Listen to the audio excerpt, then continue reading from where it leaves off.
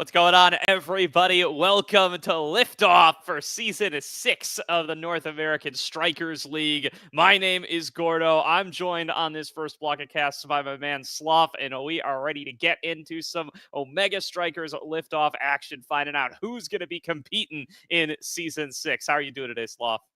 I'm doing great, and I'm expecting a lot of high-level gameplay today, especially because we are in Liftoff, right? All of these teams have made it through the launch pads. They have taken that first step of making it towards NASL and towards the leagues, and now it's about proving themselves to be the best of these remaining teams and taking those slots all the way.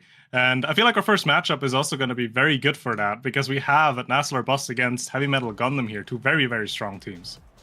Yeah, absolutely excited to see these two go at it. Definitely some squads that we should be plenty familiar with if we've been staying tuned to the NASL scene over the last couple of seasons. And I'm always happy to see my guys Borg and Mystic on here, usually on the mic with me when I happen to be here for a NASL, but always good to see them on my screen as well if they can't be in here with me.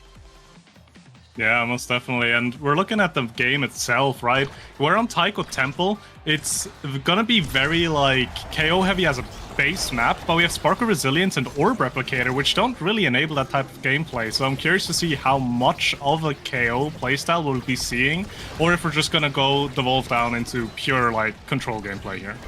Yeah, it's going to be interesting to check on out here is, of course, that heavily prioritized now coming in for Hungry Boy. Tragic holding it down on the Atlas, but losing the pressure war early on as the special becomes available for Borg first. Able to use that Oni's Blade to keep the pressure up and get both of the barriers down early, but Zay finds an opening at the top. Merchant can't reach it on the Luna, and the first goal will go over to Heavy Metal Gundam. And this is going to be the stronger part of that team comp for Heavy Metal Gundam, because they're a lot more consistent in the way they can perform. They have a lockdown goalie in Atlas that's going to do so well at just holding down the defense. Danao's going to do a lot of work in the midfield area, and Erasmus has a lot of playmaking potential as well, whereas the side of NASL or Bust has a bit more scaling to them, right? This Luna needs to get online a bit. So these early points, I feel like, are going to be expected to go in favor of Heavy Metal Gundam here.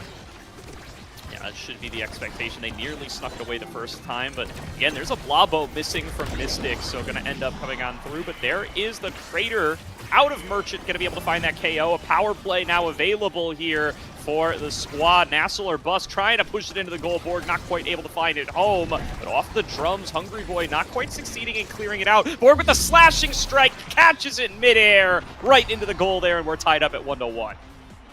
An excellent read from Borg there to actually catch that clear, knowing that the only reasonable clear for Tragic to do there is going to be towards the bottom. And just the very tip of the passive is enough to actually put it in there. Great equalizer. Really good stuff to keep things tied up, although there's going to be a barrier taken incredibly early once again. It's difficult for these Lunas to keep both of them standing. Borg with the energy burst available, though. Pendulum Swing trying to roll it out with Mystic. He's going to be able to jump over the center to continue to receive these passes. Merchant coming out of the goal arc to be able to get up towards that goal once again. And with double burst available, big opportunity for an aggressive play from Borg and Mystic. Borg might just do it on his own, though. Tragic forced to use the flip to get it out of his face, but still the pressure is not relenting. Mystic's got it, Borg's got it, trying to step forward with the slice and dice. Not going to quite brand it with the rush either, but Mystic waiting at midfield. It gets passed up to Tragic, bouncing it back and forth with Zay, but Borg sets it up, gets in there with the flick, and right into the goal, 2-1. Early lead for Bust. Who else but Borg to show us the Borg flip in full effect? A nice fake out there, not giving Tragic the choice to help defend there, and excellent execution. Definitely want to hope for out of Borg if he's going to be piloting the Zentaro here. Back on Brawler after a little bit of a stint on midfield last time he was in NASL. Very happy to see him piloting his Zentaros once again. Hungry Boy, though, with a big shot from up on the top. Merchant can't get to it in time, and again, taking full advantage of that Luna and her long cooldowns. Yeah, but as it is right now, it's important that the goal was found for the side of Heavy Metal Gundam. However, they have a huge energy disadvantage here, as both Borg and Mystic have a flip available, and Merchant has his soon as well. So it's still very much an uphill battle if they want to take this first set, which comes a little bit as a surprise to me personally, I won't lie. Yeah, the energy economy has been really good for NASL or Bust. They just haven't ended up needing to use the bursts to be able to find themselves these goals and find themselves these barriers. Now it might be a bit of an exception as Borg finds himself staggered. Got to make sure to not get KO'd with that burst available. Merchant steps up, passes it to Borg, into another burst, into that barrier. It opens up the goal, but it does cost Borg his life for the time being. 8 seconds of power play now for Heavy Metal Gundam to try to open up the goal in their own right. Nice block by Merchant, though, hanging on to it for now. Going to be able to negate the Death's Touch using that flip as well. Zay Forever just can't get a hold of the core, and Borg is now back up here to be able to duel with him. Still, nice hold from Zay, preventing things from getting past midfield. Finally, Borg going to be able to take back control using that Oni's Blade to hold on towards it, but Zay trying to take it back on towards the left. Tragic uses that strike shot to try to keep things cleared on out. Core starting to get fast as we get into overtime, though, and it just shoots right between them. Cosmic expands from Tragic is too little, too late, and that's a set win for NASL or Bust. And it's a huge set win as well, because we're on a Spark start, right? All of NASL or Bust have chosen Sparks as their awakening, and you can see it here. The Spark stacking will start to come through as well now, as Merchant is going to be able to pick up that Spark of Strength to give more survivability with HP, and more importantly, more damage output as well. Other than that, the prime time on now is going to be a solid pickup, going to have a lot more primaries to be working with, a lot more annoyance to be working with, and the Stagger Swagger is going to help Zay stay on the map. But overall, I feel like these awakenings are very beneficial for most of these. I was saying all of them, but then Prize Fighter had to be taken away off of Borg. Prize Fighter Atlas, obviously not necessarily the best, but Twin Drive, Super Surge on the side of Mystic and Borg, I feel like NASL or Bust is incredibly happy with what they were able to pick up here. Yeah, and you wonder if the deny is even that effective when Super Surge still ends up coming through, or the Zentaro, really powerful to get those dash buffs on towards this character, and already using them to full effect. Both barriers fall, and it's just been so difficult for Tragic to hold on to these in the first 15-ish seconds. Such explosive starts out of NASL or Bust as they do manage to hold on to the goal itself for the time being, but how long will that stay true? Using the drums to full effectiveness, getting things cleared on out and keeping it out of the hands of Zay Forever. Borg with the flip, and Borg into the goal, and another one in a row for NASL or Bust. You could really see the great positioning from NASL or Bust, because they're suffocating the defense from Tragic so well. Borg covering any kind of cross clear, while Mystic applies pressure with Juno and those Blobos across a longer distance. And to add on top of that, obviously Merchant on the Luna pick with the eject button will be able to assist a bit as well in either damage output or just core force. So very difficult task ahead of Tragic here, and there needs to be, I think they need to kind of find a different approach maybe of how they want to be defending their side here if they don't want to get overrun.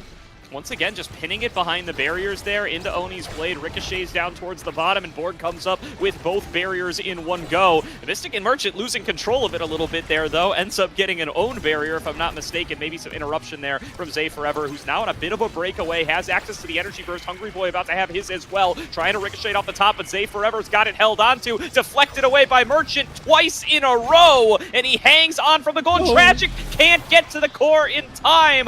Borg steals one away out of nothing and takes NASL or Bust to 2-0 in set number 2.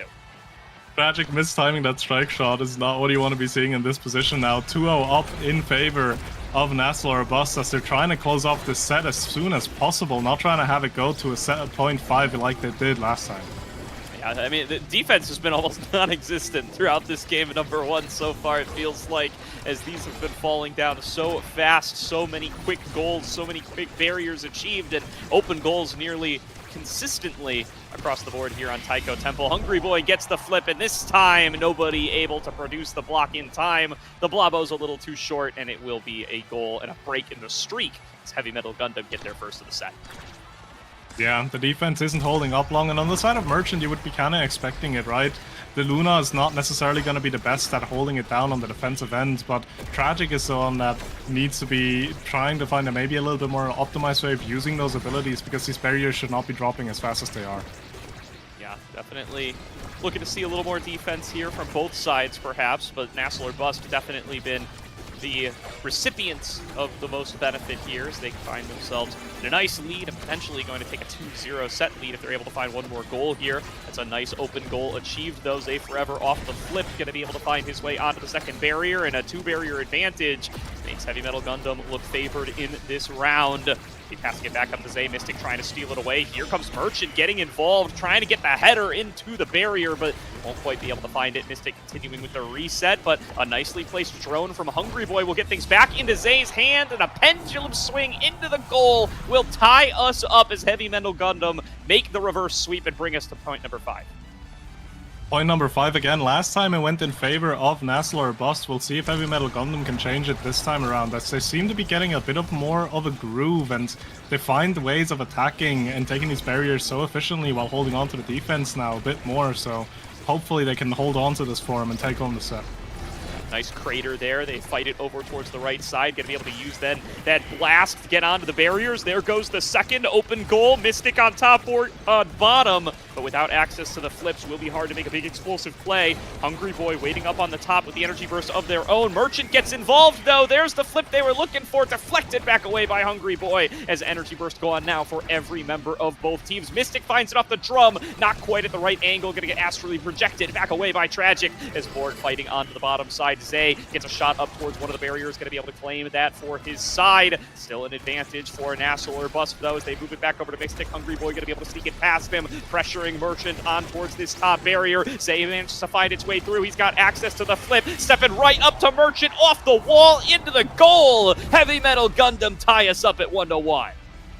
Great execution on the attack. They're not really giving Merchant much to do, and just kind of overwhelming the defense there. So really good setup as we're now going into this draft, and we have 2 sparks here, and that's, you hate to see that if you're Heavy Metal Gundam, because Luna is actually the first pick on the side of NASL or Bust. You cannot deny both of these sparks, so Luna's gonna go triple spark guaranteed here as the build different find its way onto Rasmus, though. Size always incredible, and to be honest, you have rapid fire prime time on now as well, so these primaries are going to be flying out so much. These cooldowns are going to be so low for the now in the grand scheme of things. Cooldowns going lower for Mystic as well, as he's able to pick up the reverberation.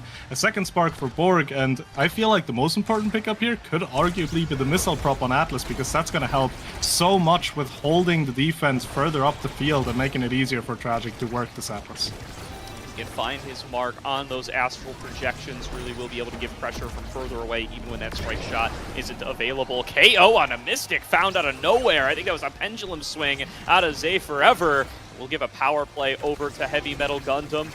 Find one of those barriers up in Merchant's face, who's going to try to take it around. Can't quite find it with the boost, but will be able to claim one. Mystic now going to fill in his sub-goalie, but can't defend the barrier. Open goal achieved for Heavy Metal Gundam. Merchant just back in time to be able to reflect the goal and prevent it from actually coming on through, but the pressure is not done yet, and they're going to get it back over to Borg. Moving forward, Peony's played a nice flip right in melee range, takes Hungry Boy low and nearly gets the core in. Going to interrupt that Death's Touch as they manage to knock it back away with a Blabo. Mystic getting involved now, as is Merchant, coming in with a boost, but still not able to push it past Hungry Boy. Coming down from Mystic up on the top side, now into Zay's hands, who's going to have it fought back away by Mystic.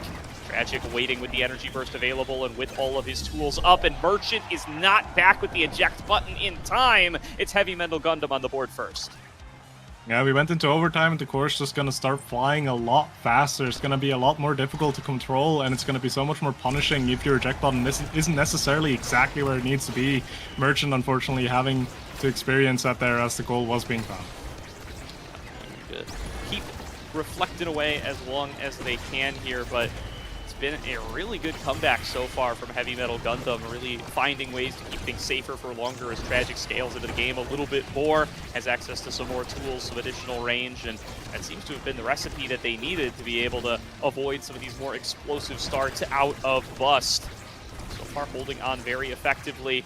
Dueling in midfield starting to become a little bit more of the name of the game over the course of this game. Number one, Merchant, though, continuing to get out of the goal arc, trying to get involved in some of these trades up the face of the other team, but still not finding barriers, at least in this round. Mystic trying to fall back. He's a little bit late as well. The core has snuck past him and find the first barrier. Merchant stepping up to try to be aggressive once again, but Tragic is holding things down excellently with Hungry Boy at his back. They can't get the core past. A nice bounce shot to get onto the barrier. Hungry Boy resetting it over. Zay in wait as Merchant keeps it up towards the top. Mystic and Borg just not getting involved yet. Finally able to get it into their hands to move it back on over towards the barriers. Borg stepping up. Slashing Strike doesn't connect onto the core. Damage onto Tragic and Hungry Boy, but not enough to make any difference. Cosmic Intervention letting them stay topped off, and that barrier will stay standing. Resources blown for the side of NASL or Bust, but they do manage to sneak it through thanks to the drums, and a well-positioned Oni's Blade will sneak it in for Borg.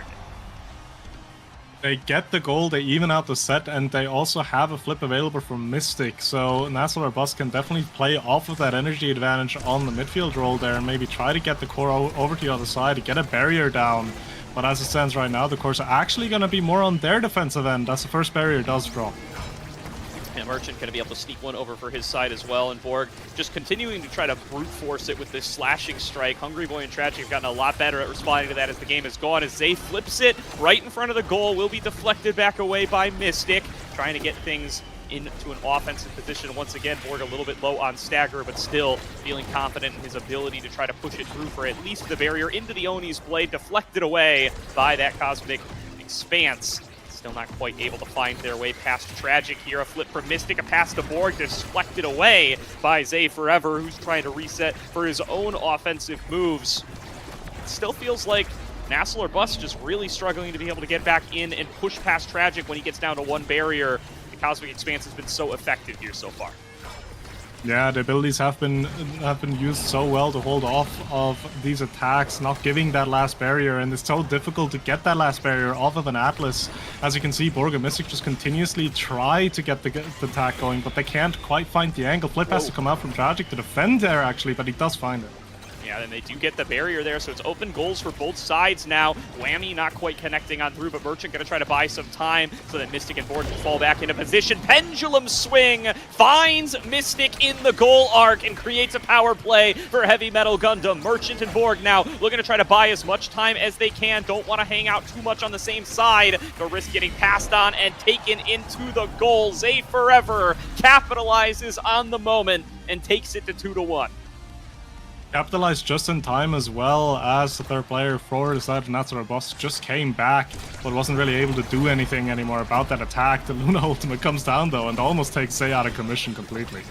Yeah, really could have potentially created the opening that NASL or Bust need to go to a third 0.5, but not going to find it on that move. Instead, they continue to duke it out at midfield, trying to get some pressure into their favor. Merchant not able to get the ricochet he wanted off the drums, still can't get it in towards the barriers.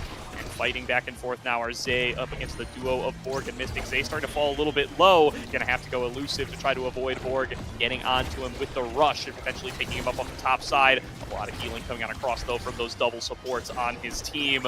Healing available on both of those characters, trying to go for the ricochet off the bottom. A nice quick strike in towards the barrier. Gonna open up the goal for the side of NASL or Bust. A rush forward from Borg. The flip available, used by Tragic first to clear things out, but Borg's still ready for it. Still not going to use the burst to try to get it on past that flip. He's going to stay in his pocket for the time being. Hungry Boy trying to close things out right now. Uses a flip of their own. Won't be able to push it in past the barrier. Bounce shot off the bottom. Deflected back away again. Zay Forever gets it back onto the offense, takes down the barrier, and finds that third goal. 2-1. Heavy Metal Gundam find themselves in the lead.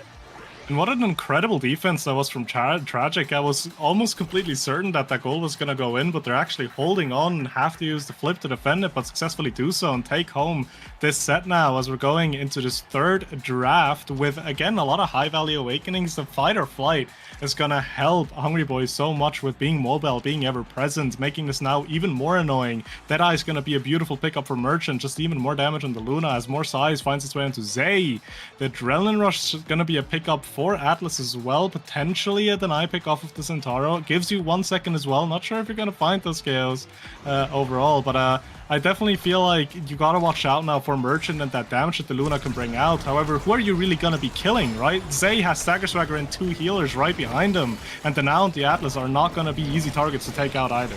Yeah, and going to have to find their way on towards Hungry Boy or Tragic. You got to believe that, yeah, as you said, damage awakenings on towards every member of NASL or Bust. Clearly seeing KOs as their potential pathway out of this situation, but both barriers fall pretty quickly.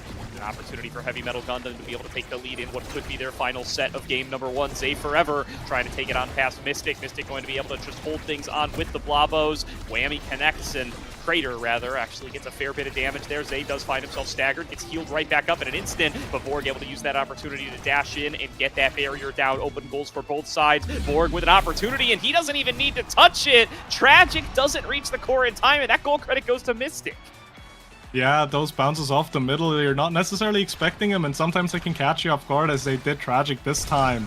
And the energy economy also looks very heavily in favor of the side of NASL or Bust here, so we'll see if they can lead this momentum that they got here into another set win. To find out, plenty more to play for in this game number 1. NASL or Bust not saying die yet. Merchant pushing it onto the bottom. Zay Forever and Hungry Boy able to just force it past these weaker characters, though. Merchant without too many blocking resources once the cooldowns are down, definitely at risk of just getting it pushed right past them, and not going to be able to hold on forever here. Zay finally going to be able to find the strike through to get it on towards the barrier. Now looking in for the goal, and Merchant's strike is not back up yet. A brute force play from Hungry Boy and Zay Forever. They just get it on in there. Yeah, and this now is just turning into such a menace in that midfield position, right? Low cooldowns on the primary, fight or flight making her ever-presence as well. Hungry Boy doing such a good job and trying to hold off the attack before it even starts by being so active in the midfield, and there's been a lot of success being found there, but the attack is actually being found from NASL or Bust to take both the barriers. Nice slashing strike from Borg, just takes it through all 3 members and gets it onto the second barrier to open up the goal and try to take the lead back over here for NASL or Bust in the set. Borg sneaks it on past Tragic, waiting inside the goal arc. They're going to need to try to find a moment where he can't get to it, find him on the opposite side. Instead, though, it's an aggression from Zay Forever, finding the goal arc empty and finding the barrier once again. The backup here from the Blabo is going to be the only thing that saves an additional goal from coming on through, but that might be the moment and the opportunity that they need. Flip forced out of Tragic as Borg goes into the Oni's play, trying to push it back over into that goal. Another slashing strike connects on through. Borg waiting on towards the bottom, trying to get it on through, but going to sneak on past him. And Zay waiting with the pendulum swing, finds its mark and takes them to game point. Excellent timing there to confirm the goal without having to use his flip on his own there. So now they can go into this potential last point with a flip on the Rasmus as well. So if they're gonna have difficulties trying to take these barriers, they can use it. Zay uses it early there though and doesn't quite fight the valley he wanted to, but where did Hungry Boy go? I mean, that's a massive crater out of Merchant combined with some damage from the teammates, and it turns out they can find KOs. It just needs to be the right mix of opportunities, and this power play getting carried on through. Hungry Boy is respawned now. He's lost out on both barriers, and they are going to try to close out the point right here, but that's a KO right back onto Borg, catching him on the wrong side of the Cosmic Expanse and taking down the Brawler from NASL or Bust. The power play is now here in Heavy Metal Gundam's side, but they've yet to be able to capitalize. They don't take a single barrier before Borg is able to respawn, and now they're right back where they left off, using that extra dash power to get right into the face of Tragic, but not quite able to finish off the job yet. Mystic, pass received from Merchant over to Borg, going into the Oni's blade. Merchant coming in from the top side, can't use the flip in time, but will be able to keep up on the defense. Mystic now trying to receive, trying to get it back over to his boy Borg, but the opportunities not yet happening. Another crater, another KO, and a goal for Borg and Co. NASL or Bust get themselves to 0.5 yet again. Yeah, these craters are giving so much value for the side of NASL or Bus, finding KOs after KOs. If they can continue walking with that heavy like value in that ability, maybe they can find themselves another set win here and force a set 5. It's what they're hoping for. Merchant coming in off the top rope once again, but the flip will come through from Hungry Boy. Able to keep that defense going. This is a big crater, though. Hungry Boy staggered. Doesn't fall this time, but definitely at risk without the Celestial intervention from Tragic to be able to keep him standing. Nice defense on the barrier there. Tragic finding a good back strike to be able to reflect it back away and find a bounce that he finds favorable. Still nobody falling on down Zay. Very close here as the core does find itself stalled on the bottom side. Sneaking it back away from the expanse. Another crater gets Zay low again. Merchant not quite landing the boost, though. Going to stop that core from careening on through, but they still find both barriers, and Borg, with the flip available, uses it into the dash, deflected away by Zay Forever, who will still be able to hold on for now and keep their hopes of being able to win the game on this set alive. Borg was taken out on the other side, and it's a power play for Heavy Metal Gundam, still with a chance to close the game, but look at that whammy, just carrying them that extra bit further and creating a power play now for NASL or Bus. Waiting with the crater, Merchant finds home and takes us to set number 5. Merchant just having a masterclass on the defense. They're using abilities excellently to hold off the core and still find KOs, and in the end with the Crater Maker also finds the goal in the end, and the extra special is gonna make this Luna so much more deadly, as now on each round start she's gonna have the potential to just take someone off if they do not have an evade. They need to pay the evade tax to even play the game at this point. As another Size Awakening finds its way onto Zay, this Rasmus also massive right now, making it so much more difficult to win Strike War against him, but you can just take him off the map with the Luna. Monumentalist, also an incredible pickup for Hungry Boy, though, giving him so much more area to affect efficiently in that midfield area. So we'll see how this is going to pan out, because both sides got some really high value awakenings here. Yeah, I mean, it's all about if that crater can keep having these sorts of impacts. The elusives come through once again. They're going to be forced out each and every time. At this point, Zay getting that extra life from the recovery drone as well might just be a big difference maker, as him getting KO'd has been a huge win con over on the side of NASL or Bust. Borg continuing to layer down a little bit of damage, getting himself repositioned, and a nice slashing strike to pick that core out of the air, nearly getting it on towards the second barrier. Not going to quite finish it up this time. Slice and Dice connects onto all three, though, and Mystic bouncing it between his Blabos back over to himself, keeping the pressure going. Finds it. Big damage onto the entire squad, and an energy burst as well. Oni's blade to cap it off. And Hungry Boy going to be low and caught up on the top side. Mystic hanging on alongside Merchant. They are going to be able to take one of those barriers. Hungry Boy continuing to get pressured on the other side from Merchant as the boost connects. Going to get bailed out, using the specials out of both him and Tragic to keep the health bar topped off. Borg not quite able to pick up on the core using that rush, but Merchant coming on through to make up the difference. Back over to Borg. A shot attempt from Mystic, but Zay's able to hold on. He reflects it back away. Getting on over towards the left side now, trying to get onto the last remaining barrier, but Borg reflects it up towards the top. Merchant waiting for it. Not quite able to get the strike that he was looking for, but able to click back to the eject button in time to be able to cover that remaining barrier. Still pressure on from Zay, but so far not able to find a hole in the armor. But Borg bounces it off the bottom, trying to get set up for another shot. Tragic able to hold on yet again. The Atlas starting to look impenetrable yet again here, Slough.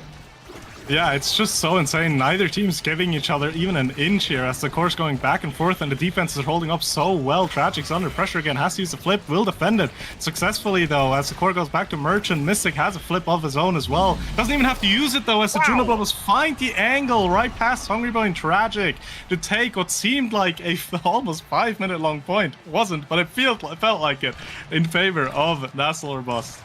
What a reflection there off of the bottom, just bouncing it up along that wall the entire way through and finding its way into the goal, and the aggression right where it left off here for the side of NASL or Bust. They get their first of their barriers, and it's the second one that has been tough for them, but they get it right there. Borg with a flip right in their face, can't get the empowered strike off before the gates open up, so not going to be able to get himself on towards game point yet. Very close to it though. Mystic waiting up on the top side. Puts it down towards Borg on the bottom. Zay going to be able to use the Whiplash to get himself on over towards the first of the barriers. Drone waiting for the core onto the bottom side, going to get consumed by Borg instead, who takes a shot in the bottom corner. Tragic already using the Expanse, not covering the goal entirely, and Borg finds the one hole. And that was such a tight angle to be finding for Borg there, because any kind of misalignment there either sends it towards the edge of the map where it just bounces back at you or directly into the Atlas expanse. So excellent angle from Borg there, as NASL or Bust are trying to set themselves up to just take the set 3-0 and take the first game. Look at that damage, too. Whammy's coming on through, and Oni's Blade onto the full squad. Already staggered is Zay forever, and yeah, you know, they're going to be able to heal back up before too long, but going to mean that they have to step away for at least a short bit. They can't just unrelentingly keep pushing for more and more. Another expanse going to be used. Here comes that blast from the crater. Merchant still helping on out at range. Another header comes on through, going to be able to find that barrier. Open goal now available, and Borg is in there! Finds the rush, finds the score, and game number 1 will go to NASL or Bust.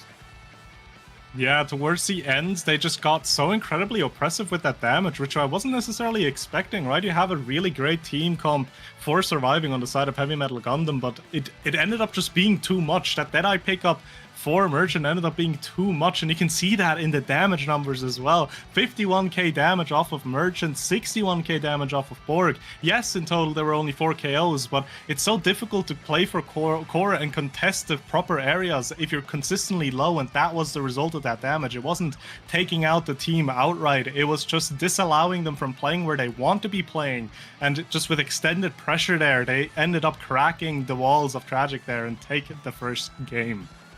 Yeah, really, really good stuff. You know, it started off looking really favored towards NASL or Bust. Heavy Metal Gundam finding a lot of angles to be able to play through in that mid-game, looking like they were going to be able to turn it back around, but finding new ways to be able to push on through those craters in set number 4 out of Merchant. Absolutely crucial, and then being able to find KOs and find ways to close the game out, and then the cooldown getting even lower enabled NASL or Bust to be able to take it the last way home. Yeah, and they took the game off of Taiko, and more importantly, they took the game off of Taiko, which was the map pick from Heavy Metal Gundam, I believe.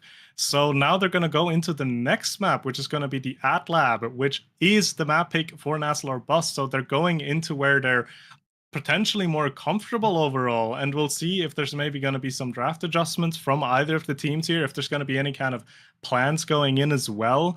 The Zentaru seem to be doing wonders for Borg. I'm curious if maybe the side of Heavy Metal Gundam are going to be looking to interrupt that pick, maybe take it away, or if there's a completely different prio going into this game too. Yeah, that's going to be the question. There could definitely be a change up in composition when you're on Atlas's lab compared to Taiko Temple. Maybe a little bit of shifting around of what the picks are going to end up being, and maybe a little bit of shifting around based on how that game number 1 played out. I mean, I've been told it's a little bit more of a melee goalie meta these days, but Merchant showing up on the Luna looking really good in that game number 1. Not sure where exactly in the draft it ended up falling, but I do wonder if some additional precautions will be taken to try to stop that pick from making a difference for Merchant this time around. Yeah, and generally speaking, eject button goalies, right? They're not necessarily favored. You're very correct in that, but there are certain maps where you can still bring them out and have that effect. And Atlab is a map where you could be playing an eject goalie as well. So I'm curious to see if we're going to see that come out again as well. Maybe there's going to be a Luna again. Maybe there's going to be something like an Aimi. Not 100% certain on the map pool choice for Merchant, but it opens up a lot of avenues on this Atlab game. As I do believe we see the updated draft. The game 1 draft. Right now. Yeah. So, the Luna was first pick. We can see that now. Atlas was last pick, and flanking the double midfielders coming through, or the midfielder forwards from that from both teams there. So we will see. I mean, first pick going to go over to Heavy Metal Gundam this time around, so a chance to be able to start the draft on their own terms, take a high prio pick. I mean, they were the ones who ended up with the now, which feels like it's so universally good right now. So we'll see if it's just going to be a first pick on that one and maybe drifting towards a similar comp, or if we might see a ban away from it. There's a lot of questions to be answered by this ban phase. Yeah, and the Awakenings, they don't really give me a clear picture either of where the priorities are going to be, because Reverberation is just a solid pickup for basically any character, right? Some survivability, some cooldown reduction is always going to be great.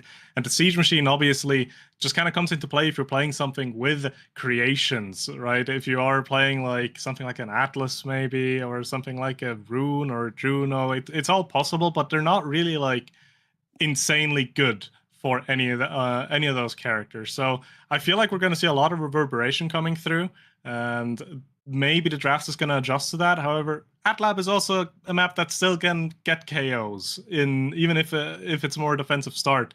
As we see 2 brawlers actually being banned out, this Taro being taken away from Borg now, and NASL Robusta answering with an Asher ban. And a first pick Vice as well coming out of Heavy Metal Gundam. So we're going to see something a little bit different.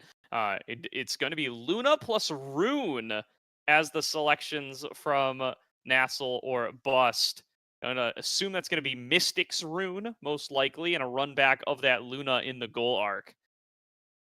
Yeah, I'm going to be curious how well these 2 characters will work together. They don't really seem to align themselves in my head in terms of playstyle, but we'll see how it pans out as the side of NASL or Bust is just going full on damage with Finny, Vice, and Rasmus. Rasmus going to be here in a position of finishing off a KO, and Vice and Finny just continuously dumping on the enemy. So we'll see how well that's going to be working, as the Julie is the last pickup for NASL or Bust, just being more solid up front, being that force as well, and especially if you're going what I will assume up against what I will assume a Finny, having that solid dash punch is going to do wonders for you on the attacks.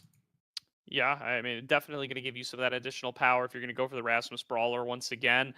Really will give you a little bit of that KO potential alongside the Death Touch of the Pendulum Swing if it is what you end up going for, especially with the Vice as well, who I assume is going to be rocking the goal, although I guess it could be Finny in the goal as well, depending on what their preference is going to be here. The Rune, though, certainly going to be in the midfield here for the side of NASL or Bust. And Borg busted on old school Juliet here, try to take them that last bit of the way through. Really heavy damage composition, it feels like, from the side of NASL or Bust in this game number 2. Yeah, most definitely. They don't have a lot of control features, right? The Vice, specifically in my eyes, is a very damage-focused character and just doesn't really have the tools to get involved on the control side as much as other characters will be able to. So I do feel like that's going to be the game plan for the side of Heavy Metal Gundam, to go for damage. And on the other hand, obviously Luna and Rune with Siege Machine, that damage is not to be underestimated either. That can actually be quite a bit of force as well if those pillars are coming out over and over again for the side of NASL or Bust. So we'll see how the KOs are going to go in this game as we're now loading in and getting ready for the second game of the series. Yeah, going to be a fun one for sure as we get loaded on up. Excited to see Mystic on this Rune. Not a pick I've seen out of him a whole bunch historically. See how he's going to be able to perform on it this time. Certainly the reverberations start across the board for all 6 players in this game, so not going to get anything too spicy. No Siege Machine desires to be found from anybody. Going to be early barrier take for the side of Heavy Metal Gundam, but nothing too explosive yet. Dash punch through from Borg on the Juliet. It does look like we've got character names here for both Borg and Mystic, but just keep in mind who that is. Borg, Mystic, and into the goal there for Tragic, at least on my side. Yeah, the funny little spectator bug will not leave us, unfortunately. But yeah, we'll see both sides playing it out here as well. The barrier's not really staying alive for very long, as Atlas's lab is not the easiest map to defend those barriers on as well, especially if you have coordinated attacks, as both of these teams are doing here. Also, interesting observation, as Borg opted to go Vicious Vambrace here, wanting to prefer that survivability after so much damage is going to be dumped into him by this Vice and this Finny. So we'll see how much effect that'll have as the first goal actually goes in favor of Heavy Metal Gundam. Yeah, definitely. So good start here. There's going to be nice early advantage given on over towards the side of Heavy Metal Gundam as they find themselves just a little bit further ahead. Going to still be a nice banish coming on through to find its way on towards Say Forever. He nearly gets taken down for that one, but instead going to find his way back onto the field, still getting pressured on by Borg, and double burst gonna take him down. Merchant and Borg join forces to be able to get Zay Forever right off the map here. See if they're going to be able to recover from this hungry boy. Going to be receiving it at midfield. They're going to try to keep the pressure on. Going to try to buy that extra time for Zay Forever to be able to respawn. And you know what? It's going to end up being enough here. But the banish coming on through finds its mark on towards Tragic. Buys that extra moment for them to be able to get their way on towards the barriers. Juliet taking it forward. It's Borg looking to take it into the goal. can't quite find the dash punch here yet. It will get successfully cleared on out, and now it's Zay with the pendulum swing trying to find himself an opportunity, but a KO found on the other side will create a power play for NASL or bust. Another barrier does end up falling. It's Zay Forever moving forward towards the right once again, but it's Borg dribbling it to himself and pushing it into the goal to tie things up at 1-1. Yeah, and even though we're looking at the team comps, and I would say Heavy Metal Gundam is favored if it comes to KOing, while NASL or Bust is actually the team that finds these KOs a little bit more consistently here, off of the edges, off of that Luna that Merchant is piloting so well as well here, and Mystic doing an excellent job cutting off any kind of passing play for the side of Heavy Metal Gundam. So a very excellent execution for the side of a NASL or Bust so far, as they are looking to take a second goal here. Oh, wow, it just slips right on through. Borg able to find it up against Tragic, just a little bit too slow on the strike there. And it will be a 2-1 advantage for NASL or Bust. Let's see if they can find their way back around this one as it kicks on off, and immediately it's one barrier, and it's looking like it's about to be two as Merchant arrives off the boost. Here comes the Crater coming in the middle of everybody, going to force those elusives on out, and now going to move it back around. A nice double barrier found by Zay Forever here. Try to move things back into his favor, but he's KO'd by Borg. Flame Flurry for the dribble, trying to get it into Merchant's hands, not quite able to get the timing right, but a nice anomaly from Mystic sets up for another strike, going to far out that banish, but not able to find its mark. Nice elusive away from Zay, going to keep him on the field, but the dash punch off of the pass from Merchant is beautiful. That's 3-1 for NASL or Bust. 3-1, and going into this draft with a priority pick for this Julie here, as Juliet will enjoy quite a bit of awakenings here. We have a 1-2 punch on the field. Interested to see if Borg is going to be opting in for that, because it's just going to give that Julie so much more KO range when it comes down to dash punching. Could also be Might of the Colossus, as it would be a solid delay off of Zay, but no, the 1-2 punch holds too much value as the size finds its way onto the Rasmus. Twin Drive, a solid pickup for Merchant. You saw how much effort, how much work he's been doing up front as well with these dashes just on that last goal, so having more of those is going to work wonders for him. As the Prime Time, the Prize Fighter, and the Castle Ass get picked up as well in this draft. More damage going towards the side of NASL or Bust here, so the KOs I don't think are going to slow down anytime soon. I do not think so either. Oh, going to be another aggressive start here. Oh, not quite able to find the barrier. There is Ol Hungry Boy, or Zay Forever rather, not quite able to get it there off the death touch. Instead, right in between the lines, and so instead we'll end up with two barriers going on over to NASL or Bust. It's going to be Mystic carrying it on towards the bottom, trying to get it into Borg's hands. A nice flip back away though. They think they've isolated Borg here, staying alive as long as he can, but the death touch from Zay Forever will be able to create a power play for Heavy Metal Gundam as they look to get themselves out of the board the first time in a while in this game number 2. Going to be pushing on in here, seeing if Zay could get onto that barrier, but Merchant is holding down the line pretty effectively. Mystic at a sliver of HP, but still managing to hold on, avoiding the stagger. Dodges out on the death touch as well. Merchant nearly able to weave his way through to find it into the goal, but Core is kept at bay. Zay waiting for another opportunity to use the pendulum swing combo alongside Hungry Boy, pressuring on towards this barrier. Still held on to though. Borg helping out on defense. Even with Mystic down, they can't find their way on towards this last barrier. Yeah, excellent strikes just being found off of Merchant and Borg there, as in the end though Zay says it's enough now, uses the flip and slides it right in as the goal is opening. Well executed there, but still an insane defense from the side of NASL or Bust. Really, really good defense, and holding on for as long as they could, and you know, just an incredible bounce there on the opening up goal. You got to give it to them for that angle to be able to bounce it right in at the first possible moment off of taking down that barrier finally. And now Borg nearly going to be KO'd off the top side. Hungry Boy waiting, channeling the Supernova, not quite able to find it, but the KO onto Borg does come through regardless. Merchant going to get backed up by the Cosmic Anomaly coming through from Mystic to try to hang on towards this barrier. It's Hungry Boy and Zay Forever keeping the pressure on two fronts, but still not able to break their way on through. Instead, Merchant going to take it back over onto an aggressive angle. Still can't get out of that barrier for himself, but still able to hold on to buy enough time for Borg to be able to respawn. Now taken down towards the bottom.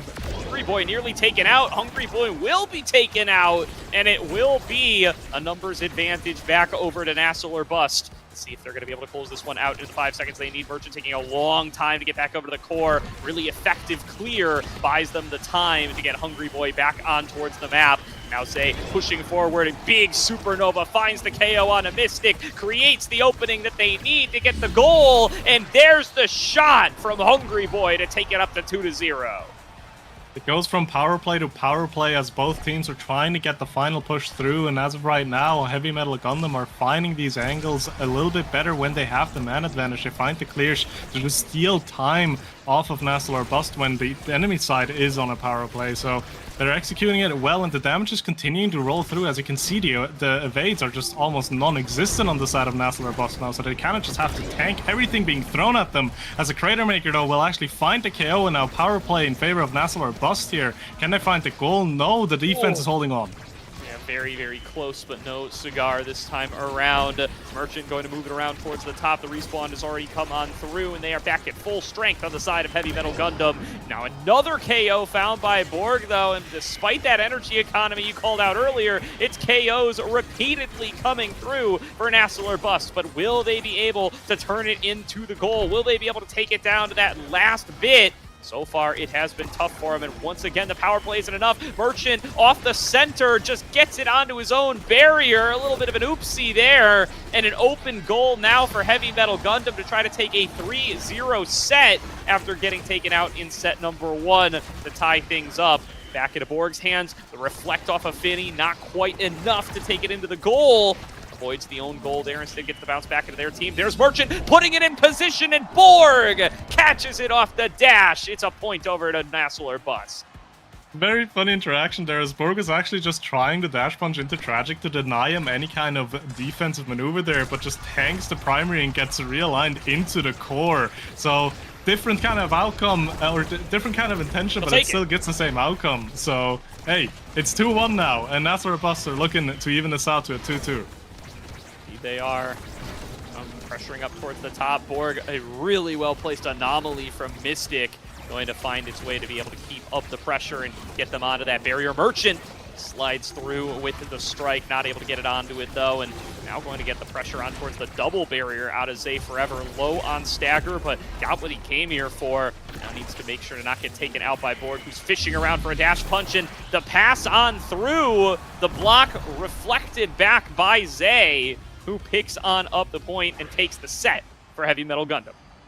And Zay also gets the first pick. Together with the Might of the Colossus, you would be hoping for some kind of size awakening, and you have Recovery Drone. However, you also have Spark of Resilience, you have Fight or Flight, you have some other high-value awakenings here, so curious to see where he's going to be opting on for. He goes for the Spark of Resilience, gives himself that potential to start scaling with Sparks and get that survivability more crucially, as the extra special will find its way onto Merchant yet again. Missile propulsion going to do a lot of work for Hungry Boy, because you also saw a lot of these primary lightnings do so much work on the offense. They're just kind of hitting the core in a weird angle where the defense can't really adjust to it well. Fight or Flight being an excellent pickup for Mystic to help with that mobility. Borg getting a speed spark as well to contest the sparks further down the line for Zay, as we're now going into this third set of the second game. Ooh, Hungry Boy with a nice Supernova into their own strike to be able to get onto that barrier. Borg low on stagger, now at risk of getting taken out. A nice power chord out of Hungry Boy. Takes a Borg off the bottom and entirely out of the play as Zay Forever comes in and finds the score. Another quick point over to Heavy Metal Gundam, who've been on a tear since set number 2. They keep on finding these double barriers, right? Being able to get it through the back there and get the angle to take the second as well, and that's going to be so much. That's just so much value in an attack like that, especially if you're going up against something like the Luna that's not going to be thriving specifically on an open goal. So a lot of value for them to be found there, as the attack is being built for NASL or Bust again, and to get the first barrier of this point. Oh, and just bouncing Borg around here, taking him out of the play nearly entirely, as Tragic just holding down on this last remaining barrier so effectively and creating that little bit of extra pressure thanks to the triple take, thanks to that misdirection. Still not quite able to find its way on towards the remaining barrier on either side. There's going to be Merchant sliding on through, trying to find it with the boost. And the triple take once again, keeping that pressure on, keeping that core where they want it. KO found onto Zay, though. Borg and Mystic now with a chance to try to make a difference. Here's the Flame Flurry up into Merchant, who takes the strike down on towards the barrier, and Mystic trying to take that shot on through. Banish does connect onto the goalie. Death Touch finds its way onto Borg. Borg is KO'd, and it is a power play back over to Heavy Metal Gundam as they look to take themselves up to 2-0 in the set. Waiting for the respawn, though. Merchant's been able to clear it out and buy some of that extra time that they need. Borg coming in with the respawn right now. Merchant passes it on down towards Mystic. The last barrier remains standing. Supernova to try to clear out a little bit of space, but the barrier is still there, and the core has not arrived yet. Now passing it on down is Borg. Try to create a little bit of an opportunity. Fire Punch does not connect in the direction that they want. Merchant slides on through, and there's the dash from Borg into the goal to tie things up at 1-1. A good stun from Merchant as well. This allowed Tragic from throwing a primary towards Borg to disrupt the setup as they find the goal. Excellent execution for the side of NASL or Bust. Really good stuff here as they are going to need to try to pull this one back into their favor. They've tied it up now, and the game is fully tied across the board. One barrier about to fall. Nice shot from Borg there that they're not able to get Tragic back towards in time. Tragic now going to lose both of those barriers. An opportunity to score once again available for NASL or Bust. There's going to be a Crater coming on through, going to get dodged on away from by Hungry Boy. Keeps the pressure in towards the bottom. Passed up. Merchant deflects it yet again to himself, using the boost to be able to receive his own pass, but pushed through by Hungry Boy to be able to take that barrier. A steal away from Zay Forever now. Pendulum swing to try to clear a path on towards the core, but it's Mystic moving it forward. That's sent back away by the Finny. Tons of damage coming through on the board. Can't quite connect that punch, but the Banish at max range finds its way on a Hungry Boy who cannot support Tragic. Point goes over to NASL or Bust. Tragic took a little bit too close of a step to the core there and gets stunned by the flip from Borg, which gives them just a free angle to take home the point there.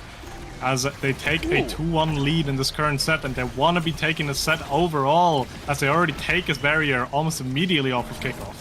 A really nice whammy there as well, just kind of interrupting a strike war and winning it for the side of NASL or Bust, but now caught inside the big finish.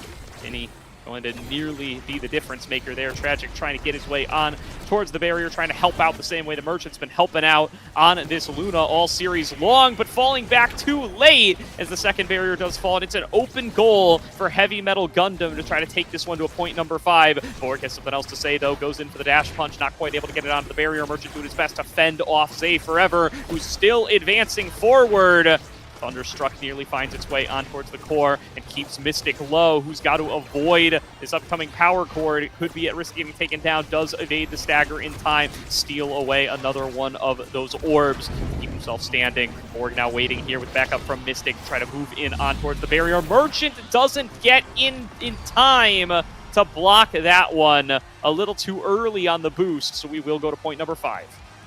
Another point number 5. We've seen plenty of those before, and they ended up going either way. In terms of energy, there's also a slight favor for the side of Heavy Metal Gundam, but they need to actually make use of these flips once they have them. And so far, they didn't even need to use them, actually, as both teams will just find a barrier clean. Yeah, really nice start there from both sides to be able to get that one onto the board. Zay going to use their flip and will be able to get onto the barrier. The Supernova, you just can't respond to it. Down a member, and it will be the set going over to Heavy Metal Gundam in 3-2 fashion. They have one more set win now to take us to game number 3. And they also will have a Deadeye Finny, which is going to do so much more damage. And on top of that, will also deny the Deadeye off of Merchant. So this Finny is going to turn into an even bigger damage menace as the rest of the draft will be panning out. Rasmus will have a lot of high-value awakenings here as well with the Spark, or just straight-up size as well. Obviously, the Might of the Colossus will help in terms of damage with that. As the second Spark finds its way onto Borg. Stagger Swagger for Merchant, giving that extra bit of survivability and denying it off of Hungry Boy. So Hungry Boy has to settle with an adrenaline rush. Oh no. Well, you know, maybe not exactly what Hungry Boy was looking for, but could very well end up paying off in certain scenarios. You know, Supernova's done some work already. Nice knockback away, though, from the whammy.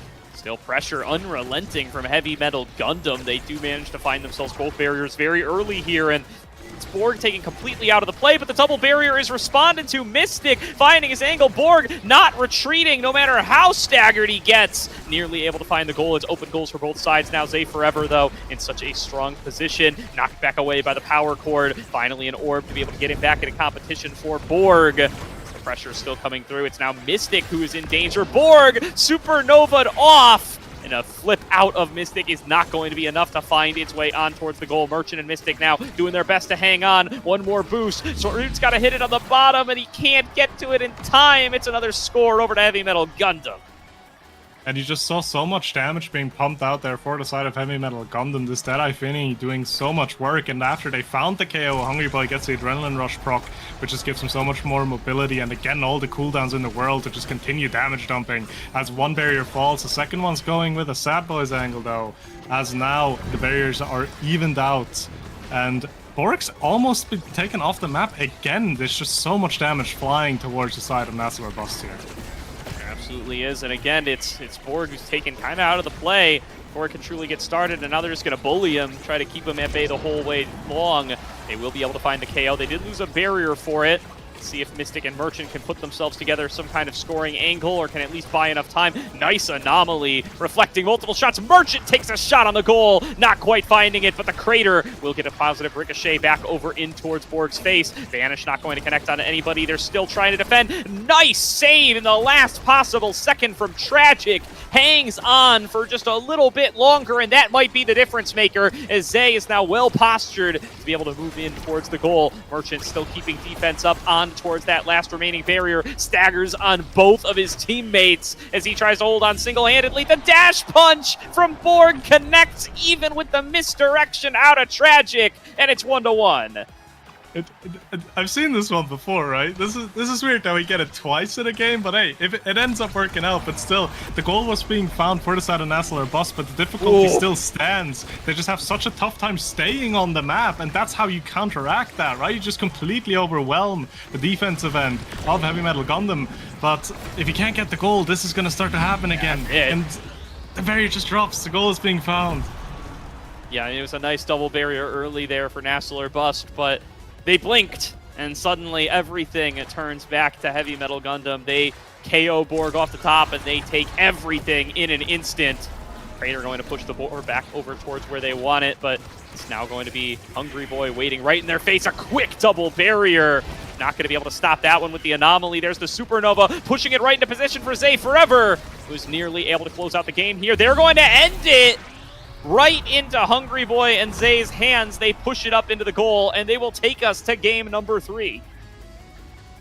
They found it in the end, find the goals, find the crucial barriers, and executed it so well. That damage towards the end was just way too much to be dealing with for the side of NASL Bust, as they answer the game 1, taking the map off of the NASL Bust. That was NASL Bust's pick as well. But looking at the stats here, you can see again, like 50k damage almost on Hungry Boy, 35k on Zay, 32k on Tragic. That damage just did not stop at any point as they add up to 9 KOs overall.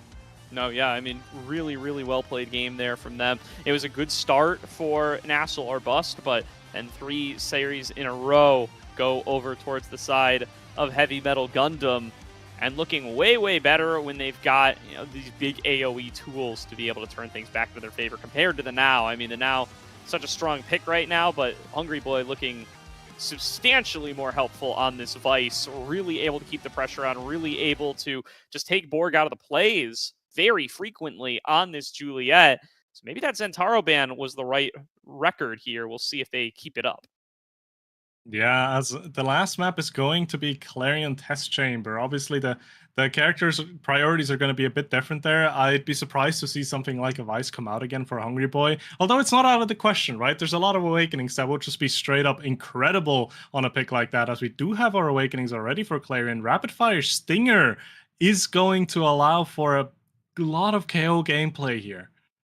Yeah, I mean, that's been the name of the game for, it feels like, about a game and a half now. It's been very KO-centric, and the Stinger plus the Rapid Fire here going to be definitely incentivizing that to go a little bit further. I am still curious on the ban plays here. It's been an Asher ban throughout for NASL Bust. They do get first pick now back into their favor.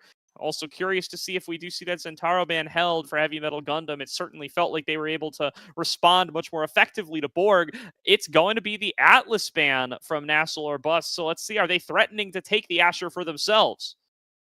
They could be threatening that pick themselves. No, they're just gonna go for the Luna. They looked at how it was being played out so far for Merchant, how the value was being found for him, and they just say, hey, we'll just run it back more than anything. And together with the rapid fire, right, these rockets are gonna come through all the time and gonna be so difficult to be dealing with. But the answer of Zentaro and Estelle is not to be scoffed at either. Yeah, no, I mean, those piercing shots definitely can give you a lot of power from midfield. And the Zentaro taken away from Borg here. So off of the Rasmus for the first time tonight will be Zay Forever. See if he's going to be able to execute on that as well as he has on the Rasmus through 2 games, because definitely has been a big point of pressure for Heavy Metal Gundam. See what the picks are for NASL or Bus. Running back the Rune here for Mystic. Liked some of that extra help on defense they were able to get out of the Cosmic Anomalies, or Unstable Anomalies, I think is what they're called. But definitely looking to improve on the result they found in game number 2. And let's see what the brawler is going to be for Borg. Yeah, the Rune's going to have a lot of value together with the rapid fire as well. These unstable anomalies are going to come out all the time.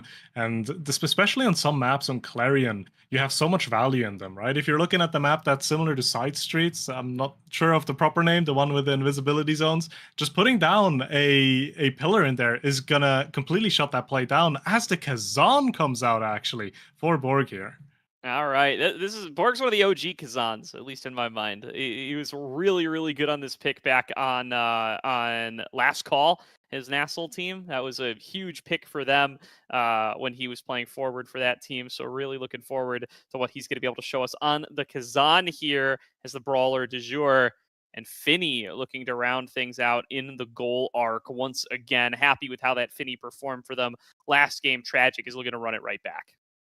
Yeah, and all of these characters, they get so much benefit off of that rapid fire. I feel like the weakest one would be Kazan, but even then you get so much out of it because all of these primaries have so much impact. Either they are incredibly strong when it comes to damage, or they're going to just have an immense amount of core control to them as well. So I feel like this is going to be a very fast-paced game. And again, the gut feelings telling me we're going to see a few KOs this game as well if you're looking at picks like the Luna and the Finney here.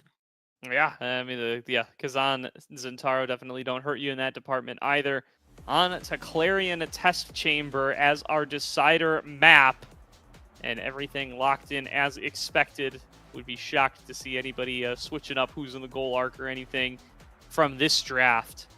Estelle making her first appearance on the day, as is Kazan. Love to see some unique drafts here from both sides as they try to adapt to one another's play style coming into this final game of the series. Yeah, and Zay actually picks up the Stinger as well, wants to get some extra damage on those Zentaro abilities and adds the dot to it. We'll see how much that's going to influence the damage department as we're going into kickoff, and the first barrier immediately gets taken. Yeah, really good piercing shot, I believe it was, from Hungry Boy. Just ends up pushing it on through and ends up getting it right where they want it. But now going to be a nice bounce here. Good save from the triple take, but Borg is in position. Top spin as well to keep the pressure on. Nearly finds everything in the kitchen sink with that one. Instead, going to have to just settle for the 2 barriers. Open goal now achieved on the opposite side as well. The additional range available for this Heavy Metal Gundam comp going to certainly be something we are on the lookout for between this Finney and this Estelle. Crystal Thorns keeping the pressure on here. Borg starting to fall pretty low, but wants to move into scoring position regardless. Hungry Boy going to be able to keep things on the aggressive side. Mystic not able to get there in time. Borg trying to dash through, give him the slip, but not quite able to find it. Maddening defense on through. Still can't find his way into Hungry Boy, and Borg's got to watch out with how low this health bar's gotten. There's just so much damage being dumped into Borg, and he's just going to have to sit there and take it because he does have the slick kicks. He doesn't have anything that's going to help him with survivability, so he's just going to have to deal with it as flips come out left and right. 3 flips in quick succession, and actually Mystic is the one that gets taken out first here as a beautiful save comes out from Tragic right there. Yeah, I mean, Merchant had a great one too, just timing the whammy with when the strike would come through, but he is 1 versus 3 and cannot get there in time. Hungry Boy waiting with the Crystal Thorns to put it in the net. So many KOs being found towards the end there, and basically every player's energy just completely reset because all of the flips came out. And if we're looking at a KO game, we are on the KO map for Clarion now, and you can see that SA is almost immediately taken off the map. Borg not quite able to get the kill confirm on that primary there, but Zay is not safe yet as the KO gets found. One barrier drops, the second one's surely gonna follow suit. Perfect leverage from Borg, keeping that core right where he wants it, trying to keep the pressure up, but not quite able to find the second barrier, and Mystic is still staggered. No sustain really available for this team composition out of NASL or Bust, so they're going to have to either find it early on, or they're just going to have to wait for the old orbs and health regen to make the difference for them. Double banish, pretty good stuff there. Borg looking to capitalize with a maddening descent, but it's dodged away from by Zay forever. He's still going to be looking for these fights. Both these brawlers taking each other to staggered, but neither finding the KO, and it just slides between the uprights there. Merchant and Mystic can't get to the core in time. It's 2-0 for Heavy Metal Gundam. Both teams just throwing hands continuously. It just comes down to who's going to find the advantage faster, who's going to find these KOs or these forces faster. And so far, Heavy Metal Gun been the team to do that. But looking at how the game's being played out as well, I'm very much excited to see how this first draft is going to go once this point is over, because there's so many Awakenings that hold so much prio like a Stagger Swagger in a game like this. Yeah, and that's another KO found on towards Borg, another power play for Heavy Metal Gundam. Nice passing plays, just up and down, splitting the focus, getting openings on towards the barriers, and they take them both before Borg is able to rejoin. Really solid stuff from Heavy Metal Gundam, putting them into a position to be able to potentially take this set in 3-0 fashion. Zay taking it on towards the bottom, passes it over. Hungry Boy is ready for it. Back pass into the Atlas Center. Takes the set for Heavy Metal Gundam. And takes first pick as well. We'll see what Awakenings we're going to be dealing with. A primetime rapid fire would be an insane threat here. Other than that, you have to Stagger Swagger, you have to stack some stacks, you have a Super Surge. There's a lot of damage in this draft yet again, but the primetime rapid fire is not to be given up by Hungry Boy. A lot of piercing shots coming through here as the Stacks and Stacks finds its way onto Merchant, giving that extra bit of mobility. Stagger Swagger gonna help Tragic with staying alive, as the size for Kazan's gonna do a lot of work as well, especially in that 1v1 against Finny. Size is gonna do so much for you. Explosive entrance for Zintaro is nothing to scoff at either, because that's gonna add so much more damage in dash range to Zay. Yeah, absolutely. So a little bit of additional range.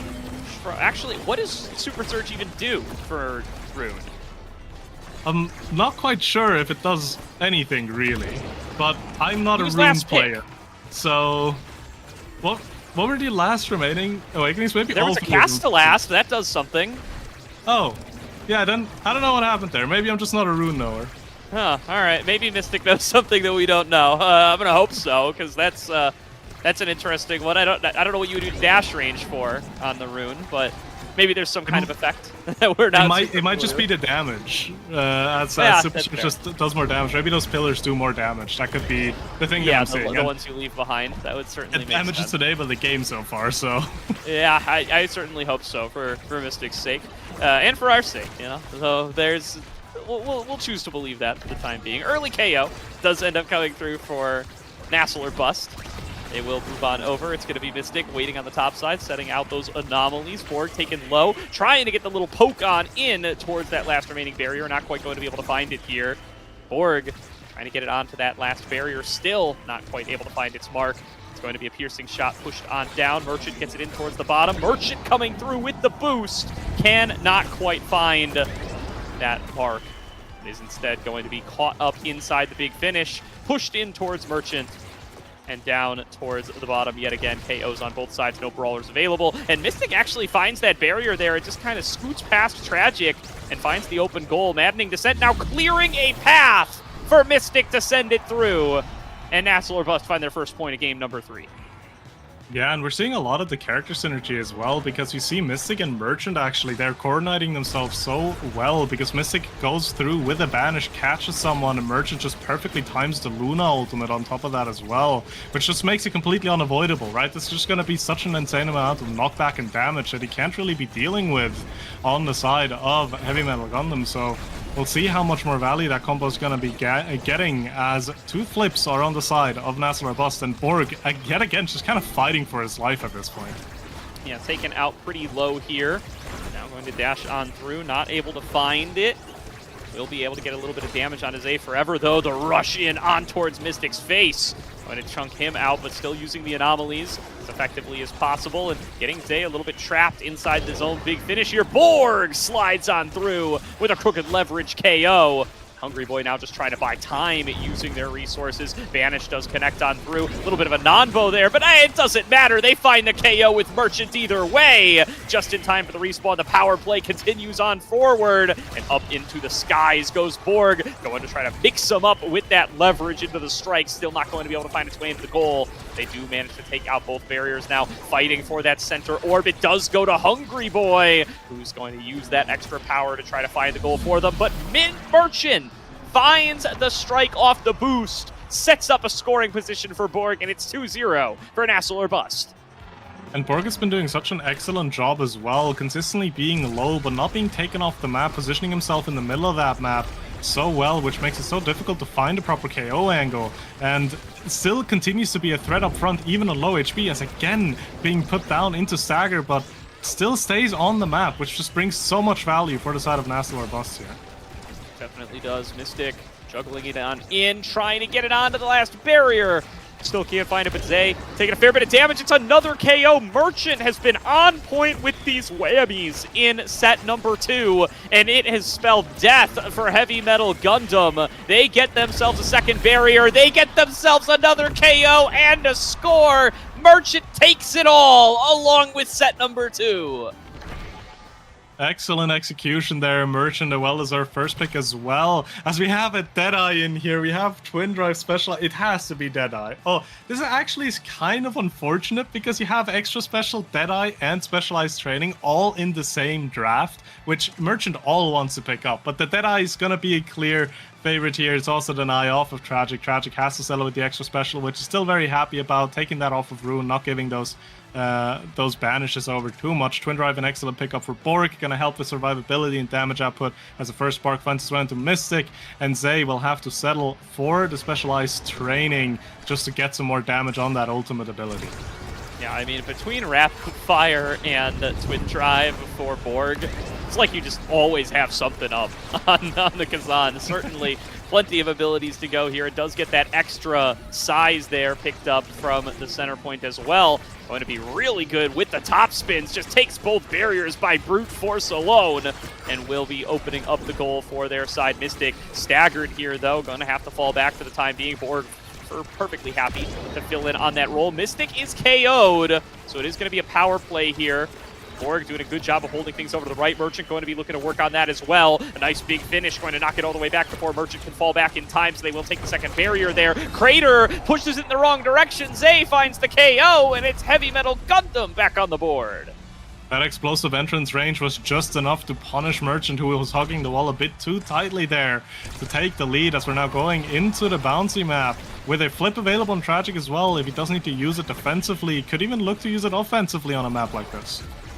Banish not quite going to connect there. Almost going to be able to get onto those barriers, but the reflection will in fact still be favoring the side of NASL or Bust. Zay pushed back away. Having descent from Borg, going to be able to take Zay just a little bit lower, continuing to try to keep up that pressure, continuing to try to reflect him off the map. But in the meantime, the rest of the team are taking barriers. Finally, the power play is secured for Bust. But what can they do with that time? Borg going to be staggered in his own right, trying to push it past Tragic. Nice defense from Tragic, though, holding on for so long. They do take one barrier at the end of the day, but now the respawns come through. Borg is staggered. The goal is open, and a big opportunity for Hungry Boy and Zay. Piercing shot pushes it up towards the top. Borg going to be pushed towards the bottom. Merchant trying to take it back away, but it gets snagged by the big finish out of Tragic, who will keep that pressure on. Borg still in the middle of everything. Reflects it back over to Mystic. Nearly gets taken out in the Crystal Thorns. Will be the end of it, but the bounce! Playing pinball with the characters here, as it's 2 versus 2 on the map. 2 and 2 as Merchant has to go for that dash and flip to save, as Mystic is almost about to be taken out as well, but a nice piercing shot set up from Hungry Boy will secure the point for the side of Heavy Metal Gundam here. I do want to point out as well, Borg is doing such a good job at staying alive, which brings the value at just continuously eating cooldowns off the side of Heavy Metal Gundam. They're not going to have those cooldowns anymore to use for the core or damage onto like Mystic or Merchant, because they're just continuously trying to take out Borg. But you can see it again, abilities being used back to back continuously, and Borg does not fall. Neither does Zay. Both of these brawlers find themselves nearly taken out here, and with the goop on the map, that's definitely going to be a little bit of a risk here. I think that was a oh yeah, that was a KO found. I'm losing track with everybody on the blinking health bars, but that was Zay taken out. Borg going to join him now. 3 seconds to go until that power play will be back to the side of Heavy Metal Gundam. Here comes Zay. Banish going to connect on through, trying to buy them that additional time. Merchant loses a big chunk of HP. Zay now getting involved, but Borg has respawn. Going to use that top spin to try to create some space. Not able to take control of the core, though. In with the Oni's Blade goes Zay. Good damage off that Stinger. Manages to take Merchant off the map. And now an opportunity for another 3-0. The full ace secured by Tragic, and Heavy Metal Gundam will keep the streak going. 3-0 for HMG, 3-0 for Bust, 3-0 for HMG right back. The momentum is just so incredibly valuable as both teams are just playing off of it perfectly, and we go into this draft. 1-2 punch, High Value Awakening for Zintaro, missile propulsion being insanely huge for Merchant as well. So we'll see where the priorities are going to lie. The Adrenaline Rush actually being picked up for Zay, which does make sense when you find a KO that's going to do so much for you. But the missile propulsion, definitely an Awakening to be afraid of if you are side of Heavy Metal Gundam, as Merchant's going to do so much damage on this Luna. 1-2 punch, just again, more damage. Size for the Kazan. The Monumentalist for Finny is gonna do so much more damage. Again, it just damage central. It just turning into like an arms race of like who can just take out the enemy team faster, and that's the team that's gonna find the 3-0 in the set. And that's where Mystic may have found the life hack here with the recovery drone, because Borg has been staying alive for so long. So as long as Mystic can prevent his own death, maybe that'll be the recipe here. Based on the pattern we've been watching, we're expecting a 3-0 for Bust here, and they might just start it off. Nearly going to be able to find their way into the score. A really well-placed anomaly from Mystic was nearly the end of it, but they will be able to hold on for the time being. Now Borg waiting for the core. Merchant not quite able to connect onto it with the boost. Nice piercing shot from Hungry Boy. Will be able to clear things out. Borg going to be taken very low. Will be able to get the orbit time to be able to keep his health time on off for as long as possible. Zay dashing through, finds the barrier. Hungry Boy sending it down, banished away. Double banish for Mystic. Manages to save what could have been a score, but will they be able to turn it back into their side? Borg gets some good damage on a cross. Hungry Boy passes it on down. Borg with the unfortunate ricochet sends it through the center and right back in through his own goalie's legs. The core does find its way into the net, and Hungry Boy has a flip now as well as we're going into the bouncy map. Gonna be a lot of chaos on this, added to the fact that again just damage is being dumped directly off a kickoff. Mystic and Borg down to half HP. Sage is doing so much damage on the Centauro big. And the Hungry Boy is not being a slouch either, as Mystic is down to be put into basically 1 HP again on 0 of 8 as well. Damage is not slowing down in the slightest.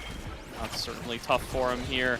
Borg in the center, trying to fight for it, taken low on a stagger, trying to get in towards that last barrier. It's one down a piece, and Borg going to be KO'd. There is the adrenaline rush for Zay. KO found on the opposite side, though, by Mystic. He'll be able to try to keep things even at 2-2. Merchant trying to get involved, can't quite get the angle on towards the barrier, the big finish. Going to keep things pushed over towards the left, the power play now. Very brief for NASL or Bust. Zay forever, taken low, not going to fall. Maddening descent on through. Hungry Boy nearly taken in off the top. Mystic not going to be able to get any more. And it will be Merchant falling lower and lower to the damage of Zay and Hungry Boy. Got to be careful about getting taken out. They do manage to find a barrier on the opposite side. Open goal now for NASL or Bust. Will they be able to find their first non-perfect series of the set, or of the game rather? Going to see if they can find themselves a goal, but nope, it will not come on through. Well-positioned, a piercing shot from Hungry Boy will get it into the goal. The damage that they're dumping onto Merchant is just so difficult for him to be dealing with, right? Because Luna doesn't have a lot of great tools to just be avoiding damage like that, so you need to make use of your evades, and those evades are very limited as well. So if you have Zay or Hungry Boy on top of you continuously just using abilities like that, it's just going to turn really difficult for Merchant, even though he's been playing it so well. As now Mystic again down to stagger. Yeah, Series point here for Heavy Metal Gundam. An opportunity to move on to winners round 2 to knock down NASL or Bust in an upset on seed. Will they be able to do it right here, right now? Rough start in this third point. They do find themselves with 2 members incredibly low. Mystic on the stagger. Borg taking control. Big finish. Going to buy themselves some additional time with that barrier, and dipping in and out of the vents is Zay, trying to keep himself hidden. Borg nearly going to get taken out here. Big damage on a cross from the piercing shot. Takes him into the stagger. Double banish from Mystic. Opens up a route on towards that second barrier. And the goal is now open and available. Zay looking for the KO. Can't quite find it. But the goal's opened up by Hungry Boy on the opposite side. Top spin onto Zay. Just trying to stagger him back. Trying to prevent him from getting the scoring angle. Triple take pushes it back over towards Merchant. The shot from Tragic connects. And it will be a 3-0. 3-3-0 sets for Heavy Metal Gundam to move on to winners round 2. They win the series. The damage in the end just was too much, as Zay was all over the place, just being such an incredible nuisance to deal with, and just making use of that Centauro so excellently, as all of these sets were so incredibly lopsided, and you can see it in the KOs, how heavy these KOs were in this game as well. 15 KOs off of the side of Heavy Metal Gundam, and 12 KOs off of the side of NASL or Bust. Very, very energetic game if it comes to KOs. Oh boy, yeah, I mean, that was crazy. 3-0, 3-0, 3-0, 3-0 over 4 series going back and forth between these two teams. And at the end of the day, it is going to be a win for Heavy Metal Gundam. What a big comeback series from them, having dropped to game number 1, winning 2 in a row for the reverse sweep, and now moving on towards winners round 2. Yeah, and winners round 2 is where it's going to be at, right? You've won your first round now. You got that first step of the liftoff to try to make your way into landing, but you got to keep on that energy, you got to keep on performing, and Heavy Metal Gundam's hopefully going to be holding that kind of momentum as they go into the next round. NASL or Bust going down into the first loser side. I think this is triple elimination, right? So not a great start for them specifically. However, nothing's over yet. They can keep on playing, and with the way that how they have been playing, there's no doubt in my mind either that they're going to have a great run today. Yeah, NASL or Bust moving on to face Wee's Little Furrets in lower round 1, whereas Heavy Metal Gundam will move on to face Atlas's Diversified Resume in winners round 2. We are going to check on out our next match shortly, looking like it is going to be Flying Bobos taking on Starbreakers, who were able to come away with an upset in their round number 1 up against Polar Cortex. So sure to be a good match. We're going to throw it to a quick break before we get onto that, though, so stay tuned, everybody. We will be back in just a few short moments.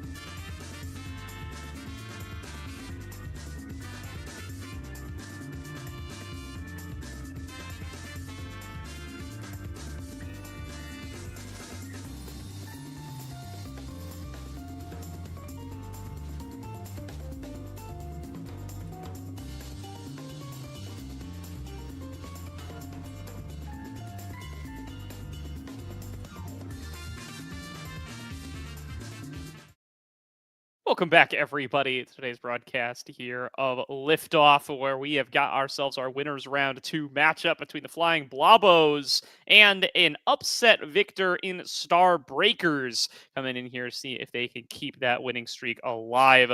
Real good stuff by Starbreakers, though. A 2-0 win over Polar Cortex. Certainly going to raise some eyebrows here, Slough.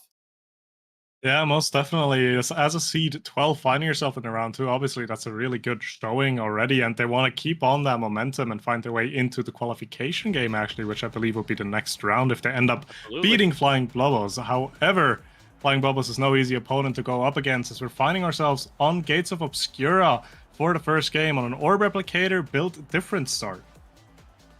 Interesting. So, probably a lot more built difference than Orb Replicators, but Gates of Obscura coming on across here, and it's another Kazan coming in for just Logan too. Oh, going to be a lot of new faces to join us here. Going to be that Kai in the goal for Dave. That's something a little bit new. Yeah, the Kai with the eject looking to be very present up front, right? And same thing with Pensando on his signature Juno here as well. On that eject button, trying to make plays, especially on a map like Gates. You can get away with a little bit more offensive goalie positioning if your team is covering the portals correctly, and we'll see how both of these teams are going to be playing that out.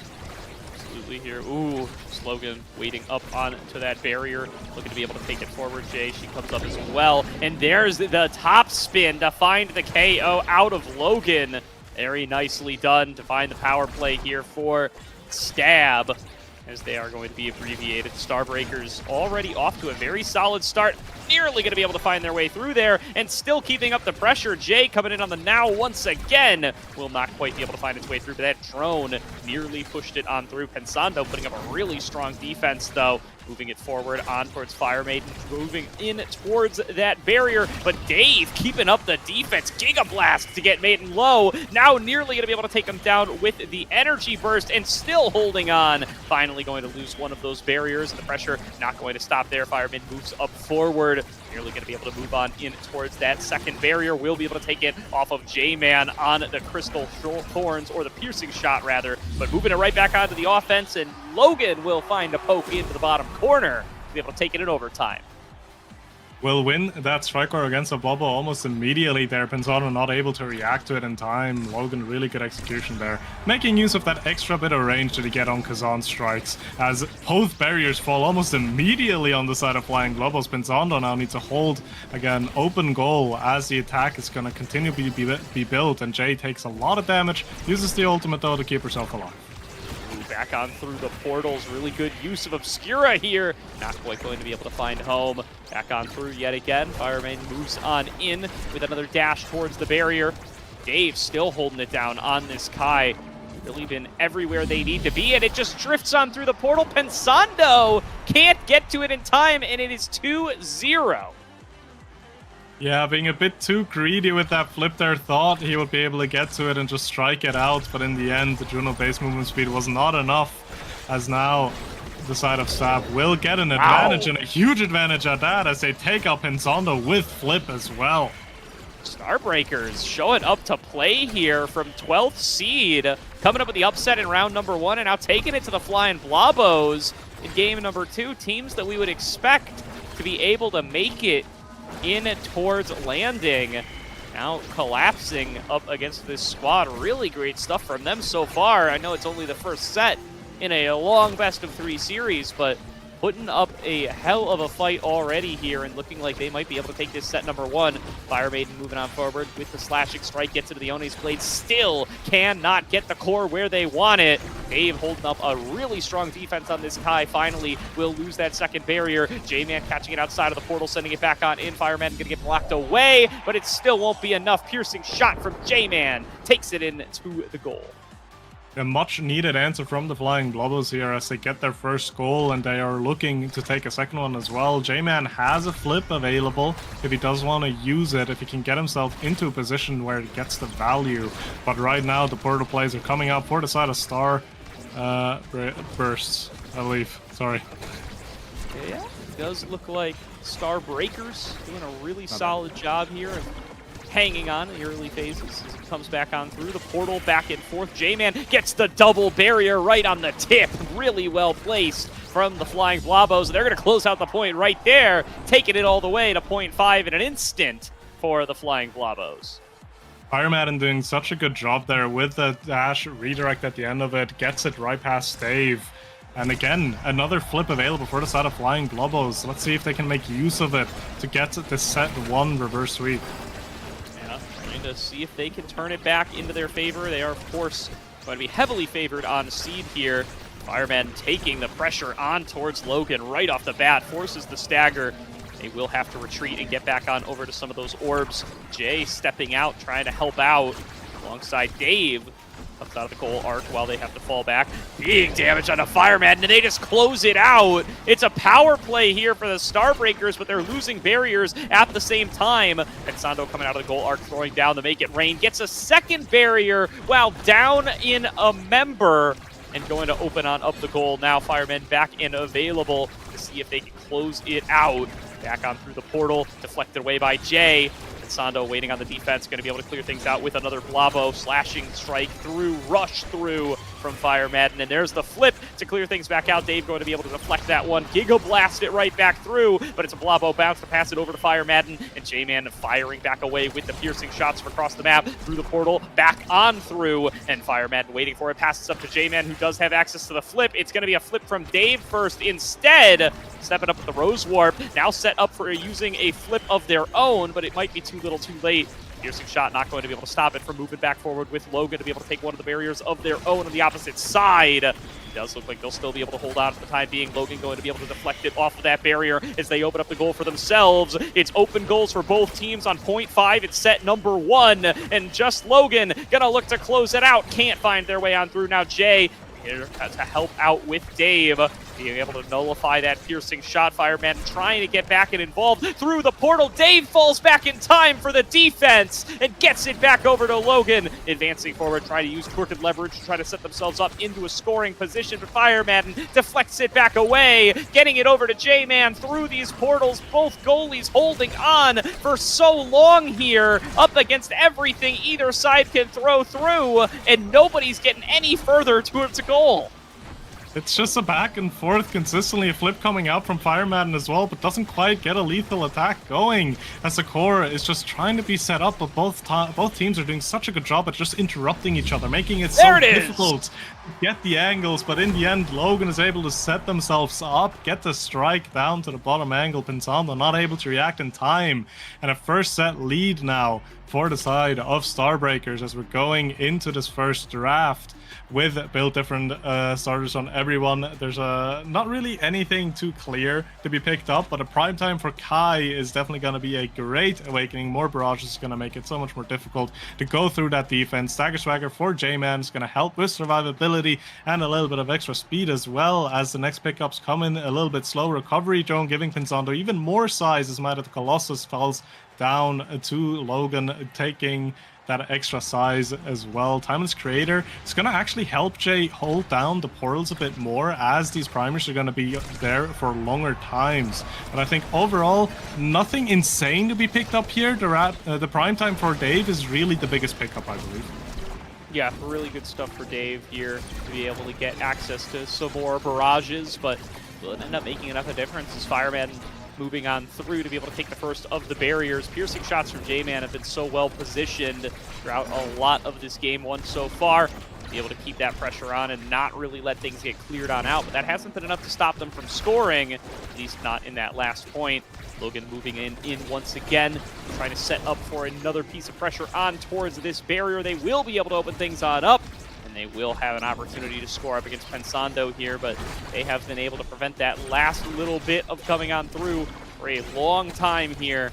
At least they were in that last set, so let's see if they're going to be able to keep it up. Jay trying to reset with the drone. Flip forced out of Pensando to defend up against that one. That is a resource blown away. Let's see if they will be able to close it out the rest of the way. Crystal Thorns pushing pressure on towards the other side. One more Blobo to hold on the drone to try to reset the pressure. Dave still able to fall back onto this defense, keeping one barrier alive for oh so long before anybody's able to come on through and take it. But a nice poke from Logan will go all the way across midfield and right into the goal of Pensando. Yeah, Logan has been finding so many good angles and interrupts on this Kazan and just puts him in at the right angle, making it difficult for Pinzano to properly defend and to deal with, as the side of Starbreakers are looking pretty confident in this first game. And you almost wouldn't be able to tell that this is actually the map pick from the Flying Blobos here if you're looking at the performance. No, for sure. I mean, I would have guessed that it was the Starbreakers map pick, but no, they are looking plenty good on it so far here, showing how they were able to take down Polar Cortex and looking like they might be able to keep that one going as they find themselves in the lead, both in sets and in points in this next set. See if they're able to keep it going as the game does grow later, as we get a few more drafts in. So far, Fireman doing a good job of keeping themselves in a good position to be able to follow up. J-Man uses the Rose Warp to reset it, but Dave is able to fire it back away once again. Logan now setting on up for Jay. They're going to be able to take one barrier, looking for the bounce shot onto the second. Logan is there for the rebound to be able to take it as well. Open goal available, looking to close out the point, but Pensando and J-Man will be able to clear it away for now. Jay is going to have to fall back. J-Man continues to push in on the other side. Those names going to get confusing as this series goes on a little bit longer, but it's Fire Madden who's able to close it out and take a point here for Flying Blobos. They even it out, and J-Man has a flip available as well. We'll see how good they're going to be able to put it into use here as we're going into the next kickoff on Gates. Energy overall, though, is getting closer to flips, and the flip has to be used to stay alive as Logan almost takes them out there. As the first barrier does end up dropping. Second one is almost following suit, but a good defense from the side of Starbreakers will hold on to it. Yeah, Starbreaker's doing a really good job here. Dave especially has been able to withstand a lot of pressure in a lot of situations, and a pick that you would usually think would kind of struggle to defend some of these barriers on Gates of Obscura, but really has just always been on the right side of this barrier to be able to find angles to defend with Giga Blast and Barrage, as well as just their normal old strikes. Now going to be able to take a second barrier here is Logan. Jay there to follow up. Gets another pass on towards him, but it's not quite enough. Abilities blown on both sides, but it's the flip from Dave through the portal, nearly setting up for another scoring opportunity. Pensando has to fall back to keep up the defense, but the drone is already in position for Jay. They can get it around Fireman using these portals. They could take themselves into a scoring position. Crooked leverage just a little short there from Logan, going to stop them from being able to set up for another goal, but into the top corner. Pensando barely able to defend up against it in time. Now they will reset onto an aggressive side for the Flying Blobos. Instead, it's Jay with control, dribbling it off the top side, getting on towards that flip. Again, Logan just a little short on that crooked leverage, which could have pushed it on into the goal. I'm going to have to wait a little bit longer for another opportunity. Fire Madden trying to get on towards that barrier, but again, Dave just won't let this one go. He's always in the right spot, and a poke into the top corner again from Logan will be set point for the for the Starbreakers. Yeah, Dave's doing such a good job defensively. That prime time's coming into use as well, because these barrages are just interrupting so many setups, and Jay is also doing such a good job playing around these portals and just making use of the map so excellently, because Flying Bubbles, they don't really have a lot of portal priority by playing it out. Jay's always kind of covering it with that Timeless Creator and those primaries as well, just really making it difficult to get any kind of play going through the gates for the side of Flying Blobos, and that's going to make this map more specifically so much more difficult to execute. Yeah, I mean, Seed 12 here showing up to play. Finally a KO going to come through onto Dave, so this rock-solid defense that's been helping them the whole game long going to be down for a few short seconds. They will lose one barrier in that process. Pensando coming out here to try to help on the power play. They will take a second barrier. Davey is now back, and Logan trying to sneak in there to try to take a barrier of their own. Gets another jab on through Jay, waiting back at midfield to be able to keep up the pressure. Top spin finds its way. There's the flip over to Jay, back to Logan. Not able to receive it, and cleared out by J-Man and Fire Madden, who look for their own aggressive angle. A beautiful piercing shot from J-Man will close out the point. They capitalize on the opportunity. You can hold it down as long as you can, but if a piercing shot is aligned with your body on the attack, that core is going to go flying through you if you don't get the evade out. So very well, good setup from J-Man there to get it past Dave. Wow. I mean, Dave just using the barrage to get through the Oni's blade there, pushes it through the portal, and nullifies that special out of Fire Madden. Now getting it back on through. Jay falling back to be able to defend. Flip right in front of the barrier. Hard to defend against that one. Dave will not be able to hold on. And Fireman comes back with a quick strike up to the top. And just like that, it is tied up by the Flying Blobos at 1 set apiece. It's tied up as we're going into this next draft. J-Man's going to get the priority pickup here, and you have a rapid fire, which almost certainly will have to be taken away from Dave. And even then, it's a solid pickup for the Estelle. Other than that, you have Explosive Entrance and Super Surge on the board. One of them is definitely finding its way onto Fire Madden as well. So a lot of damage and utility there coming through, as now is going to be next in line to pick something up. Will likely go for the Castellast. Yeah, plays for the buffs as Jay's going to have that Stinger. Going to do a lot of passive damage on the Juno for Pensando. And lastly, the Prize Fighter for Logan. Just going to enable a little bit more of that damage and maybe going to enable KOs further down the line for the side of Starbreakers. Pretty satisfying picks for everybody in this draft, so going to be looking to see who just makes the most use out of it. Great heal from Jay, going to prevent Logan from falling down too early here. A nicely placed piercing shot, though. Going to be able to take one of these barriers up against Dave. Dave doing his best to clear back away. Will be able to keep the defense on towards the lower barrier. And now it's Logan looking for an opportunity on the opposite side. Back through the portal comes Jay.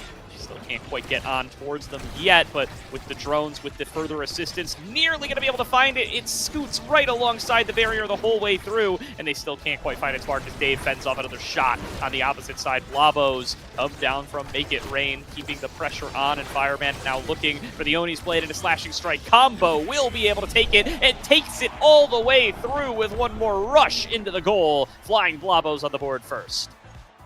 Great setup, and Logan towards the end of that point as well was being put down into stagger, so the damage is starting to add up on the side of the Flying Blobos. Maybe they can play a little bit more into that, lean into it, and get those KOs going as well, as Logan's actually just toying around with them almost up front, takes both of the barriers in such a clean manner, and another poke will just send it right past Pensando. Starbreakers immediately answering that point. Yeah, 1-1, just like that. Back where we started, best of 3. To see who takes the lead in sets and who gets the first pick of the next draft. Now, Dave stepping up immediately, using that barrage. I'm sure that they do have whatever they need to be able to take it just a little bit further. That's a KO! That's Estelle off the map. That's a big opportunity for Starbreakers to be able to keep the lead going, and they just go right back into it. Logan sees no strike off the back of that flip, and will just be able to push it in right onto the tip to open up the goal. Power play now over, but Jay nearly already in position. She fallbacks over to Dave to be able to help out on the defense. Giga Blast doesn't quite connect. Both barriers fall as J-Man has a nicely placed piercing shot. Crystal Thorns combo. Guarantee that one. Jay goes for the flip. It's reflected back away. Fire Madden tries to take it on a breakaway. Will be fended away for the time being, but J-Man still waiting around midfield. Has access to the Rose Warp. Be able to reposition and get that core, that last little bit of oomph that it needs. Crystal Thorns keeping things on the offensive side. Pensando clears it back over onto the opposite. Logan stepping forward, looking for the crooked leverage, can't quite find it. Does come on through towards the top side. Jay through the portal, staying present on both sides of the map has been her specialty throughout this game at number 1. Clearing it back out towards the top. Good damage out of Fire Madden, nearly able to clear a path on towards the goal, but not quite presenting itself yet.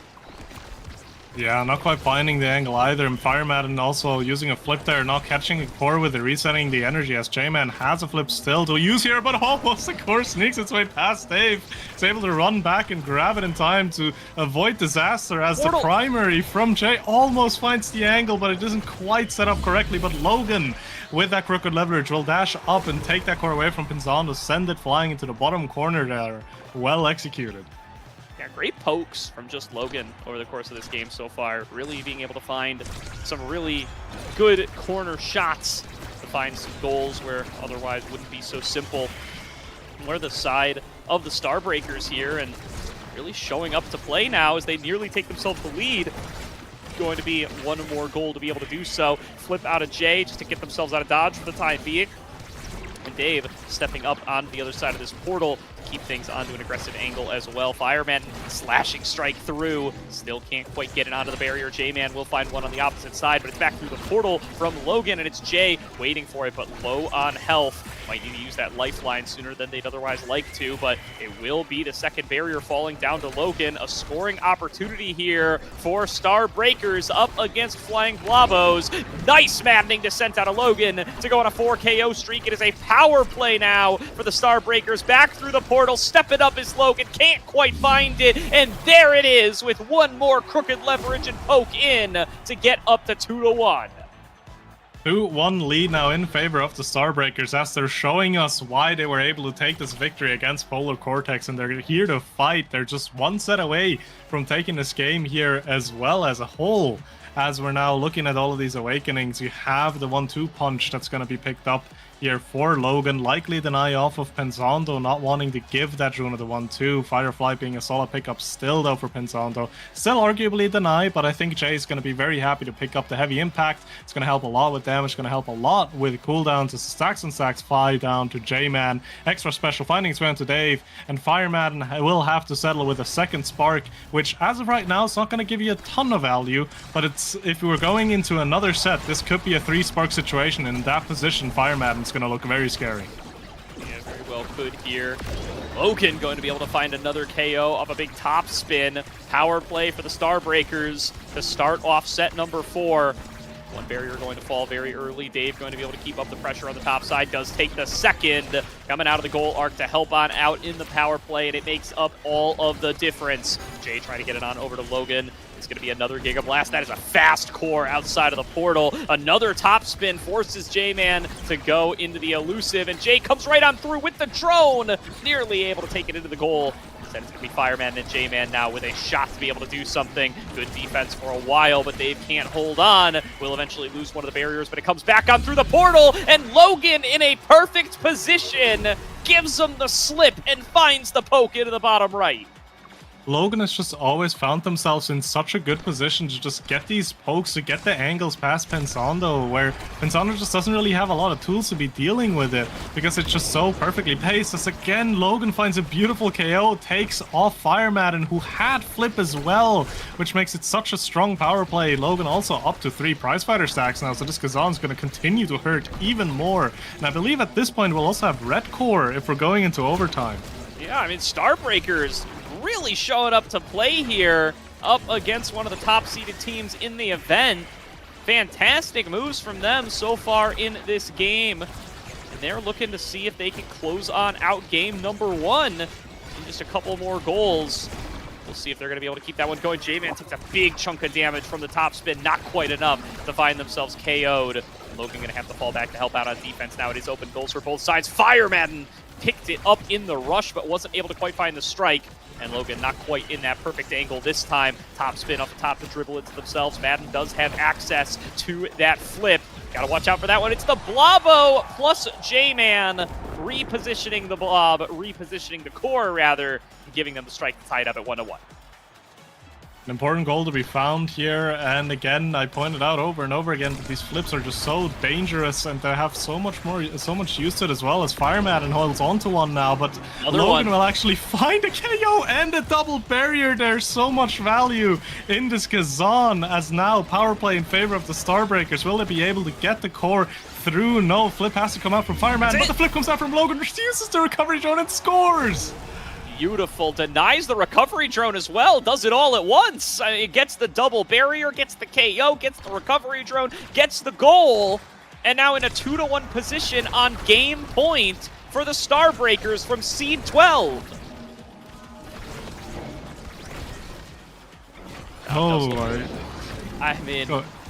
No, I'm flabbergasted. It's what a game out of this squad so far here. One barrier down apiece, not quite over yet, but Logan certainly thinks it might be. The power play is unrelenting. What a defense from Pensando to hold on just a little bit longer. Back on through the barrier. Jay gets it back over to Logan.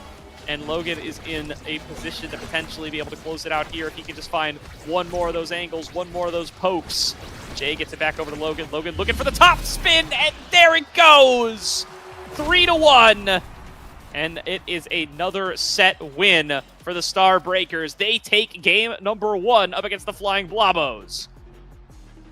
What an excellent showing from them here, really showing us why they were able to take that victory against Polar Cortex and why they are... 2-0 fashion, by the way.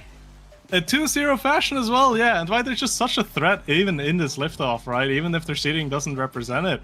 They were such a threat in front of the goal, and you can see it as well here. Logan, 10 goals, 0 assists, a true striker up front, getting all of these folks in past Pensando, and 8 KOs as well. What a performance from Logan in this game.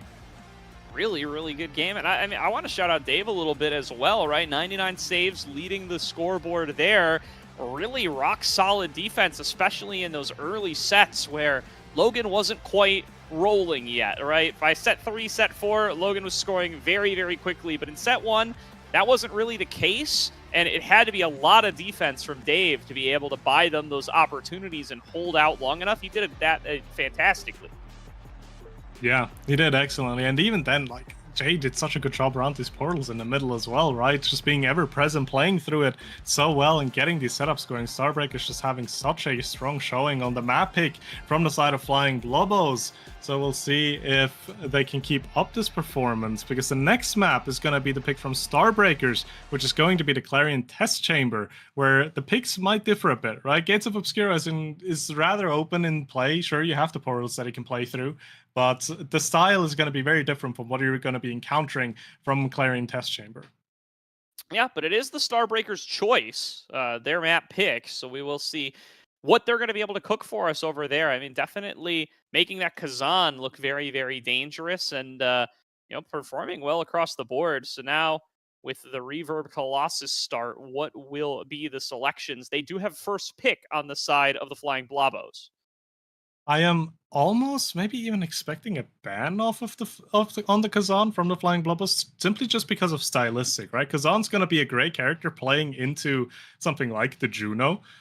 And you have a size start as well, which is going to be something to consider, but it's going to be a more standard ban. It's going to be the Asher. Asher, obviously, an insane stuffing forward and even a good goalie choice, together with size being taken off and the X being taken out as well. But the Kazan is not going to be banned. It's going to be taken for the side of the Flying Blobos. So I'm not going to have to deal with that on Logan this time around. Yeah, and they're going to take the Juno, so it's going to be a selection perhaps for Dave, perhaps for Jay here on the Starbreakers. Maybe a little bit more likely to be for Logan, but no, I mean, there's the Kai, so it probably will be Jay on the Juno, Kai in the goal arc, based on how Dave played in game number 1. I mean, it looked very good for them there. They're going to round things out with an Octavia, potentially, as well as the Now and the Rasmus to end things up for the Starbreakers. Yeah, so that'll likely be a Now in net then, I would believe, or I'm not fully familiar with Pensando's goalie pool. There's a potential it's gonna be a Kazan in net.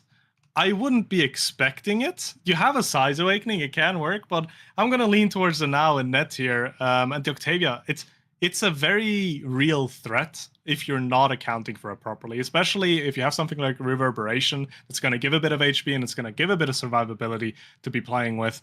So we'll see how both of these teams will be approaching this Octavia pick, because I feel like this could be very polarizing for either side here. Yeah, I definitely will agree with that one. So let's see how they're going to be able to execute here. Very different compositions from both sides coming into game number 2. But 3-0 on the day for Starbreakers. Certainly not what most folks would have had in their pick'ems. Going to be very interesting to see if they're going to be able to turn that into 4-0 and get themselves into a qualification match. It doesn't look like they're showing any signs of stopping. So looking for Fireman, J-Man, and Pensando to show up and show something different here to try to justify the better seed here. They're from 3rd seed. Flying Blobos, certainly a team we expect to make it, perhaps even from the winner's side, at least be competing for it. Yeah, most definitely. But that's going to be decided in this Clarion game now, as we're loading in, and we're going to see where the characters are going to go. The Now is going to go into the net, which makes the most sense. We'll see how well she's going to be able to defend against the shove from a Juno and from a Rasmus.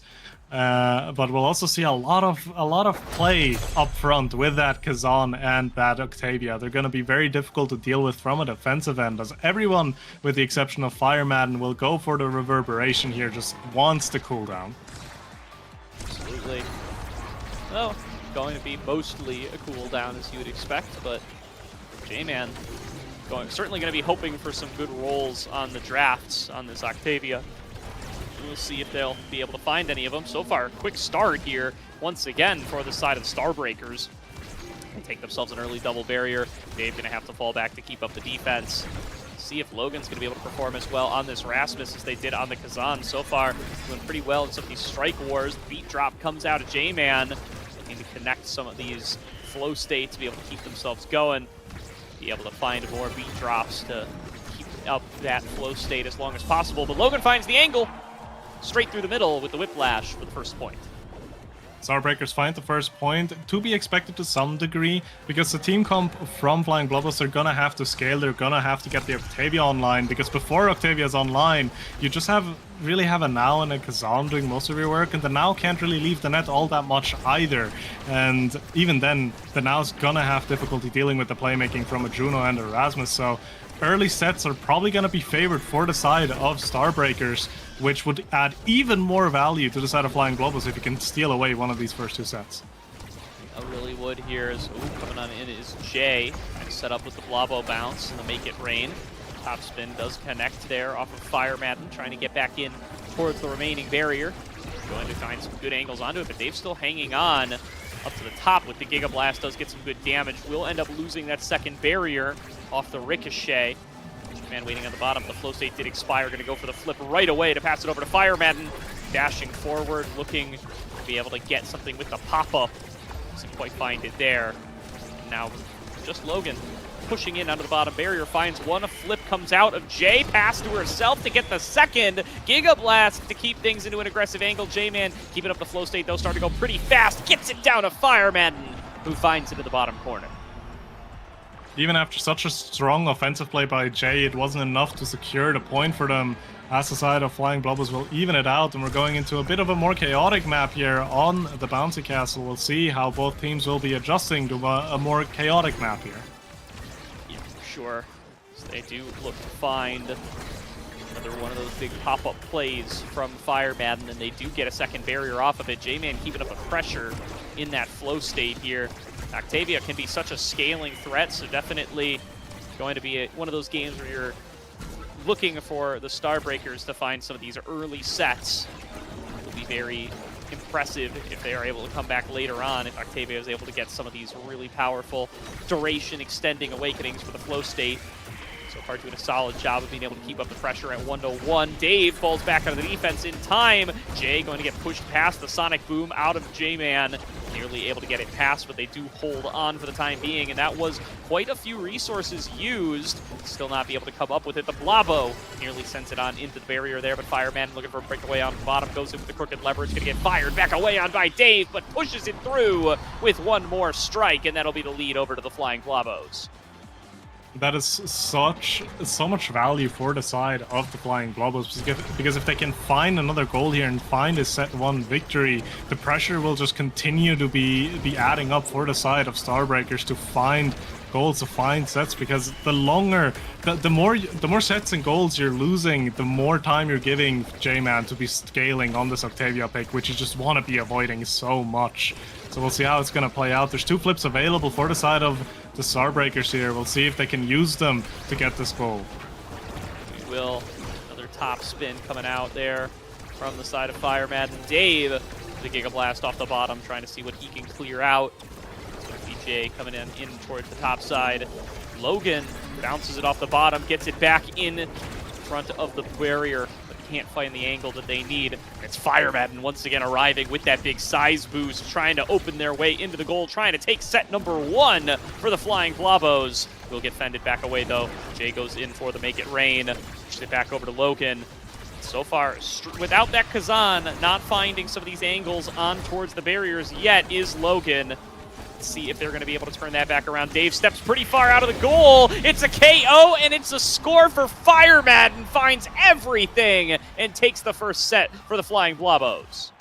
I believe that's going to be a first pick for J-Man. Yeah, so this is going to be so important what Awakenings will be in this draft, as they got away somewhat well the side of Starbreakers. There's no Castellas or Twin Drive here yet. You still do have Stacks or Stacks or Among Titans, depending on the preference here. Stacks and Stacks gonna give Octavia that much more speed to be working with as the Monumentalist finds its way onto Jay, dealing more damage. The specialized training doing a lot of work for Fireman as well if it does come down to the damage department, as Glass Cannon is a huge pickup actually for Pensando. Pensando rocking the momentum boots as well, so this Glass Cannon is just going to continue to stack on top of that movement speed, and it's going to allow him to be so much more offensive as well in his own positioning. Definitely getting it back on into the Blabo territory. A nice Giga Blast out of Dave, pushing it back over to Logan. We'll be able to find one of those barriers. Dave trying to reset it with the barrage here, nearly taken down as he ricochets off of the bumper. Will be able to find their way to stay alive, but loses a barrier in the process. These bouncing bumpers making things plenty difficult to be able to predict where this core is going to end up going, also giving it so much speed. Nice Giga Blast to keep things away, but still not getting themselves out of the woods as the pressure continues to mount from J-Man. Logan with a nice ankle, going to be able to take that second barrier. The beat drop sends it in the wrong direction for J-Man, but Pensando is able to keep up the defense, is able to keep the rest of the team safe, and is able to prevent that goal from going on through. Still another Giga Blast to reposition the core. Jay trying to pass it up towards the top, try to get it back into Logan's hands, who needs to be their scorer. Scored, I think it was 10 goals in that last set, in that last game, so certainly somebody that they rely on to be able to get the job done. Let's see if they're going to be able to find it here. Nice shot from inside the goal. Tons of speed on that one, but still going to be fended back away. Base drop from J-Man, dribbling it up off the top side. Logan looking for an angle, still not going to be able to find it, and still keeping that flow state up is J-Man, rocketing around the map now, as that one should be fully stacked. Is going to expire here. Death Touch not going to connect out of the core. Logan with the Whiplash trying to reposition it, still not going to be able to find the angle. Jay ricochets it off the top. A nice pendulum swing, nearly pushes it through, but Pensando able to keep up the defense. Yeah, J-Man just doing such a good job filtering the core before it gets down. Depends on where the core almost sneaks its way in. And you can see it from like the core positioning, right? The attack is continuously trying to be built for the side of Starbreakers, but they can't really get into the enemy side that comfortably. And even if they are in the side of the Flying Globals, they can't really set themselves up in any meaningful way for Logan to really get the score in, as the attack will continue to be mounted. The flow state will continue to be stacked as well for J-Man, as the Octavia is just going to start to continue scaling. And Fireman, with a clean bounce play, will be able to secure the goal here for the first goal in the second set in favor of the Flying Globals. Flying Blobos keeping their winning waves going, and yeah, you can see Logan, you know, maybe the timing is just a little bit off, but just throwing abilities out here, hoping to connect onto this flying core, especially on that bumpers map, was plenty difficult for him. Let's see if they're going to have a little bit of a better time now with the orb. So far, the pressure mounting into that bottom area. Logan going to be able to get the big size boost. It's huge on Rasmus. What will they be able to do? Big pendulum swing off of the bottom. Blabo bounce going to show up as well. But Fireman is the one in control of the core. They just guide it in towards the bottom. Jay now trying to brawl for it at midfield. Will come in off the bottom, and they're able to clear it out yet again. Fireman goes down to a Giga Blast from Dave, though, and this power play may have been what the Starbreakers were waiting for. Still great defense from J-Man and Pensando, using that beat drop to be able to keep up the defense, prevent that core from coming on through, and they don't get a barrier, they don't get anything for the power play. Still Jay going to be able to secure the orb once again. They will be able to get one barrier for it that time. Jay now staying up there, going to be able to get it back over with the Death Touch. Back in onto the barrier, opens up the goal, looking for the shot and finding it. Logan able to break the loss streak. An important goal to find for several reasons, right? You're evening out the set, and it's also partially a mental reset, right? Giving yourself that clarity of like, we can find these goals here. We just need to continue doing that and playing it out as we have there, as another attack is mounting, and Logan almost immediately takes another barrier in favor of the Starbreakers here. Yeah, the momentum maybe turning, as you say here. Really well played for them to be able to take that control off the center. A KO found onto the Kazan. And Dave gonna open up another opportunity here thanks to another well-placed Giga Blast. One barrier going to fall. There's gonna be the flip out of J-Man, reflected back away by Dave. And Logan dribbling it back to themselves, gonna be able to open up the goal on the other side. They could close this one out. Looking for another shot, back up to Jay, and she puts it in the net. It's 2-1 as a lead comes through for the Starbreakers. Yeah, Logan found an excellent angle off the middle there, actually playing it around Pensando perfectly, setting himself up to take that second barrier. And in the end, getting that pressure to get the goal as well, as they're now 1 goal away from evening it out in sets. And again, it's important they can get these sets as early as possible, because each draft you're entering, you're giving Octavia the ability and the potential to get something like a Twin Drive and a Castle Ass, so you do not want to be giving them any free drafts. You definitely do not, and looking like they might have an opportunity to take a draft for themselves here. Dribble off the bottom with the pendulum swing, and keep the momentum in their favor. Momentum, something we've seen play a large role in both of the series we've cast so far today. See if they're able to really maintain it now that they've pulled it back for themselves. Pass back over to Logan. Gigablast gonna land some damage on Pensando. So far keeping it in this top right corner. J-Man and Fire Madden keeping up the pressure. Top spin for another shot through. Nice defense from Dave. Continues to fend off each and every shot as it comes through the Blobos. Again, J-Man gonna be able to kick it out of there. Now going to start stacking up the flow state with it. Big catch out of the air with the flip from Logan.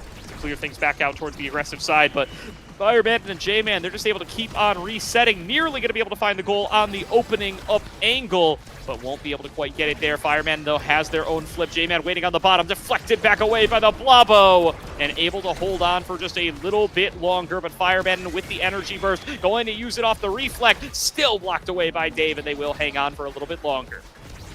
Yeah, they're not able to get past Dave, who's doing such a good job on the defensive end. Jay also assisting so much, but both flips not used there. The core does sneak its way through as we're going into a 0.5 here to decide the second set. Energy economy largely in favor on the side of Starbreakers, though. So we'll see if they can use that as we're going into a rather KO-heavy map here.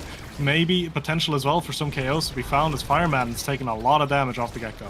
In this game, too, it's either going to be tied up or it's going to be a massive advantage for the Flying Blobos, so a lot on the line on this point. Going to be able to take one barrier apiece to start things off. That's the second one down, but it's a KO secured for Starbreakers. Still need to be able to survive this offense from Fireman, and they will be able to clear it back out. Logan able to move it up towards the top side and open up the goal for themselves. Death touch back in. They don't get it with the strike, and it will be enough time for J-Man to respawn. Logan's health bar falling low. Jay trying to fall back on the defense to be able to help out alongside Dave. Fireman sitting there with the top spin, nearly able to get it onto Logan, who has to juke backwards, looking to move on in for a potential strike. Still not quite able to find it. A big ricochet on Fireman, who gets staggered. Both brawlers finding themselves in that position. Swinging out with the pendulum swing. Crooked leverage, nearly able to find the KO. Stagger back away. Logan able to still hold on to his life. It dares the KO as Logan finishes off the job. It's a power play for the Starbreakers as they look to tie this game number 2 up. But it's sent cross map by Pensando. Dave misses the strike, and it's a 2-0 set lead for the Flying Blobos. What an incredible angle to be found there for Pensando, bouncing it off the bottom. Dave not able to reach it in time, and this is a 2-0 set lead now in favor of the Flying Blobos. They get fight or flight on the Octavia as well, which is not going to be easy to be dealing with. The speed is just going to continue to stack on this Octavia, on J-Man. So the side of Starbreakers, they have an incredible uphill battle to play out here. They do get rapid fire on the Juno, which is going to help quite a bit with that control environment. Heavy impact on the Rasmus as well, helping a bit with those cooldowns and a bit of damage output as well. Maybe looking to play a little bit more KO heavy on the Octavia here. But yeah, the biggest pickup of them all in this draft, definitely the fight or flight for J-Man here. Game is heating up here as both of these teams want to make their way into a qualification match. Jay going to be able to secure that orb in the center. It's going to come at the cost of at least one of the barriers. Firemen winning out on these strike wars. Jay now coming back out of the opposite side, trying to get it back into Logan's hands. Pendulum swing not going to connect on towards anyone or anything. They will be able to clear it back out. Pensando, the one actually rocking the extra size at the moment. As it does fade away, they take one of the barriers, and Jay and Logan trying to get an offense going to their own right. Logan trying to take it back towards the other side. It's actually going to be that sonic boom, pushing it back into the hands of Fire Madden, who does take the second barrier. Goes for a shot. Dave going to be able to fend that one away at the last moment. Death touch connecting onto the core as Logan advancing forward, trying to get out of that last remaining barrier. Madden does have access to the core flip as necessary, but it's Logan with the size, immediately turning that pendulum swing into a KO. Make it 2. It's a double KO to Logan, who picks up the second barrier and a perfect scoring opportunity opportunity now for the side of the Starbreakers. One respawn has come on across, but it was a double KO for an instant. Surely they'll be able to close out the point, but no. Back at full strength are the Flying Blavos. They will get another shot here. It's Dave getting the energy burst on out to clear things. Logan going to be able to pick it up with the Death Touch. Fireman picking up that extra size. Tons of damage onto just Logan, but another KO for Jay and Dave. Could be the opening that they need. The Giga Blast gonna push it on through, and they will find the point. The Pendulum Swing doing a lot of work there as well, stunning Pensando, not allowing him to do anything as the core is being sent right past him. But that was a lot of work to get this first point. There's a lot of KOs to be found, and they're huge if you find them, but you do need to be a bit worried for the side of Starbreakers. What'll happen if you cannot find these KOs on the edges like that? Absolutely. And Fireman's just waiting for it that time. Dave gets the reflect up, but the Kazan is in position to push it on through. 1-1 on the scoreboard. And it will be still the Flying Blavos looking to see if they can close out this game number 2. Another Giga Blast coming on across, and Jay stepping up forward. Looking to be able to get on towards these barriers yet again, looking to be able to turn the game and the momentum back in their favor. It's been a whiplash out of Logan. Going to be able to find that bottom barrier and see if they can turn it into a little bit more. A nice flip out of J-Man to find its way on towards one of the barriers of the Starbreakers. Again, with this bonus damage map, this is where we expect to potentially see a few more of those executes coming on through. J-Man finds themselves pretty low. It's a combo from Logan comes on across. Fireman is in front of the goal here with a flip as well. Will use it and actually uses the crooked leverage so excellently to fake out Dave and just strikes it right past him. This will put Flying Blavos one goal away from evening out this series 1-1 and taking the map. Moving on through. What can they find? It's 2-1. A potential game 3 in the immediate future as the Flying Blavos looking very strong in this game number 2, fully in control with the Kazan in their hands. And the Giga Blast's not quite connecting. Logan in a good position to make this into a double barrier. Flip coming on across from J-Man. Blavo nearly sends it in for Jay, but it's reflected away by Pensando. Still, Logan with another opportunity. Going to push for a little bit extra. Dave coming in for help from midfield. Back on towards the Blavos, not going to be able to find their mark. A big Giga Blast gets onto Firemadden. Nearly going to be able to KO him off the top side. And Logan on a little breakaway, but J-Man is just so fast in that flow state, able to keep it going thanks to the Sonic Boom. Firemadden waiting for it. There's the pop-up in on towards the last barrier to open up the goal. Whiplash KOs him. J-Man looking to find the score, can't quite get it. But now off of the middle, nearly going to be able to find it. Passed on over to Jay. Jay looking to be able to take it into the goal. Pensando able to fall back in time to be able to find the defense, but a big Death Touch out of Logan saves it and takes it to point number 5. A huge point to be found. It's gonna give you the opportunity to take this third set and go into another set right after, but we are on the bounce map. It's gonna be difficult to control the core here properly, as the core is gonna bounce back and forth. Fireman and taking a lot of damage as well as they're trying to mount the attacks, but no barrier found just yet. Upset in their hands still. The Starbreakers do not want to have to wait for a game number 3. They don't want this series to get any closer than it has to. They don't want to drop their win streak as they are undefeated on the day, and they will find an early KO to potentially be able to prevent it right here, right now. Jay going to be able to send it on through back over to Logan's hands, but they still haven't been able to find these barriers. The power play is already done for. Still holding on are the Flying Blavos, still wanting to force a game 3 on their side and put themselves into a favorable position to be able to make it towards that winner's side qualification match. Logan with a pendulum swing going to be able to take out one of the barriers. Jay coming on over to help him out to see if they can find another. Fireman with a shot, getting that extra boost off of the barrier, nearly being able to find a second one. Top spin doesn't connect onto the core, and Dave is able to hang on for just a little bit longer. Flip coming out of Dave to get it back over to Jay. Pensando already waiting to receive Giga Blast to clear it back out once again. Fireman looking for the pop-up, takes another shot, make it 3, but KO'd by the pendulum swing out of Logan. Another power play to the Starbreakers as they look to keep game number 2 alive. J-Man, though, still hanging on to it. Flow state going to expire. That's going to be the pendulum flip. Or sorry, the Pensando flip, much rather, as they keep themselves standing here. to be able to avoid losing that second barrier. Another power play withstood by the Flying Blobos as Dave moves it over towards midfield. It's going to be a stagger back onto Logan. Dave is still hanging on. Jay helping out on defense. They won't let it go through, but they still haven't been able to manifest an offense for themselves. They will not give up the point. They will not give up the game, but they need to eventually find something. They can't. Fire Madden takes the point, and we're going to game number 3. What an insane point to wrap up this game. Starbreakers not wanting to give in, holding on for so long, but in the end, the Octavia pressure, the Kazan Fire Madden, it was just too much. It just got too overwhelming in the end, but it was an insane play at the end from both teams there, just holding on to that point for as long as possible. But in the end, Flying Blobos will find this game in a 3-0 victory, and the Octavia, they just started to scale so much. You can see it on the redirects. J-Man almost 100 redirects clear on either of his teammates as they find this victory and they force a game 3. And I mean, how else would you have it here, right?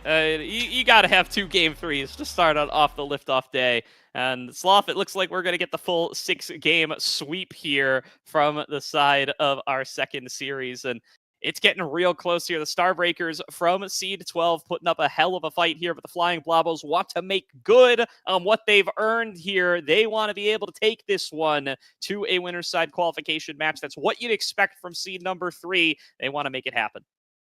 Yeah, most definitely. And the last map is going to be Atlas's Lab with pretty, I'd say, normal starting awakening. Another orb replicator. This is like, I think, the 3rd game today that we've casted that had an orb replicator start. So again, orb replicator probably not going to be a prio pick for most of the away. Actually, 6 recovery drones. It's not a KO game, Sloth. It can't be. Yeah, surely it can't be, right? Surely. I mean, we'll see where the picks are going to be lying, because it is Atlas's Lab. There's a lot of damage that can fly through here, so we'll see where the priorities are going to be. I do feel like a Kazan priority is going to be in this draft, though, because both of these games, for game 1, Logan was getting so much value out of the Kazan, and this game as well, Fireman, and doing such a good job up front. I feel like that's going to be a pick that the teams will have to start prioritizing going into this game 3, as the Octavia ban is being taken out. No Octavia gameplay for the side of Flying Blobos anymore. And no Kazan either. The Flying Blobos take that one off. And it is going to be Starbreakers picking up the Rasmus once again. Happy with how Logan was able to do on that pick in game number 2, especially in the absence of the Kazan, feeling like if they can take that one off the board, they are going to be the ones who are less disadvantaged by the change-up, gives themselves a little bit more core control. And again, probably not a heavy KO game with the recovery drones showing up across the board. So it's going to be responded to by Kai and Juno. So a Kai's takeaway from the Flying Blobos. Yeah, Kai is not available, and now the Juno is not available. We do see a Now and a Finny pickup, so one just very control-heavy. Finny is gonna... Finny can be played both ways. You can play it very heavy on the control side with these triple takes, with these ultimates as well, but it can also enable KO if the Awakenings find your way to you. So definitely a solid pickup here as well, as a draft that's rounded out with his Intaro forward pick for the Flying Blobos here. So I feel like very standardized character picks. Overall, it's gonna be a control-heavy game because of the recovery drone. But depending on how these drafts will go, again, we've seen a lot of games today. We've seen a lot of KOs today, so who knows? But definitely the first 2 sets are gonna be more on the control-heavy side, in which case I'm not quite sure who I favor out of these 2 teams right now. Yeah, I mean, the Now Finny duo, curious to see who will be in the net there. Probably the Finny, but definitely not a foregone conclusion. And then the Juno Kai, I do wonder if that's going to be a midfield Kai. Probably will be for the Flying Blobos. So a little change up in position for where we've seen this pick throughout the series. Still, I mean, definitely a less KO heavy game, or at least should be, at least in the early stages, given that recovery drone coming on through.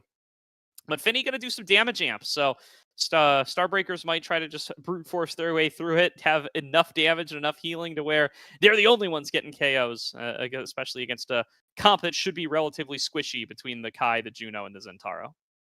Yeah, especially the Kind and Tara, right? Not necessarily known for their large HP pools. The recovery drone is going to help him quite a bit, but depending on how it's going to go, it can still very much be the game plan to just take him off and play on that. And again, it's Atlas's lab, right? You have these black holes in the middle. You can play off of those. You can play those for damage or even finishers as well. And you're also not forced to go for it, because once the black hole is gone, you're in an incredible open map, actually. So the control will still be there for the side of the Now and the Rasmus, because they are so control heavy as well. So we'll see how both of these teams will be approaching this. I'm honestly just personally a little bit interested if anyone tries to pick up the Orb Replicator, just out of curiosity. I doubt it's going to happen, though. Yeah, I mean, it could be a little faint edge here. I think if they do, it's looking for a quick game, right? Because it would mean that you're probably banking on the XP advantage more than anything. And if we go to game 5 or set 5, that's not going to matter too much, as it does look like we loaded in and then immediately terminated the match. So I think something was off in the setting. Yeah, we started. Oh, we were at loading Clarion into Test Chamber. again. Yeah, that'll do it.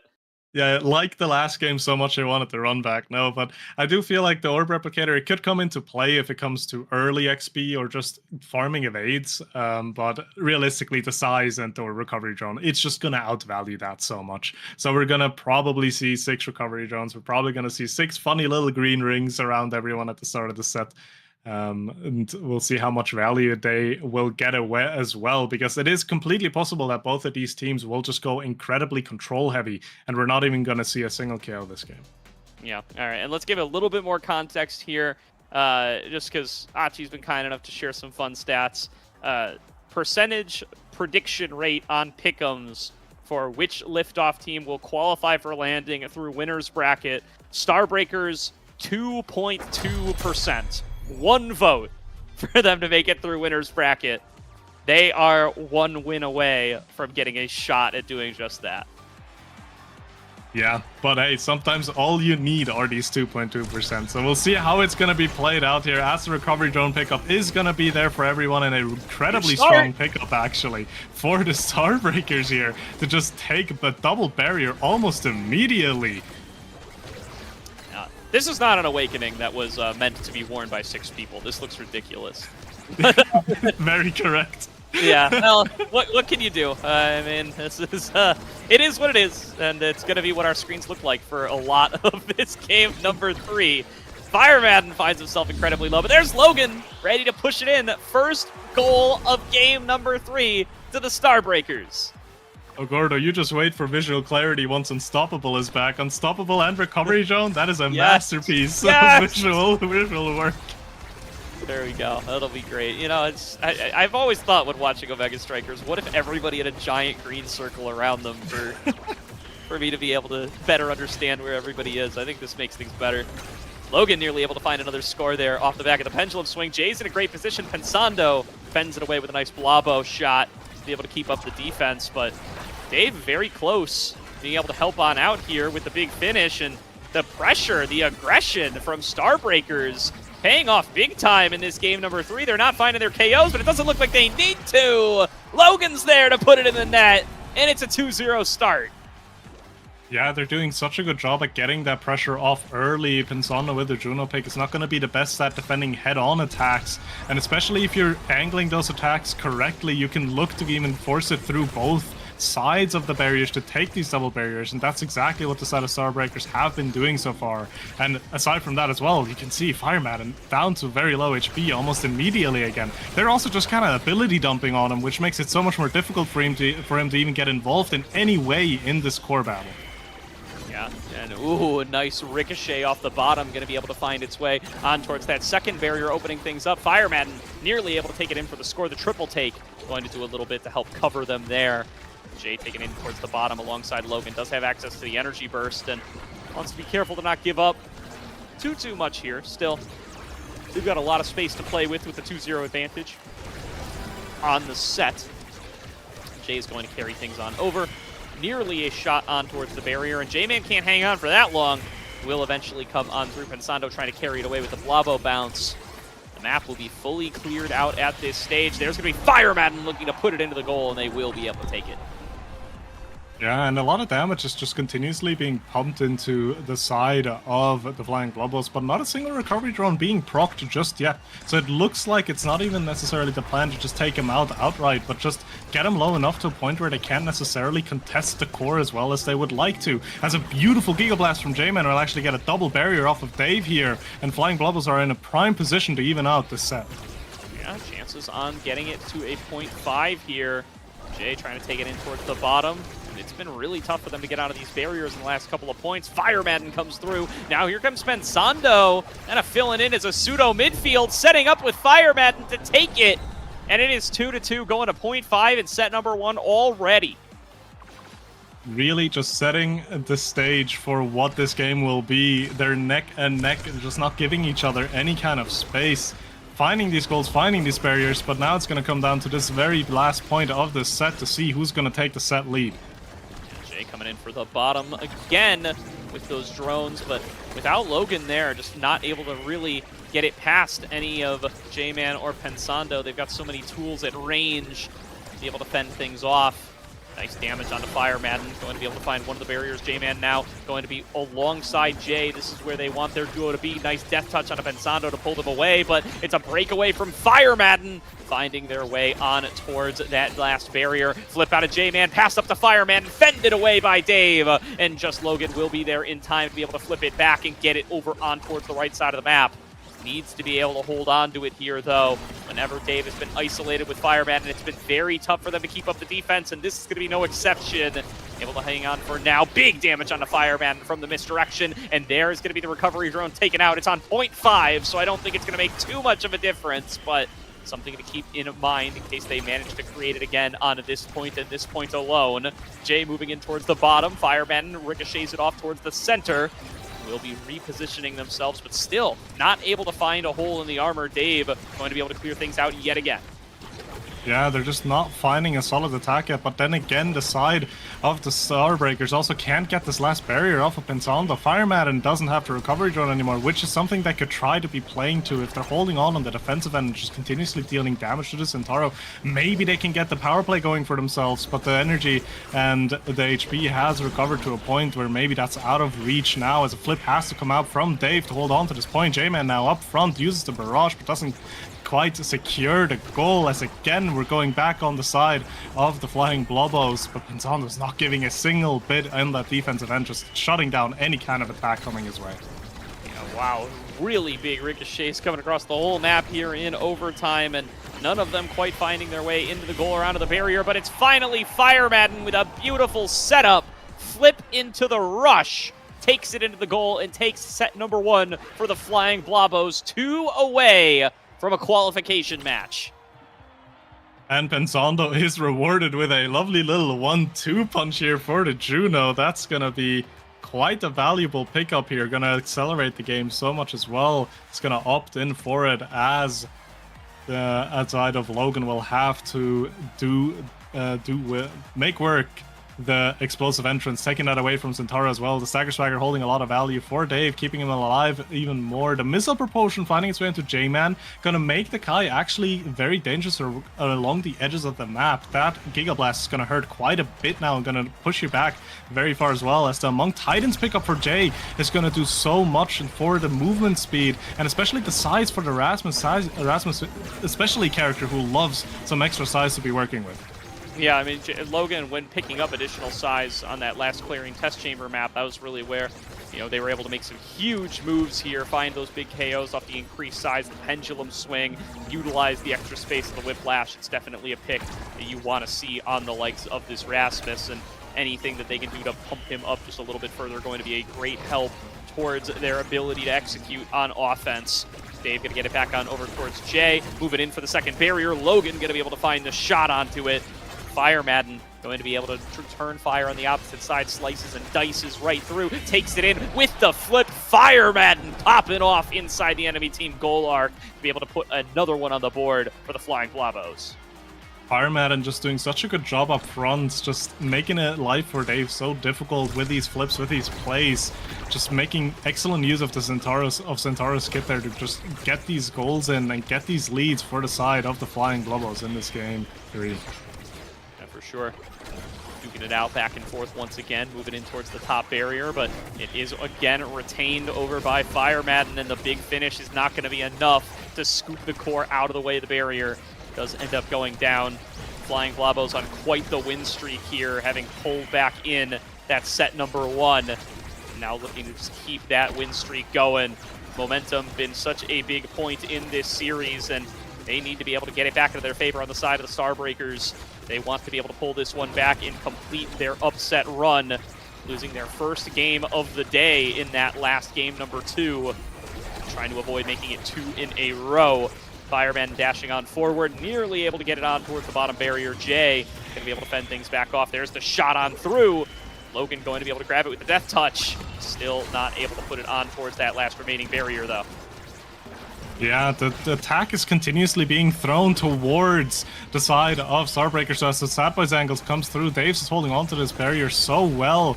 But you can see that eject button on Pensando doing a lot of work as well, because as soon as the core slightly goes over to their side, he can just jump up front and immediately restart the attack with the Blobos and that eject button himself. As now, for the first time in a while, they are actually more on the defensive end, with a lot of damage finding its way onto Fireman. Recovery drone even popped onto Zentaro, which is going to potentially be the difference maker in some of the points further down the line, because there's no res on the Zentaro anymore. Meanwhile, the entire rest of the game will still have that potential to just be taken right back into action. Definitely will, because there's going to be a lot of pressure being exerted on towards this bottom barrier. Fireman still managing to hang on. Dave sends it towards the center. It gets reflected by the black hole right back into the barrier, which they lose. And Fireman is still staying on the offense, even while staggered, even with the recovery drone down. Just wants to be able to score here and be able to keep the winning streak going. Now going to be blocked away by the triple take. Nicely done. Logan going to be able to finish the job, and an actual power play for the first time, I think, in this whole series, or at least in this whole game, thanks to the recovery drone start. See if Logan's going to be able to make use of it. Once again, though, I mean, it was true in game number 2 as well. Starbreakers not really able to turn these power plays into much effect on offense. Yeah, it's really difficult for them to do so, because Pensando just kind of excels at interrupting these attack setups early, especially on a pick like the Juno with the Blobo. What a beautiful Giga Blast finds the goal actually from J-Man there. But yeah, Pensando does a beautiful job at interrupting any kind of setup early, so even if you are in a power play, he just interrupts it, sends it into a dead area, and the power play almost immediately gets killed for the side of Starbreakers. Are we seeing the miracle run end here? It has been a rough multiple points in a row slough for the side of the Starbreakers. Needs to get the momentum back. Logan gets a double barrier. That's a good start to it. See if they can keep it on going, but Fireman's right back in position, getting the double barrier right back on the opposite side. J-Man following up with the Giga Blast. There's the flip coming out of Fireman. Goes in for the slashing strike. Can't quite find their way on through. Will be held on to. That's the KO yet again. Recovery drone being gone does end up making a difference. A shot in is saved by the big finish out of Dave, who is able to hang on. Logan coming in from the top rope. Still not able to push it on towards the barrier. Fireman does respawn, and Fireman with another scoring shot. That touch interrupted by J-Man, who's cut off by him now. Flip comes out of Dave to clear things back out towards the opposite side. Fireman is still waiting, goes into the Oni's blade, looks for the slice and dice, finds its way into the goal. And a 3-0 set for the Flying Blabos puts them up 2-0 over the Starbreakers. They are showing us why they are the seed 3, why they are expected to go into this winter qualification game as they take this lead. This draft, however, not necessarily hugely in favor for them, because the Monumentalist is right here and the Finny and the Now are picking right after. So even though the Fight or Fly pickup for J-Man is going to have so much value, you get a stacks on Finny, which is going to enable Dave a lot more offensive positioning, and the Monumentalist on Now is going to be so annoying to be dealing with. She's going to have so much more pressure overall and damage output as the second spark finds its way into Fireman, and a Size Awakening finds its way into Pensando, and last but not least, a prize fighter will find its way onto Logan. So I feel like even though the set was won for the side of the Flying Blobos, Starbreakers ended up getting better awakenings in this one. And they're going to need them. I mean, they've got a huge comeback ahead of them if they want to be able to make it to a winner's side qualification match.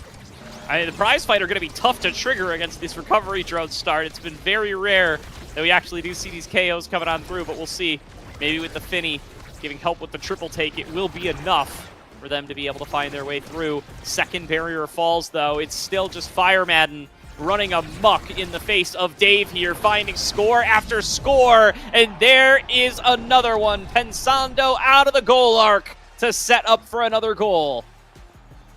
And that's exactly the value of that eject Juno, right? And that aggressive positioning that Pinzano's doing so well as well. Even if both the forwards are caught off guard, he can immediately run up and apply the pressure himself, which is the reason why they were able to take that point there. They're now 2 goals away from making their way into this winner for qualification smash. The double sad boys angle is insane, though. Can I get 2 boys emotes in the chat, por favor? Because that is a huge loss for Logan and Jay. They thought they had it, they don't find it, but they do get the double barrier afterwards, so all's well that ends well. Starbreakers looking for a chance to be able to get it on into the goal, to be able to break their loss streak, to be able to turn some momentum back into their favor. It's Logan on the breakaway, but J-Man going to be able to fend it back away. Jay is here for the backup to help Logan get it in there. But it's fended off yet again. All 3 members, the Flying Blobos, are going to be there and available. Here's the flip coming on across. It's still rejected by Logan and Dave. They hang on for just a little bit longer, blasted back away.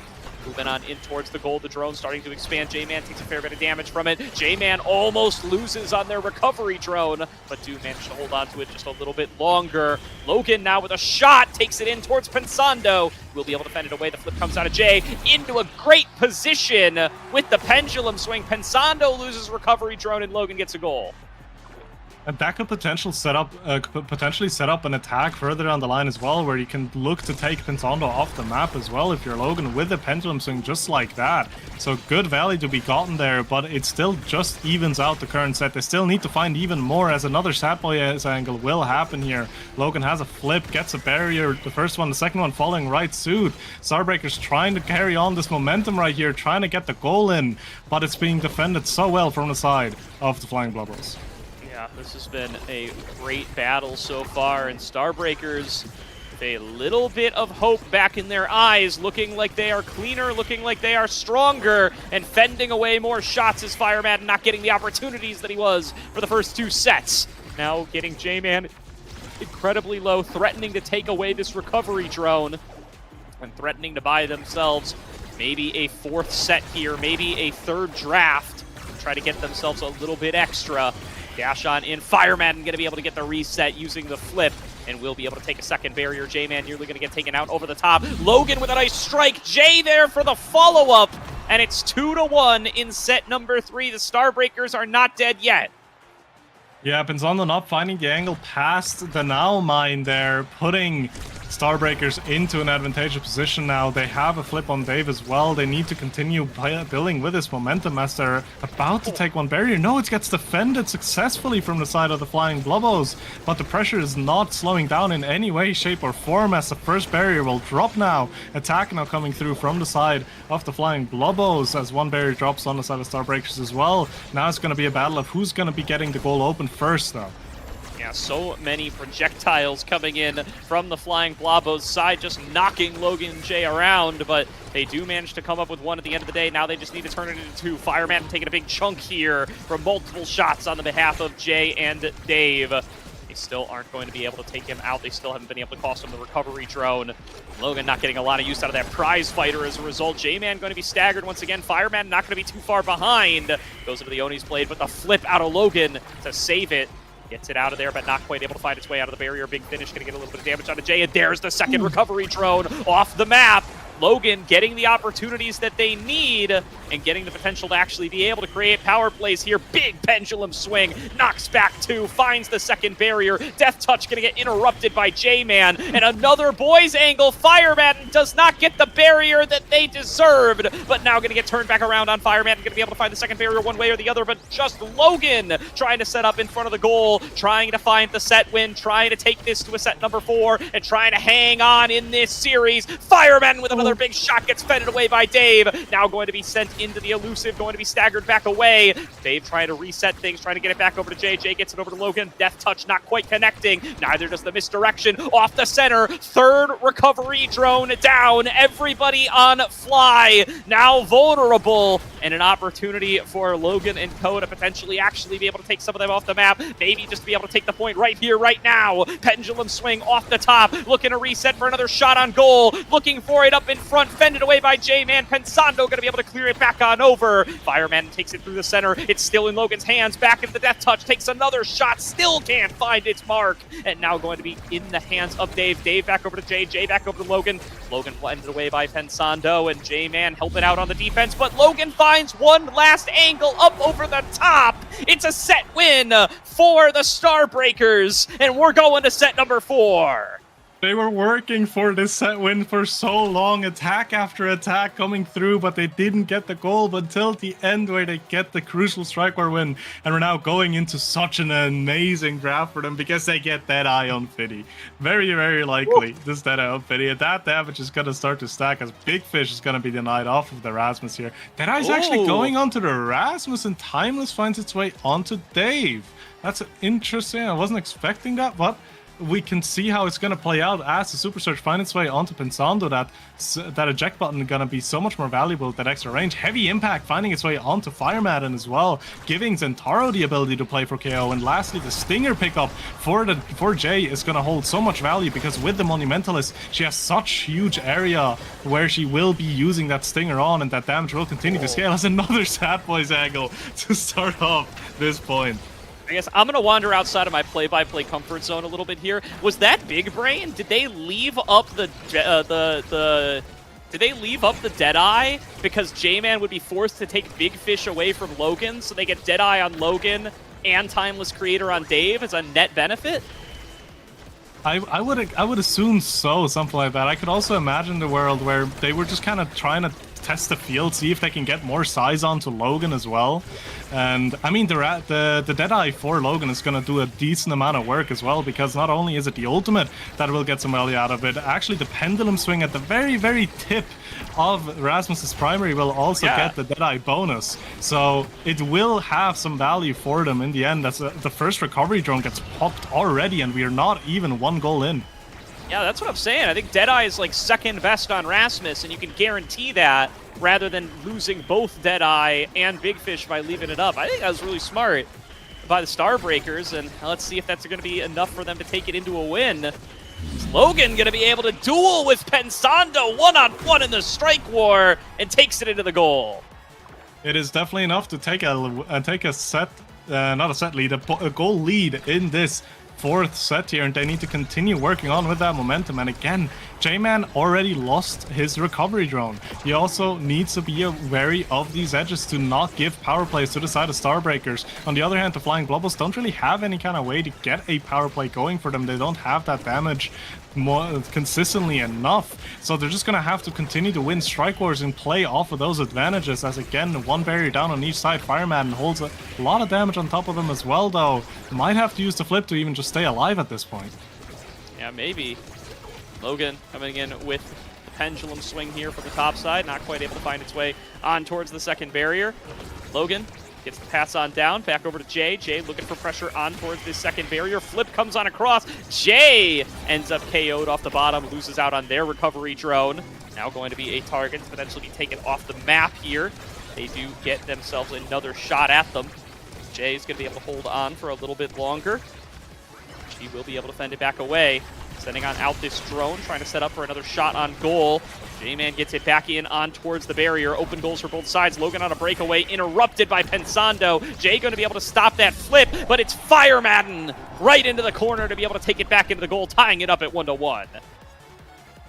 Yeah, a really good setup there from J-Man, using that Giga Blast to interrupt Dave early and following it up with a barrage there. Very difficult to defend, as we're now evened out again, and the kickoff will commence. Very low energy bars though on J-Man and Pensando, so do need to watch out for that to not get to take it down too low, as another Sad Boys angle will come through both sides in 1 barrier now. Ooh, good damage on a cross. Fireman nearly taken up off the top, but at the end of the day, it is a double barrier secured for the Flying Blobos. and a chance to be able to take themselves once again on towards series point. They have 2 set wins already in this game, number 3. Fire Madden wants to close things out on this set if they can. Logan carrying it up towards the top, Jay in tow, but still not going to be able to find their way on towards the second barrier. KO is found. Power play for the Starbreakers. Second barrier for the Starbreakers. Logan with a shot to the bottom corner. And a 2-1 lead for the Starbreakers in set number 4. They're just 1 goal away from sending us to a set 5 here. And Jay has a flip for herself as well. Meanwhile, Fire Madden no evades. J-Man just 1, and the recovery drone dropped as well. Another recovery drone down. Fire Madden and J-Man both vulnerable. And a chance for Logan to make good on that prize fighter they picked up in the second draft. Flip coming out of Jay, trying to disrupt any of these dashes coming in. Try to take back control of the core. One barrier already found. And Logan resetting here. We talked about this series being about momentum, especially for the Starbreakers. They finally started winning some sets in set number 3. They finally started winning some rounds in set number 3. And they are pulling it back. They are looking for another set win. They are looking to take us to set number 5 to potentially fully reverse sweep game number 3.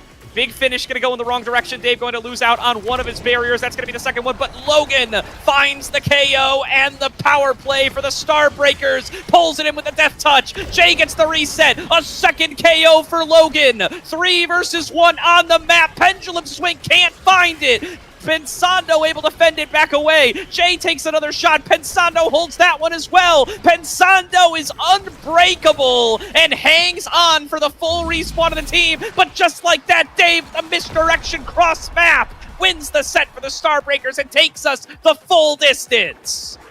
Dave not only doing an absolute masterclass on the defensive end, also going to be active up front as that misdirection will find the goal. Going into this last draft now, we do have Rapid Fire, we have Twin Drive, we have Extra Special, all valuable awakenings across the board. The Primetime finding its way onto Logan, definitely a solid pickup for him. The Aerial's going to enable J-Man to be so much more faster on the map, but the Twin Drive is actually a massive pickup for the side of Dave. Those triple takes have been doing so much work and the damage into core control department. Rapid Fire finding its way to Pensando, and the last 2 pickups being Reverberation and Extra Special here. So overall, this is just gonna keep being the same as we've been seeing already, just even more extreme. But a huge pickup for Dave here with the Twin Drive. Gonna have so much more defensive utility and offensive utility, as he's already been playing it so extremely well with just 1 secondary. Yeah, and a really early blow on the recovery drone. A second one! And just like that, the starting awakenings are erased on 2 critical members of the Flying Blobos. Just Logan thanking his lucky stars here. But it's going to be a quick score for J-Man. A trade of 2 recovery drones for the point. I don't know if you take that one as the Starbreakers. I feel like you can still be very happy with it, because now you can start playing for these power plays. You can start playing for these KO angles that the other side of the Flying Blobos are not able to play for at all, really. So yes, you did lose 1 point, but you're immediately taking a power play. You're immediately setting yourself up for a 3v2 push here, as both barriers drop. Can I find an angle to even get the goal in the end? More damage being done, potentially even looking to take the recovery drum off of Pensando if they keep this up, but no, it gets defended. A barrier goes down, the recovery drone does drop, and now the play is evened out in the end. Flip comes out from Fire Madden, but the barrier still stands. Dave holding on as it stands right now, and no goal just yet. Another KO. Logan on a 6 KO streak, refreshing the power play once again. Pensando finding the barrier, though. J-Man pushing it. Dave can't defend it in time. And the Flying Blobos take a 2-0 lead in set number 5, game number 3. 1 goal away from getting themselves into a qualification match. The point was looking so good for the Starbreakers, but in the end, J-Man was just there, was just present, and completely shut down that point, as they're now up in this set. 1 barrier down on both sides. Now Flip comes up from Pensando, as we'll see who will be taking on home at this point. No room for errors any longer. Recovery drones down across the board, but no room for error. They need to be able to take 3 points in a row here. They need to be able to clutch up if they want to take themselves into that qualification match for landing. And it is still the Flying Blabos with the advantage, wanting to make good on their 3rd seed. They've been made to bleed throughout this series, but they still want the win. They make good on 3rd seed. 3-0 in set number 5. The Flying Blabos are moving on to a winner's side qual. And that last set was all J-Man, just continuously running up with that Kai, being so present in the push, doing so much work in the end, taking all 3 golds there as well. Definitely a deserved match MVP in the end here, as we're looking at the rest of the stats, and you can just see how long this game was. We're almost at 30 minutes. So much damage coming out from all sides. Somehow, on a recovery drone start, we're looking at 7 KOs total for the side of Starbreakers, but in the end, it just wasn't enough to get the win going, but still an incredible showing for both of these teams here. And even though the side of Flying Blobos will be moving on to the qualification match, I feel like Starbreakers are looking for that qualification today as well, maybe just in the mid bracket. J-Man coming alive big time when it matters most in set number 5, taking the Flying Blobos the win that they were expected to get and moving them on towards a qualification match. Does look like Atlas's diversified resume are up 1-0 over Heavy Metal Gundam, but still to be determined who their opponent will be in that potentially final match. Somebody's going to landing off the back of that one, Sloth. Yeah, most definitely. And it's going to be an interesting series as well, and an exciting series. And there, as all of these teams have come in today with just 1 goal, and that goal is making it into landing. So that series is going to be incredible. Definitely really good stuff here, though. Super impressive run so far from the Starbreakers. Excited to see what they can show us over in the lower bracket. But huge congrats for the Flying Blobos, not letting some errors get to them, not letting a game number 1 loss get to them, and pulling it out in set number 5 there to be able to close it out and move themselves into a qualification match, hoping to be able to make it to landing here. And if they keep playing like that, it certainly looks like they will be able to make it here, Sloth. Yeah, definitely agree. I will definitely agree. But I feel like with that, we're gonna go into a short break here. I think that's it for me and Gordo today. So it was a pleasure casting all these games with you. We're very fun and very exciting series, but we will see even more exciting series in just a second. So do not go anywhere as we're going into a short ad break.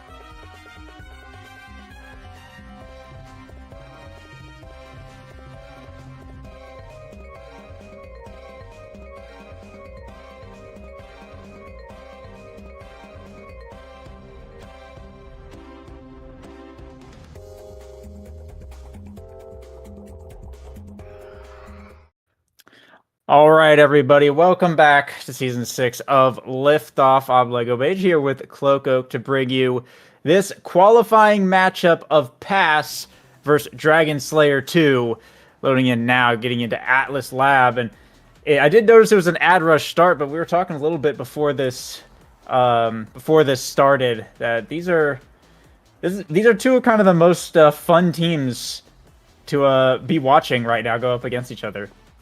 Well, and on an ad rush start with Tempo Melon, Pummelers, Luna. Oh, yeah. You already know we're looking at a reprisal of the Forged Fury performance last week. Tempo Melon getting, what was it, like 20, 30 KOs? And on Oni Village, too, and we're on Atlas Lab. This is a much more KO-heavy map, so I'm looking to see some ridiculousness coming out from Pass. It looks like all three members of Dragon Slayers 2 have gone for that Spark of Strength pickup, though. A little bit more reliable. You're guaranteed to get more benefit out of that one, as well as you get to contest the sparks. So, off to a very heated start, though. Barriers already being taken by Dragon Slayers as we move into set 1. Yeah, really aggressive starting Awakenings in gear here for Pass. Double pumps, double ad rush on the Luna rune. If they are able to start picking up KOs, it can snowball really hard, but the early core control definitely in favor here of Dragon Slayers 2. Already seeing that pay off. Both barriers are down right now. Striker Kai and Twisty looking to posture aggressively. The core, though, will slip back to Strike Shot Enjoyer. Gave West get to pass Tempo Melon, but the Tofu Fortress sends it right back around. A nice Strike Shot save. Tempo Melon is a bit staggered here in the middle. The Death Touch from Twisty, not quite at enough range to pick up the KO as he had to overtime. But Tempo with the dash punch on the Luna on the wall. That's going to be a power play here for Pass. And now pass up to Tempo Melon. That's the second barrier gone. Both sides opened up. A boost into Rocket. But Strike Shot save Enjoyer will find the save coin with the flip point blank. Also going to get blocked away. That'll be Striker Kai respawning. Shedding back to neutral here now, pushing up on the top side. A nice strike from Striker Kai. Mango's not quite able to find the roll. And it'll be Dragon Slayers 2 to take the first points. Yeah, Dragon Slayers definitely going to have the more consistent start in this set 1. Not as much damage in terms of Awakenings on the side of Pass, but certainly they're still playing for those kills. And I'd like to really admire the decision to go double midfield here. Or maybe it's arguably not double midfield, maybe it's arguably Tempo Melon Brawler on the Luna, but I think that you could construe this as a double midfield for sure. And it is going to slow down the points, but Pass doesn't have a problem with that. They've already committed to this idea of we're going to win by killing, and that's how this is going to happen. There we go, the Rune Luna bullcrap! I love this derpy combo. It sucks to play against, it feels awful to play against, but to watch these top players cook on it, it's highly entertaining. So they're going to be doing this the whole game, and Pass have already made it clear exactly how they intend to win here. But for now, it's Dragon Slayers 2 at the forefront. They're the ones who have an open goal in front of them once more. Now Pass now trying to get some offense going here. They force the core flip out Strike Shot Enjoyer, but the Banish and the Nuke not quite lining up. And Dragon Slayers 2 will get out with minimal damage. Striker Kai is staggered, though, in the backfield. Takes a rocket. Send him flying. Twisty now with the core. Pass down Striker Kai up into the corner. Twisty looking for a shot. Not quite able to hold on to it. And that's Striker Kai down. Another power play for Pass. His coin up in the top corner looking for the pass to Tempo Melon. They'll bring down the second barrier now. Back to Tempo Melon down to coin. Looking for the corner. A great strike shot from the now goalie. But Tempo Melon is able to keep possession. And with the dribble to a shot, will find the center of the net. Pass able to tie it up at 1. Yeah, and with the Pummelers on Tempo and Coin, Striker Kai and Twisty both opting for Mags.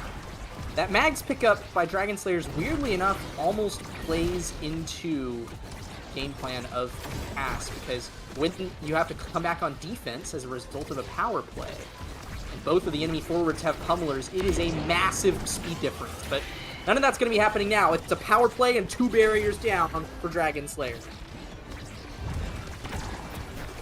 Yeah, Dragon Slayer's trying to force this power play here. Giga Blast here in the corner. There's a lot of energy to work with for Pass. A nice Banish to buy some time from Coin. The Pillar almost some self-sabotage, but Mango's with the flip, able to save it. Bring down a barrier on the return. Tempo Melon will proc the ad rush off of the boost kill, and now they're looking for a power play of their own. Pass trying to keep the aggression up, but nice strikes from Striker Kai, doing just enough to clear it out to buy a few precious seconds for Twisty to come back online. Mango's aggressively pushing up there to stop the core, but Striker Kai will punish him for it, and that'll be the second point going over to Dragon Slayers 2. are certainly making a show of it. Twisty and Striker Kai both linking up really nicely in front of the net there. And though Mangoes is putting up quite a nice display on defense, doesn't really have too much support. But when you're on a power play, you've got a double ad rush proc on both of your forwards. Doesn't really matter whether or not you have, a midfielder with speed to help you out here. Coin does have a flip in front of the net, and it's looking like a pass angle to try to tie up this set. Yeah, speaking of angles, there's a sad boy one right there for Twisty. Still able to keep the core up, but another banish into Crater Maker combo. I mean, Pass has been so coordinated with those so far. Will result in the power play, and a coin flip from Coin will set up Tempo Melon for the goal. Pass firing back yet again, bringing it to 0.5 here in set 1. Yeah, 0.5 already. I'm going to be honest, I'm impressed that Pass were able to make this happen. When you're playing an early kill comp like this, oftentimes it can be really, really hard to pick up some steam in the early sets if you don't have damage awakenings. But Rune Luna kind of solves that problem. As long as the banishes are coming out from Coin, there are always going to be massive opportunities for that Luna nuke to take someone down to full stagger. But Twisty's already back up and running, and the barriers are down. This could be a Dragon Slayer's early set 1. Twisty dribbling up here. Mango's trying to keep in the bottom corner of the pendulum swing. Now you're unable to land, but Striker Kai with the pass up to Twisty will find the top corner. And Dragon Slayers 2 will pick up set 1 here. It might be absolutely crucial for them to not let Pass get any crazy damage awakening. And with a Spark, Fight or Flight, Stagger Swagger all showing up here, yeah, this can be a really important draft.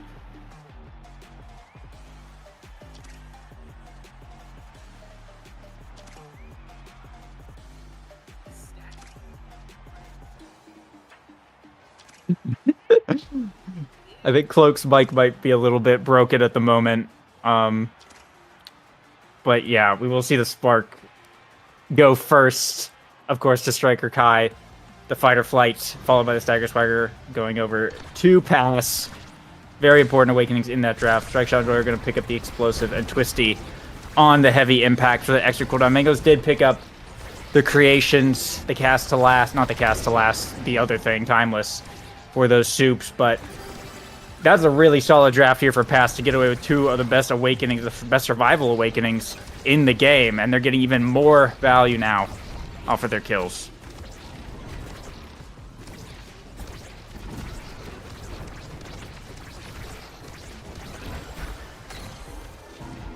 Now 1-1 as Pass try to work their way up the field, but it's Twisty dribbling back up into the midfield. Here a banish into Crater Maker. That could be a KO. Missed time just a little bit with the pillar from Coin. Will finish him off. And now another power play here for Pass. Coin up to Tempo Melon in the top corner, but Twisty finds the clear to buy some time. Coin setting up in the bottom side, but Sad Boy's angle will be able to clear it out, and Striker Kai back online. Still in the defensive here, but Twisty looking to push back up with the Whiplash. Tries to get it through, forces the flip out of Mangoes.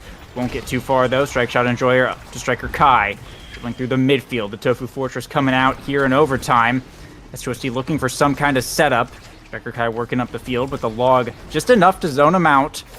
Neither team able to get a solid grasp on the offense. They're looking to set up. Coin's taking a little bit of damage here, but the cooldown should be coming back up for Pass soon. And they'll have the opportunity to find another power play. A boost forces Strike Shot Enjoyer to burn the core flip. And now Twisty dribble off the center. Gets it past. Mangoes are yummy. Committed to the somersault. And Striker Kai with the shot on the open net will take the point. Dragon Slayers 2 go up first in set 2.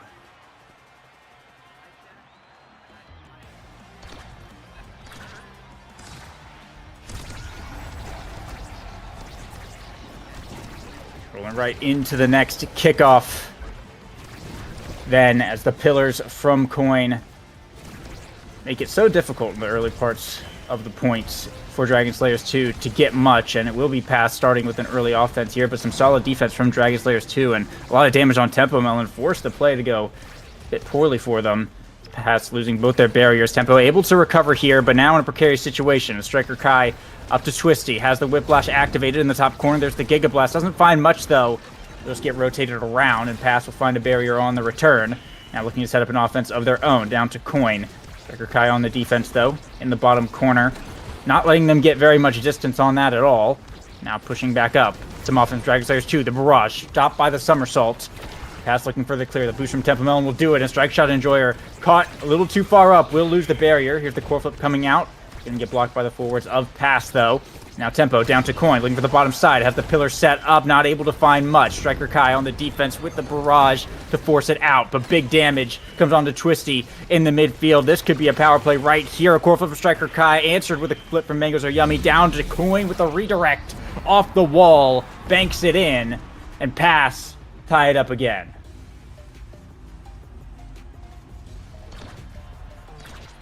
It's been 1-for-1 here pretty much this entire game. Neither's able to get a truly decisive points lead, but of course Dragon Slayers 2 do have the current set lead, and big damage on the Tempo Melon here. Flies around the world to pick up the midfield orb to stay alive. Does leave a little bit of breathing room here for that one-on-one in the midfield with Twisty and Coin, and that will be a barrier going down for it. A banish into a Crater Maker. That's both forwards getting hurt, and a KO onto Striker Kai. An easy point here for Pass, just taking huge advantage of that speed and able to force it right into the still opening goal gates. Now Pass on set point, an opportunity to truly tie this game. Surely they need to take it. Quick barrier down though, and a second one from Striker Kai. Bit of a misplay here from Strike Shot Enjoyer. Will lose one barrier, but still in a decent position. Temple Melon is a bit injured. Mango's committed to Tofu Fortress already. A banish into Crater Maker, forces some energy off of Striker Kai here. But now Mango's looking for a clear. Coin with the flip, picks up the KO and brings it up to Temple Melon. Now it's a power play for Pass. Core though, getting cleared out and buying a few seconds. Dragon Slayers 2, a nice strike shot from Strike Shot Enjoyer. Let Striker Kai come back online now, as Dragon Slayers 2 looking for some offense here. A pass up to Twisty will find the death touch to on the rebound, but Mangoes holds it down. Gonna have to do another clear here up to the top side. Twisty looking to regain possession with the Whiplash, dribbling in the corner, but Temple Melon not letting her get very far. Another pendulum swing to look for possession, but Coin able to get back in time on the defense. And it'll get cleared back out to the middle. Twisty, though, with the flip available. Could spell some good news here for Dragon Slayers. The Tofu Fortress committed, but there's a gap on the top side. Twisty with the core flip into pendulum swing, and there's nothing Dubu can do about that one. Dragon Slayers 2 tie it up on set points. How am I sounding now, huh? You're back. Welcome back. I'm back. Let's go. You're back. All right, we will take that. I had to dilly-dally around in my Windows microphone settings. We're getting some banish evades now, Lego. Yep. I missed almost the whole set, but it's another set 5.5. Dragon Slayers still keeping it up and running, and they have the energy advantage here. Twisty's looking to end it and bring them up another set. So dribbling in the top corner. Strike Shot Enjoyer up here in the midfield as well to keep the pressure on, but losing a little bit of momentum right now, though. Twisty sends it back in to an offensive zone. Striker Kai up to Twisty in the top corner. Can't find a good angle. Coin will make it clear. Looking for a little bit of breathing room here for Pass, but Strike Shot Enjoyer down to Striker Kai, the Crater Maker, though, coming out, breaking that play up. The Death Touch gets dropped, but a little bit too early. Mango's had time to make the read. Just gets sent back down to the bottom corner. Dragon Slayers 2 will lose a barrier off that return. Find a clear here. Back to the midfield. Tempo Melon now looking for the boost. A core flip from Strike Shot Enjoyer. Will sneak it past, though. Core flip from Tempo Melon. In return, it's going to get blocked away. No barrier to be found just yet. Now Coin going to get blocked by the barrage. The Death Touch from Twisty almost stealing the core away, but not able to find it. But Tempo going down, and now it's a power play for Dragon Slayer. Strike Shot Enjoyer to Striker Kai, but the pillar from Coin is perfectly placed, and that steals the barrier away when they're short-handed. The banish almost lasting long enough to find the point. Now Tempo Melon coming back, boosting into the bottom corner. Beautiful setup right to the middle. Strike Shot Enjoyer can't place the primary in time, and Pass. They'll take the sets. What a reaction from Tempo to change direction mid-boost on a whim to get to that bottom corner. That was crazy. Yeah, incredibly clutch, especially because Dragon Slayer's still playing really, really strong that point, but Pass managed to get it out. That'll be a monumentalist pickup by Coin. That means it will not be available for this now. But similarly, Denial's coming out from Striker Kai, picking up that Deadeye, making sure Tempo will not have access to it. She does still get Super Surge, though. And those dashes, just like you said, those boosts are particularly nasty. That is a Pauldron's Might of the Colossus Dubu. Mango's looking to get in on the killing action a little bit more. And I'm a little worried about Twisty's ability to get value out of Glass Cannon when the enemy's game plan is to beat her up as much as possible along with all of her teammates. So we'll see how that plays out, but our sets are tied up for now, LEGO, and we're starting off set 3 with yet another disgusting neutral state as both of these teams desperately try to beat one another up and grab barriers. Yeah, that's how it's been for the majority of this game here. Once they find a foothold, they're able to make a big explosive impact, but until then, it's a lot of just battling. Striker Kai, though, finds a gap in the defense. Gets the pass up to Twisty. And that will be the first point going over to Dragon Slayers 2. Small mispositioning there from Pass. But ultimately, I did want to touch on that glass cannon thing you said, because I kind of noted most of the damage from Pass has been going on to Striker Kai. I say that as Twisty gets absolutely blown up. But most of it up to this point has been going, most of the KOs have been landing onto Striker Kai. So curious to see if that damage allocation changes at all. Yeah, one thing is for sure, Dragon Slayers 2 are adapting really well to the game plan of Pass. So I've noticed Strike Shot Enjoyer holding on to the now ult. And what a call out from Twisty, point blank in front of the net to get a 2-point lead in this set. Well played from Dragon Slayers 2. And especially Twisty there. But I want to call out Strike Shot Enjoyer for a moment. Holding on to the now ult to make sure that when Coin lands these banishes, they can teleport all the way up to the front and stop Coin from being able to place pillars on top of the teammates, which shuts down that whole combo. It will not, however, shut down Tempo Melon from dash punching her way into another ad rush proc and getting another power play for Pass. And 2 flips to work with here as well. They get 1 barrier, but Striker Kai just doing a good job buying some time. A core flip from Tempo. We'll find the second one now, but Tempo getting taken out from the black hole. It's just Coin in the 1v3. A core flip here to the top side. The Strike Shot Enjoyer is going to shut that down. Now Mango's forced to buy a little bit of time. A banish into pillar onto Twisty, but Mango's will lose 1 barrier here. Twisty looking pretty hurt. Tempo picks up the KO on the respawn, and now another power play immediately for Pass, pushing up to the top corner. Strike Shot Enjoyer buys just enough room to avoid the boost. And now Striker Kai looking to buy some time here, but Tempo with the core up to the top side. Doesn't have a boost cooldown to commit. And now taking some damage from Twisty on the respawn. The banish going wide. Tempo boosting into the bottom corner here, but Striker Shot Enjoyer bringing it around the bottom side. Giga Blast not able to find much. A pass up to Twisty here. Back down to Striker Kai, but Coin getting in the way. We'll send it back around. Force another rotation here from Dragon Slayers 2. Tofu Fortress is on cooldown now. It's Twisty up in the top corner, getting a little bit of help from the ranged goalie. Striker Kai with the barrage to the bottom side. Mangos finds the read. A Giga Blast, though, but a bad angle. Very lucky as it bounces between the goal walls. And now Striker Kai looking for the bottom corner, but can't get it through. The defense is still. Another banish here onto Twisty. Doesn't get much.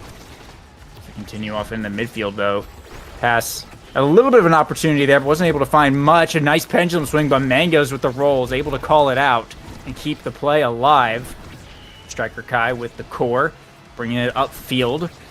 Twisty not far enough up there to be able to do much. And now Dragon Slayer's looking to regain possession. Core flip from Mangoes, though. Sends it around the world. Strike Shot Enjoyer's got a flip to send it right back. Core just back into the midfield. And finally going in. Mangoes caught in the log animation as it banks off the wall. It hit the now primary there.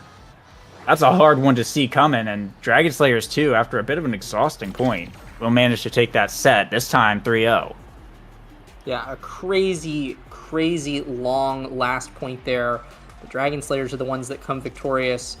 And it does look like they're going to keep the denial game going, which I would say is pretty smart. If you're winning off of core control, there's no reason to let the enemy team get the bis that'll let them pop off. Stacks on stacks, though, floating all the way down to last pick, where Coin will manage to pick it up. Honestly, the most critical pickup, though, in this draft is Mangoes getting that recovery drone. He was on the precipice of being able to red core in overtime with the Pauldron's power plus might. With that little bit of extra size, I think that'll put him over the edge, and this will make a Dragon Slayers a significantly larger threat when the overtime clock hits. Yeah, it definitely will. But so far, I think we're just going to continue to get more of the same. As you point out, pretty much every point is going to be going into overtime with what we've seen thus far. And well, now we've just entered the Oni Village version of this map state, where you have the 2 barriers on the top side and the open space at the bottom. A lot of times they can last pretty long, but Pass able to find the barrier there with a bit of aggressive push. Will open up that goal pretty early on. Now passes to Tempo Melon, a boost to the corner. Doesn't get too much there. Tofu Fortress in the midfield forces Twisty to have to dribble around a bit. Striker Kai got some speed on the defense and keeping it good. And now we hit that overtime. There's Mangoes hitting that red core, as you mentioned. Now Twisty dribbling up the field. A nice somersault from Mangoes. Clears it out of there pretty quick. Striker Kai, but the Banished getting 2 of them. However, they're able to get out in time to avoid the Crater Maker. And they'll stay alive. A boost up from Tempo Melon. Doesn't have the redirect, though, to send it to the bottom of the net. Strike Shot Enjoyer does go for the flip. It gets it up to Twisty, and that's the barrier gone. Can't find the point just yet. Striker Kai to the top corner. Twisty with the whiplash, but Coin finds the clear and has a flip available of his own. Here in the midfield. Just pushing up with the death touch. Mangoes finds the somersault, though, and that's a block core flip from Coin. A pass to Tempo Melon with the boost to redirect it point blank. Some crazy timing coming out from Coin and Tempo Melon this whole match. Another example right there to pick up that point. Yeah, another big consequence of, or I shouldn't even say consequence, but rather benefit of this double midfield comp that Pass is running is it does give Mangoes so much leeway on defense. This guy has cooldowns available all the time, despite not having any cooldown awakenings. Allows him to respond to Twisty really effectively. Even when his team gets double KO'd, what a power play here for Dragon Slayers 2 as they get to run up the field. Burning energy here, getting both barriers and cracking open the net. And Twisty is able to find a nice shot to the bottom. Mangoes very big, but not very fast on that Dubu. Can't make those cross-net saves in time. And Dragon Slayers 2 is able to get on the power play. Good things absolutely happen, but they continue to go 1 for 1. That last set was really the outlier here. We'll see if they're able to keep it up. A core flip, though, blocked by Twisty, and that results in a barrier lost in Twisty with the KO as well. They're looking for a second one, potentially. Tempo Melon's pretty hurt, but another power play for Dragon Slayers. Tofu Fortress coming out here. A nice clear from Tempo Melon buys a little bit of time. Striker Kai looking to keep the offense up. Dribble off the black hole. Twisty having to recover just a bit. She ran out of energy here. Striker Kai taking quite a bit of damage. Almost got KO'd. But now Pass with the pressure in the bottom side. The pillar from Coin will pick up the first barrier. Double Banish coming out. No Crater Maker to follow up. And it'll be Dragon Slayers dribbling back up the field. There's the Crater Maker, but it might be too late. A nice death touch from Twisty. Calls out Mango's roll, and that's the second barrier gone. Twisty with the whiplash available. Able to win the foot race against Mango's. And just push it right in. Dragon Slayers 2 on match points. Obviously, Twisty and Striker Kai are putting up a good show on offense, doing a fantastic job keeping possession and playing their life, right? They've been dodging a lot of these abilities that are putting up, but I really got to hand it to Strike Shot Enjoyer. Has really been the MVP of countering Pass's game plan here, leaving up orbs for his brawler and midfielder, who are both liable to getting KO'd a lot more than they are in this match.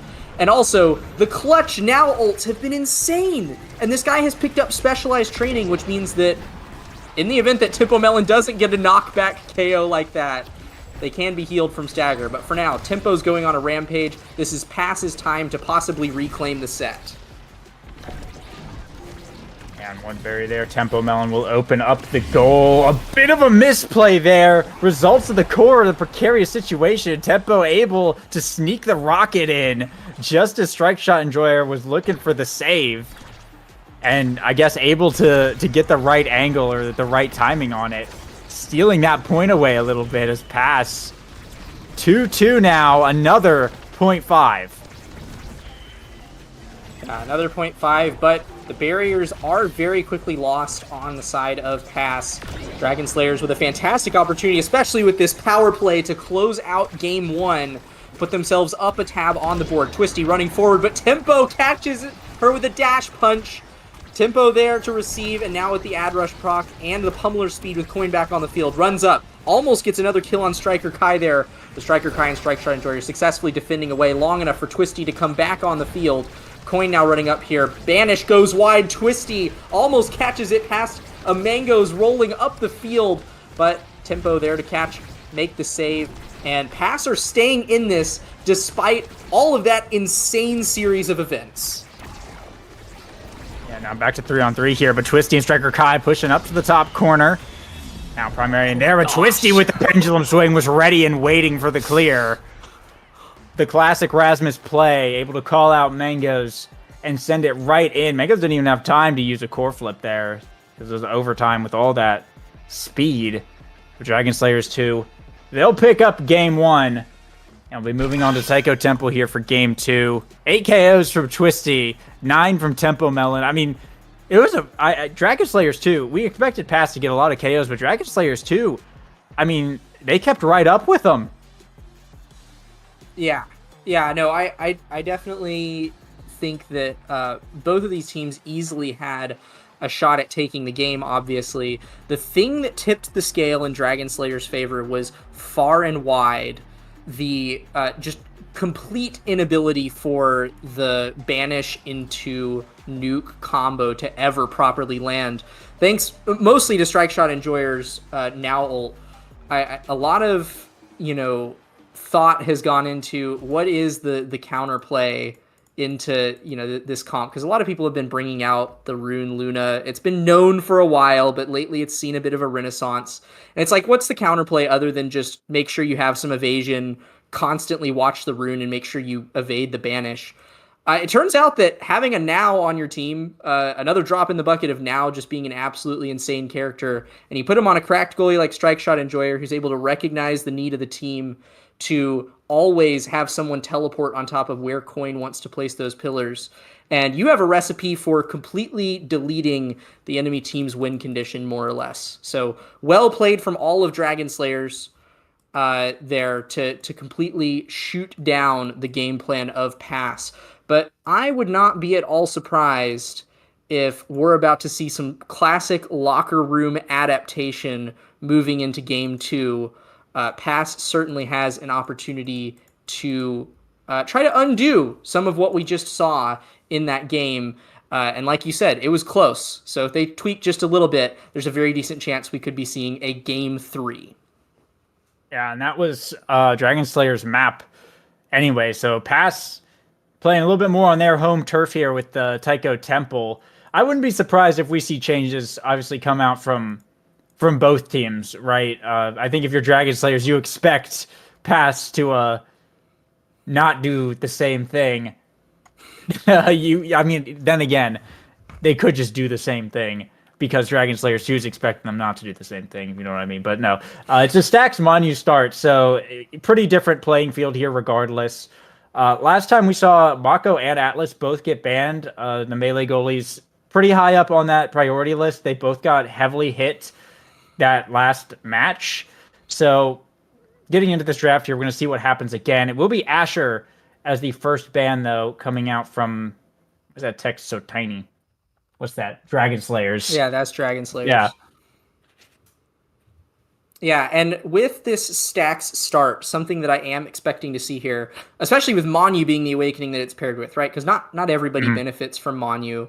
A lot of strikers don't benefit from Monu, and in particular brawlers. We've pretty much already banned the one brawler that benefits from Monu, which is Asher. So now I'm looking at this. Stacks, very high risk, high reward awakening, incredibly valuable if you can actually keep those stacks up. But Pass, known for killing, known for wanting to go for this ballistic blow up your enemy play style. Stacks on stacks is an awakening they're very happy to see, because if you're killing your enemy, keeping your stacks alive, and deleting their stacks, that's a massive, massive advantage. They are drafting Dubu and Aimi. I'm sure that's probably Mango's on the Dubu. I have to imagine that's Tempo Melon's Aimi. So they could flex it either way. Maybe they decide to not go for killing, but I would say that any team that has an Aimi on it is certainly gearing up for war. Yeah, I'm curious here. We see this Octavia ban that allows Dragon Slayers to get Atlas on a Manu start on Taiko Temple. Is the Octavia? Do you think the Octavia ban's really warranted here? Because I don't know. That seems weird to me, but I also am not as up to date with the state of the game. It's a good question. So Octavia has been really, really strong lately. She just has a high base speed. She has a lot of good awakenings that are in rotation right now. So you just kind of play speed merchant with her. She's a really strong midfielder in that sense. She is also really squishy though. Like usually Octavias are relatively killable if they don't get a lot of survivability or speed awakenings. So I could see an argument for both sides. Octavia is really strong, but she's also very squishy, usually very killable. Certainly Atlas, at first glance, you see that Atlas and you think, well, that's a Manu Atlas. He's going to be able to defend the barriers really easily. He's also going to be able to potentially revive and undo some of those KOs. But if you're getting consistent KOs, which an X-Imi are certainly able to do, Atlas can only stop so many. He's kind of like a recovery drone every now and then. I wouldn't be surprised at all if the game plan still goes perfectly. What I'm most interested in is this Rasmus midfield that Striker Kai has whipped out. I don't think I've ever seen somebody run Rasmus midfield on Taiko, but it should in theory work. Like the other popular map that you see Rasmus midfield run on is Night Market, and Taiko is usually compared to Night Market. A lot of the same comps are played on both maps. So I wouldn't be surprised at all if this is a totally valid playstyle. And we're jumping right in. Mango's back on the Pauldron's bullcrap. Coin and Tempo both opting for slick kicks. Striker Kai and Twisty back on the Mag Souls. It looks like very little has changed, except this time Coin and Tempo are putting the core control win condition under their belts as well, not relying entirely on those KOs to make the game a victory. Yeah, and a lot of stacks picked up here. We see both the goalies go for Manu on their creation characters. Everyone else is picking up pancakes. So if we do see some KOs come out, like you mentioned, they will be very volatile. Now Tempo Melon pushing back here after losing 2 barriers. Will pick up 1. They're looking for a second one. X Maximus getting popped by Coin. Looking for the bell ringer, but clear able to be found by Dragon Slayers as we head into overtime. The pressure, though, still mounting from past. The Cyber Swipe will get blocked out by Twisty. The Slice and Dice down to the bottom corner. Forces Mangoes to have to send it back in. But now one-on-one, Twisty, the insta-flip in the dash. There's nothing Mangoes can even do. Mangoes even flipped on reaction to that. But, like, I fully expected, I think, what every goalie expects there, for Twisty to push up, do a dribble or something, and try and get it around you, not just instantly shoot it like that. So, well played. Yeah, we do have Twisty on her comfort pick here. Something like, 2,500 games on Zentaro at this point, maybe more. An absolutely insane amount of experience on this character. Knows exactly how to take advantage of any goalie, but that being said, that's Tempo and Coin making an impressive offensive push of their own, grabbing a quick 20-second point for the side of Pass. It looks like both of these teams have their work cut out for them, and in particular the goalies, because these forwards are putting on a show right now. Yeah, I think these 2 forward duos have really kind of been the name of this series, and as I say that, a double barrier here for Dragon Slayers. If they're looking to keep the pressure up as well. They have Strike Shot Enjoyer up in the midfield here. They will lose a barrier, getting a little bit too aggressive there, but a lot of damage now coming out onto Coin. Avoids the death touch, but Tempo Melon will be left on her own for just a little bit here. Tofu Fortress will come out in the midfield, and now Coin fully recovered, able to push back up. Tempo held onto that core for a pretty long time to keep the offense going. For Pass, a nice revive here from Strike Shot Enjoyer, but that's the second barrier gone. Core flip from Coin on the line, waits it out, and just taps it right in. Pass, bring it to set point. Yeah, and not even necessarily winning off of kills. I mean, the stacks have been staying up on everybody so far. It is Coin and Tempo Melon the first to get both of their stacks online. But it seems like they are pretty confidently ruling this game right now. The Striker Kai Rasmus pickup seems to not be working out too well so far. It looks like Tempo and Coin are mainly just maneuvering the core around him. not really allowing him to get possession ever, which is always something that can happen, especially on Tycho. It's really easy to rotate the core around, especially short-range midfielders. If you don't have a lot of speed, it can be really, really hard to keep up with the pace of Tycho's midfield. So we'll see if Striker Kai can make it work. He does now have stacks on stacks up along with the rest of the forwards, and it is Dragon Slayer 2 the first to get both barriers down. And now Twisty waiting up in that offensive stance here. Core, though, not playing favorably, and it will go back to pass as they look to convert, but a nice clear allows the forwards to push back up for Dragon Slayers. A dash in from Twisty is able to sneak right past Coin and bump it right into the goal here as Dragon Slayers able to tie it up now. And Strike Shot Enjoyer still has a flip available. We're going to have 3 flips up here for pass, though, very shortly. So that could give them a little bit of an edge, but it's yet another 0.5. Yeah, like you said, a slight energy advantage for pass here. And they are making the early offensive push. Coin popping the X Maximus. Trades flip for flip there with Strike Shot Enjoyer and gets Striker Kai staggered almost here. Tempo still has this flip. Flips it here in front of the net, and the glitch pop follow-up! Beautiful, perfectly timed, and faster than I think I've seen any other IME do that. Like, usually there's some pretty significant linger between the flip time and when it's shot and when the glitch pop lands. That felt almost like an insta-flip there from Tempo. Some very, very impressive high-level IME tech will win past the first set. Give some size on over to Coin. That's the Deadeye denied away from Tempo by Twisty. Weirdly enough, Deadeye not an unusable awakening by Zentaro, especially with dash range. You can get some pretty disgusting damage procs off of the Deadeye, but Tempo's not upset at all. Extra special is always going to be welcome on IME. Striker Kai does get Stagger Swagger, though. An infamous awakening for shutting down damage playstyles and just being good in general. I don't think anybody's ever going to be sad to pick up Stagger Swagger. Mangoes gets the early spark. And we're jumping into set 2 now, pass keeping the tempo up and running early, and I'm not just talking about their midfielder. Yeah, there was a surprising amount of potential damage awakenings in that draft, but we haven't really seen KOs at all this game. It has not been the name of the game, and it was definitely hard to deny anything, I think, away from Tempo Mode. So I think coming out with that extra special is really, really good, just for having constant cat cannons, and now more core flips coming out. Oh, Tempo actually saved it with the glitch pop. Gonna have to rectify a bit of that mistake. She does have a core flip available, so we see if that gets used here. The pressure is still mounting from pass. X Maximus from Coin, a pass up to Tempo Melon in the top corner, but the strike shot sends it back away, though. Mango's right there to send it back in. Tempo goes for the flip, but not able to find the core. Is going to receive the pass yet again. Diamond turret coming out on the top side. The clear comes out from Strike Shot Enjoyer. Now Twisty in the 1-on-2. Not able to find a barrier just yet. Brings it to the top side, though, where Coin is. And it's going to get cleared out by Dragon Slayers again. Tofu Fortress comes down in the middle of the field from Mangoes. Pass trying to regain some control. A nice shot from Coin right to the middle. Splits the uprights. The Astral Projection didn't quite land. Or if it did, I think Coin may have strike warded it. It was kind of crazy right there. Yeah, that was impressive to be sure. But oh wow, a double barrier right off the bat from Dragon Slayers. Coming off of that last point, you need that.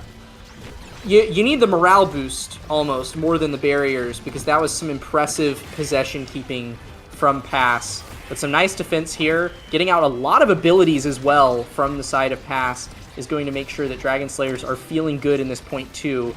And Striker Kai and Twisty finally getting in the stacks game, only 50 away from being at the same speed level as Coin and Tempo Melon have been since early last point. Another flip available here for Tempo Melon. Pass has been getting quite a bit of energy this game. We do see a flip up here for Strike Shot Enjoyer as well. The Imi turret coming out, goes for the flip, and somehow the barrier's still up. Coin wasn't able to get it. I don't know how that clear was made, but now it's back to Twisty on the offense. One-on-one versus Tempo Melon here, trying to get it past. Battling in the top corner are the other forwards. Core flip getting traded all around, but not going in. Sent back around the world, and that's the barrier gone for Dragon Slayers. Twisty with a shot to the bottom side. Striker Kai looking to follow up, doesn't quite find it. Now Tempo Melon back on the defense. The Tofu Fortress coming out. They're trying to clear up a Twisty in the top of the corner. Shot to the top is going to get blocked. Tempo Melon is staggered, looking for something to the top of the net, but can't find it. Coin another pass up to the top, but Ivy just can't quite reach that one. And now it's Dragon Slayers back on the return. Twisty looking for the KO. Not able to find enough damage that floats back to Strike Shot Enjoyer. Pass down to Striker Kai. Twisty looking for the slice and dice. Able to just sneak it past Mangoes, who can't catch up in time. And Dragon Slayers tie it at 1. Yeah, Twisty once again demonstrating that, you're more than welcome to leave the Zentaro on the table, but you might just live to regret it. Twisty might be a little good at this character. And Dragon Slayers are looking strong once more. Stacks and Stacks are up and on the table, and they've been staying alive, keeping up enough pressure that Coin and Tempo don't really have enough time to apply damage and threaten any of those KOs. But they are finally getting an offensive push of their own once more. Pass back on the prowl. Nice expanse here from Strike Shot Enjoyer, but the pressure still on in the top corner. Firewall Sentry coming out from Tempo Melon, forcing Twisty to go and get an orb. Luckily, they have just enough time with the core getting sent back around. Now Twisty with the Zentaro ult in the goal box. Isn't able to find the point just yet, though. Striker Kai sending it back in, but a core flip from Tempo Melon. Send it back around to Dragon Slayer's side of the field. Picks up one barrier. Core flip here from Coin. The punch to find the second one, and that's both sides. Now opened up, and finally a KO coming out. It's a power play. 4 passes. Striker Kai goes down. The cyber strike from Tempo Melon. That's enough to dunk it in. It's going to be a double KO as well for fun. As pass, bring it to set point. Oh, that's not just a double KO for fun. That is a double KO to reset both of the stacks. And with a 1-point lead here, Pass is at a massive speed advantage and point advantage to close out this set, giving them an early 2-set lead. Strike Shot Enjoyer does have the defensive flip here, but it's burned immediately by a clever dribble into shot from Coin. This is a massive, massive advantage for Pass. I cannot understate how much momentum they have in this point. Mango's pushing all the way up to the midfield here with flip, drops the soup, but it does get cleared out momentarily as Tempo gets closer to a flip of her own. And that's Coin with the second barrier, still has a few strikes on the X Maximus. Tempo with the core flip, goes for a fancy glitch pop self pass, but gets a bad angle. It goes back to Mango's, who's now on the defense. Log will send it up to Coin and into a core flip into Bull Rush. A bad angle off the bumper, though. Keeps it alive. Now Tempo Melon in the top corner trying to force it in, but just can't get it through. All 3 members of Dragon Slayers, and Coin goes down to Twisty. Tempo with the steal, looking to buy some time. And goes a roll down to the bottom side, but the strike shot sends it into the corner. Striker Kai looking for a barrier. Lee Twisty who picks one up, and now Tempo looking for a breakaway play, but it's 1v3 and can't get very far. Now Twisty with the core flip gets blocked by the soup. Now back up to Tempo Melon with the glitch pop, not able to make connection. Dragon Slayers push back up the field as Zentaro ult on the line, but not able to find a barrier. Now Mangoes with the core, looking for a clear angle, but Dragon Slayers trying to box them in. Will find an exit to the top side. Tempo in the top corner now has a Firewall Sentry set up. Coin has some time to get up there, but Dragon Slayers will make the clear. And now Coin trying to push back up, but Tempo a little bit too far back. A glitch pop to send it back up to Coin. Now the forward's in position. Core flip has to get burnt there from Striker Kai to get sent back around yet again. Twisty versus Tempo in the midfield. Twisty able to buy some time and a little bit of space as Striker Kai pushing up, looking for the barrier. A great resurrection from Strike Shot Enjoyer, and that's both sides. Now opened up. Striker Kai in the bottom side. Strike Shot Enjoyer pushing up. Does have a flip available. Twisty looking for it to cut the pass, but not able to make any good connections right there. Coin on the bottom side as pass rotates back. Tempo Melon gets flipped right on, but the save from Mangoes stops it from going right in as the point continues on. Twisty looking for a shot to the top, just barely able to sneak it through. And finally, Dragon Slayers tying it again on set point. Yeah, some fantastic plays from, I think, everybody that point. In particular, though, yeah, wow, that resurrection from Strike Shot Enjoyer was crazy. I also saw Mangoes do a really cool clear off the Tycho center drum that kind of zigzagged across past his side of the field before going back over Dragon Slayer's side.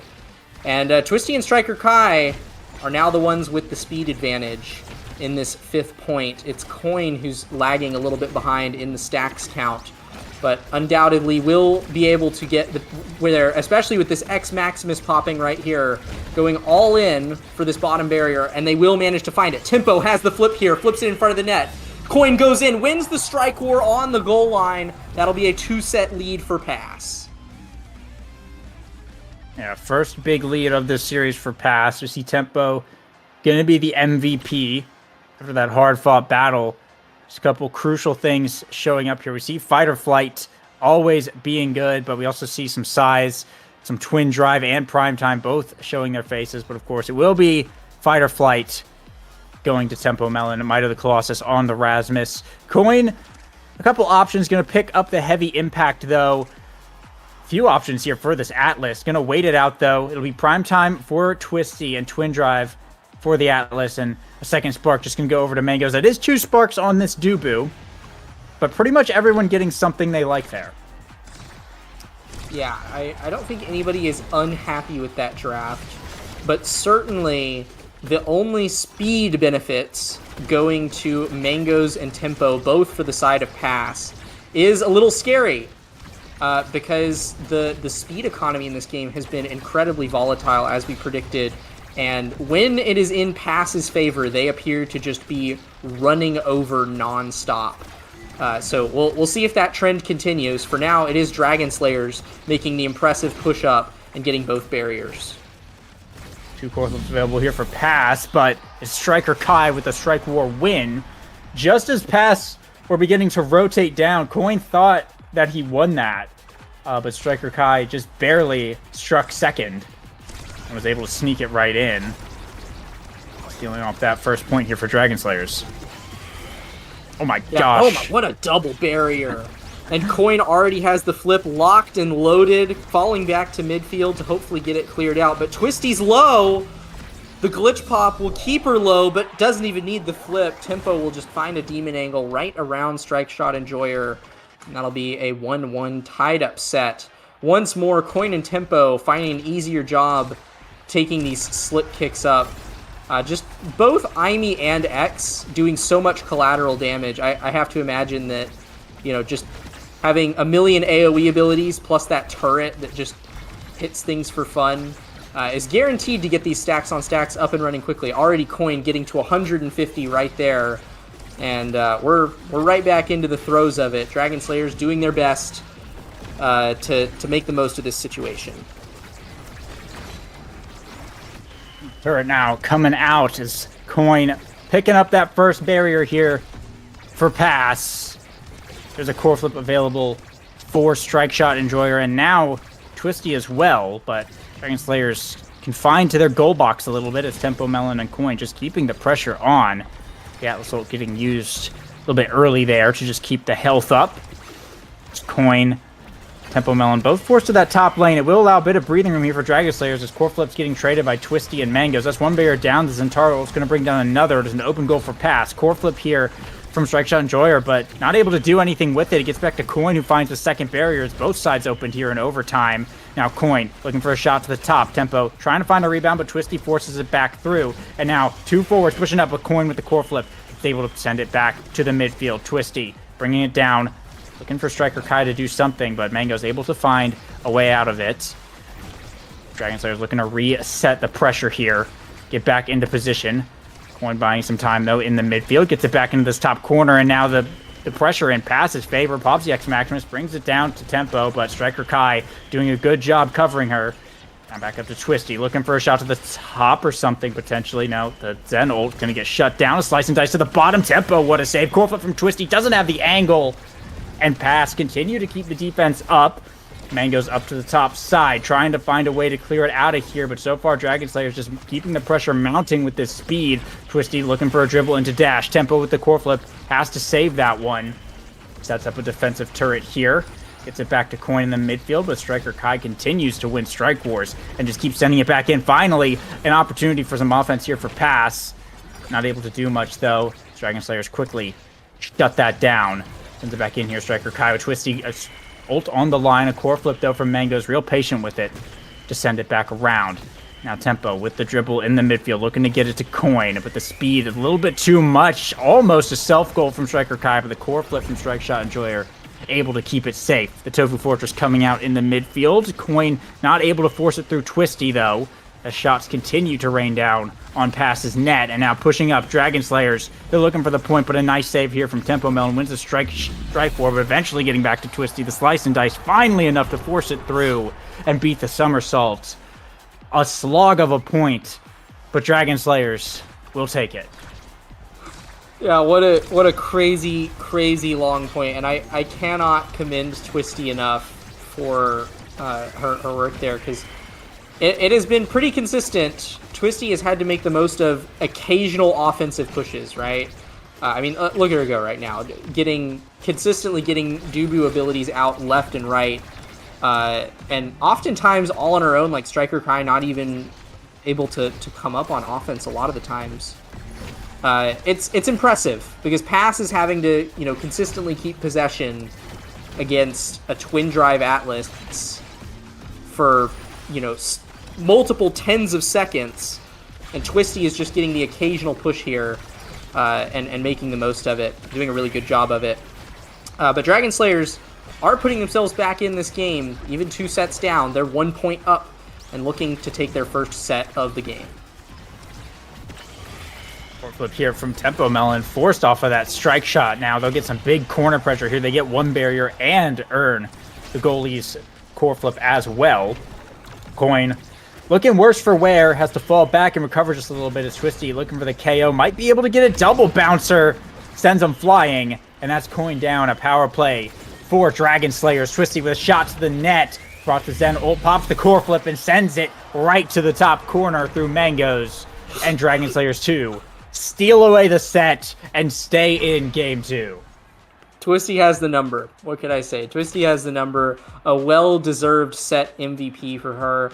And lots of attractive things on the table here for Zentaro. Explosive entrance, probably the most stereotypical one.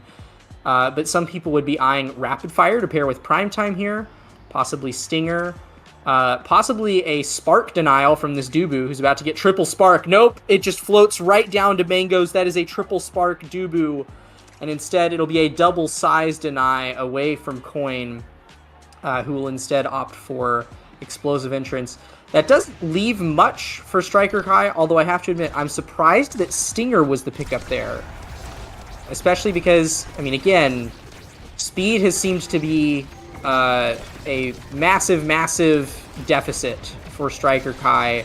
So there was aerials on the table there, could have gotten some more haste off of the Rasmus secondary, but perhaps he knows something that I don't.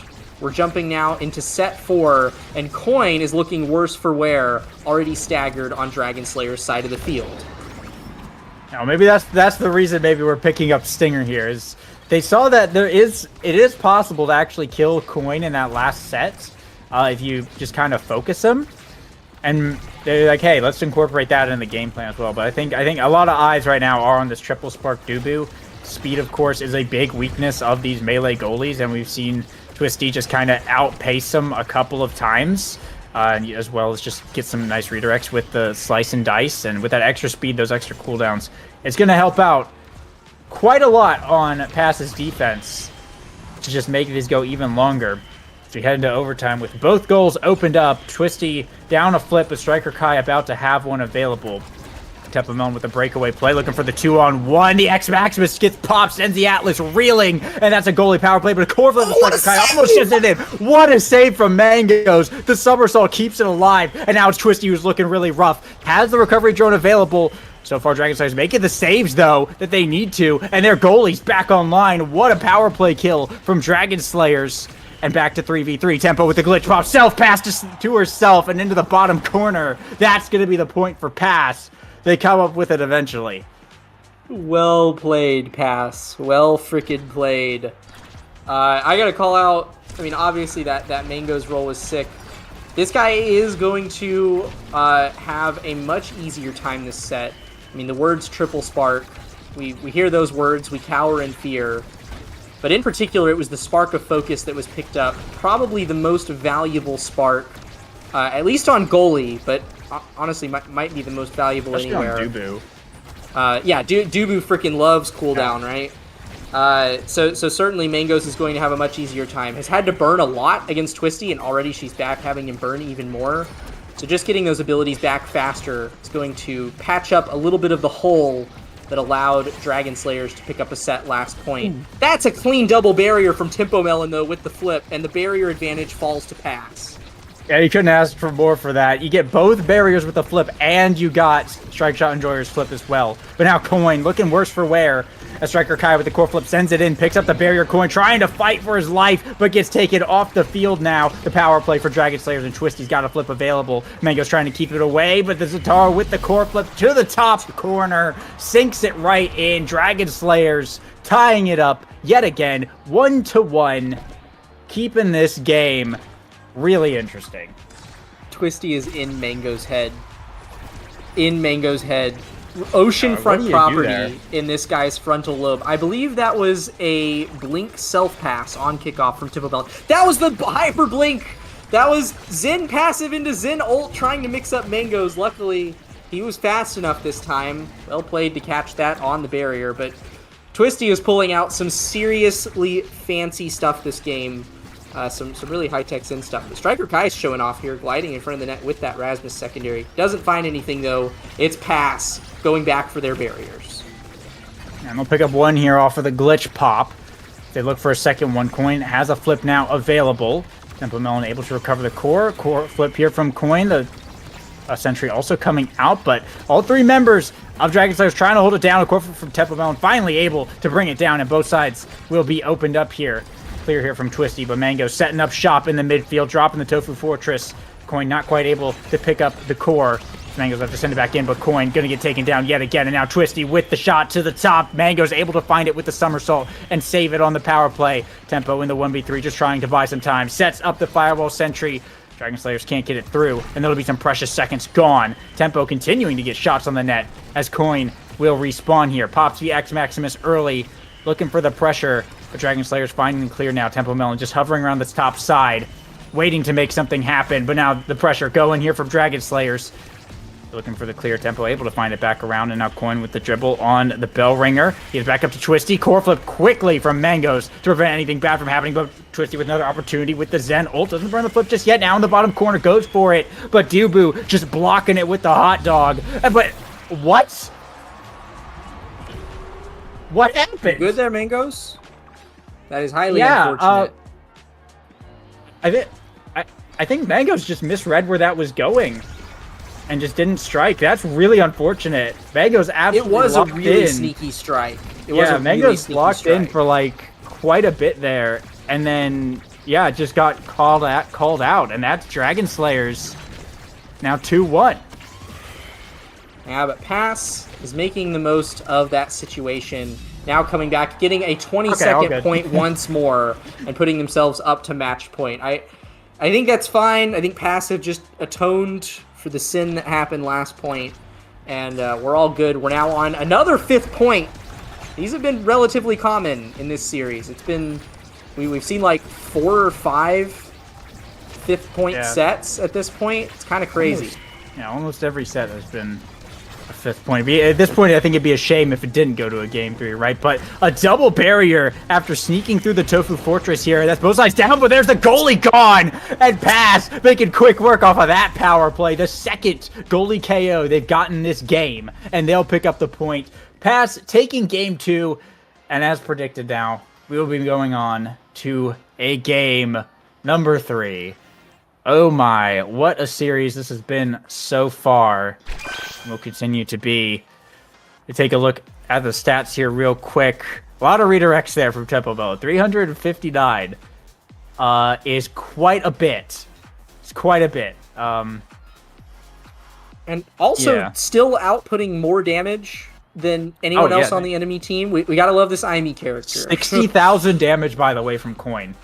Yeah, but it's still Twisty that gets 5 KOs. That's that consistent kill confirm coming through. I have to admit that the game plan of trying to kill Coin was working there for a minute. Like that seemed like a really, really good game plan, but Tempo was able to maintain possession so effectively. Like, I definitely think that the Rasmus midfield was, though Striker Kai was definitely not crumbling under Tempo Melon. Let's not imply that. Striker Kai was holding against Tempo Melon, winning interactions against Tempo Melon very, very well that game. But it was just a matter of like Rasmus not having as much midfield presence as the IME definitely showed. It definitely showed. Tempo was able to keep possession far more effectively, and was definitely applying more pressure more consistently. It seemed like Striker Kai, rocking 40 saves, plays into this point, was confined to defense for most of that game, which is always a shame when your midfielder is not able to break out onto offense very frequently. That will be game 2 going over to pass. Now we're headed to a game 3. What map is it that we're looking at now? It looks like it's Clarion. What are you expecting to see here, Lego? I don't know. I'm gonna be real. I don't know, but it is a primetime Among Titans start. Clarion, I mean, kind of anything goes on this map. Y'all know how it is. You know the drill at this point. With this, but yeah, I don't know. There's so many options kind of open. We could see the rune again. I'm not even joking. Primetime rune on coin on this map. I think it would be Among Titans rune more likely. You think it'd be Among Titans rune? Yeah, well, speed is one of Rune's big weaknesses. I think Rune is on the table here, weirdly enough. Okay, but Pass is going to ban the Octavia again. Dragon Slayers will be banning the Rasmus this time. Yeah, they don't like the Octavia here at all. Wow. Yeah, that's interesting to me. I would have thought that they wouldn't have minded the Octavia too much, but maybe she is just that good. I don't know. Certainly Striker Kai has a formidable Octavia. Something that I'm predicting that might happen here, we might see the Twisty Kazan come out. There it is. They might run Twisty Primetime and then run the other two Among Titans. And there we go. What they're doing. Yeah, That's exactly what they're doing. The size to early size on Kazan with Primetime. That is crazy strong.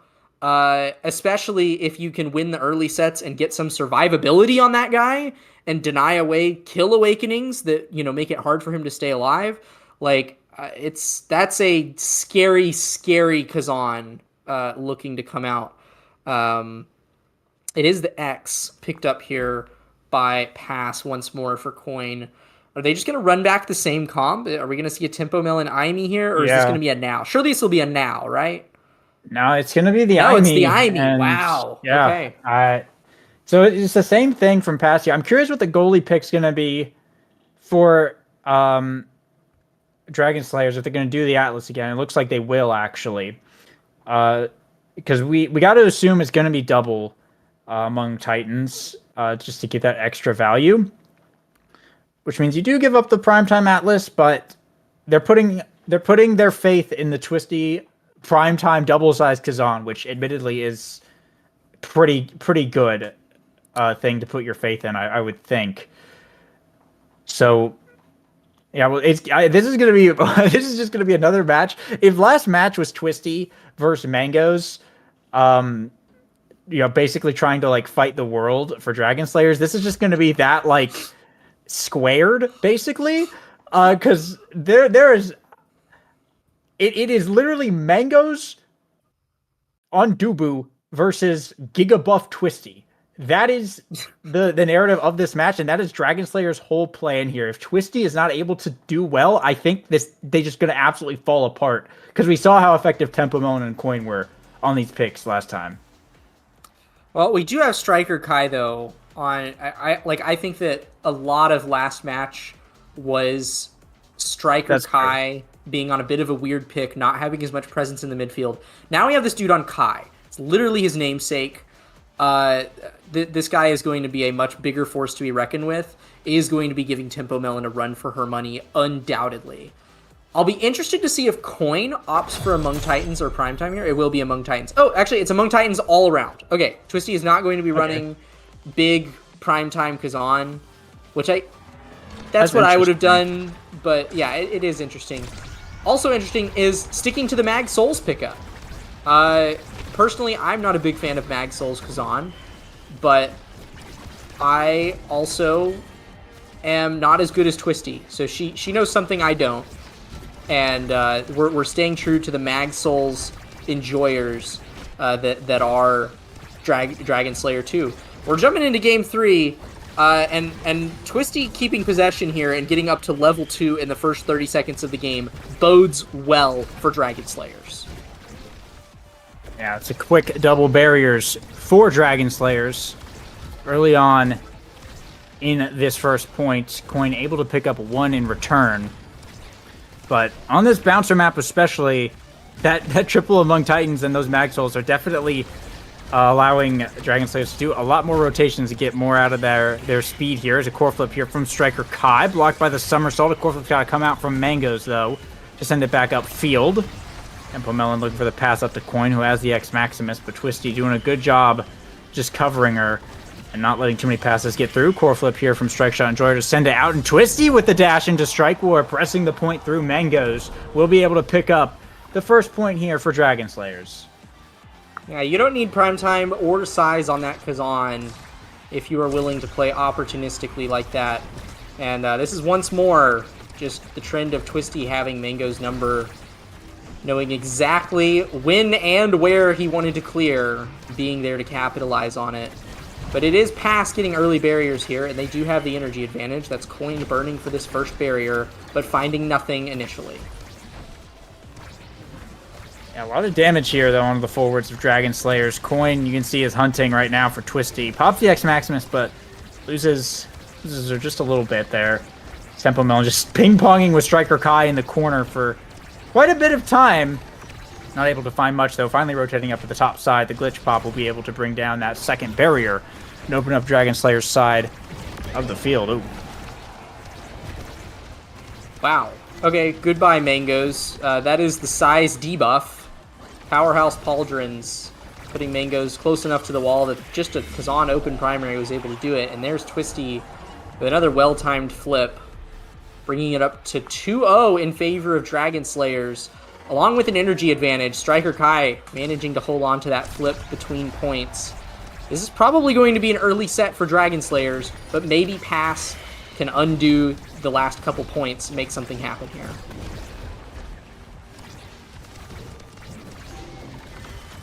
We're moving now into yet another classic of this series, which is just both teams going back and forth, trying to maintain possession. But Dragon Slayers successfully snagging 2 barriers. Striker Kai does go down for the count, has to go back for an orb after being staggered. Tempo Melon following suit. But that Kazan, Twisty, hunting for a kill here, likely to find one. There she goes. Twisty now hunting in front of the net for a goal, as Striker Kai and Twisty both staggered by Coin's flip. Mangoes sending it back up, defending it away. Coin manages to find a reciprocal KO as Tempo Melon comes back online. A brief power play here for the side of Pass. Striker Kai staggered, but now healed by the orb. Strike Shot Enjoyer keeping the barrier alive as Tempo and Coin trying to find a passing play here, but Twisty and Striker Kai successfully interrupting all of that, bringing back to another neutral state as Striker Kai and Twisty now linked back up in the midfield. Mangoes and Strike Shot Enjoyer both holding on to defensive flips here. The barrier advantage still solidly on the side of Dragon Slayers. Strike Shot not having to burn the flip yet, but there it comes, and the X Maximus is big enough to catch the flip. Coin bringing down that second barrier as Tempo and Mangoes both with flips of their own in the back, looking to close out the point here, hopefully tie up the set. Coin goes wide, but finds the strike, threads the needle between midfielder and goalie, and that'll be the first point on the board for Pass this game. They're not down for the count yet. They'll stay in the set. So it looks like after the mic troubles earlier, Lego's power went out and his internet's gone, so I guess I'll tag in, but Cloak, it's been a crazy series so far, right? We're already at game 3, and so much energy on the side of Pass. This is a huge opportunity, but with Striker Kai so massive and not KO'd by Coin, this could be still an advantage for Dragon Slayers too. But Strike Shot Enjoyer flipped off the map. Tempo Melon, what a clutch play, and now they're pushing the advantage here in the power play in the corner. One barrier already down, looking for 2 here, and Coin is low though, so gotta be very careful here.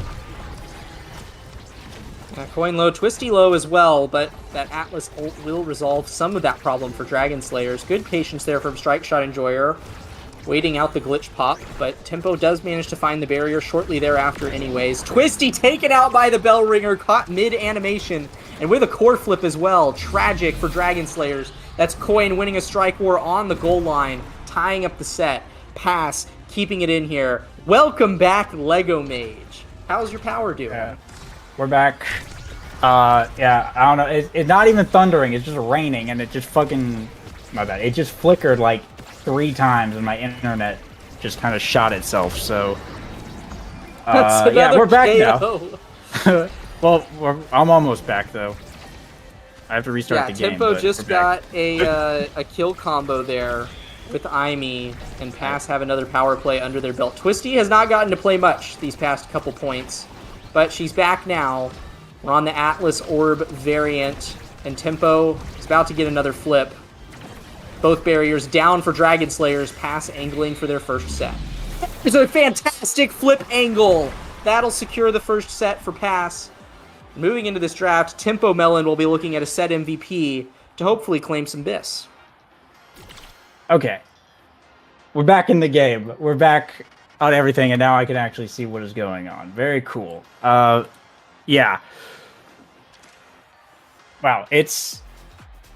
Lucky for me, only 1 set has gone by since I left, but Fight or Flight's a really good reward here for Tempo Melon. A job well done holding it down during the power outage.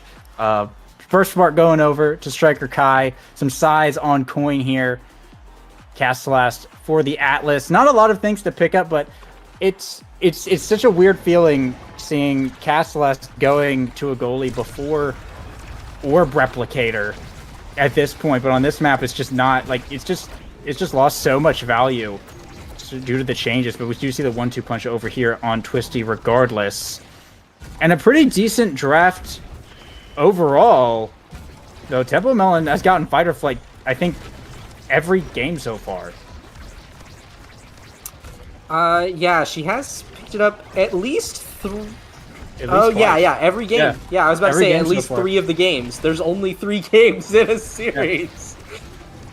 Yeah. Wow, yeah, you're absolutely right. But barriers traded evenly on both sides. I will say Twisty getting this 1-2 punch is certainly a massive boon. I'm unsure if 1-2 punch Kazan is able to red core on its own in overtime. I don't think it is, especially after the decreases in closed strike strength. But that's not going to stop her from grabbing a second barrier here and getting an early barrier advantage for Dragon Slayers. And core flips going off now as they're trying to force the second barrier, but Twisty picks up the KO on the Coin. And now it's the power play for Dragon Slayers. Twisty down to Striker Kai, right back up to Twisty. So looking to get it around Tempo Melon. It'll just be a strike war from Striker Kai here. Mango's not committing the flip to that. And will be the first point going over to Dragon Slayers. Probably worth saving the flip there, especially when you're against the power play. And it's only the first point. So Pass just looking to reset and go next. Yeah, and certainly this 1-2 punch Kazan is pressuring these walls a lot more. Those open primaries are scary, scary things with 1-2 punch. And with Coin having this size, he is at particular threat.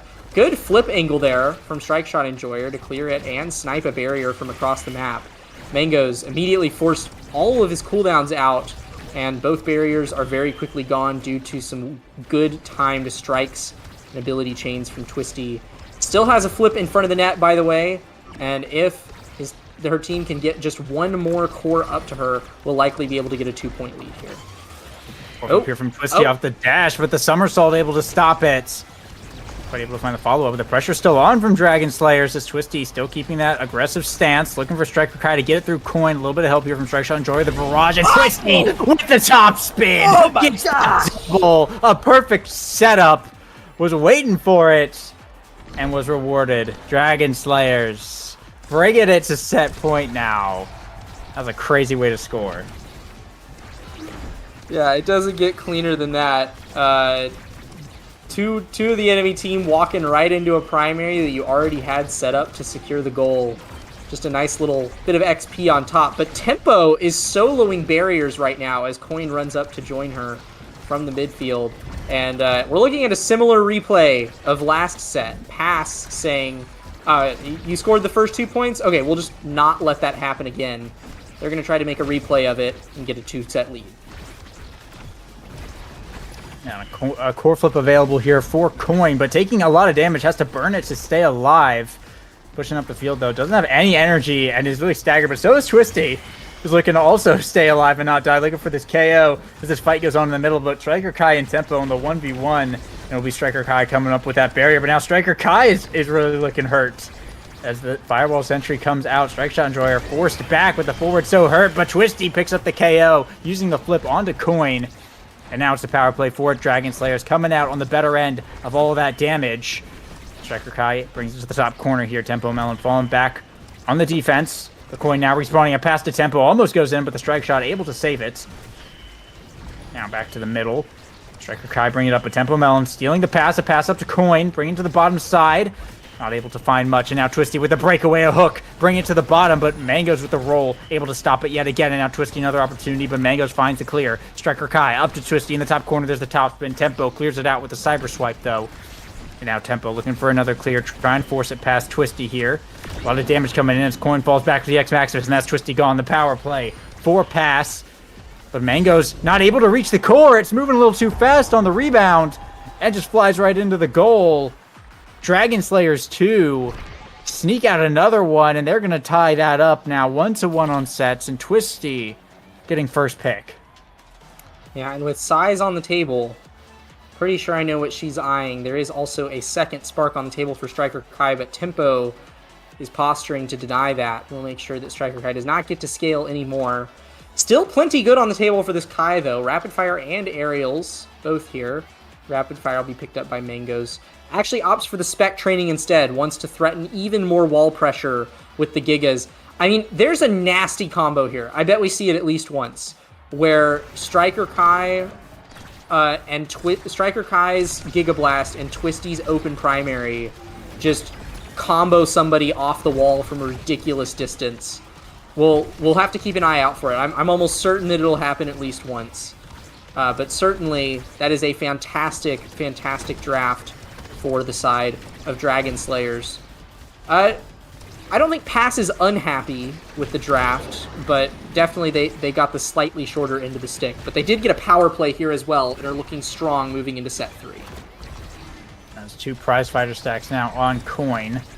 So looking to bring out some barriers, but Strike Shot Enjoyer, Striker Kai holding it down on the defense, keeping both of them alive, and now Twisty comes right back online. The power play killed off the barrage here from Striker Kai, gets a barrier soon after.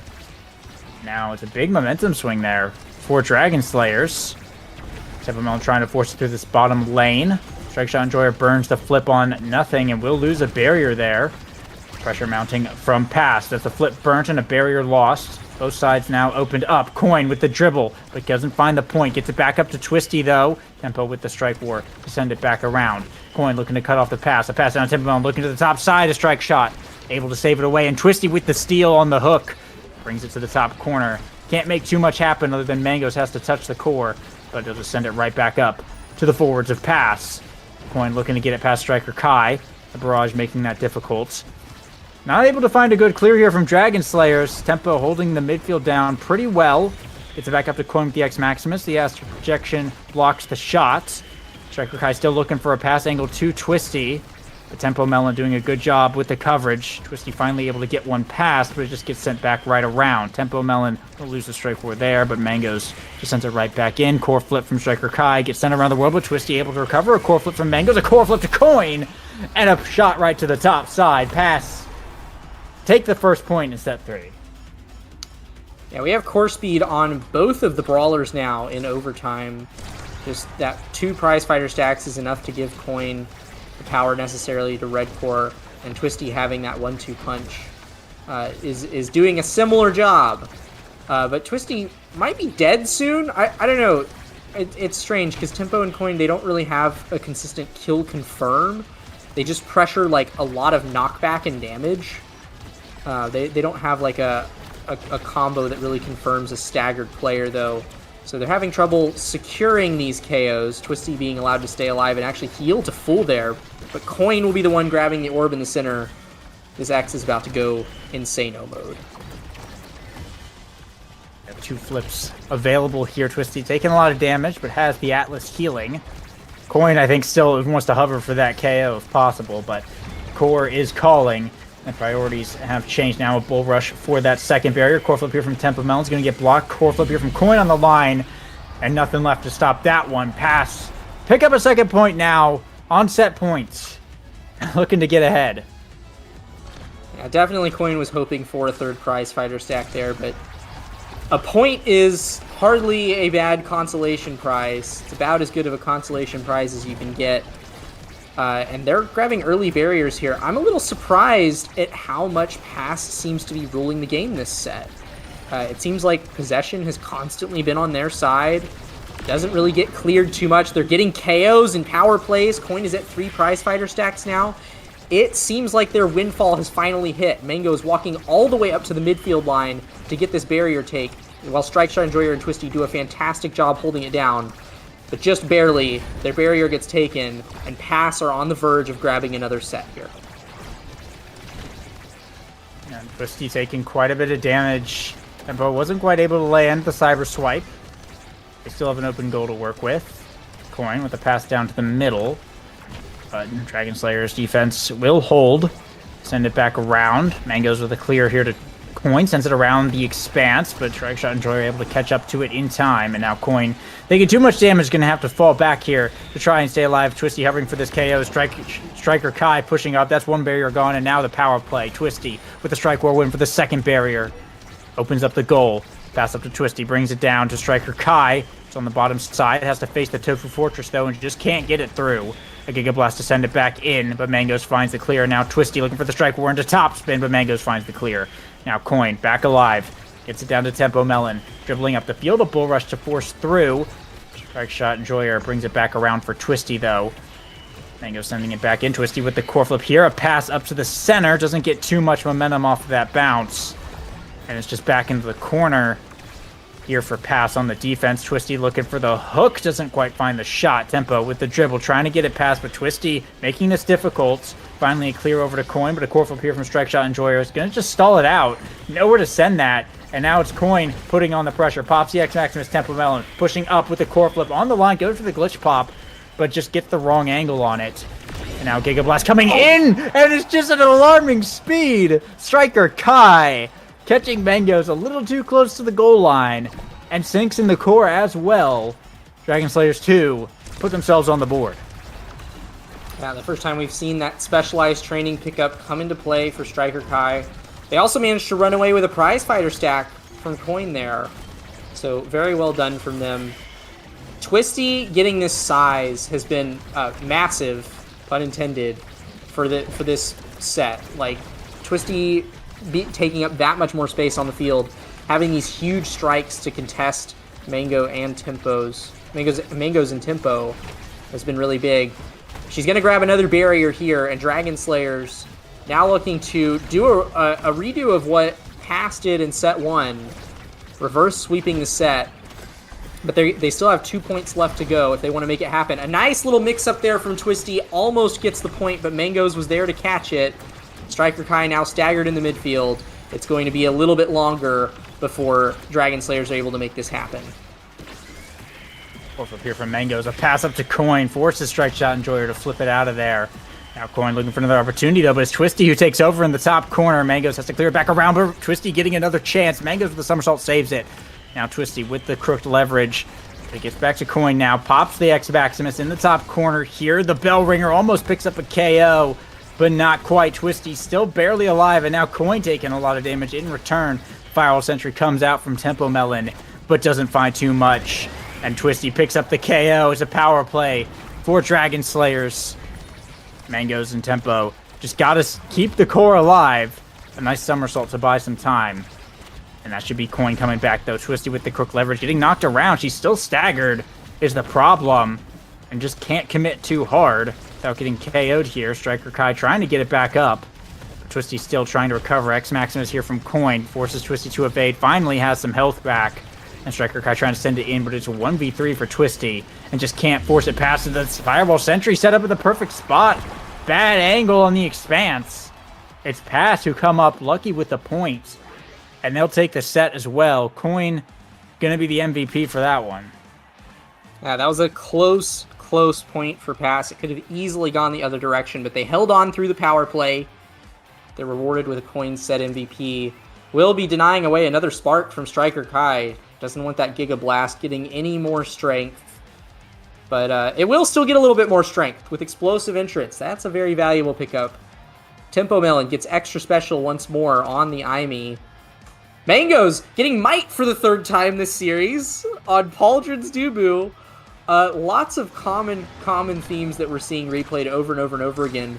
But Twisty getting cooldown reduction, that reverb falling all the way back to last pick is pretty surprising to me. Stagger, obviously going to be very valuable on Kazan, who doesn't have a lot of it to work with. And going up against this Aimee X, you're oftentimes really in need of it. And then getting that cooldown reduction on top of it is a crazy valuable pick for you to get in last draft spot. So neither team's upset with this. But if Pass can take one more set, they will be claiming the landing spot here. So there's a lot on the line here as we move into set 4. A lot on the line indeed. Twisty getting bell-ringered into the center, almost getting taken out. Coin probably going to pick it up, yeah, with the X-Maximus into core flip. Will bring the power play to Pass. Striker Kai, a great clear to the bottom side. It's just going to buy so much time. Pass are not going to be able to do anything with this, really. And Twisty just comes right back online. Tempo does have a flip available. Should Pass find themselves needing to use it, but right now battling over this top lane. Not much comes of it, but a lot of damage getting shared around. A topspin here from Twisty is answered with the core flip from Mango, who finds just barely enough of that barrier to open up the goal. Now Coin a pass down to Tempo, looking for the core flip here to the bottom side. The cyber swipe, the hit stun, gets the KO, and Tempo sinks it home. That was kind of crazy. Core flip it, kill the goalie, but miss the core, and then go back to shoot the shot. Crazy. Well, and Tempo doesn't even have damage awakenings. Like, that was literally just like a spur-of-the-moment spot of Strike Shot Enjoyer being too far back in the goal box. Pops that recovery drone. Who knows? It might mean something later. It definitely helped score that point right there, but not having a recovery drone on the goalie, it wouldn't be the first time that Pass has found KOs onto Strike Shot Enjoyer.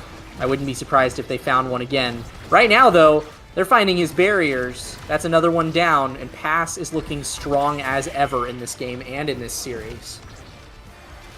Flip there, blocked by Tempo Melon.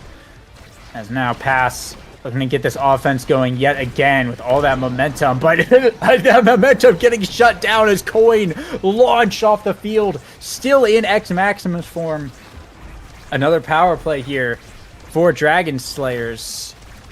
Tempo, though, just doing a good job winning the Strike Wars against Twisty, just buys so much time. Does not allow anything to happen there. Soup coming out from Mangoes, but the core just going to phase through it naturally, as it does, and bring down the barrier, break the audio as well. And now it's an open goal for Pass, off a bit of a Dubu moment. Twisty and Mangoes both with flips available. Be a crucial interaction for this potential set point for Pass. Coin, though, doing a good job holding onto the core. The bell ringer triple. Core flip here from Strike Shot Enjoyer, but the glitch pop call out from Tempo Melon steals the barrier off of the clear. And now it's both sides opened up. Twisty, though, looking to receive the core. Core flip comes out from Mangoes first to clear it out of there, but it gets right back to Striker Kai. Pass to Twisty. Go for the flip, but Tempo Melon trades. It doesn't go very far at all. And Twisty with the top spin, able to capitalize on the miss angle from the clear and tie the game at 1-1. Yeah, this is some fantastic. We've used the word capitalize to describe what Twisty does a lot this series, but in particular this game. It seems like she's constantly wow. Okay, that was an incredibly fast 10-second point from Dragon Slayers there. Striker Kai there being the one to cover Twisty's push. But usually it's the other way around, right? Striker Kai sets something up, and then Twisty is just kind of there with an ability in range to make a play off of it. They do a really good job of it. A really, really good job of it. And that will put them up a point in this set, but certainly Coin and Tempo Melon are looking scary, grabbing both barriers early on in this point. Yeah, falling apart just a little bit there for past that last point, but hopefully able to recover now as Coin with the flip. It's going to get blocked by Twisty, but they have an open goal to work with here. A glitch pop pass up to Coin, but all three members of Dragon Slayers will be on the defense to hold it down. Now Tempo dribbling back up the field, trying to pass it to Coin. The Expanse going to block that off, and now Tempo Melon with the core shot to the top off the Cyber Swipe redirect. Barely sneaks it through the Astral Projection. What a shot from Tempo Melon, and that's going to be pass. Bringing it to match point now. Tied at set point, but match point for pass, where it could all be on the line right here. Tempo has been incredibly clean with these IME abilities today. Just pouncing on every opportunity to make a play there, and a nice push up there with the flip to grab the barrier. This could be the final point of the series, the point that sends pass all the way to landing with a chance to qualify for the North American Strikers League. If they want to stop it, Dragon Slayers 2 are going to have to pull out a bit of a miracle here, overcome the barrier advantage, find one of these flips. They have 3 flips coming up, so they have a chance to make something happen here, but they have to get it off of Coin and Tempo Melon, who are keeping this offense up consistently. There's Twisty's flip for the barrier, but now she's low. The X Maximus popped by Coin, looking for this KO. 2 flips on the back line for Dragon Slayers. Striker Kai walks it up. The specialized Giga Blast takes out Tempo Melon. It's a power play as Twisty is still on the board. It's all in for Dragon Slayers 2 here. Oh, and Twisty able to push it up. Right, that was a strike war against the Dubru log. That was perfectly timed. That's crazy that I was able to get through. Wow. And Mangoes was holding it down during that power play as well, but that was a weird interaction. But we're going to another set 5 here. And, well, here's our final draft, I guess. The Spark going over to Striker Kai. That's going to be the second one. Stacks for Coin. Maybe a risky pick. Coin has died a few times here, but going to go for the speed. Tempo going to pick up that Timeless Creator against the Atlas and, of course, get that big Firewall Sentry. But Twin Drive going over to Twisty. Very dangerous awakening there for Kazan. Yeah, the goalies are really the only ones super upset with that draft. Striker Kai is really happy. I mean, Coin and Tempo both spent a draft denying sparks away from that man, and he still ends up with not just a spark, but specifically Spark of Resilience, incredibly strong in the scenario that he finds himself in, which is getting pummeled by this ex-IME. But certainly Tempo Melon having the extra special Timeless Exodia on this IME is going to be really valuable. I think that's already the second IME turret to come out this point, which is insane. But it is Pass who are lacking in barriers here. They are without a doubt shaking in their boots. After coming off of a match point, a series point, it'll be Twisty putting another goal in the back of their net. Dragon Slayers 2 suddenly posturing to turn this whole thing around and go on to landing themselves. Yeah, it's been neck and neck this entire series, and all the way up to the end. It seems like that's just never going to change here. We see Coin and Twisty fighting over the center size orb. It'll be Coin who picks it up, getting an immediate KO off that bull rush with the size, and now a core flip here from Coin. It will get blocked. They've got one barrier so far on the power play. They're looking for a second one. Tempo Melon with the glitch pop, coming up just a little bit short though. The Expanse to buy some time, and now Striker Kai back online.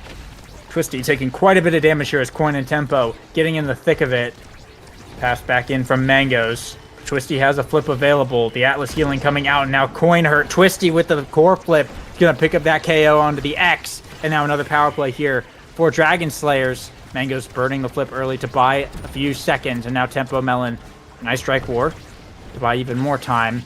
And Coin back online. Core flip from Tempo, blocked by Twisty. His pass though, reigniting the offense. Tempo getting the size orb in the center. Pops the Firewall Sentry. The pressure coming in, but Strike Shot and Joy are absolutely holding it down. That barrier will not fall today. Mango's got to send it back up for the forwards, but they're running out of cooldowns. A nice glitch pop redirect from Tempo Melon finally opens up the goal, but Striker Kai, a quick barrier off the flip, and now Twisty in position to try and find another one, looking for the strike war, but Mango's makes it clear. Core flip from Coin, blocked by Strike Shot Enjoyer, the perfect time to stay alive. Now Twisty still looking for this barrier, finally picks it up. Both sides opened here.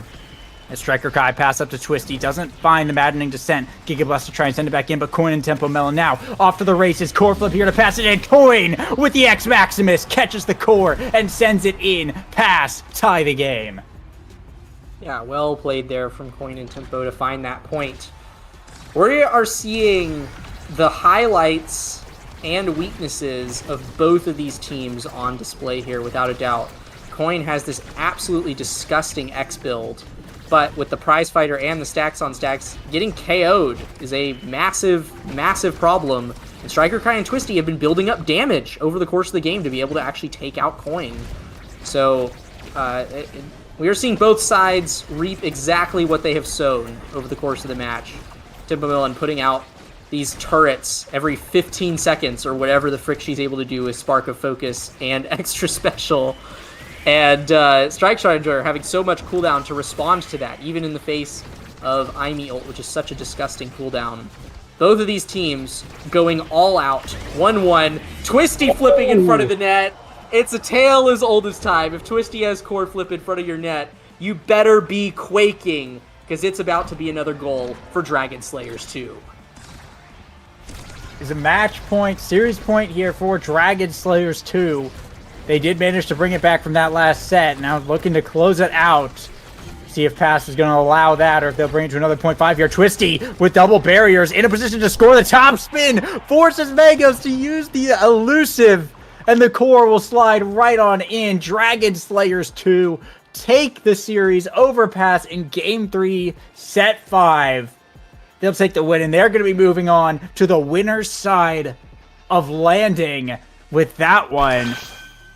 What a series. A great win there for Dragon Slayers 2. 435 redirects on Striker Kai. Dude, I told you, I was like, this dude, he was playing on Rasmus in Game 2. Stuff looked a little bit off. He wasn't very comfortable. We put him back on his namesake. We put him back on the Kai. It's 435 redirects, 103 shots, 60 saves. This dude's stat line is out the wazoo, and not to mention, a lot of these KOs that Twisty was getting was actually off of the 32,000 damage that this dude somehow managed to put out on Kai.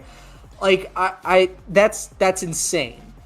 Yeah, well played all around from Dragon Slayers 2. A comp that you look at it and you think, there's no possible way that this could KO. No, the Aimi X on the other team, that's the team that's going to be KOing. Psych, only 9 KOs between Coin and Tempo Melon to match the 13 collective KOs of Dragon Slayers 2. Some seriously, seriously impressive stuff all around. And coming off of series point as well. Pass was on series point there in that 4th set. And Dragon Slayers brought it back from the brink of defeat to come full circle and straight on through to Landing. Well played from all 3 of them. A good series indeed. An exhausting one, to be sure. But we're not done yet, because we are going to have more Omega Strikers coming up in just a bit. We're going to throw it to a quick break before we get on to our next series. But as soon as we come back, more Landing qualifications. So don't go anywhere.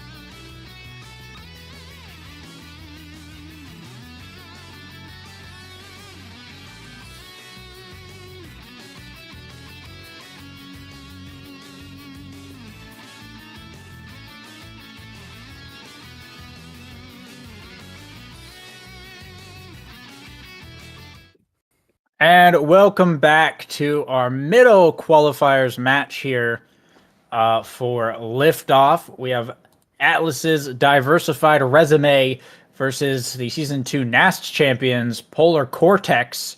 Great to see them coming back and sticking together. Both these teams got some really cool players. Of course, at least I personally know Polar Cortex a little bit better. They're one of the more fun teams to watch. We got to see them all last season in NASL, but Atlas's diversified resume, Wallaby, General Twee, and Dran, certainly going to be a pretty cool team here as well as we get into Game 1.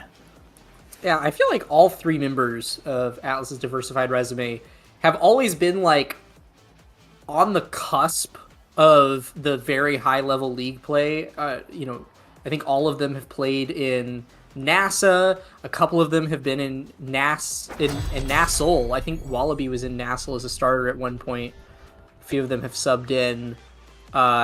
So they've always been, they're at the edge threatening to come in. But this team, the three of them combined, seems like the strongest that any of them has ever been. They synergize really well together. They're fun to watch.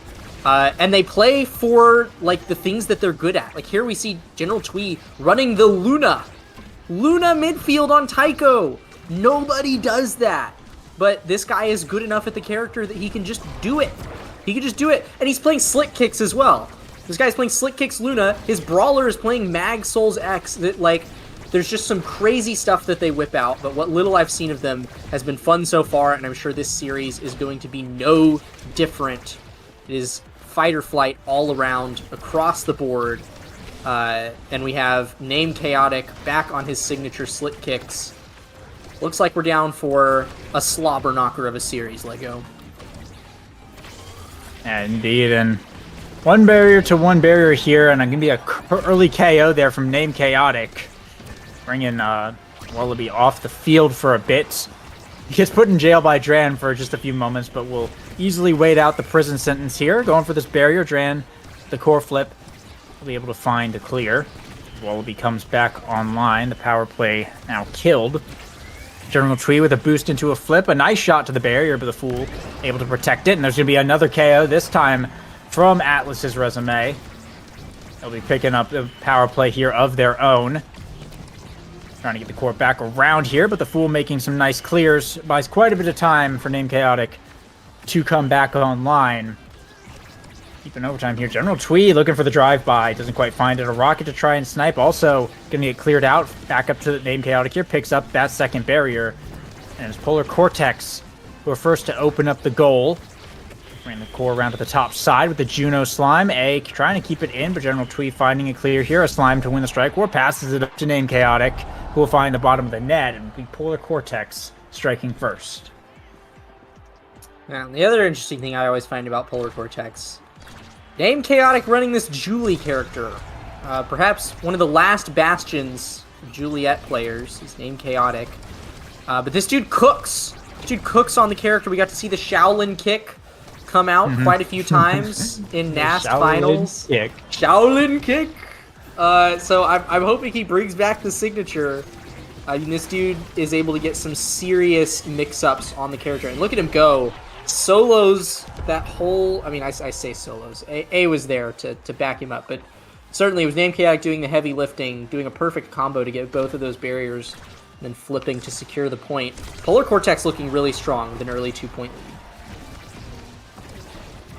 Yeah, they're looking pretty good here. Name Chaotic, of course, putting in some good work. The Fool making smart, efficient clears, and just getting it back around like that. I mean, not even necessarily needing to rely on A to force it through the forwards. A lot of times just getting it around the forwards himself and just right up to Name Chaotic. We've seen that a few times with pretty good reward, but now it's both sides opened up, and General Twee open on the bottom side with an open net. He's going to be able to bump it right in as Atlas's diversified resume able to get themselves here on the board. How did that barrier go down? How did Wallaby get that barrier? It looked like his flip somehow made the core go through extra primary, which is something I've never seen before. I don't know. I'm going to have to rewatch that one back because something weird happened there. Or maybe something very normal happened and I am just blind. Yeah, but Atlas' diversified resume opening up the goal again very quickly. General Tweet with the flip available, going to boost in. There's the flip. The Atlas primary to try and stop it, but Wallaby right there to catch the rebound and sink it in. Even as General Tweet gets sent off the map, he'll be tied up here on 0.5 for this first set. Of course, ever crucial. I love the Atlas emotes all matching from Atlas's diversified resume. That is, I just love it. I love it when teams coordinate their emotes. It's really cute. It would have been funny if they had all different Atlas emotes, though. So that way it's more diverse, right? Oh, yeah, that's true. Diverse, yeah. yeah. Write that down. Somebody get their PR manager in here. Well, name Chaotic, though. Making short work of that point. Pick up that second barrier. The core flip to send it in. They'll be the fool, though, getting the MVP, the credit for that first pick.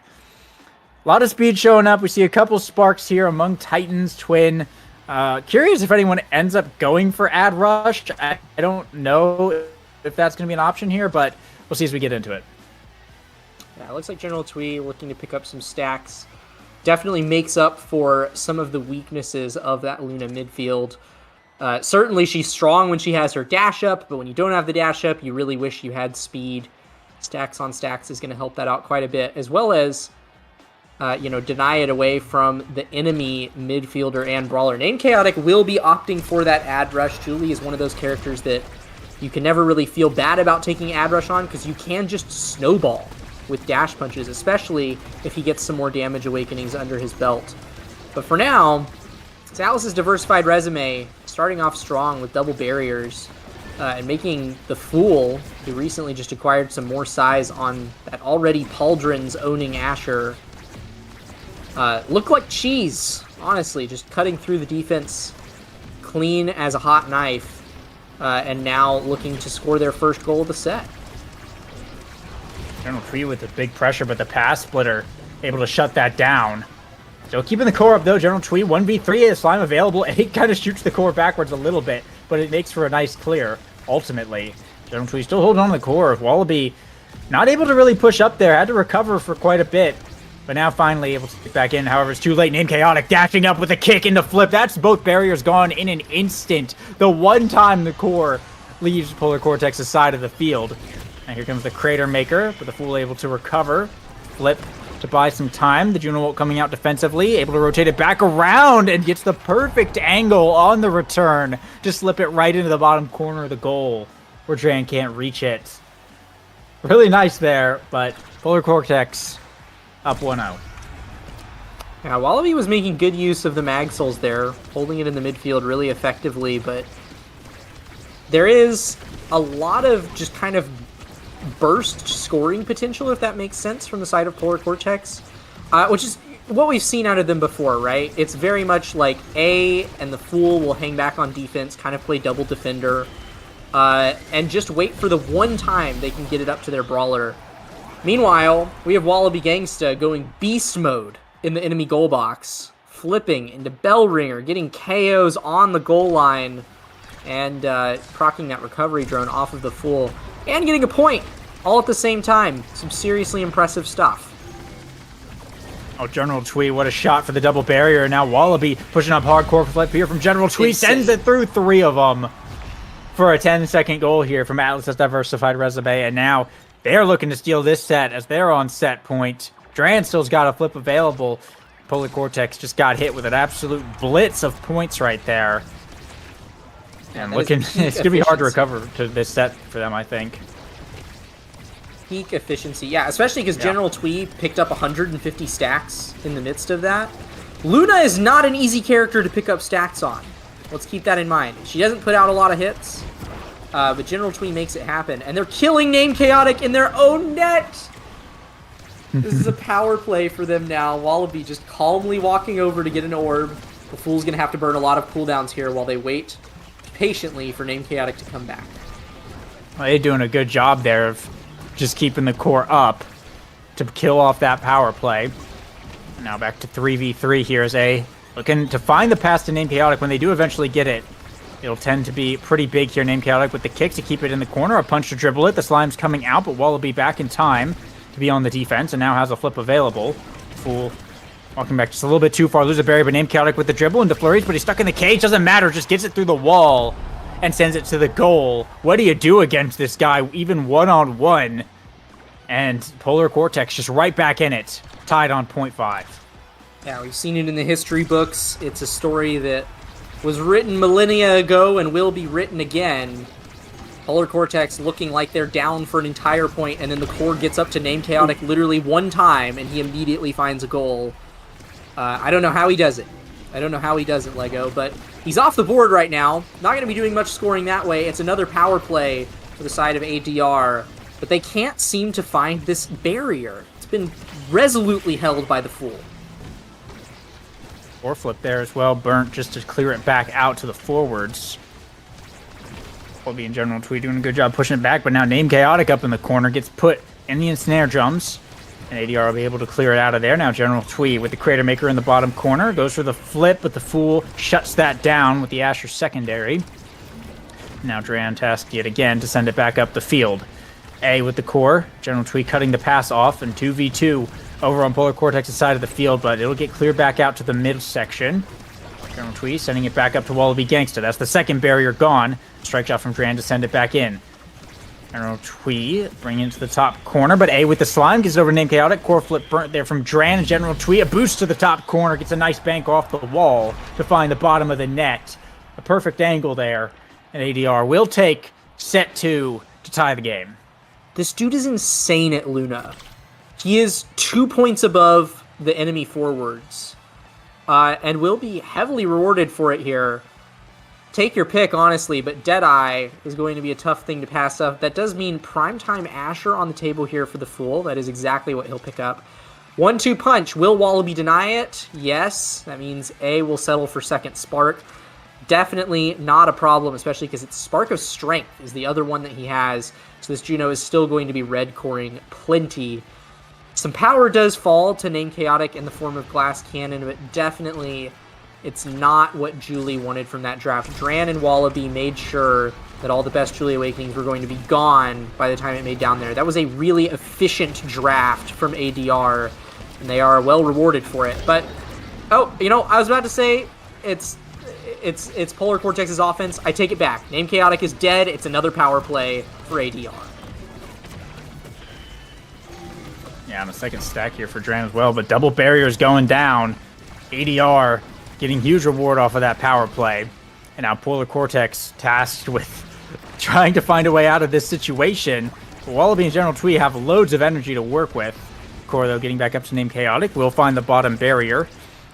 A bringing out the Slimes, trying to get it back up yet again.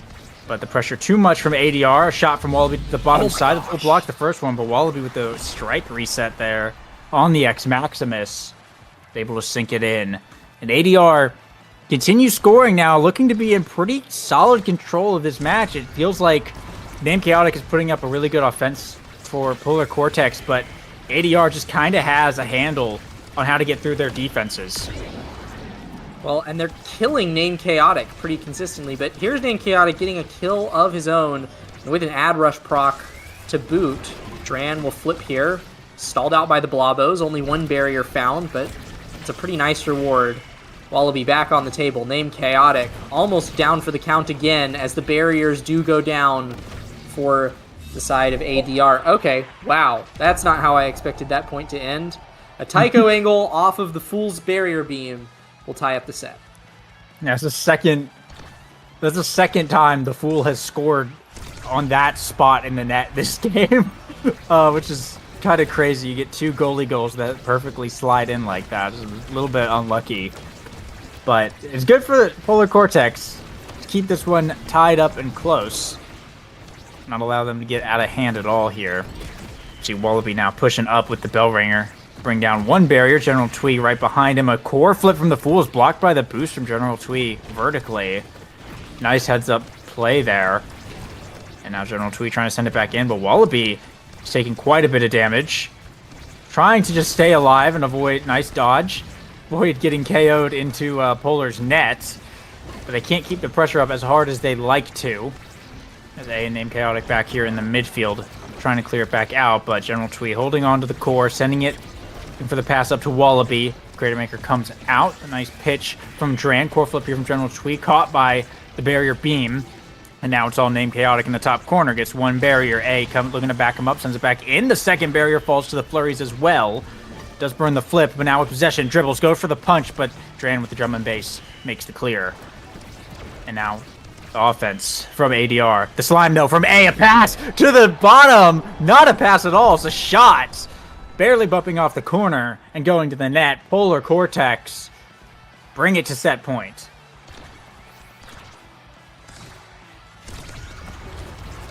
Polar Cortex, as usual, making a fantastic demonstration of their defense. Holding really effectively, especially because this is a bit of an unconventional corner offense that Wallaby and Twee are putting up. So if you'll notice, Wallaby is actually staying pretty tight to the wall, which is not too uncommon on a map like this, but usually you would have your midfielder, posturing to cover the outclear. Twee is technically doing that, but is really just relying on like Luna dashes and the ludicrous amount of speed that this guy has with fight or flight and stacks on stacks to get around the map, which is really interesting. And it seems to be working out for them for now. It's being defended away well by the Fool, but they're keeping up possession, and clearly they were able to find some barriers this point. So there's a pretty decent chance that they'll be able to tie up the set right here. Fool defending hard in this top corner. Pressure mounting from ADR there. Now going to go over to the bottom side. A nice slime from A. Gets back over to Name Chaotic, and that's one barrier down. Look for a second one, but Dran with the clear. And now getting around the pass splitter. Wallaby finds it off the bumper to get it around not only the pass splitter, but also the barrier beam there from the Fool. To tie the game yet again. ADR keeping it neck and neck. Another 0.5 set, and I mean, this just might be another slog of a series. It might be. We might be in the trenches. We might be in the mud. Yeah, it might be. It might be long. I don't know though. I don't know, because it does seem like ADR is finding their footing pretty quickly. I mean, Twee's build is already absolutely disgusting. This dude has the midfield build. Look how fast this dude is. He can pretty much run wherever he wants at all times. And he's also got Deadeye on Luna. So, really, like, the only big win conditions that I see for the side of Polar Cortex is they're actually able to get some damage onto Name Chaotic, and you can just chain Ad Rush procs into victory. Or you get Triple Spark on A, or you get some, like, insane cooldown awakenings on the Fool to where it doesn't matter how many times your teammates die, kind of a deal. Because otherwise, I think that there's just going to be so much damage coming out, and core control, honestly, like, from ADR, there'll be nothing that Cortex can do. That's not the case right now, though. They're doing just fine, actually. Yeah, you know what? They got a little bit more than nothing there. Hey, almost finding a shot there with the slimes in the corner. It will be ADR who are able to take back over. So Name Chaotic with the core, gets his dribble. General Twee breaking that up. Back to Wallaby here, pushing in the top corner hard. The Fool bounces off the center. General Twee able to recover it. A looking for the clear, but General Twee a boost up. The Fool just barely able to save that one core flip from the Fool, but it doesn't go very far. It'll have to be a slime that sends it out of there. Name Chaotic with the kick into redirect, and now in the cage with the flurries. Goes for the flip on the line, gets it through. And leave it to Name Chaotic to get it done. Polar Cortex will take the set.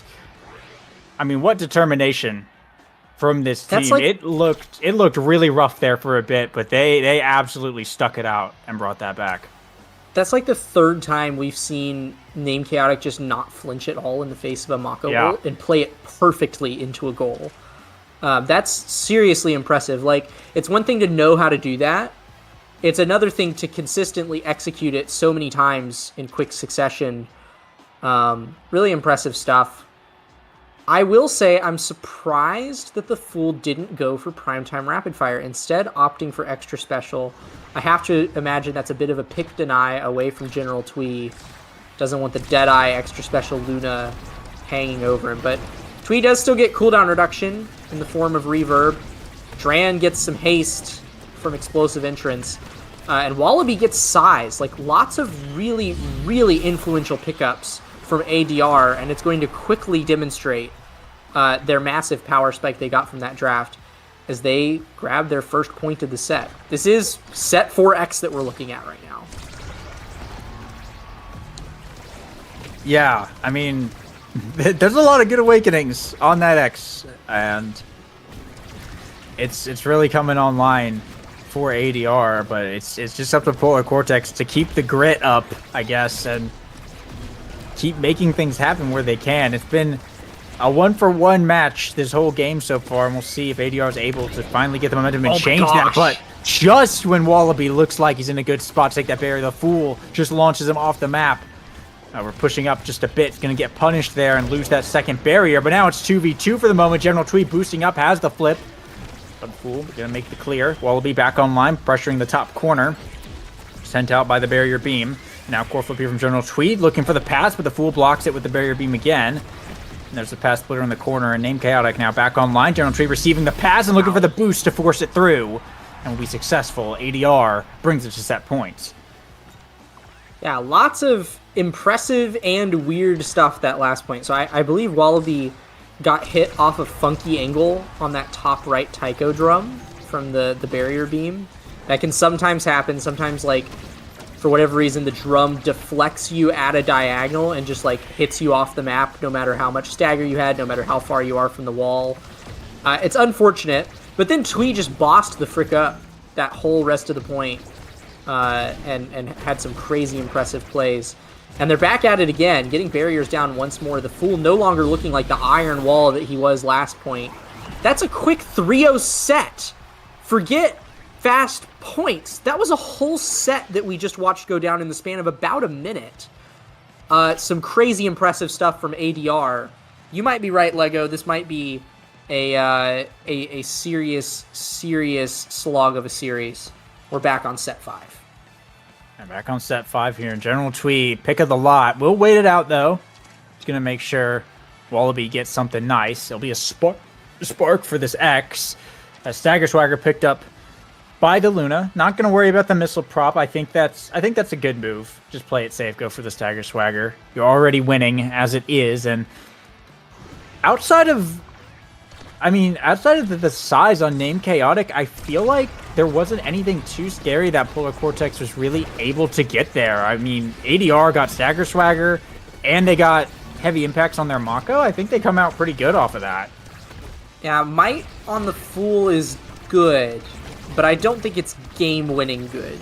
Like, yeah, in a vacuum, if this set is played exactly the same way as last set by both teams, ADR will run away with this far and wide. So something is going to have to change in the game plan, in the minds of Polar Cortex to turn this one around. They're getting barriers right now, so clearly something has changed, but it's a matter of whether they can keep that switch flipped all the way to the end of the game. And now A with that corner pressure. Name Chaotic, pretty damaged, nice elusive to dodge a couple of dashes there, but we'll have to recover some stagger, falling all the way back to the net to do so. Will allow some pressure to come out from ADR here, but Polar Cortex holding it down. The double stack defense, keeping that barrier alive.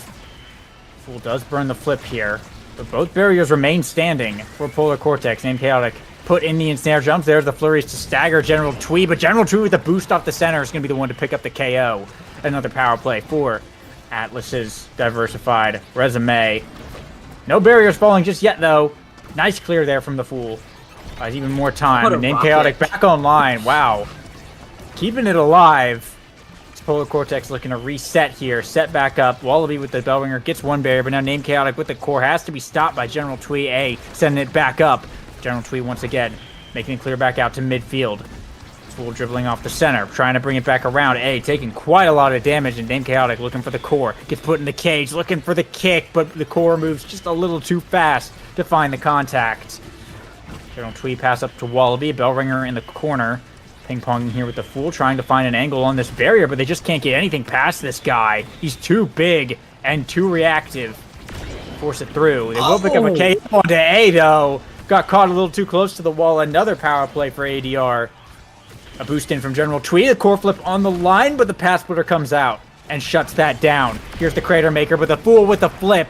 However, it's a KO onto Name Chaotic, and another power play immediately for ADR. They're keeping it up, but they cannot secure this barrier at all. Another barrier beam from the Fool makes a great save and clears it out.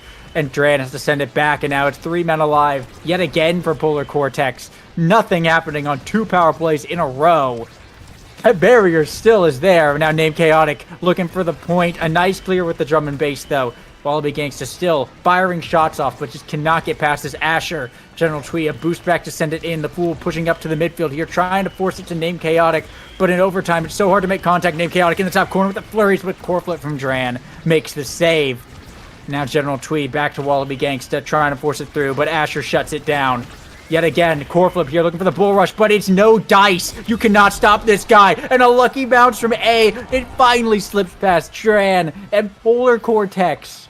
The immovable wall will hold it down for like 3 minutes and take the point. Oh my. Yeah, it's not like the Fool got any new awakening that's helping him defend more or anything. It's literally just like this dude flipped a switch. Well, yeah, he got prime time a while ago, though, right? Yeah, I know. It was last set. This dude fell in like a minute. But this set, we're back to our good old classic, the Fool, Mr. Unbreakable. Good luck getting through this guy. He seems unstoppable. I want to say at that point he felt a lot more composed and efficient with his ability usage. Of course, now we're seeing those barriers fall kind of early on here. And we'll see if Polar Cortex is able to keep it up. But, of course, that last point definitely put some mental strain on any goalie. And we'll see if they can keep it going, though. Core flip here from General Twee. A with a block, but Wallaby right there to follow up. And it will be ADR tying it 1-1 here in set 5. And continuing to keep this neck and neck. Really, really good dash there from Wallaby to cover the one clear angle, essentially, that they had. Like, Twee is so fast, you can't really clear it down there reliably. And the up clear looked so safe, but Wallaby had it covered. So good eye on him. But a fast double barrier for Cortex here. I'm not entirely sure how they managed to make that happen, but I'm going to assume that it was just some more Name Chaotic magic or maybe another well-placed Juno Slime by A. They're making things happen again, but I'll tell you, Lego, every time this Mako secondary goes off, I fear for the Polar Cortex defense. This explosive entrance Mako secondary makes Wallaby and Twee go absolutely supersonic, but oh no! What an unfortunate ricochet out of the drums. That's match point now. That's match point for Polar Cortex here. Even in the face of that terrible last set, would have broken so many people's mental. They're going strong, and they're on match point now, posturing to get an early 1-game lead and punch half of their ticket to landing. Yeah, Polar Cortex. An early game 1 win is going to be, in a series as tight as this, an early game 1 win is going to be huge. Wallaby! Oh my gosh! That was a crazy angle. Did A redirect that, or did that hit the wall at a funky angle and it just started bouncing there? Either way, General Twee, was right there to finish it off. But a crazy short point there as well from ADR, and now just like that, we're on set 5.5, and this can just go either way. Name Chaotic taking quite a bit of damage. There's the Crater Maker, has to burn the flip to stay alive. Now Wallaby's turn to get beat up quite a bit. So both teams with both barriers. Core flip here from General Twee. Perfect strike by the Fool. Perfect strike. Saved the double barrier from going down right there with that. Didn't even need a barrier beam. That guy is locked in. However, Name Chaotic going to go down there. Another power play for ADR. Wallaby takes a lot of damage here from the slime. Not able to contribute too much. And the Fool able to kill it off. Now Name Chaotic back online, and Polar looking to push back up the field. General Twee pass down to Wallaby Gangsta, putting it back in this bottom corner. Core flip burnt there by the Fool, but General Twee with the boost picks off one of the barriers. A versus General Twee in the midfield here as Twee passed down to Wallaby into the bottom corner. A bull rush in, but taking so much damage in the slime from A. Finishes him off. One barrier down. On the return is a much-needed power play for Polar, but the Fool got stunned by the Crater Maker, and that's an open goal. Dran up in the midfield, though, committing to this offense. And Chaotic receiving the core with the flurries. A right there to back him up. The core slipping through. A Wallaby pass down to Twee, boosting in, but the Fool with a beam holds it down. Named Chaotic on 1 HP with a kick. Opens up the other side of the goal. Just needs a good strike war. Getting beat up by Wallaby. Trying to run for his life right now. Gets the orb. Nice elusive against the bell ringer, but it's not enough. He goes down. It's a power play. Core flip from General Twee. Sends it around. A perfect clear from the Fool to keep it from going in. Now General Twee with the rocket of the barrier beam stops it. A pass down to Wallaby. Shot to the top. Blocked by A. Pushing in, but another great clear by A. Keeps it held down. And Named Chaotic coming back online to even it up the score. And a perfect slide. Wow. Just barely. Dran caught in the Snare Drum's animation. The slime from A in overtime. Enough to red core it. And Polar Cortex will take game 1. Yeah, it was a little scary there for a minute. We saw, the Polar Cortex infamous defensive powerhouse. They slipped for a moment there in the middle of that game. It looked really, really scary. And then they brought it back. It was suddenly like it never left, and that final point was no different. The Fool and A having so many perfect clears, getting it all the way out and around. And I mean, nowhere else is the name defensive powerhouse as exemplified as in this stat line that Polar Cortex is rocking. Only 150 redirects on Named Chaotic. That dude did not get the core much, but still got 5 goals, still had a couple KOs. No, you're looking at the Fool and A, each boasting over 300 redirects, 208 saves on the Fool. You cannot understate how insane these guys are at just holding the core, making sure it doesn't go in their net. Yeah. General Twee had 395 redirects as well on Luna, which is pretty impressive. But yeah, I mean, the 208 saves is... Yeah, that's insane. But yeah, that whole match was literally... The Fool and A hold it down, like, forever or as long as they possibly can. Get it to Named Chaotic like twice a game, once to get the barriers and then once to score the point, and then they'll win. That's all they have to do. It's kind of crazy how this team functions, but it works and it's really cool to watch. However, a little bit of a shakeup here is we're moving over to Demon Days with heavy impact stinger start. So if this is not going to be a brawling match, I really don't know what is. And it's going to be interesting to see how this shakes up. I can easily see the Asher coming back out again for Polar Cortex. I could see, Named Chaotic has a couple options to go with. So it could kind of go a couple directions there. But I'm curious what these midfield picks are going to end up looking like. And what ADR's answer to all of this is going to be. General Twee has the Finny here. General Twee has the Finny, which is, in my opinion, why it's got to be either a pick or a ban of that Finny by ADR here. Or wait, no, ADR is General Twee. Yeah, dude, ADR he's fine. Yeah, it's got to be a ban of the Finny by Polar Cortex. Otherwise, that is going to be a menace the whole match. This dude has proven that he's kind of cracked at the Finny midfield. And ADR banned the Finny. What? Okay, they shook it up. They shook it up on us. Oh, it got switched. Sides got switched. Got it. Yeah, they don't want Polar to get the Finny. Yeah, Polar banned the Luna, ADR banned the Finny. Okay. Yeah. That's fine. That makes sense. That makes more sense. Because definitely ADR also has Finny players. I believe the Fool has a Finny. Maybe A has a Finny as well. I'm not sure. Either way, looks like A is going to pick up that IME for this one. Yeah, on the midfield. So heavy impact. Going to be sad with an IME. Yeah, it's going to be pretty nice. It will be a Juno for ADR, presumably for General Twee. I mean, with Stinger, that's quite a bit of just passive damage able to come out here. The Asher are going to get denied away as well by ADR. I think that's a really good move. Just put that on goalie. They could put that on Wallaby on forward as well. So you have flexibility there.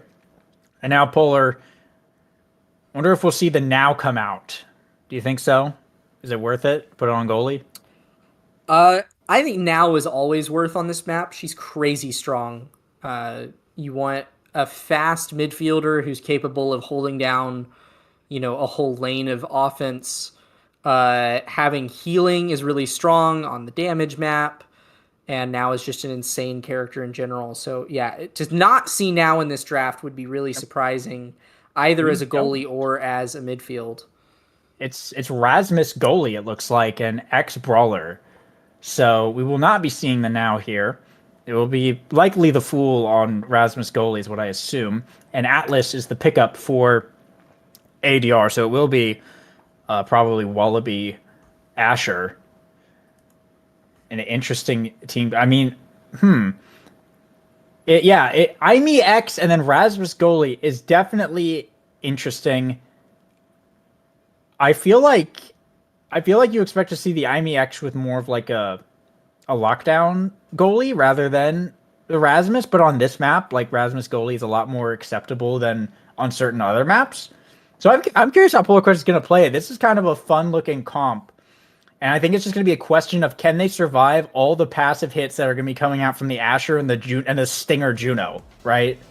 I think that's what it's going to boil down to, especially for the X. Yeah, I will say I'm not expecting this to be a particularly bloody game of Demon Days. I don't really see ADR getting a ton of kills here, but they could prove me wrong. Certainly this IME X Rasmus is much more threatening in terms of kills. Any Rasmus goalie on Demon Days is always going to be able to pump out a ridiculous amount of damage and have really reliable kill confirms. So certainly I understand why Wallaby has gone for Vicious Fanbrace here. It looks like they are opting purely to try to stay alive and apply as much pressure as possible. But already, yeah, Name Chaotic and A right out the gate, dumping everything they have onto General Twee, both of them having Stinger here. They are making their game plan clear. They want this Juno off the map. Yeah, absolutely. And it's yeah, I mean, double barriers down now for Polar Cortex. A and General Twee both pretty hurt. Wallaby going to pick up the first KO early on there to start the power play for ADR. And these early sets, I think, are definitely going to be in ADR's favor. By nature of just having the X, it requires a little bit more scaling than just Juno dropping Stinger Slimes everywhere. An Atlas just having, good goalie abilities especially like on this map. So I wouldn't be surprised if ADR are able to keep it down, but focusing their damage onto Name Chaotic there again.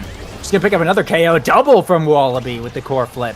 And it's a double power play there from ADR, and they'll just be able to score relatively easily and take the first point. You know what fascinating gear picks I want to focus on? General Twee and Name Chaotic. These guys love slick kicks a little too much, I think.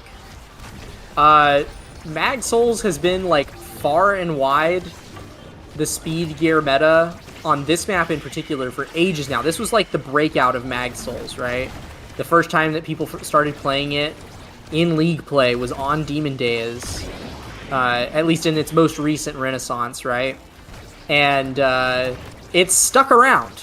Like, we see A rocking the Mag Souls, but that is a rare thing to see these days. Only one of the 4 forwards rocking Mag Souls on Demon Days is a rare sight indeed. General Twee begging for his life right now.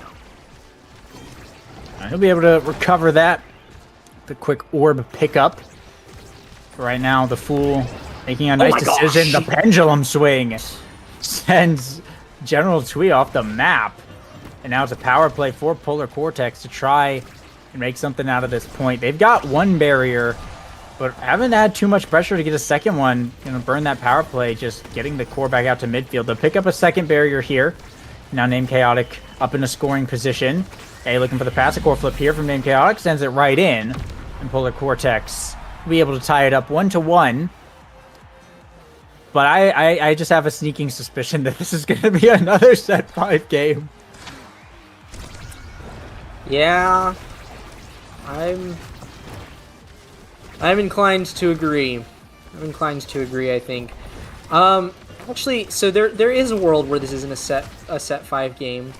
I think there is a very, very real world where ADR goes 3-0 in sets, and is able to like deny name Chaotic anything that they need, and Wallaby is able to like get enough speed and survivability that he's able to just put up an insane front on offense. But for now, he's off the map. Even with Vambrace, it seems that Polar Cortex are still finding a way to take this Asher off the map, which is pretty impressive. Pretty dang impressive.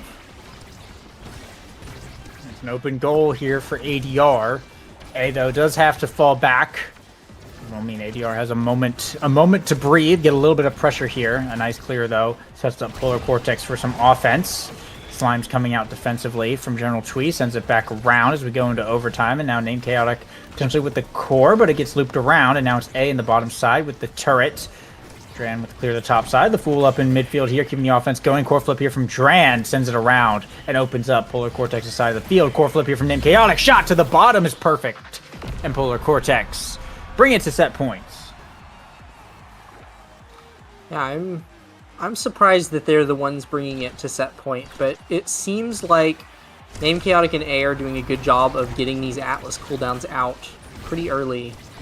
And then when an Atlas doesn't have cooldowns, I mean, when any goalie doesn't have cooldowns, there's not much you can do, but certainly Atlas is not very fast, not particularly large. I mean, he's slightly larger than everybody else, but it's pretty dang easy to close the deal once you bait out all those cooldowns. Wallaby still struggling to stay alive over there. That is one of the things with Vambrace is you do need to be touching the core or landing abilities, but usually touching the core is the more valuable one to stay alive. So as long as Name Chaotic and A are, you know, doing their thing on offense, the Fool is left to just beat up Wallaby, because you're not going to be able to do much on defense as a Vambrace Asher. But it is somehow, on the other side of all of that, a power play. A taken off the field. The Fool walking up with a core flip here. ADR struggling to make their way back in this set. Now both sides opened up here. As we see General Twee staggered and taking quite a lot of damage. We'll drop the Slimes, though. The Atlas healing comes out. Not able to get too much of that. Named Chaotic and A, though, pushing up to the 2v2 here in the goal box. A KO from A sends General Twee off the map.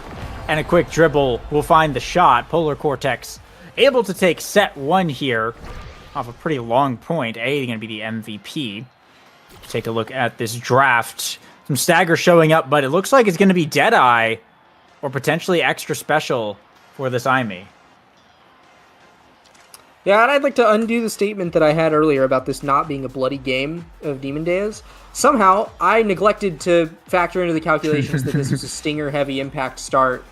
And it's about to get even bloodier. We're going to have more turrets flying out here with extra special IME. 1-2 punch on the Fool is going to just up this dude's killing potential even more. That is a denial away from Twee, who will settle for Reverb. Definitely not a bad consolation prize when death is on the table so much. I'm surprised that Wallaby has opted for Deadeye, but I don't think it's a bad pickup here. Is definitely going to be a threat for those dash punches, but Dran getting Twin Drive is nice. Both sides pretty happy with that draft overall. Oh yeah, there's the Deadeye already coming out, almost killing A right then and there. Wallaby already getting some value out of that pickup.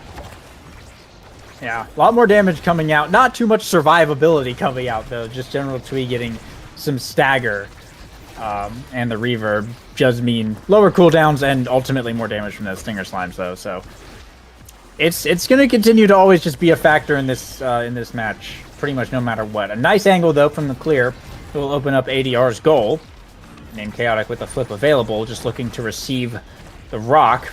Now dribbling in the top side. There's the flip. Doesn't have a shot. Just going to pass it down to A, who finds the opening in the bottom of the net. Real clean stuff there. It's Polar Cortex making a solid passing play, and they will take the first point, set 2. Little picture-perfect bell ringer there, too, from Named Chaotic. Just perfectly framing all 3 members of ADR, hitting them all, stunning them all. Somehow not catching the core in there, which is really impressive. You really want to, have your stuns not influence the core unless they're actually going to be hitting it towards the barrier or the goal. What a kill from the Fool! Little Scyther 12 maneuver right there, the hook into flip, and it immediately gets converted into a valuable clear as well off of the core flip. Well played from him, but well defended by Dran and Twee, making sure that no purchase is found off of that play. Power plays haven't been too crazy impactful. I mean, we saw some more in the first set that were a little bit more impactful. At least, of course, the double power play, but both these teams, for the most part, especially last game, they're doing a really good job of just killing off the power play and staying alive. Speaking of power plays, though, Dran and General Twee able to start one of their own here. A core flip here from General Twee. Bounce it around. They got one barrier. And A now is pretty staggered. But a core flip brings down the second one off of ADR side of the field. And now Name Chaotic is back online. X Maximus and just starts swinging at General Twee. The healing comes out, but a death touch into a pendulum swing. Now General Twee is staggered, but however, Polar Cortex going to lose their barrier. A pass up to Wallaby. Doesn't quite find the angle, though. Now General Twee trying to send it back into the pass splitter. The turret comes out defensively. Core flip from Wallaby. A shot to the top. Just sneaks it past the Whiplash. And ADR going to tie it again. Yeah, well played from them. Quite a few nice plays from Wallaby and Twee there. Some nice creative flips into... I saw Wallaby trying to do some like dash mix-ups with Asher Dash. But overall, just more than anything, getting out cooldowns from the enemy team and making the flips that much more valuable in front of the net. But Wallaby not getting the core is becoming a really big problem. This dude is constantly either staggered or dead. We have the Fool walking all the way up to midfield, and it's Name Chaotic's flip this time that'll be finding its way into the bottom of ADR's net. Yeah, that's... Wallaby not being able to stay alive is a big, big problem, because ADR does not have an offense without him. Yeah, and we're seeing it just again now. Polar Cortex kind of focusing a lot of their damage onto Wallaby as they found that he's pretty killable at this point. The Atlas Ult going to come out for a little bit of a healing there, but does have a bit of a significant cooldown. See, one barrier down for Polar Cortex as a core flip is burned. But not able to get too much offense of their own going at the moment. They are chipping away at Wallaby yet again, and Name Chaotic will dash back to pick up that KO. They will lose their second barrier, though, so now they got to make this power play really count. Name Chaotic is pretty hurt here, though. See if they're able to make anything happen, but General Twee with the slime is going to even it up, and now it's a power play for ADR, and the slime's just redirecting it there around the Fool. Polar Cortex not able to get anything off of that kill, and ADR ends that game with both, or end that point rather, with both of their barriers still intact. The damage on Judo Primary is so criminal. It's so criminal. The fact that he was able to KO from that distance was insane. This General Twee guy is he's a pretty funny player. He's a pretty funny player. Got some real shenaniganery under his belt. But yeah, I will say Polar Cortex feeling strong here despite losing that last point. I think that their gameplay is really consistent. Like the Fool just occasionally hitting Wallaby, making sure he can't really play. As long as he doesn't get to touch the core, it's fine. That getting the core to Wallaby there by Twee is incredibly clutch. That's the whole reason they're in it right now. Wallaby just immediately heals up to half. He's alive for now. He's able to collect this orb. They might be able to get the set here, and if they can get Wallaby just a couple more good awakenings, he is going to be a force to be reckoned with. Oh, there's the set. Bit of a misplay from the Fool. The core came back at just the wrong time when he thought he was going to be able to get some damage on Wallaby. And ADR going to punish him for it. Another 0.5 set there. Going over to ADR this time to tie the game again. It's going to be the name of tonight, pretty much. Everything tonight. But rapid fire going over to this Judo. We see Fight or Flight here. That's going to fall to A. That's a really big pickup. And with Wallaby all the way at the bottom, there's not a lot of great pickups for this Asher. I assume Primetime's going to get off the board. No, Dran's going to be nice and leave it up. That's a good move there from ADR to make sure that Wallaby gets something, as Spark of Focus was picked up by Name Chaotic. Kind of interesting. No sparks have been taken up to this point. Yeah, no sparks have shown up to my knowledge, so there's a pretty decent chance that Name Chaotic will get good return on investment. And especially when, you know, you're looking at an X that is, you know, now without a doubt going to be around going into late sets. Like, we will be seeing a set for this game. I would say that the Spark pickup is pretty dang valuable because he's just going to be threatening too many Awakenings. It kind of turns him into like an undeniable beast next draft. And A, meanwhile, might just straight up take the set. So if you've got an undeniable X moving into a 1 set, that is a very strong position that Polar Cortex can put themselves in. They definitely got the more valuable picks in that draft, despite being the loser of that set. Fight or Flight on A, the Fool getting more size. That's some seriously scary stuff that Polar Cortex got. And that first point here, see if ADR is able to match it, as they have been thus far in the game. Battling around this midfield here. General Twee burning the core flip there, and as well Name Chaotic. A lot of damage coming out, though, onto these forwards here. Wallaby forced to go back to get the orb, a nice elusive to avoid the bull rush and getting KO'd. But the core mostly just kind of floating back around. They haven't neither team has really prioritized core control as much as they were previously in the previous match. There's a lot of moments where there's just time spent just clearing the core around the backside, and people are just kind of trading damage around, which is part of why I think some of these points are going quite long. But both sides now opening up in overtime. Name Chaotic, a nice bull rush, forces Dran onto his feet there. And the Slime's coming out, a nice pass to Wallaby, and the Fool can't get down there in time. Wallaby will tie it up yet again. Yeah, to bounce off of what you were just saying, I think another big reason that the points are so long here, I feel like there isn't really like great opportunities to play core control with either of these comps. Like, obviously ADR's comp is more geared towards core control because they're playing, you know, this Vambrace Asher up front. The Juno's trying to get the core to the Vambrace Asher, but like, still, you're looking at a lot less speed that ADR has at their disposal, and you have to get through this Rasmus goalie who keeps beating the crap out of your brawler. And then it's clear on the other side for Polar Cortex that they're gearing mostly for damage, and it seems like the core control is they're just using that as like a tool to apply damage for the most part. But that being said, the stagger bars of ADR are completely full and the barriers are gone. So maybe they've flipped a switch. Maybe the core control box is turned on. Name Chaotic is scoring goals with that flip. So it looks like Polar Cortex are making ground here. It's definitely been a physical match, for lack of the better word. But yeah, it feels like the core speed has not gotten particularly high until we hit overtime either. But a quick barrier here for Polar Cortex. Core flip there from General Twee is going to get blocked off of its target. The Wallaby Gangsta still, every time he goes for a barrier, just takes absolute damage, and right there, the Fool able to finish him off.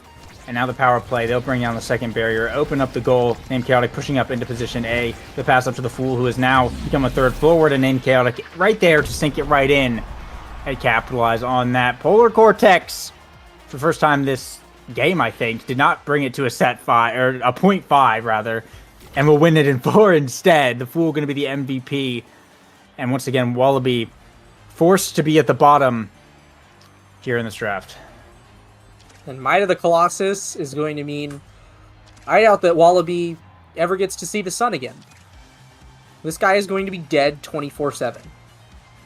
Unless he gets big Name fish. Chaotic is denying away the Spark He actually got it. He got Big Fish.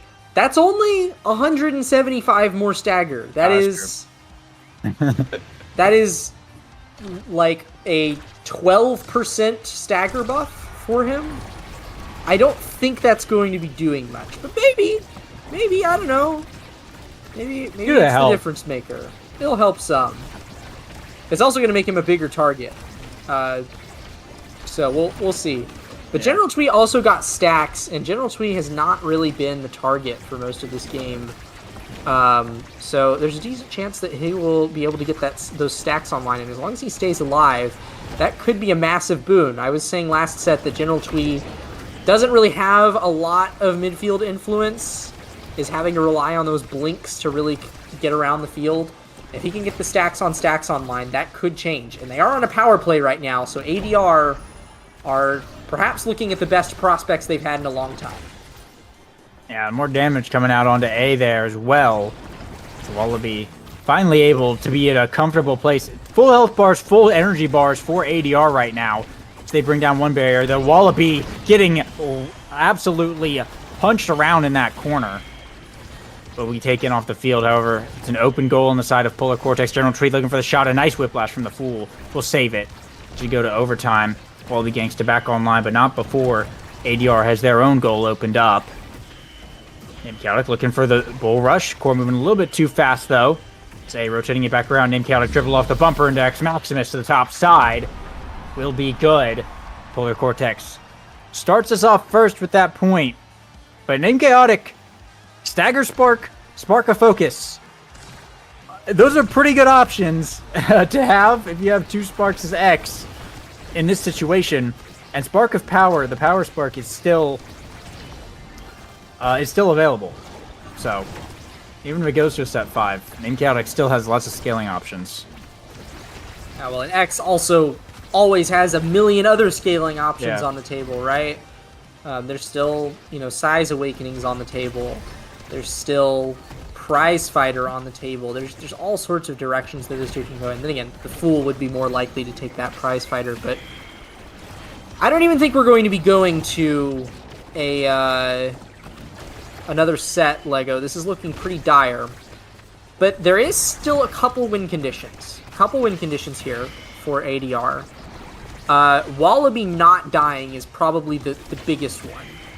If Wallaby can stay alive, we're seeing it right now, but it just floats in. That's really unfortunate. Yeah, it looked like Drain had a beat on where that was going, but it was just a little bit too far down. That's real unfortunate. It hugged that wall perfectly to slide right in. And now, Polar Cortex on set point like that, now it really looks like they're in a good spot, but the Fool goes down! The Fool goes down. It's a goalie power play for ADR. And they've got one barrier. They're looking for a second one. There it is. A burnt core flip here from Wallaby, but staggered is A. And that guy's going to go down as well. General Twee trying to send it back in. Wallaby forcing through. Will win the strike war. And ADR putting themselves on the board. They might be right back in this set. Yeah, I mean, if Wallaby can find just a couple more power plays like that, they will be doing just fine. General Twee does have 150 stacks now. Thanks to the length of the points that dude has been able to build up his stacks on stacks. And Juno, for whatever reason, has unlimited stagger, so I don't see him dying anytime soon unless he gets hit with like a million stagger or stinger procs. So ADR not looking entirely lost for them, but the barriers do go down. Chaotic has a flip in front of the net. That's a scary situation to be in. He flips. He finds its way around the Atlas primary.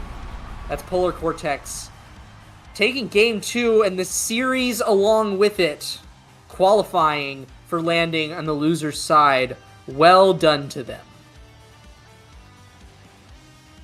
Yeah, did not turn into a 3-game slobber knocker as we predicted, but it almost did. It almost did, though. Polar Cortex able to absolutely, I guess, scale online in those final sets there of that Demon Days match.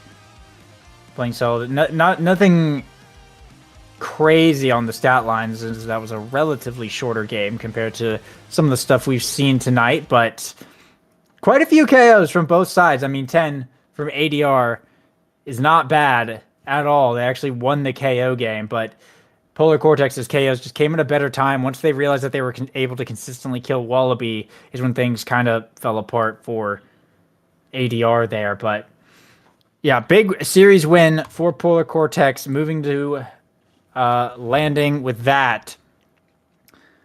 We do have some more series coming up in just a bit, though. We're going to be throwing it to another quick break here. So stick around, and when we come back, we'll have more Omega Strikers. Stay tuned.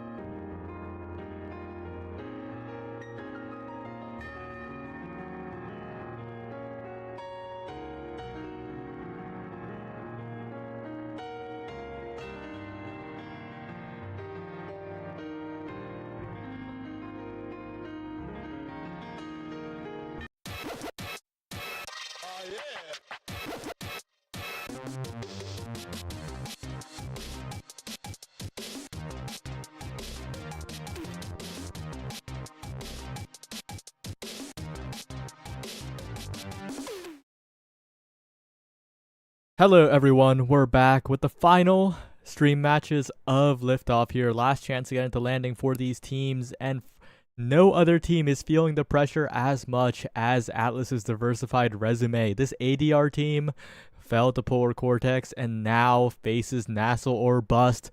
Winner of this gets a chance to survive in landing. Loser, that's it. That's the end of the road.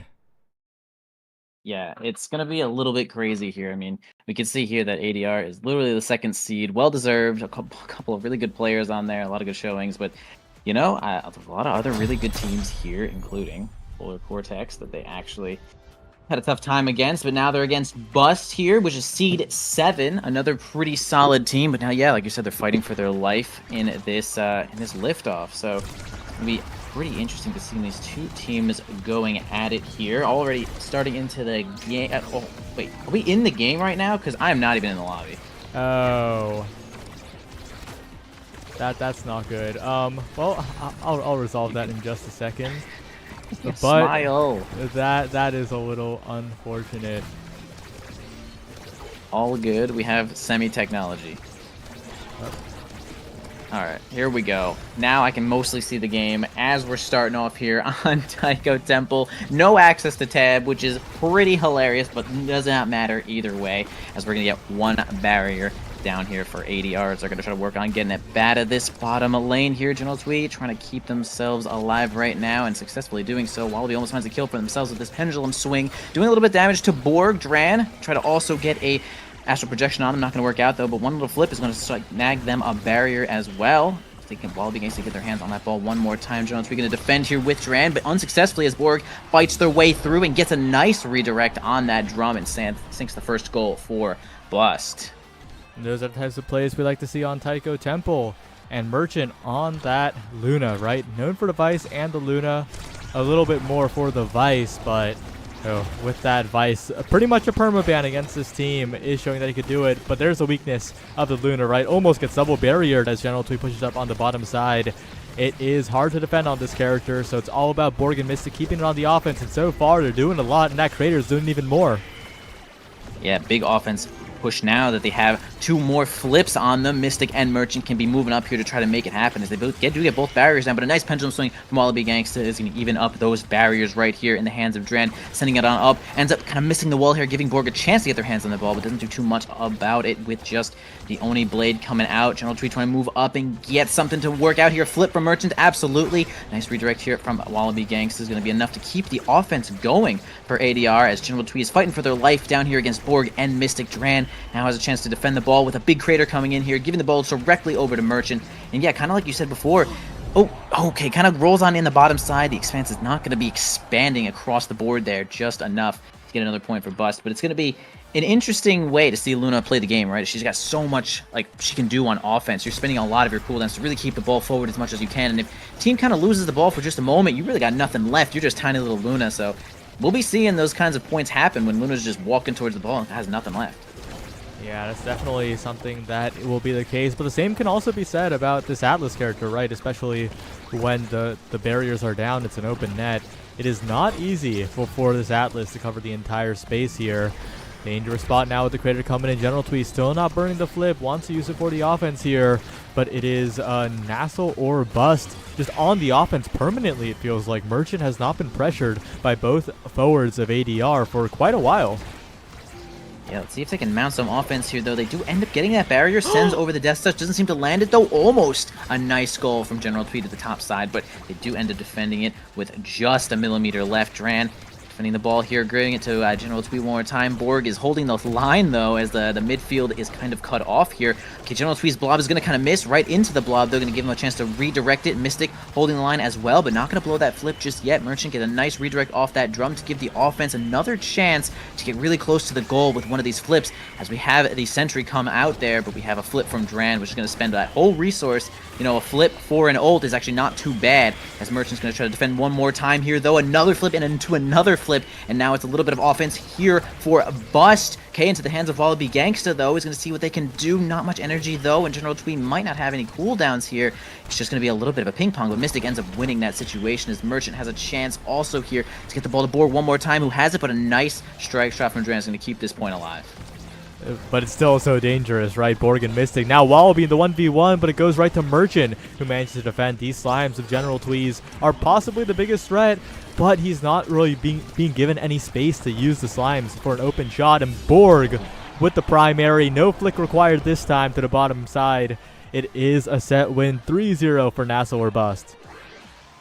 Wonderful work there. Merchant gets a little bit of the credit for that MVP, getting really involved there, just hitting the ball, getting some energy, getting that experience. That's what's going to make it happen here for Merchant. So instead we got on the board, nothing too explosive. You know, does have specialized training if they really want to go for some eradication there, but going to take Twin Drive, which is a real classic for the eject goalies. We'll be seeing a lot more of a Merchant now with that Twin Drive getting all over the place. Plus, it's a solid deny from Atlas as well. Nothing too great here for Zentaro left, though. You know, none of these dash perks have really showed up, and even if they did, we might have seen a steal here from Juno. So it's going to be kind of lackluster here for the Zentaro. But either way, I think about an average about an average outcome for the side of ADR, even though they end up losing that one. Yeah. It is looking a little bit dangerous here, I think, especially when you're facing down Merchant, when you're already feeling like kind of the possession fully being on the side of NASL or bust, right? It kind of felt like the core is always on the left side of the map here, and if that's happening, the Luna goalie is the best pick in the world. Infinite offense, Borg bounced around but still surviving. In NASL or bust, they look so comfortable here. Yeah, doing a really good job. They can't even get Borg off the map, but they do end up losing both barriers right then and there, and Merchant flies on in with kind of a lot of options. It's such a tough spot when Luna, you know, gets that boost right into your face with the ball. It's like she can stun you, she can hit the ball, she can actually redirect it, hit the ball, get 2 strikes. So it's a really tough spot. You kind of need to cool down when you're kind of squished in the corner there, and it looks like Dren might not have had it, so it's going to be another good point for Bust, as we see Merchant already making a lot of good use from this Twin Drive. Yeah, this Taiko Temple, popular map nowadays, and it looks like NASL or bust are very familiar with it. 2 flips available now. General Tweez still has 1. Almost taken out there by Borg, but survives thanks to the drum. Dangerous spot still for ADR here, especially if Merchant can get out of this corner, and he successfully does with the patience. And this Luna is just not getting pressured here. Yeah, it's definitely a tough spot here for ADR. They can't seem to mount that kind of pressure that they're looking for. And Juno does have a solid amount of control of the map. I mean, she really does get to place extra Junos sometimes to like block balls that are sent into space, but it's not really working out right now, as really Bust does have a lot of the control. And look at that, the ball gets kind of sent into nowhere, but Merchant, no problem with that Twin Drive boost, is going to be able to collect that ball, but they cannot collect this power play, which is actually on the side of ADR. So this is their chance to score. Luna does actually have a cooldown, but smacks their face right into the wall, which is going to pretty much just stop you. You know, you hit the wall with some of these movement abilities and you just kind of stop. So you're going to have to get the angle right perfectly. You need a cardinal direction down to get that one in there. But nice score there from ADR, taking good advantage of that power play. And I mean, that's kind of what we're looking for here. If they can't seem to maintain a lot of ball control, they might have to get a kill or 2. Yeah, we'll see if they are able to replicate that performance here. I think it's very possible, especially because the Juno has a pretty good time into the Luna. A lot of single hits means that the Slimes will be able to take advantage of the creation aspect, but Merchant isn't just isn't having to play against the Juno much. General Tweez staying mostly on the defense to try and get the core out of that half. Meanwhile, Wall will be a bit solo on the offense here because Mystic and Borg are pushing up in the corner so effectively, forcing General Tweez back. But with Borg gone, this could be the huge turnaround that ADR needs. I was going to mention that they were doing some pretty good damage to Borg every now and again, but they weren't end up finishing those kills as often as they possibly should. But they do get it now. Power play active here. Luna, not too many cooldowns left, but they do end up surviving that situation until they finally get that barrier as I'm speaking about it. Mystic had flip there, gets killed with it. A lot of value for Wallaby Gangsta's pendulum swing there, as General Tweez now has a chance to get the ball on over to the Brawler, maybe get this ball on in there. Absolutely good pass. Nice getting that ball forward to just, you know, combo with that pendulum swing. Going to stun Merchant out of that one, and there's going to be a point for ADR as it should be, right on that nice power play. Yeah, very, very well done. We'll see if they can get another here. General Tweez, though, interrupted by Borg, but good primaries out by Dran. That's the important part. This Atlas needs to make sure the core doesn't stay too long on his half. It needs to really just play the melee goalie It needs to walk up to the mid line and just to make it so that Merchant is the one feeling the pressure instead. Wallaby desperately trying to get in there. But these glitch pops from Mystic have done so much work in making sure the core is not in the hands, is not in the possession of ADR too often.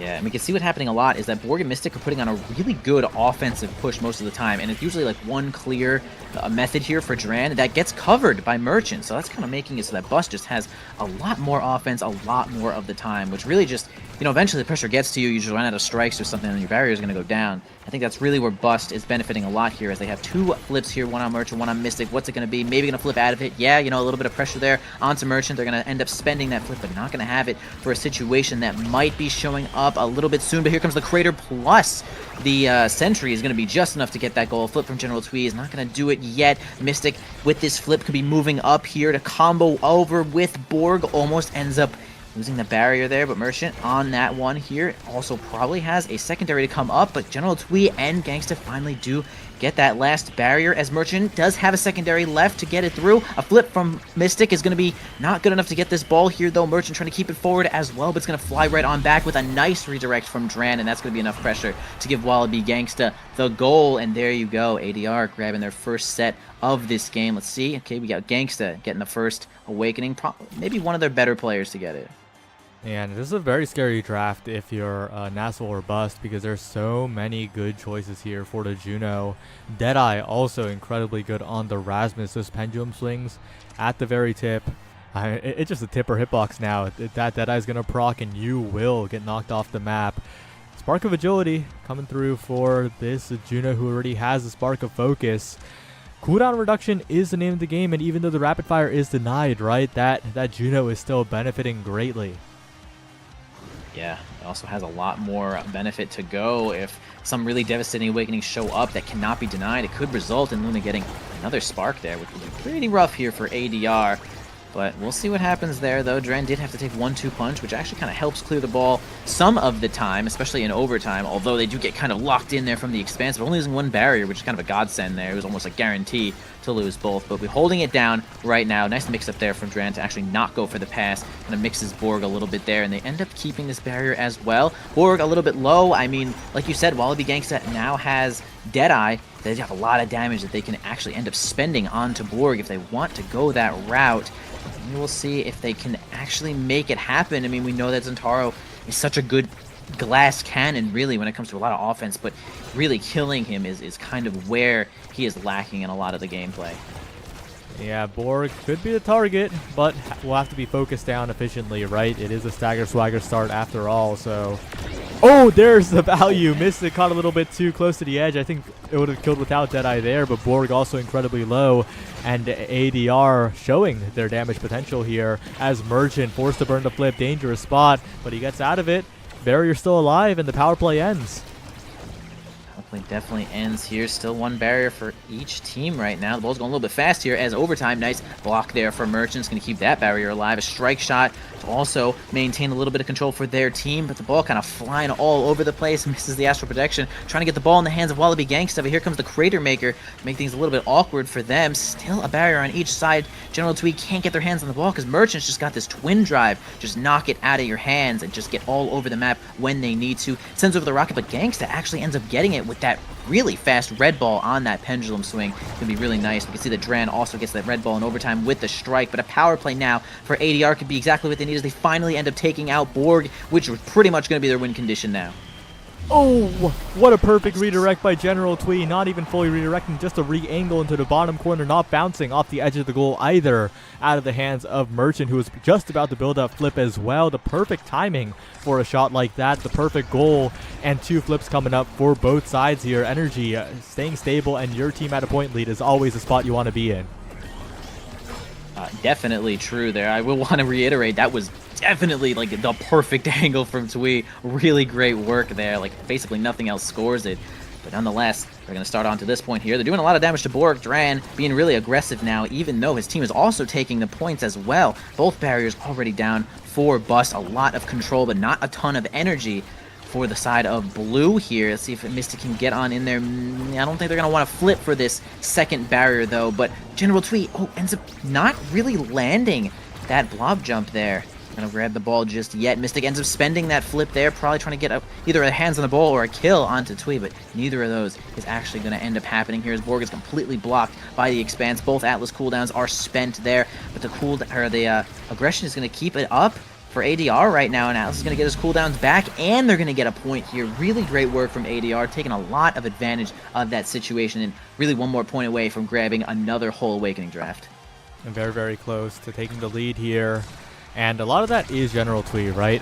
When General Twee is allowed to be active, allowed to play on the other side of the map, this Juno is struggling, and Wallaby with the Deadeye primary. So aggressive now, and this team is benefiting from it, especially as Borg takes a ton of damage, has to retreat, still has to flip, but the barriers fall, the flip is burned, and a huge advantage now for ADR. Yeah, gargantuan advantage. We saw Luna right there with basically no cooldown. She couldn't really do anything except walk around, and now it's a tough spot here for Bust. Borg is also looking quite low right there. Merchant has their hands on the ball, finally gets a flip there by sending the rocket on forward while beginning to blast with another pendulum swing. Easy goal here possibly, but nice defense there from Mystic. Get the glitch pop to save the ball. Double goalie here can almost work out, but man, the pressure that General Twee puts on, and that primary is also possibly going to secure it perfectly as ADR grabs their next set in this series here, and we actually have General Twee is going to be the one to grab the Awakenings. What are we going to see? I mean, there's, again, a lot of really good stuff here. Fight or Flight, insane for forward. Super Surge, just good and a great deny. Ton of size, literally a ton of size. Stacks, I mean, the world is your oyster if you're Twee.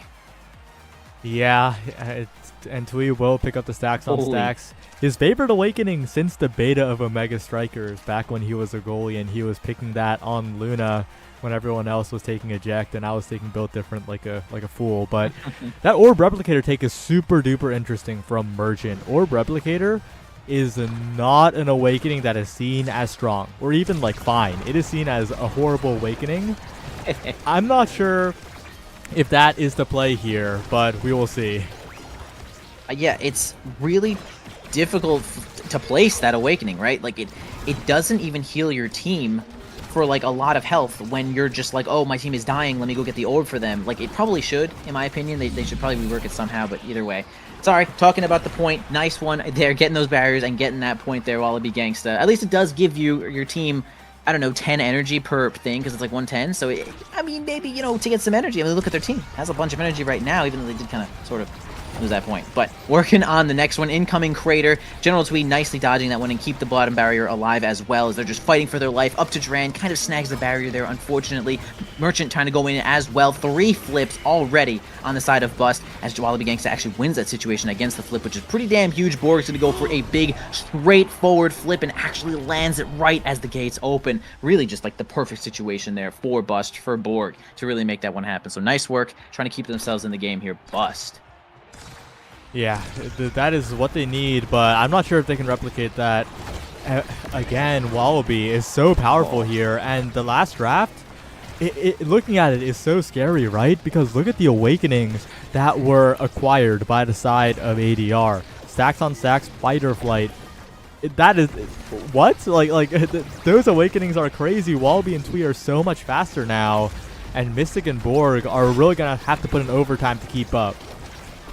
Yeah, it's unfortunately Dran got a little bit of the short stick there with the Super Surge. I'm not even sure that it like buffs the secondary. I think it only buffs like dashes, right? So not so great, but a really good deny to make sure that the Zentaro is at least in check a little bit as they're going to continue to work on this point. A flip here from Dran might show up exactly. Yep, gonna beat Merchant in that situation as they do spend the strike, but no problem, ejecting right on back. 1 barrier down for each player. Bone down.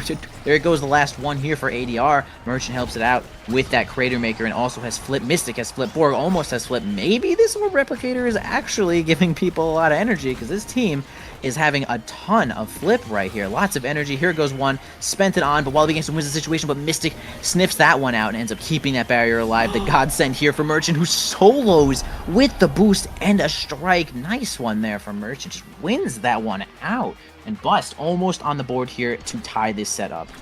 Really, really well done on the play. Merchant delaying the strike there was crucial as well because a lot of Eject Lunas, they'll just mash strike as they dash, but Merchant knows the timing, knows the interaction, knows that General Twee knows the situation somewhat, and it just delays it enough, plays the situation slowly enough and Borg is getting in there. The energy stays high.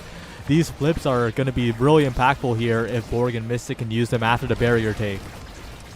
Absolutely. If you can use one to grab the barrier, yeah, Borg strikes everyone with that and gets the barrier as well. Ton of value, lots of extra damage. One barrier down here for Merchant. Mystic gets into position to get that flip and certainly clear that ball. Everyone's got to get down here, though, but Borg holds the line. Gets it with the passive dashing strike thing. Actually crazy good. Bust evens this one up, and boy, did they need that. Who's it going to be? Merchant, again, just all over the board, getting all of that experience.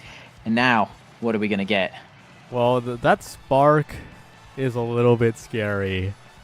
They're probably going to deny that spark. Either that, yeah, they have to. Yeah. That would have been 3 spark Juno with cooldown spark, and that is way too much impact. Reverberation is going to be a fine pickup anyway, but that is not 3 spark Juno. On the other hand, Wallaby Gangsta continues to be scary. That primary is being supercharged right now, but yeah, this draft, pretty good for the side of NASL or Bust with that extra special Fireball Sentry. The one thing that makes it a little unfortunate, though, is that Borg wanted dash range. Heavy Impact shows up.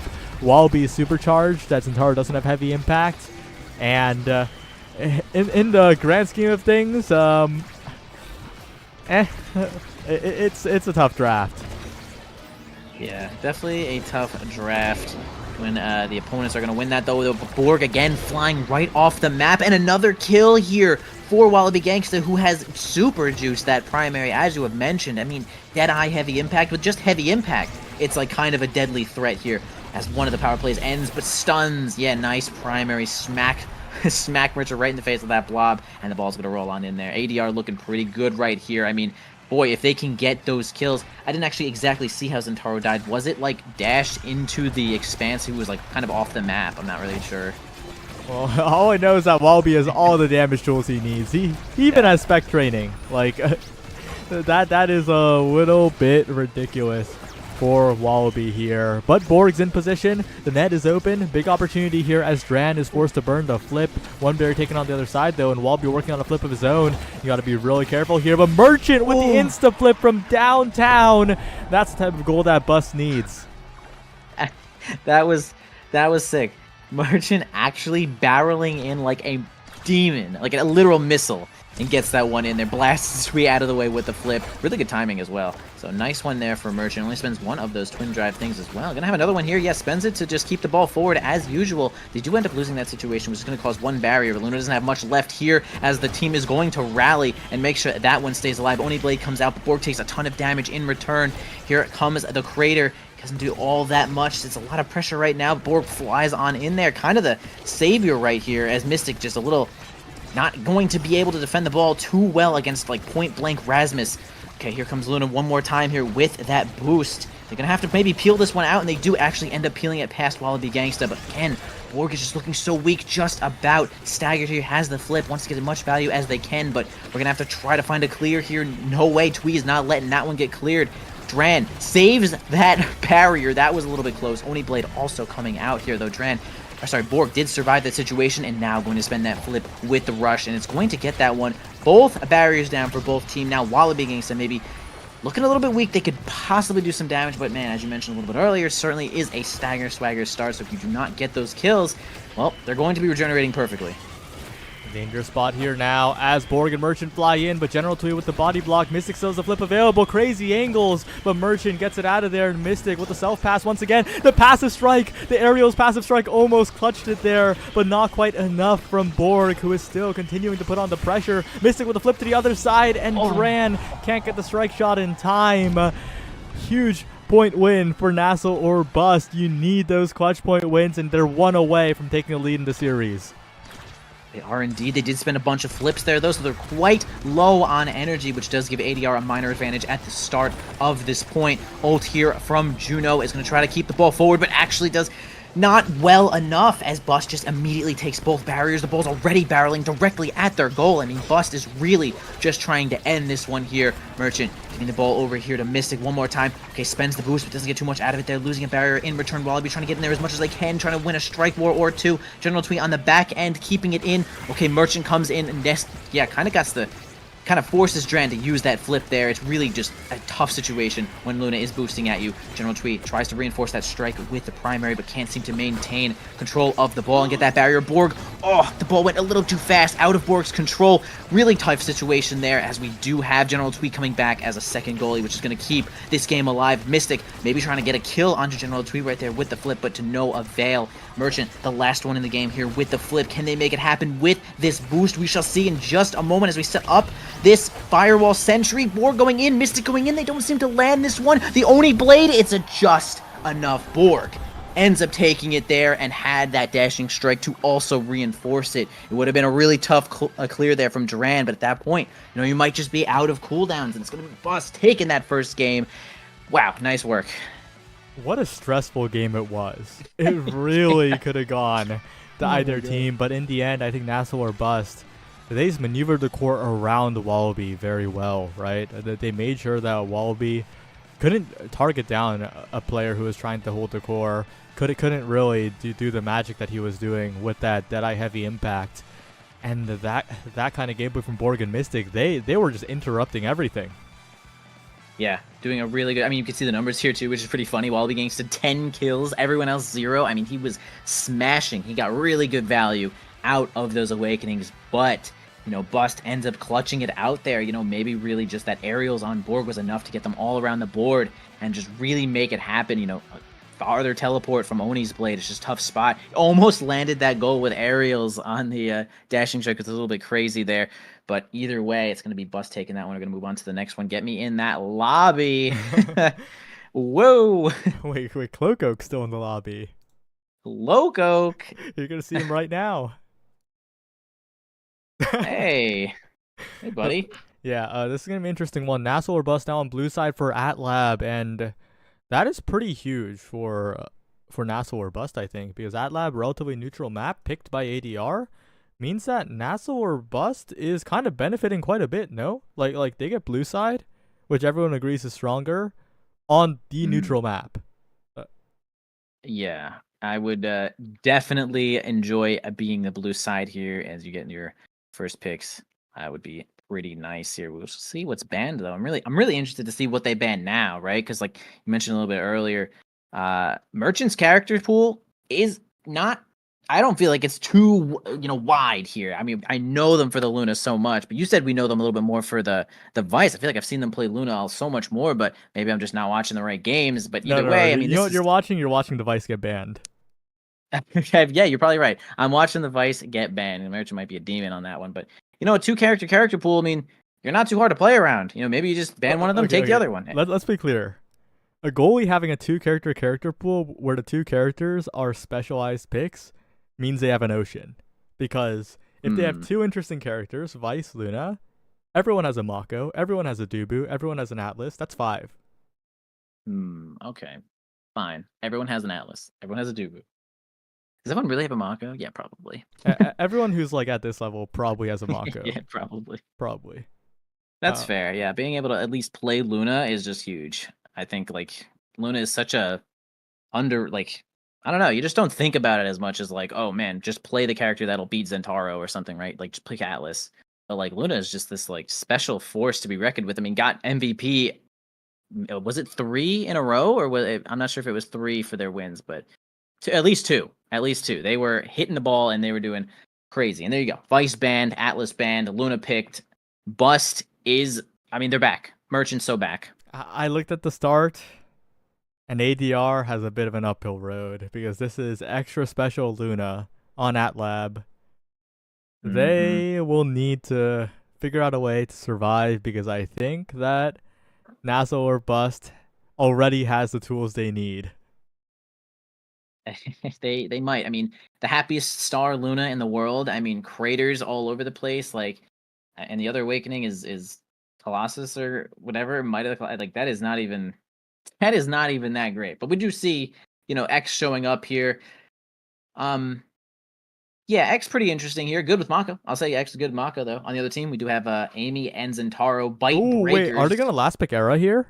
General Twee is an Era picker. It could be X Era Mako. Is that still good against this? Well, they'll have to survive, but the thing about that is that they also can fight back, and it is Might of the Colossus start. Wait, this era pick is looking pretty the era. likely. Oh, it's a But- Juno. It's a Juno. Okay, okay. Okay, I can see, I don't know. I feel like it's a little all in to hit the era and then smash Might of the Colossus on the X. Like, it might be a little crazy. I don't know. I guess it could work, but we're gonna see the I Juno. kind of wish they Fair. committed to it. It is Might start, right? It could have been like the one era angle of all time.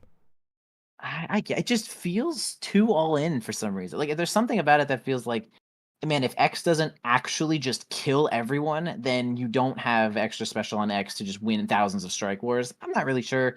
Maybe it's worth it, but either way, we got the Juno. They've decided against such a thing, but there's just a lot of damage on this board. I mean, Amy and Zentaro do enough damage by themselves, but Luna with extra special, I mean, yikes. Literal yikes. And the opposing team, I mean, X does a pretty good amount of damage. Juno can do a pretty good amount of damage, but Mako isn't really super damaged. So I think they are definitely going to be running around with their heads cut off and just, holding onto that wall, trying not to get blasted off the board as this crater is going to come on in there. Especially, I mean, not even to mention, like, Amy with Firewall Sentries just with the extra special. I mean, that itself is just sometimes too much to deal with. I mean, we look at that Wallaby Gangsta, 100% Van Brace coming out. Like, no shot, he's trying to die. And that just sacrifices so much of, like, the ball control that they have. No slicks on that board. So we will see what happens. It looks like Bust is going to be blasting. Yeah, take a look at the picks for Borg and Mystic, right? Zentaro and Aimi, that's comfort. Those are the characters that they made their names on pretty much. And that is concerning. You do not want to be facing a team that is comfortable on qualification point. I mean, not only are they comfortable, but they're warm as crap. They just played this whole team. All three of them just played this team, so they are ready to go, and boom, there you go. First kill already.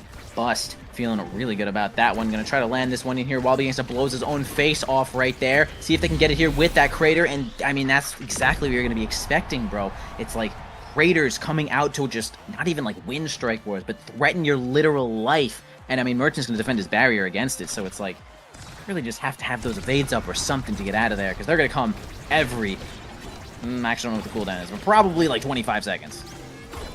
Yeah. Well, we're seeing it continue here. These extra special warriors, Wallaby getting a KO there. Might of the Colossus, extra power, looking a little good here, but the issue really is in that crater and the Firewall Sentry. And those two cooldowns are everything for this NASL or Bust team. The Borg with the flip in the open net. It is early in the game, and NASL or Bust is doing what needs to be done. Yeah, I mean, yeah, even Borg with extra special, I mean, that just gives you, like, another movement skill all the time. Stop the ball, hit the people. I mean, it's so good. Like, either way, I mean, here comes a barrier, though. Actually gonna let the boys angle there. Not gonna land that barrier. Okay, Merchant also kind of gets one, but okay, we do get the last one there as the crater comes out to just get evaded, but it does spend a bunch of energy and some time for the enemy team as they're gonna knock it on over to the bottom side here. Everyone misses the ball. It's really just hugging the edge of the world. Mystic spending the cooldown to get away from Wallaby, but ends up getting bull rushed either way. A flip here from Merchant, trying to get it on through, but it's going to be nearly impossible, but they almost get it out with that rocket, with the help of Borg too. But now Borg is looking really low here. A nice wait there from Wallaby Gangsta is going to secure that one. Okay, a questionable angle actually ends up making Merchant second guess themselves for just a moment, possibly not wanting to get KO'd, but ball does end up rolling in. ADR does get a kill, and they do get the point for it. So we'll see if they can sort of keep that up. Again, it's kind of on Wallaby to really find those kills, but it's still going to be tough. Yeah, it is, and especially if Wallaby has no evade, right? That is a very scary spot to be in. Damage can be pumped right now, and Mystic and Merchant are waiting. The rocket's landing, the crater coming up sometime in the future, and the Wallaby still has not built up an evade, unfortunately. Now trying to do so. But again, it is such a risk. Borg, however, Zentaro, right, low stagger. That is the one thing that Zentaro can't do, is tank a bunch of hits, and we're seeing that right now, but the cooldowns just aren't there. Wow, what a combo onto Wallaby as well, and it is so dangerous as two flips are missed simultaneously from different teams. I haven't seen that. think Borg was in threat of dying there, and I think he used it defensively. But either way, that is going to spend a whole resource for the side of Bust. A flip here from Merchant's going to stop the ball, send it on over down to Borg. He's going to try to help play second goalie for just a moment as they wait for this power play to end. Dren gets nicely in front. Okay, not a flip, but actually it's going to be an overtime here. Bell ringer there from Wallaby is going to make things a little bit awkward. A nice rocket there is going to keep the strike advantage, but yeah, the ball's moving a little bit fast here, and with General Twee to hand the ball right on over to Wallaby. It's actually going to even this one up, even though Bust was, they started hard. They started with exactly what we thought they would. Tons of damage, lots of kills. But, ADR is actually finding their path right now. Yeah, it's pretty huge that the core speed from either Colossus X Maximus was there, because Merchant was in a pretty chill spot. Got the rocket to bait out the strike. A very, very important part of Luna defensively, but is going to have to play some more defense here because both barriers just went down, and that's the downside of Luna versus the Mako. A lot harder to defend here, and Dran is still healthy despite the Crater coming through. Big opportunity for ADR taking an early set here, and they have so much scaling potential in the core control and the survivability department. Yeah, they do. Honestly, like I mentioned a moment ago, I feel like Bust was doing so well right in the beginning. They weren't even really letting X play a whole lot, and he was kind of back down on experience, which is pretty much where you want to do. But now, Wallaby Gangsta's got a lot of time to play. Blast the flip, gets a kill, secures the goal, and that probably puts X at number 1, which is a damn catastrophe. If you are Bust, all you try to do is stop X from playing, but now he is playing. Here we go. First pick here is going to be Wallaby Gangsta. What's he getting? Yeah, he's getting something. He's definitely getting something. Could opt for size here, could opt for stacks, could opt for that speed. We will see what he ends up choosing here, but Merchant's eyes are, as always, on that twin drive. A lot more mobility here. Heavy impact falling down to the Zentaro. That is a huge pickup for Borg, but I think Wallaby recognizes that. I think I will have the most impact with size here. He just goes for it, but it does mean that a lot of good picks here for Bust.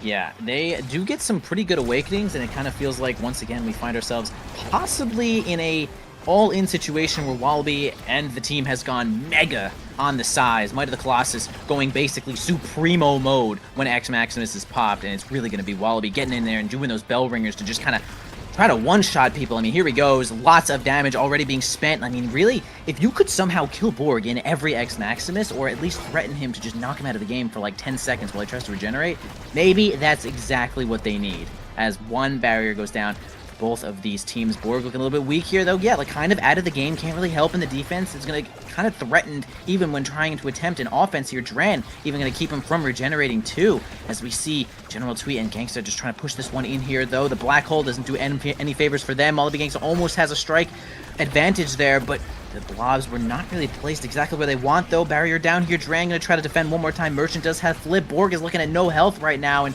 Wallaby Gangsta is working on trying to get this kill. There's the kill. There's the flip. The barrier still standing. And the Firewall Sentry, a bit of a nuisance here as Mystic sets up. Bellringer jump General Twee. So much control here from this Juno. And with that sheer amount of size, it is definitely looking scary. If the Luna's ever stuck in a 1v1, Wallaby has all the control in the world. Mystic interrupts. Good Cyber Swipe hit stun there as Borg now goes in. But it is still such a scary goal to score when Borg is low, when Mystic can't keep up with all this speed. The flip has to be burned. Borg now with the big opportunity. Good glitch pop. Merchant gets in there but doesn't get a strike redirect on it. And Borg is so incredibly low right now, and the Crater sends it backwards. It is just so difficult to play against this massive X and this Juno in overtime.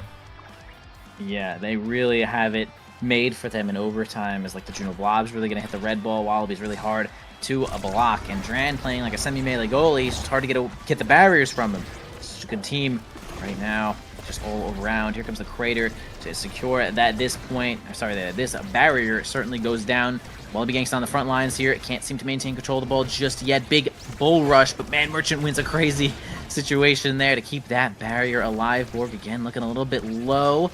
Okay, a strike war here. Not really, actually. General Twee and opposite to go for maybe a clear angle there, but one barrier goes down for Bust now. So they're going to try to hand balls into the Blobos here. We're going to block the top side, Wallaby Gangsta, and they both have the top side here blocked. Borg's going to come back here, though, for a third goalie situation to try to get that one out of here, though. Only Blade to teleport around the map. They're trying to keep the ball in. Yeah, the X Maximus. Too many strikes. The flip comes out here. The Crater not going to land, as the flip is certainly going to be evaded as well. Borg, no health left to deal with, can't really play all that much, and now it's just really up to Merchant and Mystic. It really is, and Mystic's regenning back, but Wallaby and General Twee just winning the strike wars, making these interactions so scary, and Merchant barely getting back in time, Borg barely surviving.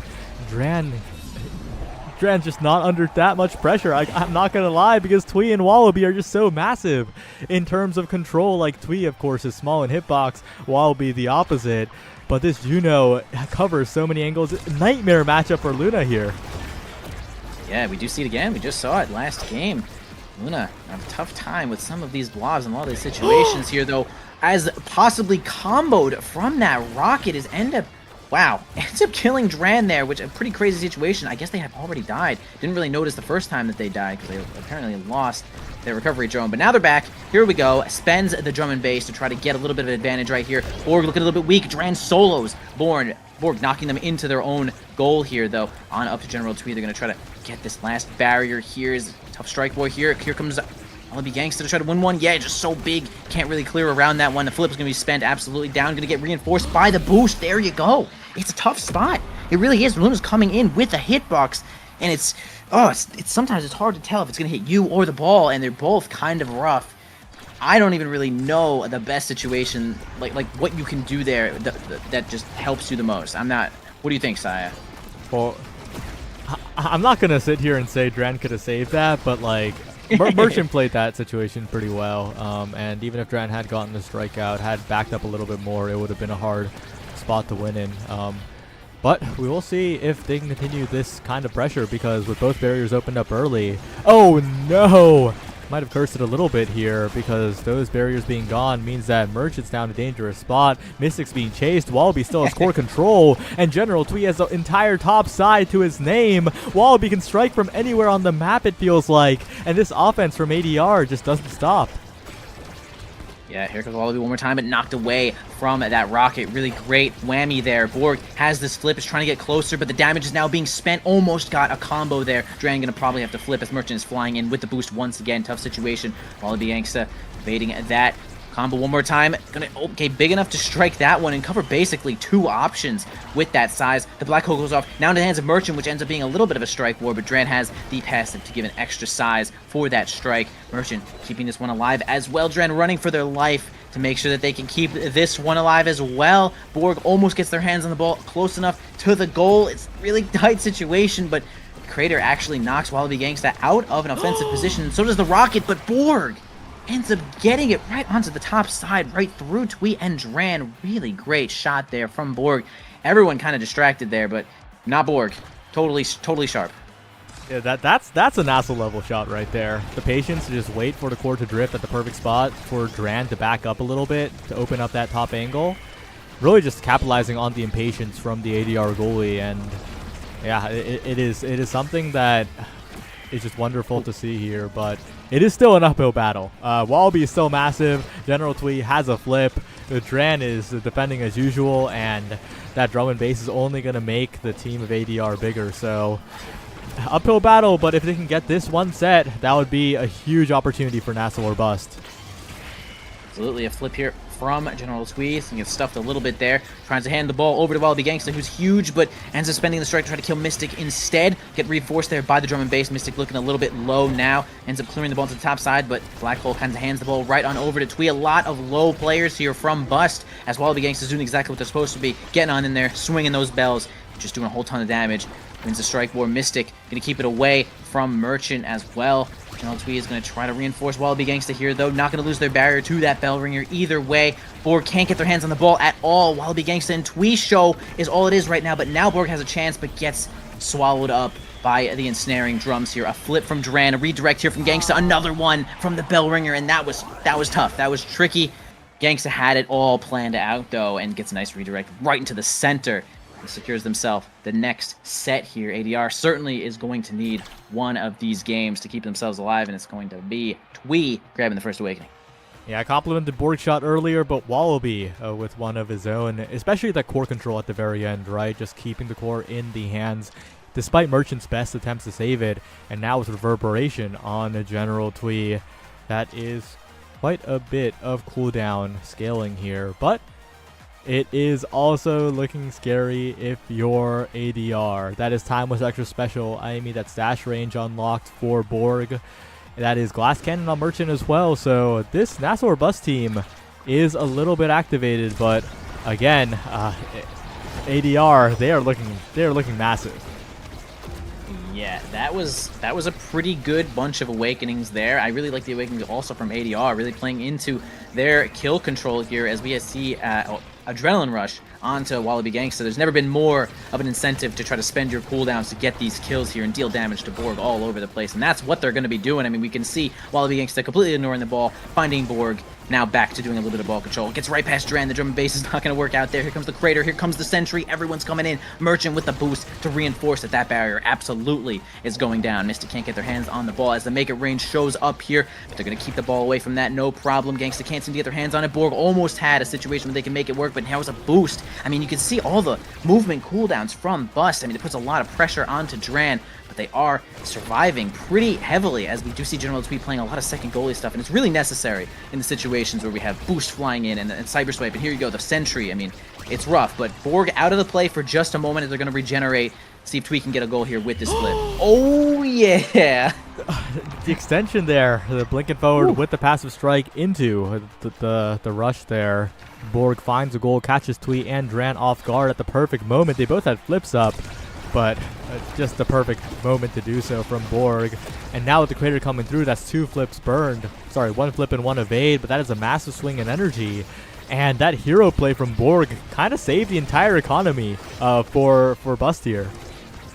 I agree. I mean, that was definitely a unseen goal there, as wow, both of the barriers are going to stay up here for the side of ADR as they nicely get the ball out there. Bust cannot seem to maintain control on the front side. Here comes the Crater, not going to do all that much, but knock the ball around General Twee. Sorry, not General Twee, Wallaby Gangsta dealing a lot of damage to Borg and Mystic again. Now on up there, see if Merchant can stay in to get it. Yeah, wow, nice Merchant. Actually ends up hitting the ball, get a little strike reset there as well to grab that barrier. Mystic trying to get out of here. We can see them, they have full stacks now as they're pretty fast. Really going to run circles around this X. No problem as the German base is going to come out one more time.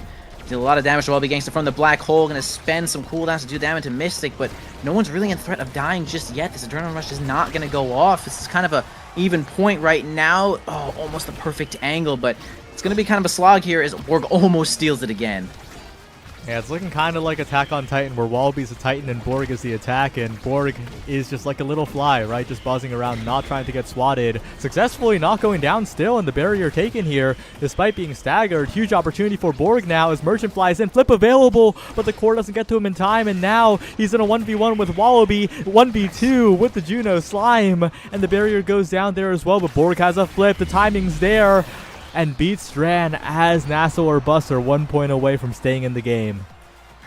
Damn, tough situation. Nice on Borg to keep that patience there and roll with that ball as long as they could, as long as they felt like they could to get closer to that goal. And it's going to be really tough for ADR to clear that one. So good point on over for Bust. Here comes the Sentry one more time. I mean, it is an extra special game. Most of these ults are going to be spent right at the beginning as we see one of these barriers down. Borg holds the ball with that slice and dice and grabs the final barrier as well. Merchant getting back there with that eject button to keep both of their barriers alive too. Wallaby Gangsta's trying to maintain control of the ball here with General Tweak, trying to get a double, but not favorable bounce here for ADR, but it's going to be a kill. Here comes Adrenaline Rush from Wallaby Gangsta. Never been more powerful than this moment here, although I mean, Sentry's up again to pretty much negate all of this pressure. A flip from Mystic is going to certainly keep the ball out of there, and now the power play is over. And I mean, really, one of the benefits of just having all of this extra special is right there. I mean, they had a power play, but I mean, Sentry just negated all of that. Yeah, it really shores up the defensive weaknesses of the Luna goalie very, very well. If Mystic can drop back, drop the Firewall Sentry with a Timeless Crater like you mentioned. Dangerous spot here though, Wallaby X Maximus. Pretty much impossible to strike war against here. The flip though, looking quite small, relatively speaking. And whoa, Borg again! Boosts his way forward. Just catches the core on one opening from Dran from across the map and punishes immediately. That's the power of a Centauro. And I'm not talking your average solo queue Centauro. This is Borg we're talking about. Yeah, Borg is actually just the sniper. He's actually just the sniper here, and he's just like, boom, there's my shot, and double a dashing strike into rush, and boom, he's got it. 1-2 punch showing up here for Borg, and make him a little bit more powerful. Steal that from Juno as well, but I mean, Fight or Flight is like dummy strong, super powerful, especially with maybe Juno. I'm not entirely sure if you get it from, you know, blobs and stuff, but if you do, kind of crazy. Even if you don't, still quite strong here though. And one thing to note, we actually have Super Surge showing up for Wallaby Gangsta, which normally kind of makes up for some of X's like immobility and a lot of shock factor when it comes to a lot of these bull rushes. So we'll see if that changes basically anything. Merchant also kind of getting stingers, so I mean, they're playing to their kill outs. Yeah, General Twee famously loves speed, and that's a lot of it. Slick kicks among, slick kicks among Titans and Fight or Flight means that this guy has double slick kicks basically and passive speed. It is a little ridiculous here as Wallaby goes in. But again, right, these power plays are being defended quite well by Bust here. They just put down the turret, or don't even put down the turret sometimes, and get some good glitch pops, get some good rockets, and get out of there. Yeah, I mean, if we're talking just like straight up like character abilities, I mean, Bust certainly has the big ones, right? When it comes to just controlling the ball in a lot of situations that will just like stop movement, right? Got the Oni's Blade can also just stop the ball and make I mean, it's just a lot of stuff that they have for the team. But maybe more consistently, ADR might be able to, you know, keep the pressure on as they do right there. General Twee keeps the ball in to just finally get that last barrier. Mystic gonna try from the bottom side here, though, with a combination of this Oni's Blade, but we do get a flip there from Dran to keep that ball alive. The Super Surge from Wallaby Gangsta is gonna be really threatening. Here comes the 2v2 on the front side, but they can't seem to win that one. Borg almost gets a strike war, but actually does end up winning that one against Dran and can't seem to hold the line with the drum and bass. Bust keeping themselves in this game, now an advantage in this set. And Borg just has Dran's number. I think that's the main thing here in these most recent points. Borg has been winning those 1v1 interactions, punishing Dran for a lot of slight mistakes that usually wouldn't be punished, but this is the later stages of Liftoff. But Wallaby with the KO, but both barriers go down, and Wallaby goes down, and Merchant's in there, and Bust are looking to be back in it. They want to win this series now. They do, and they just about had everything that they needed. But either way, it ended up in a 2v2 as they found a kill onto Wallaby, who had Adrenaline Rush. It was about to be really tough as they're going to lose this first little barrier there to the Juno. Mystic going to fight onto the front lines with this flip, see if they can maybe get a double, but Borg gets on in there with the rush. I mean, the distance from aerials is making a crazy difference, but once again, Wallaby Gangsta, Bellringer gets Mystic on out of here. Lots of control. I mean, look how fast Wallaby Gangsta is. I mean, it's disgusting how fast he is when he's punching people in the face with this X Maximus, doing an insane amount of damage and a lot of work in that point. I mean, okay, clean that one up. Next point, no problem. Yeah, well played by Wallaby, but it is still set point here for NASL or Bust, and they burn all of their specials onto the bottom corner to find that barrier. And honestly, might as well, right? Extra special. It is extra after all. Wallaby trying to win these strike wars for the moment. Does win one, forcing out the flip from Merchant, but the barrier still stands, which is super important if you're a Luna goalie. Let you fly a lot more, let you win strike wars against Dran a lot more, and they're one shot away from a 5th set here. Yeah, that was close. Borg almost had his chance there. Now completely staggered, gets the Oni Blade to get a little bit of evasion. Gonna regenerate just up to half there. Down to the hands of Mystic, who has this flip, but it doesn't look like they have Cyber Strike, but it doesn't matter. Borg on the front lines just gets there. Really just gets there with that distance. Look at all his bars. He's got bars. He's got colors for days. He's completely covered in colors. He's got moves. He's got style. He didn't need any of it. He had 2 entire bars and didn't need any. He had so much in the bag. But now Mystic gets to grab something for themselves. I mean, is there a lot to consider? I mean, Stagger Swagger's huge. That means Wallaby can't really run at Mystic anymore. But that's also Dead Eye on General Twee, a big damage threat now. But specialized training denied from X. Well, not really denied because Big Fish is there and that guy's going to get even more massive, which is a big threat. But spec training extra special on the Luna does mean that if you ever forget to evade, if you ever are caught without meter, that could be a knockback KO coming in from the Luna here. Huge draft for both teams, but Wallaby is looking so massive that so low-key, what if he just like walks at them and wins every strike war? He's doing that. What if He's he just walking at them walks and at them and wins every strike war again for the goal? He might do that, especially with that drum and bass, giving even more size. Here comes all the specials here from Bust.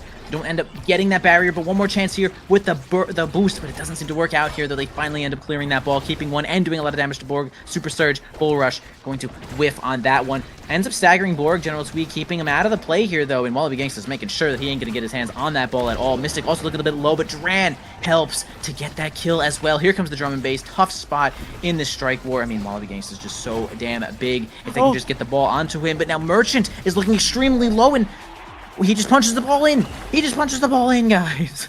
That was an incredible snipe from Dran, making sure Merchant was on 1 HP. Could have tanked one punch before that snipe, but Dran gets the cross map hit and makes sure the damage pressure is just enough so that the goalie is helpless there. Huge offensive play, but you're gonna have to keep that up here because Wallaby, can he win every strike war again?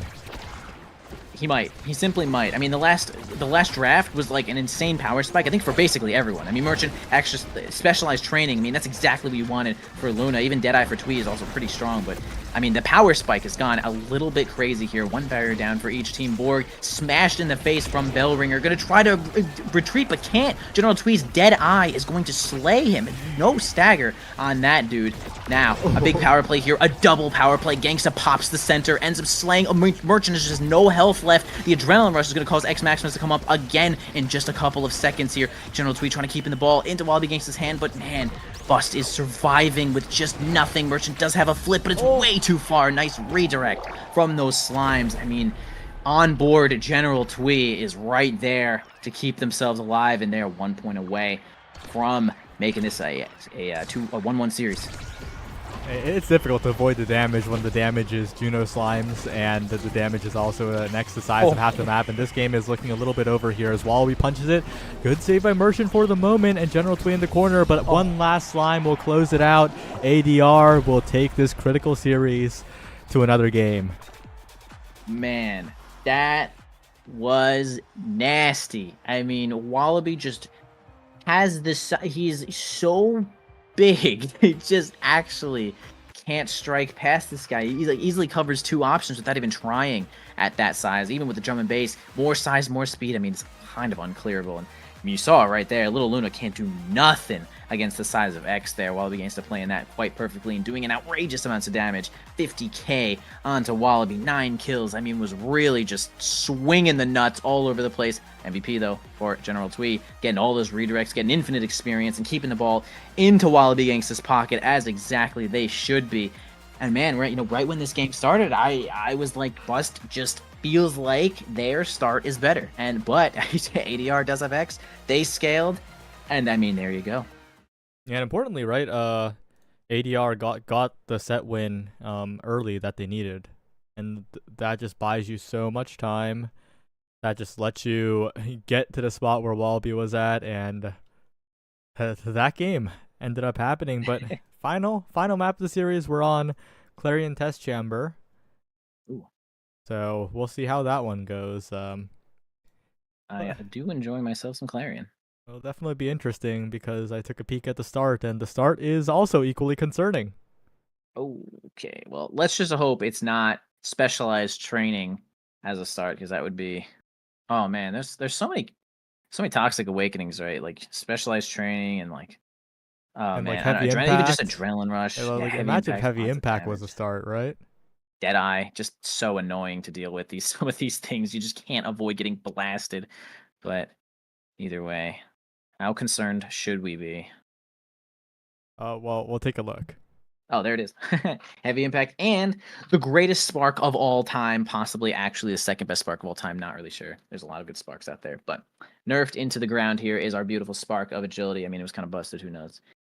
We're going to get here on Clarion, one of my favorite maps to commentate on. I mean, Clarion and Gates, I think, are my favorite maps because there's a lot of nuance to come out here, though. You got to know how to play both of these. Are you good, bro? Is he good? He's freaking out. I'm watching. He's freaking out. They're not done picking out their drafts. I want to see these bans, bro. Are they going to ban the Vice again? Is it just be infinite Vice ban? I mean, Heavy Impact is kind of yikes for Vice. There's no way they let Merchant Vice through on the Heavy Impact start. That's clear. And there is the ban from ADR. Huge priority pickup. The Luna also less of a threat. Didn't win, but still, that extra special start of the Luna, exactly what you like to see. This start, in comparison, not what you like to see as Luna. Heavy impact, quite bad on the character. It does something, and yeah, something. So we'll see what happens here. Get 3 seconds of cooldown on your ult. I don't know. The ult does not actually impact. No, that, it is right? an impact. It is an impact. Oh, it isn't. Okay, but that's it. So it's a projectile and an impact. How many projectile and impact moves are there? Gigablast. Yeah. Glitch pop. Okay, here we go. Yeah. We're getting the chat. The chat's working out. Thank you, Dubsta. Handing it on over there, Crater. That's what we were talking about. We were talking about Crater. Yeah, but the Mako worked well for them. I do like them picking it again, threatening the X pick as well. Especially if Bust repeat and go Aimi Zentaro here. Both great characters with the heavy impact. They could respond with the X. Oh, Rasmus, a bit of a departure from what was previously picked. Okay, I mean, hey, we did see Wallaby Gangsta snag a bunch of kills. They didn't end up winning that game, but they did snag a ton of kills with, it was actually Deadeye, but then they had a heavy impact afterwards, so either way, it's going to be lots of side lanes. You know, Juliet, as a character, sometimes you think about on side lanes getting some kills, but Rasmus isn't really the character you think who's going to get all those kills, but he actually might. Also, Rasmus goalies decent on this map, I'd say, as well. You see Amy also showing up here for Bust. Mystic, once again, most likely grabbing their Amy. That's 3 games in a row here from Mystic. Warm as you could be. We'll see what happens here with work on this Rasmus, possibly. Interesting. Yeah, we'll have to see. We'll have to see how it goes here. Era finally picked up. That's a specialty pick. That kind of signals the next to me, right? Surely I mean, this is after the performance last game and deciding to back it up. There's the X Era. I do understand the Juno pick from previous game. It helped so much in overtime where Era would have been pretty much helpless. Yeah. But Clarion tends to be a lot more closed in a lot of its variants, so the Era looking quite decent, not gonna lie. That character feels pretty unpickable most times, but in this situation, I'm kind of liking it. Zentaro locked in as well, which signals that Rasmus is going into the goal box for Merchant. Interesting game coming up here. And this is an important one too, right? Because NASL or bust is NASL or bust. That's this. If they lose, they're busting. That's it. That's this game, bro. NASL or bust is everything on the line. Respectively, of course, NASL or bust is definitely, a goal of yours to have. I'm not gonna lie, Sorry. If they win, they're busting. If they lose, they're busted. There we go. Oh yeah, okay. important difference.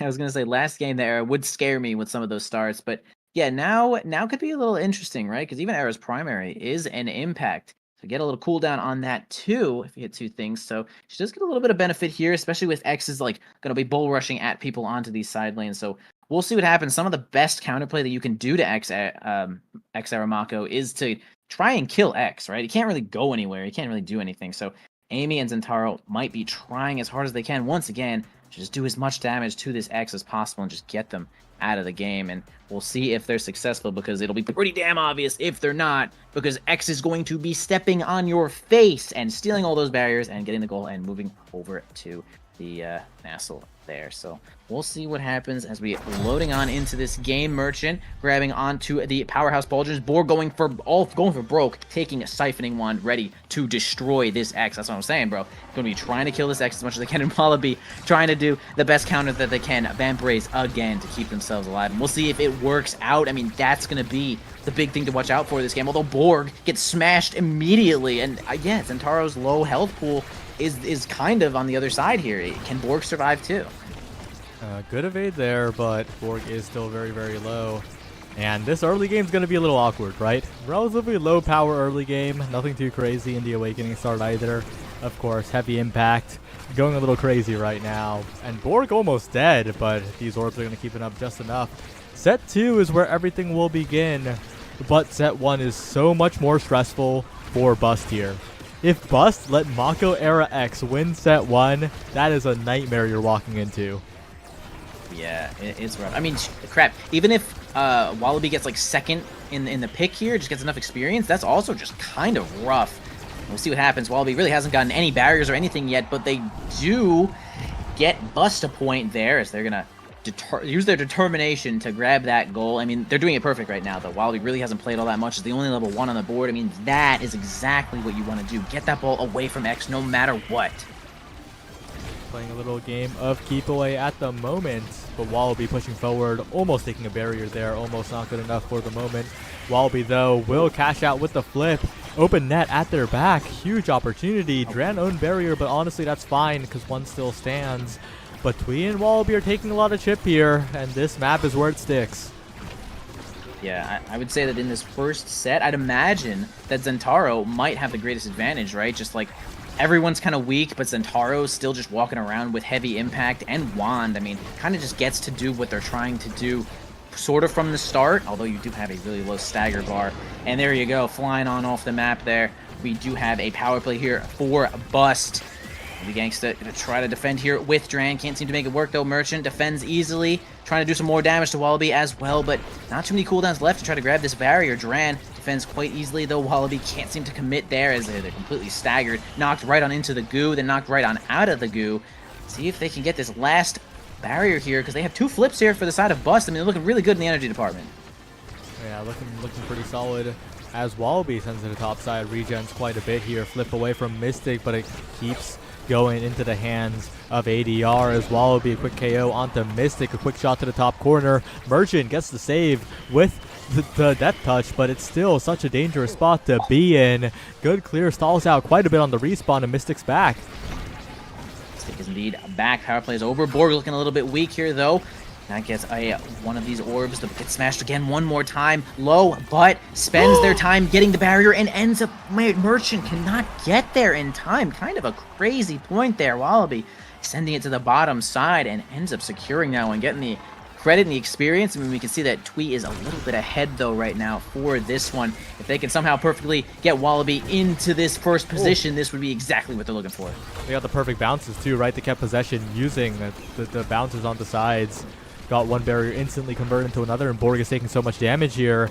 Almost taken out. Sniped by Dran. Good follow-up on the flip. And now it's a huge opportunity to take a lead, to maybe even take the entire set here from the side of ADR. They just got to get these passing plays through, but General Twee trying to force it too hard right through Mystic, and the respawn will come in. Yeah, not a ton of teamwork there. Thought they maybe could get it through, but it's going to be a tough spot here, though. Wallaby might have had a chance there, but staggered. Makes things a little bit awkward. Okay, the goal is actually going to go down there. The barrier, rather, is actually going to go down. The bouncy house is going to make things a little bit awkward here with none of these barriers left. Merchant going to give the ball right on over Mystic, who is really just 1 or 2 strikes away from getting that flip. There it is. Borg soloing. Gets that rush to the top lane and does just strike it on in there. Giving Bust another point, which, again, reiterating, the opposing team is ex-Aramako, so you need help. You must win this set. Yeah, and Mystic now, flip available, not trying to risk any KOs here. Burns it early, doesn't get caught, and Borg as well, regenning backwards. Merchant forced to burn the hook here. A bit of an own barrier as Wallaby goes in, capitalizing instantly, and that's an open net already. Yeah, open net already. Dran got their eyes set onto Borg across the map, ends up knocking them into stagger radius there. Borg a little bit weak, does just get the distance on it. Wallaby securing that kill. Okay, a little bit of a power play here for ADR. Can they land it? Stalls here with the flip. Mystic on the front lines to help it on through. Okay, jumps out of the goal with that cyber swipe, but Merchant does end up defending. Borg is now back to keep this ball forward as much as they can. The Atlas in the center is kind of just doing wonders here for the side of Bust to keep this offense going. General Twee, really great patience there to win that strike war. Dran's gonna try to keep the ball forward, but Wallaby Gangsta gets in there with the X Maximus. I mean, the real classic. I mean, that is simply strike Maximus classic. Rasmus doesn't have a ton to really deal with that in the really close quarters if they don't have Whiplash, so good work there from Wallaby Gangsta. I mean, this first set has just really been close quarters. It's been tough. It really has been, and Wallaby, bigger than the last game, a bit temporary, but still scaled up, ready to X Maximus all over them. Doesn't get both barriers, but pushes forward onto the second, and General Twee is positioning so scarily, right? It has the follow-up there at all times, the corner offense activated, the NATO as well, doing a lot of chip to Merchant, but that's not going to be a KO anytime soon. Barrier, though, taken. Flip available, burned by Wallaby, but still in a very good spot to score the entire thing. And Wallaby, what a great final strike to close it out. And it is a nightmare for NASL or bust now. Okay, almost the true nightmare. X is not first, so that's sort of something. There's a lot of awakenings here. There's a lot. There's 8 of them. I see. They're them. spec training big fish. I think Wallaby's gonna be happy with either, and I think he's probably gonna get spec training here. Yeah. Mind red. Good chance he takes spec training. There you go. Does grab it. Gonna try to do even more damage than before. And it's, I mean, 40%. That's kind of a lot. So he's going to be on the lookout here for a lot of kills on these side lanes. I mean, Adrenaline Rush here, possible deny for Mako. I mean, it doesn't do nothing, but, you know, 1 second cooldown's all right. But denies Borg, who is really just a kill machine. I mean, I can't reiterate this enough. Taking Siphoning Wand to really just try to ensure that the players cannot play. And Wallaby Gangsta already knocked down to just about nothing. Gonna have a tough time regenning. Tries to get a combo here, Mystic, but short on the glitch pop, unfortunately, is not going to land that one. No barriers down just yet here on the bouncy house, but Wallaby Gangsters just get knocked all around, can barely play, doesn't really want to go towards one of these bouncers here. It could be kind of curtains, as we're going to see if we get a combo here from Borg, but no passive to go with it. But Merchant, hey, the goalie getting a kill there. I mean, that's some of the most value you can actually get, as this power play is going to show up here for Bust. See if they can get on in here with the Oni's Blade, but a nice defense there from ADR. Only 1 barrier down, but here comes the Sentry, going to make it so difficult, so much pressure for Dran. Borg center stage with the help of the perfect Cyber Swipe. I mean, Mystic, really great work helping on it. He even actually gets credit there for that goal. That's how good the timing was. Yeah, and those are the types of points that NASL or bust needs, right? That spec training X can't hurt you if he can't play the game. But if he can play the game, look at Borg. Mystic, though, speed running the barriers on the other side. And those solo plays are also so much value for Bust. They are fighting a very, very clear mission here, right? Like, it is obvious what they need to do, but it is not easy in the slightest. No, not at all. I mean, the Siphoning Wand certainly helps to keep Wallaby down to nothing, as once again, they can't really play, which is sort of the win condition here for Bust. They're going to try to get a little bit of teamwork here, knocks him into the goo, going to evade on out of there. Spends a little bit of energy for that. Death Touch comes out, but doesn't seem to land on anyone just yet. Wallaby Gangsta sent down to just about nothing again. Also, Twee completely staggered. Now it's just Red Team Stadium here, although Borg looking a little bit low, but finally gets that kill on to General Twee, and also finds it on to Wallaby. I mean, the big double power play here. Some pass plays, nice interruption from Duran to see if they can stall just long enough. Maybe 1 more second. Oh, so close. Good try there from Duran, but I mean, that 3v1 is quite difficult there. Bust is just about on the board here for this next set. Yeah, that flip angle was a little awkward, right? It went right back into the hands of the forward, so definitely needed something a little bit trickier there, but really tough situation, 1v3, trying to stall it to respawn, so can't really blame the goalie in that situation. Mystic and Borg, though. Mystic in particular has become so much more active this set, and it's showing, too. Mystic is getting a lot of value, but Wallaby has just taken out the goalie. That was an insane amount of knockback, literally just from X Maximus. I mean, I watched the Rasmus gets punched in the face into that goal, and Twee, with the speed of the drum and bass, gets there right when they need to and puts it onto the top side. Good combination there. Good help from Duran, too. I mean, that's exactly what we're looking for here from ADR, as they're going to try to keep themselves alive in this next set, though. Here comes the Sentry from Mystic, but it's going to get completely negated from that Maelstrom from Era. I mean, it's really great to have that on the side lanes. Okay, Mystic, Cyber Swipes on in there, gets the Maelstrom Orb.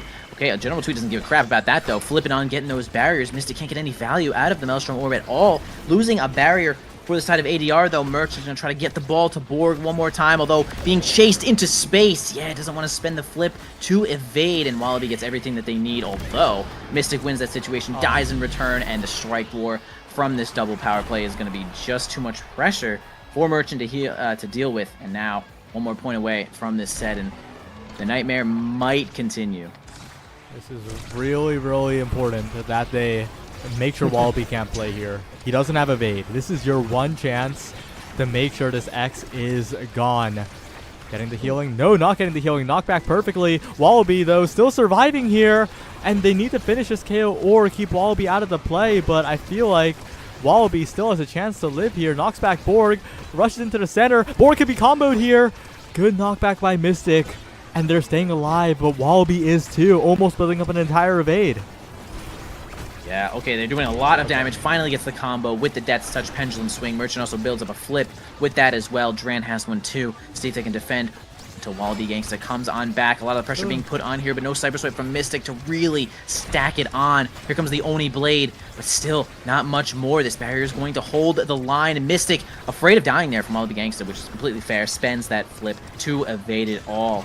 Now Borg is going to try to get in there with a flip of their own. I mean, it's just the energy game here, as all of the players are really just trying to get as close as they can to this barrier, but the opposing team is doing a really good job. Wallaby Gangsta gets a combo here. Bull Rush, X Maximus is going to send Mystic on off of the map. I mean, this is kind of big here, though. Big power play from ADR. Can they get past Merchant, who's doing such a good job of defending? Borg going to go ahead and eat an orb, and now Mystic is back. Not much more. It's just the overtime is going to be piling on this core speed. Yeah, it's looking very dangerous here. Liftoff is ticking down, and if Wallaby can get a good offense, that could be ADR in the driver's seat. Borg can't quite get the barrier. Such a dangerous spot to be in for Wallaby, though, who is one hit away from death at the moment. Evades the hook, gets away from the situation, but Dran positions a little too far up. A great shot by Bust to get the final barrier here. And what a flick to the top side. It's not quite enough. Dran with the rebound off the top corner. Gets it away from Borg just in time. Tweez on with the flip now. But this Firewall Sentry has so much value here. Dangerous bounces, but Tweez there to help out. But Tweez dead. The bottom side of the net wide open. And NASL or Bust, they're back in it. They're extremely back in it. Extreme value on winning that set and just snatching that away from the X, who ends up being fourth pick in here.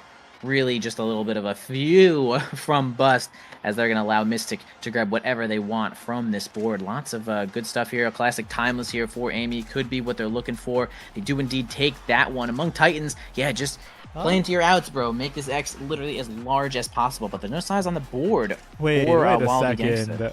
What's up? Tell me. So, like, this is still good for Bust, right? But I feel like ADR is very happy because they just got Dash Awakening on Mako. They got 1-2 punch on the Spectrating X, and they got Among Titans on the Era, who is dead. But like, NASL or Bust can kill them, yes, but ADR can kill them right back if they have the good opportunity. But okay, well, they do have a lot of damage. Let's be clear. This is insane amounts of damage here from Bust, as the entire team kind of dies almost at the same time. Wallaby Gangsta just finally regenerates. He gets a lot of that health back from the Vicious Fan Brace, but a really good Maelstrom there from General Twee is going to sink that final barrier. Mystic fighting their way out of here, though. Borg just about no health, tries to get a flick, but Dran, big enough and ready enough with that German base, is going to keep that point alive too. The Firewall Sentry is going to try to make something happen here. Bounces off the thing. Here we go. Borg doesn't have passive to reinforce it, but it does have Slice and Dice to stun and get that ball in there, though. That was explosive from Bust. They did an outrageous amount of damage right at the start, and they were able to clean that one up. And I'm curious to see how many times we will see that kind of opening. I mean, Stinger for Zentaro is going to stop the regeneration almost completely at this point. We'll see how much combo we can get there with that wand. Yeah, Wallaby is looking so dangerously low. Heals up a little bit, but it needs to just get somewhere. Needs to get in the action somehow. He does a ton of damage, but he is taking even more in return. And Merchant with a Deadeye, of course, will also be a huge damage threat. Possibly the biggest damage threat, depending on the situation. Borg will clean up the kill. And in NASL or Bust, they're looking to slowly, methodically take this set, take another set, and win this game. But we'll see if ADR can survive. It's scary. It is scary. I mean, we were just talking about how ADR got some really great awakenings there, and they certainly did. But something about the coordination here from Bust has really just unleashed the damage. I mean, possibly this Stinger is what's getting everyone to just deal a ton of damage and just focus a little bit more. Because Merchant also getting that Deadeye is going to be able to finish off kills quite easily from across the board.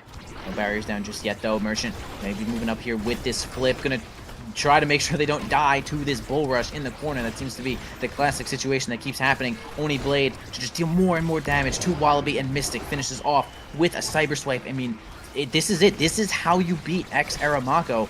not guaranteed every time, but you really just want to kill X as much as you can. He can't go all anywhere, right? And if Wallaby Gangsta had a Dash Awakening, maybe that would be a little bit more...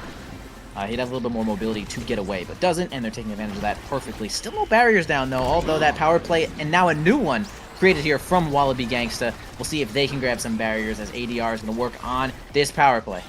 But the issue is then you have to get past Merchant, and Merchant is chilling. That guy is basically only has to press his buttons to get some KOs. Like, that guy is under 0 threat because Xera has no range as a comp, and the fact they're forced to survive means they just can't really get anything done at all. And that's Merchant taking 2 barriers, one of the opponents and one of his own.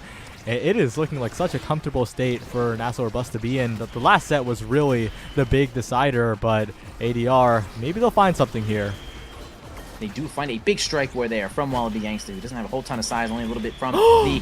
Oh, wow. Crazy X Maximus there. Nice reaction from Wallaby and good angle to get it right on through. Mystic and Merchant possibly stack the strike there, but either way, Wallaby gets a nice angle, really gets it in there with 1-2 punch. Also, just speeding up that ball. I mean, in overtime, this X is really going to be striking the crap out of that ball as everyone's going in on the Maelstrom. We do see it onto Era, though. It's not going to get an outrageous amount of value from it, but certainly going to steal it from the opponents.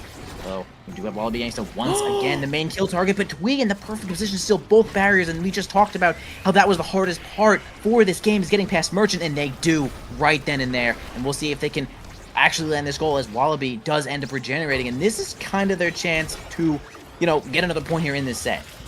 Yeah. Just this low range comp does not want to touch that core at all because it definitely could mean getting KO'd. Wallaby takes advantage of Borg barely missing the smite, but can't dash through the terrain just barely. Borg taking a ton of damage, but not getting KO'd as Twee tries to solo score here. Has the NATO. A good elusive by Merchant. Such a scary situation to be in. This ADR team is surviving somehow. Yeah, and Merchant trying to solo deal a ton of damage to Wallaby, although Wallaby trying to regenerate by just smacking people around, and actually does end up getting it with that bell ringer. Man, just staying in front of that goal is all you need, right? Twee's going to put that ball right into your pocket and allow you to get that goal, and we have a completely even game here onto Atlas Sanctuary, whatever the heck it's called. So they're going to try to focus one more time on killing maybe this X, maybe focusing on killing this Era, I'm not really sure, but a bell ringer can grab the first goal. Twee can maybe try to get that one in there, but no position just yet, as they're going to fight it out one more time here, though. Wallaby, once again, in threat of dying, and that's their whole comp, really, right now. Yeah, and this is the variant that I think Twee and Wallaby want to play on, right? Especially as a decider point. It's a lot more claustrophobic, and once the core gets past the halfway line, it is very possible to keep it contained. The NATO has a lot of value, and it is looking like Wallaby is alive right now. Yeah, Wallaby is indeed alive. Merchant going to keep that one also out of his goal with that Whiplash. Going to use the Death Touch, spend it, and get it over to Borg and Mystic. Wallaby Gangsta can't really play the game for just a moment, but second goalie here, General Twee, is going to keep that one alive. A nice evade here from Borg. They're kind of counter-damaging him, although not completely staggered just yet. It's going to keep playing until it's over, and a nice rush is going to grab that barrier. Again, the sniper really just waiting for their moment to strike. Ball tries to get on over. Really nice from Twee. Almost had it down into the Atlas circle. Going to make things really awkward for Merchant, who's going to continue to deal damage to Wallaby. Has no more moves left, but wait, I think a Mystic was actually the one that knocked Gangsta out of the way. Did he just die to a Maelstrom? He died to a Maelstrom, and that's the set! ADR! They won the set! Oh my god. If Gangsta is the, okay, again, Twee, just the ball-hitting champion of the world, gets first place, and even, we do even see Bust in taking over the experience here over Wallaby Gangsta and getting 2 in a row for that one. So it's not a complete catastrophe here for Bust, even though it's a rough spot here, though, as ADR is going to be able to take anything they want on this board, possibly more size for X, possibly more Swagger? Super Surge. I don't know, Saggers, but yeah, it's like a lot.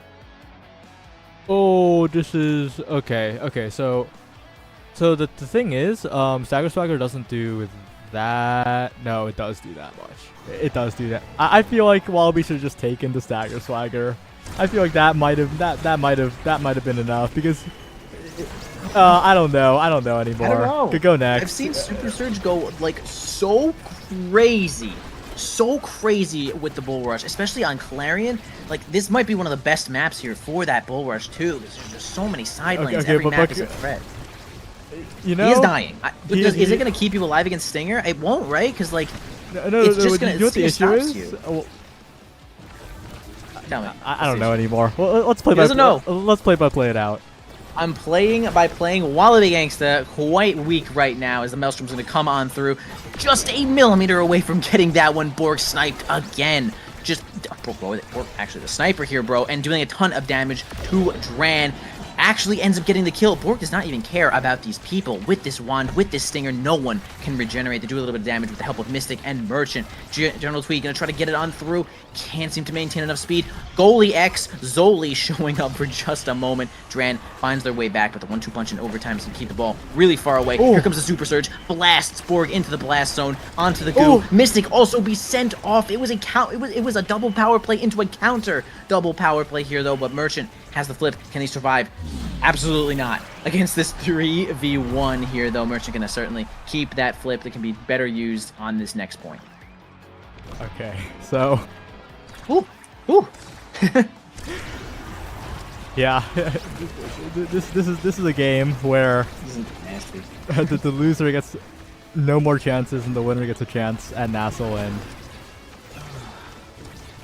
Yeah, big, incredible stakes here, right? NASL or bust or Jeej. I mean, it's just about over here, though, as we're ADR working on the last set, but actually Bust, man, they are doing so good at coordinating these kills. Mystic getting on in there, can't seem to make it work there. Dran defending nicely. General Tweet also playing that second goalie when they need to every time. I mean, Tweet kind of all over the map, getting the MVP just about every single time. You can see them getting the most experience, but a strike more win from Borg. All the cooldowns coming in, a flip from Mystic, blasts Dran into the goal, and there you go, Bust grabbing a point for the resources spent. Merchant still has one of the flips of his own. Borg working on his own as well, and so the energy is really still in the Bust's favor.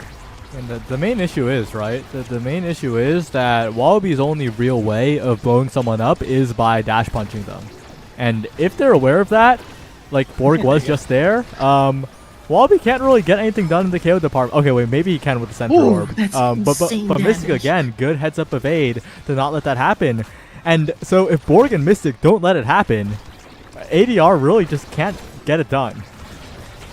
Yeah, I think also Wallaby can somehow avoid getting like hit by Borg basically at all. I mean, he can regenerate completely, right? With this vicious fan breaks, he goes in there and just spins his face off, and that But that heals imagine him if for he like had Stagger thousands. Swagger. Okay, if he could have Stagger Strike, but Stinger does stop you from regenerating, so Stagger Strike still wouldn't activate until you're, out and about. So it could be, whatever. I don't mind, obviously, the Super Surge pick. I am a Super Surge X believer. No, wait, for this Wallaby sure, guy man. survived! Literally surviving. With Borg on deck, he actually spends basically everything to try to get that. Wallaby fully regenerates now, as you can still hit the ball and regenerate with the Vicious Van Brace, but still, after all of that, only one barrier down for each team. Wallaby staying in the middle, just trying to regenerate as much as possible. I think you can probably even heal off this center orb with that Van Brace, right? Just a little bit, and now Wallaby's massive, and now Borg is on the chopping block here. Double KO! Oh my The God. biggest X of all time! Not actually of all time, but that's a huge goal, and ADR are suddenly 1 point away. Oh my, I didn't check how much power. I mean, it gives you 50 power, right? So 170 power, 1-2 punch explosion there from X, and we have a minor disconnect here. Where are you, Borg? Borg return to us. is not with us right now. Borg actually died. Did Wallaby Borg's, Gangsta bell rang his computer. Borg's computer started lagging after all the VFX in that one, but yeah, really, really good play by Wallaby. But again, right, like, he can't really do that unless Bust let him. Bust fumbled the Arrow Orb, and Wallaby got all of the keys to the kingdom and blew them all up, and we'll see what happens here. I mean, it depends, right? Because, like, a bell ringer or two, and then maybe, like, a hit from Twee, and then, I mean, you just have regular X Maximus punching you with these Awakenings, and that's a lot of damage, too. Might not have the evade for that, but either way, the dash punch is Omega on board. One barrier down here for Bust. General Tweet maintains control of this board. Merchant, nice clear, though. Wallaby trying to cover that option. Dran also trying to keep that option. Here comes the German base, though. Tries to speed up the ball, but, man, the ball's a little too fast right now as we waited a little bit there, and overtime has already taken over. Wallaby Gangster just got to hit a couple of people just to heal up. Here you go. Okay, gets actually stunned in the worst spot by the Oni Blade. Nice one, Borg. Making sure that kill is secured. And now we have big play here from Bust. Can they get any of these barriers? Only 3 seconds left of this power play. There you go, at least one. So that's certainly something. That's one. One barrier to firewall sentry set up, big opportunity, but Wallaby is just punching the ping pong favorable if you're a 1-2 punch X, and Wallaby's in there, open net. All it takes is one small opening. In general, Twee also has flip, NASL or bust. Dangerous spot to be in for this team, and it might be curtains here. A final flip by General Twee. Despite all the damage, despite everything, ADR survive, and they're landing. That's it. They've lifted off, and now it's time to land on Mars or Jupiter, or wherever you like to go. Either way, maybe to the stars, in fact, as we did have once in our life. But ADR, yeah, really great showing there. Man, they ended up scaling. They just ended up making the X Aramako just okay. Let's be clear. I don't think they scaled that much. Like, I think they just played better.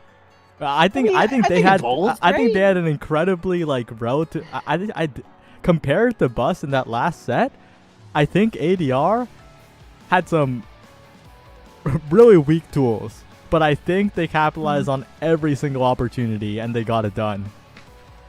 Well, they did indeed get it done. They go landing, and Bust, unfortunately, is just going to bust on out of this season, it turns out, unless they want to, may change their mind and maybe get a bunch of subs or something like that. I don't know what they're going to do. But either way, ADR are the champions for this series. Really great work from them. I mean, well played. Well played to clean that one up. And I think that's going to be a little break from us, right, Saya? A little break?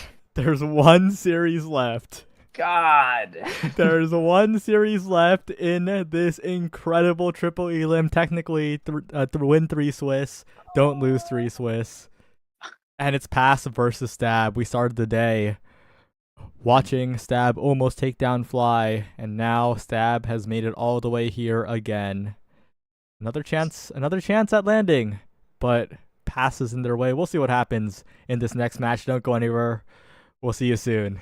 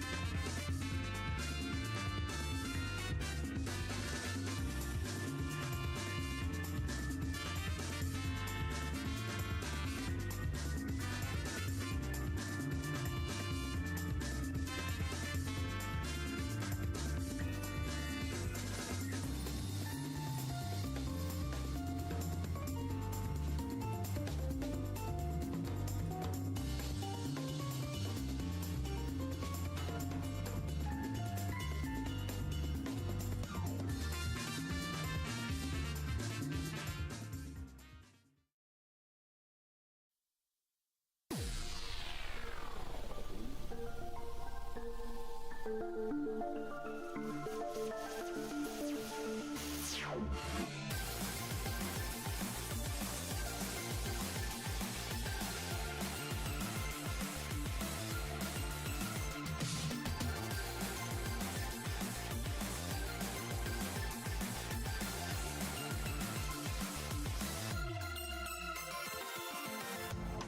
え切らない思い抱えてなんとなく過ごした日々説明のつかない感情難しい言葉などいらないと気づいたんだ茜に染まった過去と今を言いさしたは修練の炎と心の友魂を燃やせ尽きない命と共に奴を道連れに最高のシャボンタイムこの世の終わりが不死の呪いどちらかが勝利を収めるこの炎は消えない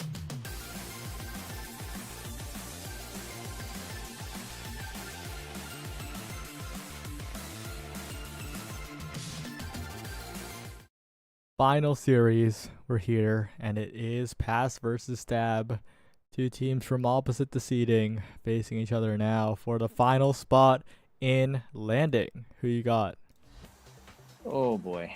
Who do I have? I don't know. There's like a couple players in the game that I'm always like, oh my god, this person is so good. Only because I played against them and they beat my ass, and that was Tempo Melon. Tempo Melon's one of the players who beat the crap out of me, so maybe I got Tempo Melon. Oh, speaking Not of Tempo really Melon, sure. the past special, Loon Luna, Vanish Crater. Oh yeah, that's they have double pummelers as well, so you can already tell that they are about to go ballistic with everything that they got here, which is going to be Prize Fighter. And man, we're going rapid fire so you guys can engage in prize fighting glory. Now, that is commitment from Coin and Tempo Melon. We'll see if they can land it all, although we do have we actually have the Vice, man. We saw the Vice getting banned a bunch of different times here, but different players, so here we go.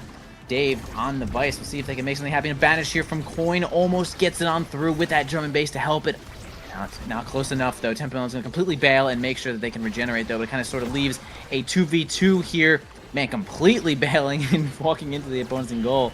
2v2 is going to actually be... Okay, Jay actually ends up landing it there with the drone, but a kill for Stab is going to ensure that this power play is going to be really difficult here for Mangoes. But, man, they do end up knocking that one away here. Coin also helping get it through, and this power play is just about over. A couple of cooldowns being spent there, though, and Snare Drums is going to try to keep this one up. Banish here to get right on past, but... Okay, that was the crater. There you go. You saw it right there. Yeah, that definitely was. And to the top side, Tempo floats it. Not enough follow-up there, but now it's overtime, and this rune's getting scary. Dave, though, rushing forward, trying to find an opportunity, but not quite. The respawn does come in, and just Logan and Jay, they do have a little bit more mobility, right? If they do find a good shot against Mangoes, they should be able to work their way around, or maybe right through as they strike word of flip. Just Logan gets it done for the first goal of the game. Really nice there, though. It's kind of a guess, you know, and if someone flips right in your face, kind of just cover as much as you can, strike maybe twice when they got the flip up there, and it's going to be a win for just Logan. Mangoes trying to be a little bit more tricky with it maybe next time, as a one barrier goes down here for Stab, pops the center, but actually at an angle that's going to be relatively favorable here for Mangoes. Tempo Melon finds a kill there, though. We do have, just Logan is going to be the one to fall off the map here, though, and the power play is going to result in their goal. We can see 2 stacks of Prize Fighter on each here, Coin and Tempo Melon. Just Logan at 0, getting absolutely 0 benefit from this awakening, as it's 1-1 right now.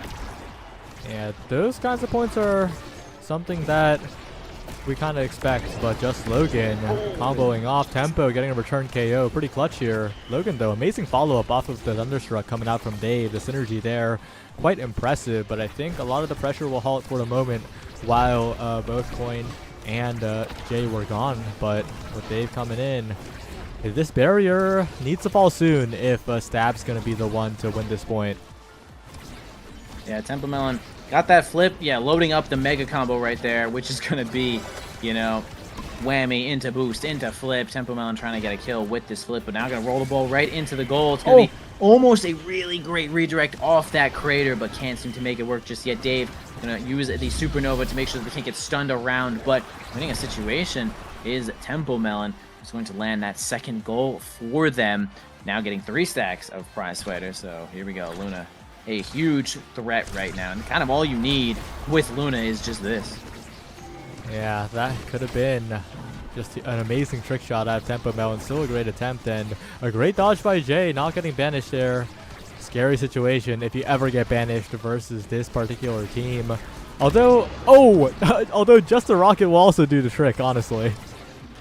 Yeah, especially a rocket with 180 power and pummelers. I mean, that's incredible. Yeah, flip's certainly going to be spent there from Dave to make sure that they don't fly off the map. Tempo Melon, or sorry, Mango's winning a couple situations there to keep this barrier alive. Coin going to try to use double strike there to beat Jay in that situation, but has double strike of their own. Tempo Melon going to try to bail again to make sure they're not too close to the wall. They want to keep these stacks of prize fighter as much as they can. Jay kind of ends up peeling the ball right over to Tempo Melon, but they do end up getting the ball line out of there, although only one barrier down for each side of the team here. Coin sets up an anomaly for the bottom 2 of them, but none of them are going to land just yet right here as Tempo Melon's going to try to regenerate, losing 1 stack. They finally get a kill. Here we go. Stab with their first power play. Can they grab some stuff? Coin gets the banish. Ton of damage. The combo indeed to get the stagger, but not much more than that.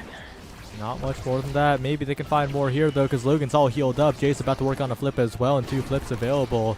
They should be able to do something here, but Logan comboed into the pillar, taking way too much damage. Getting a return KO, though. That's Coin going down. Dave trying to really just supernova that one, but with another flip steal, just Logan has Mango's number on all these flips, it looks like. Yeah, really great counter flip there from Logan to ensure that goal. Coin 0 stacks of prize fighter. Tempo Melon lost 1. Logan gained 1, though. Look at all the power being exchanged here, though. Perfect alchemy, perhaps, from these 2 teams. Really good advantage there, but a nice win from Mango's going to keep that barrier up to Jay. Already was knocked down to about half, trying to get a little kill onto Tempo Melon, possibly. As look how low they are right now. They might be able to work on that. As the Anomaly's going to knock the ball right on over to the red team, though. Tempo Melon look a little bit weak, but no one has the range to get over to Tempo Melon except for the Death's Touch that ended up getting a save there onto Tempo Melon because of the drone. Unfortunate there. Logan going to find themselves also staggered. Tempo Melon's going to be kind of knocked all over the place, but I think that's just about it for the cooldowns on Stab. Tempo Melon finally going to regenerate here into... Logan also going to regenerate because of that lifeline.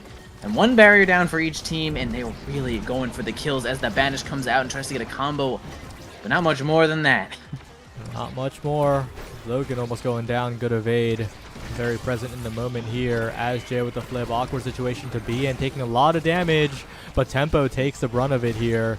Big opportunity to KO the Luna once again, but so far just regenning back, and this barrier is so crucial.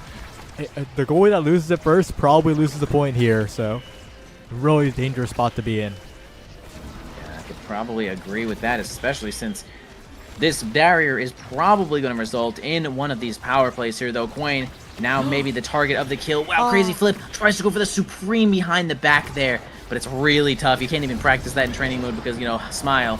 Either way, we're going to get a little bit of combo with that Banish, but it's not going to be a kill. Jay using the lifeline to heal themselves up nicely. Logan using a couple of cooldowns to almost make it through, but Mango's does keep that one alive with the drum and bass too. Jay approaching here from the top lane, though. Coin come back with a bunch of full cooldowns, sets up the Anomaly to try to block the top side. Gets it on through, though. Dave with a really great angle, though. Now we have a 2v1 for just a moment, but man, Mango's again surviving the situation. Jay self-dribbling for just a moment. Coin has a chance to redirect. Tempo Melon with the boost flip ends up stopping the ball and getting it on in as Dave was trying to get the supernova on through, but there you go, dude. Pass.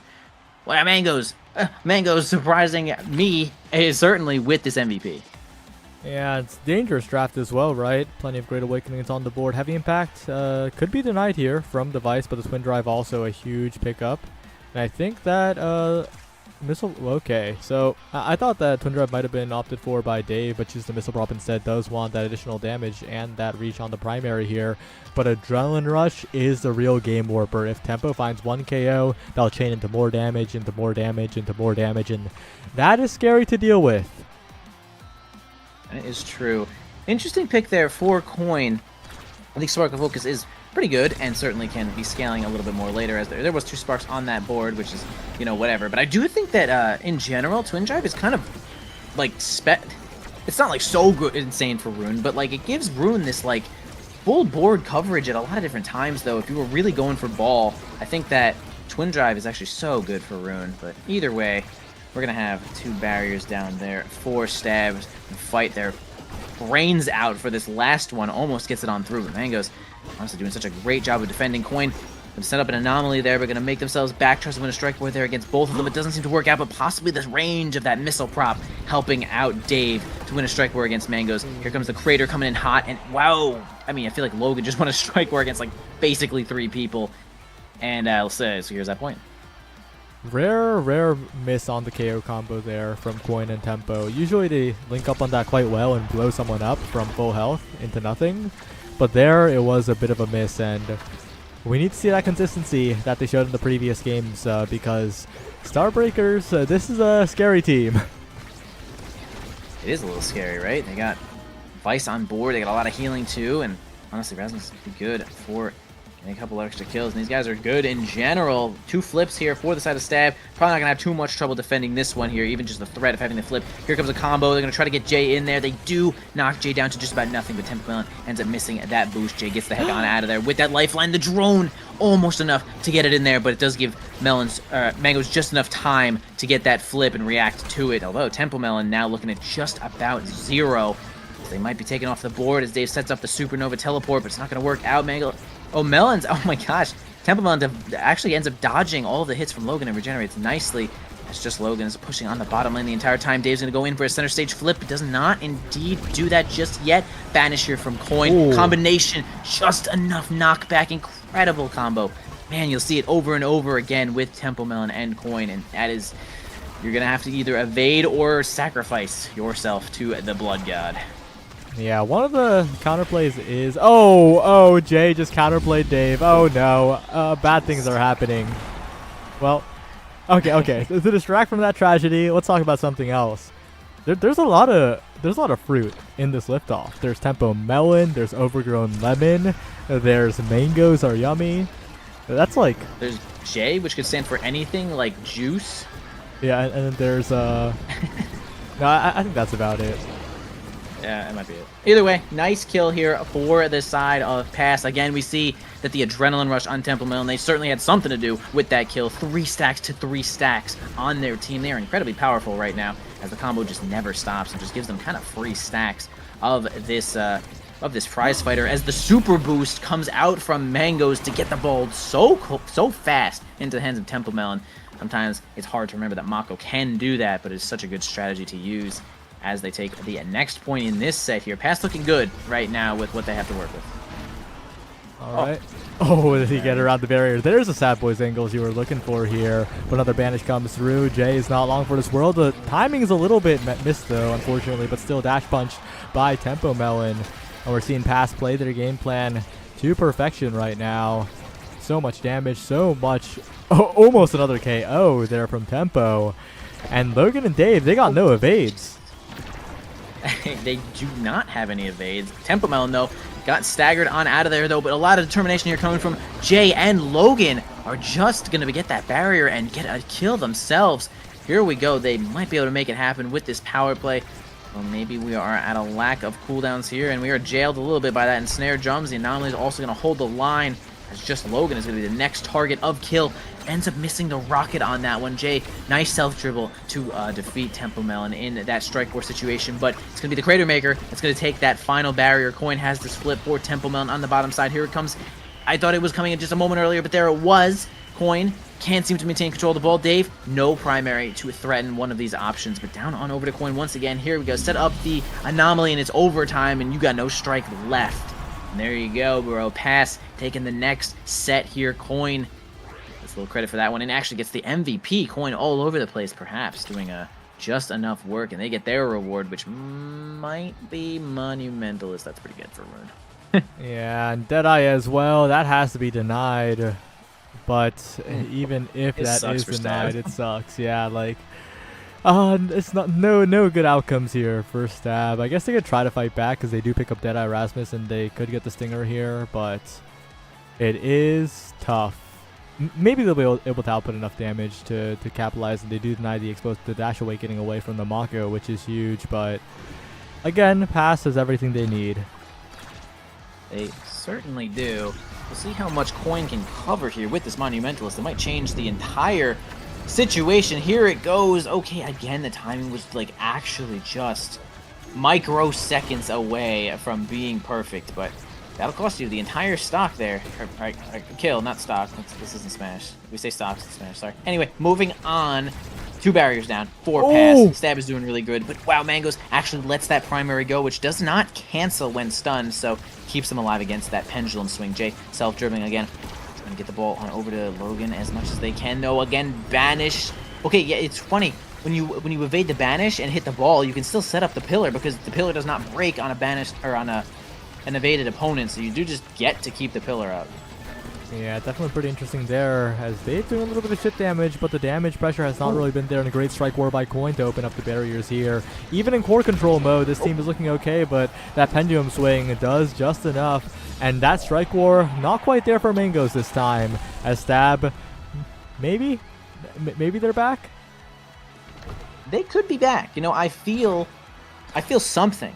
And that something is Temple Melon at 0 stacks, and that could mean way less kills, possibly. I mean, sure, it's going to be a less knockback on the Crater, as we get a nice evade there from just Logan. And that's certainly going to be the name of the game here, though. Evade that banish, keep your sound as loud as possible, bro. Put that sound effects on. Temple Melon winning crazy strike war against Dave, which is going to result in that last barrier going down. And he goes spending that strike shot and the ult here.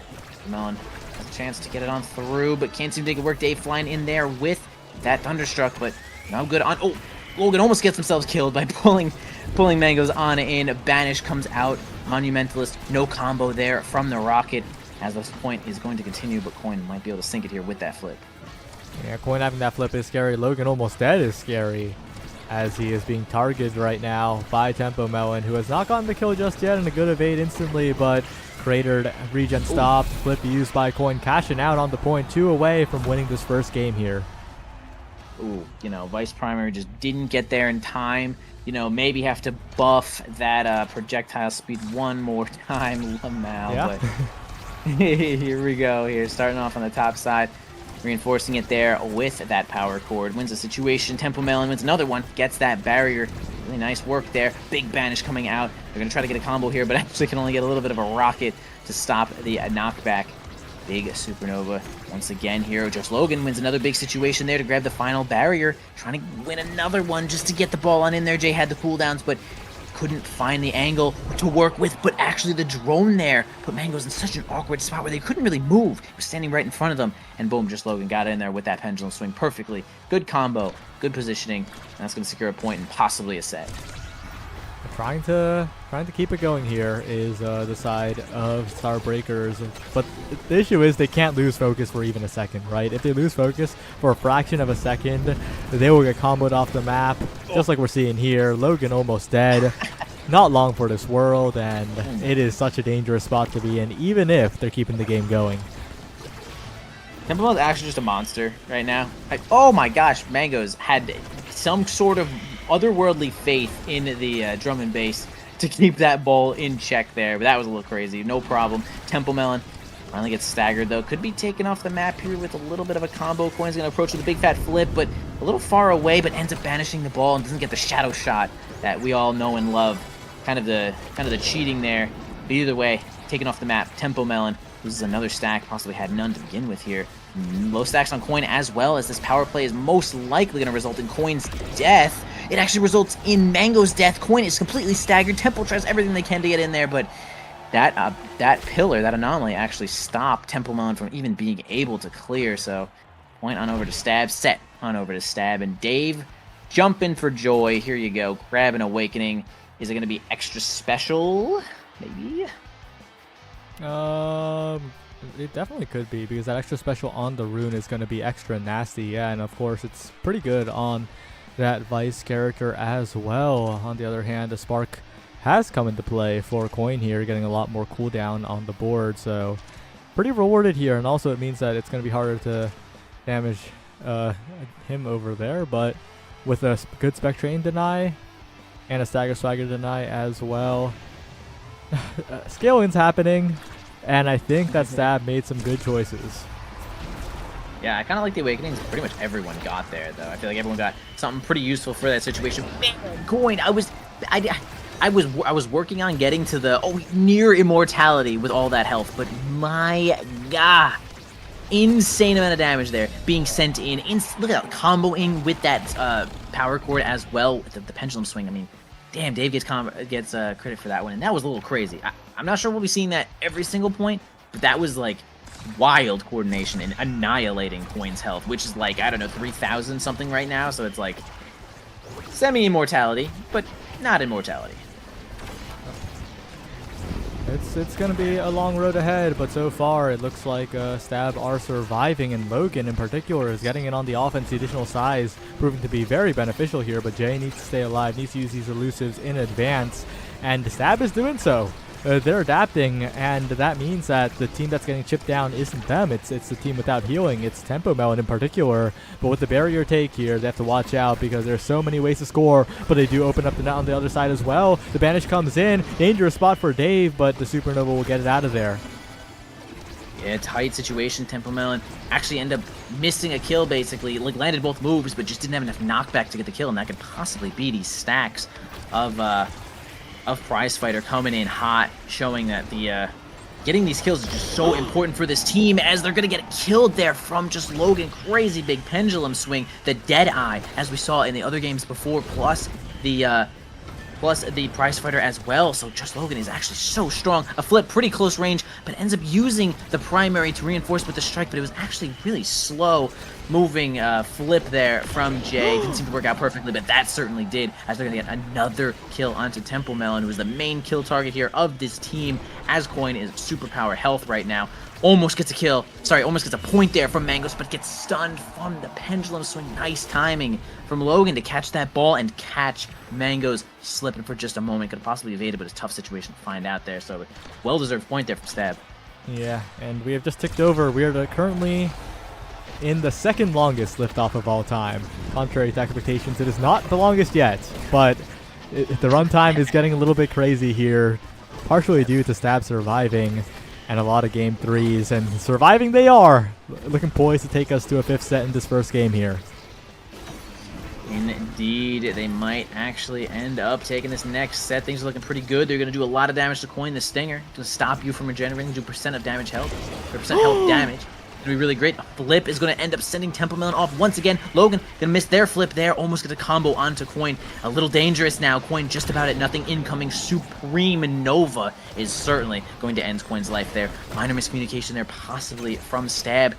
Got just Logan moving up, maybe in an interesting position, but it didn't seem to work out. Jay going to set up the drone, tries to get the other one to come on in there, and yeah, really great work with that drone to help Logan get in there really fast. So it's going to be Stab taking that next point against, again, Dave, the MVP, just doing a lot here and there. They got, I call again, a couple of big choices to make. Yeah, it is, it's interesting. We'll see. Spark of Strength denied away. Pretty important to prevent this guy from scaling. Reverb also probably going to be denied away here. No, goes for the sack on the sacks. That is huge for the Rune. That is basically 3 sparks and a double cooldown.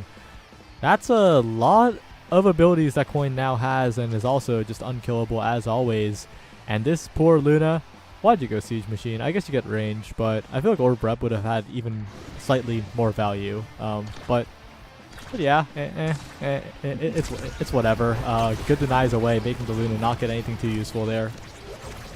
Yeah, Luna, Tempo Melon definitely getting the short end of the stick there for sure. I mean, we did see a little bit of Orb Rep in a game earlier on Taiko Temple, which I was like, oh, why does this team have so much energy? Hey, maybe it could be the Orb Rep. Not really sure, but Tempo Melon is spending their time getting a lot of orbs because they're getting their ass beat. So, you know, Orb Rep might have had a good reason to show up here, though. But now, like you mentioned a little earlier as well, Coin, ton of extra cooldowns, double banish, going to be huge damage onto Jay, but they're going to heal themselves up by spending some time getting that orb, relieving a little bit of pressure here from Mangos. Are Yummy. Once again, going to fight onto the top lane. Tempo Melon missing their combo. Not going to work out there. Even spends the Crater. Not much working out once again. Now we have just Logan trying to move up here, though. Dave gets the Thunderstrike right on in there, sends over the primary, but can't really get past this anomaly, which Coin has sort of infinite of. And look how much they heal from just getting one of those orbs, having crazy percentage of health right now. Trying to get the ball on over to Temple, who does use a cooldown. He uses the boost to get it on through, which is really nice. Goes going to try to defend one more time here, though. Now it's going to be kind of a strike war. Okay, Temple actually goes for a interesting bounce there, though. Onto Coin, who banishes upward, ends up hitting the ball, which is just an awkward enough situation, but they don't seem to land the goal in there. Combo maybe, but more of a misdirection. Coin sends it up. Temple Melon goes down, acting like they were the ball, maybe. You know, I don't know.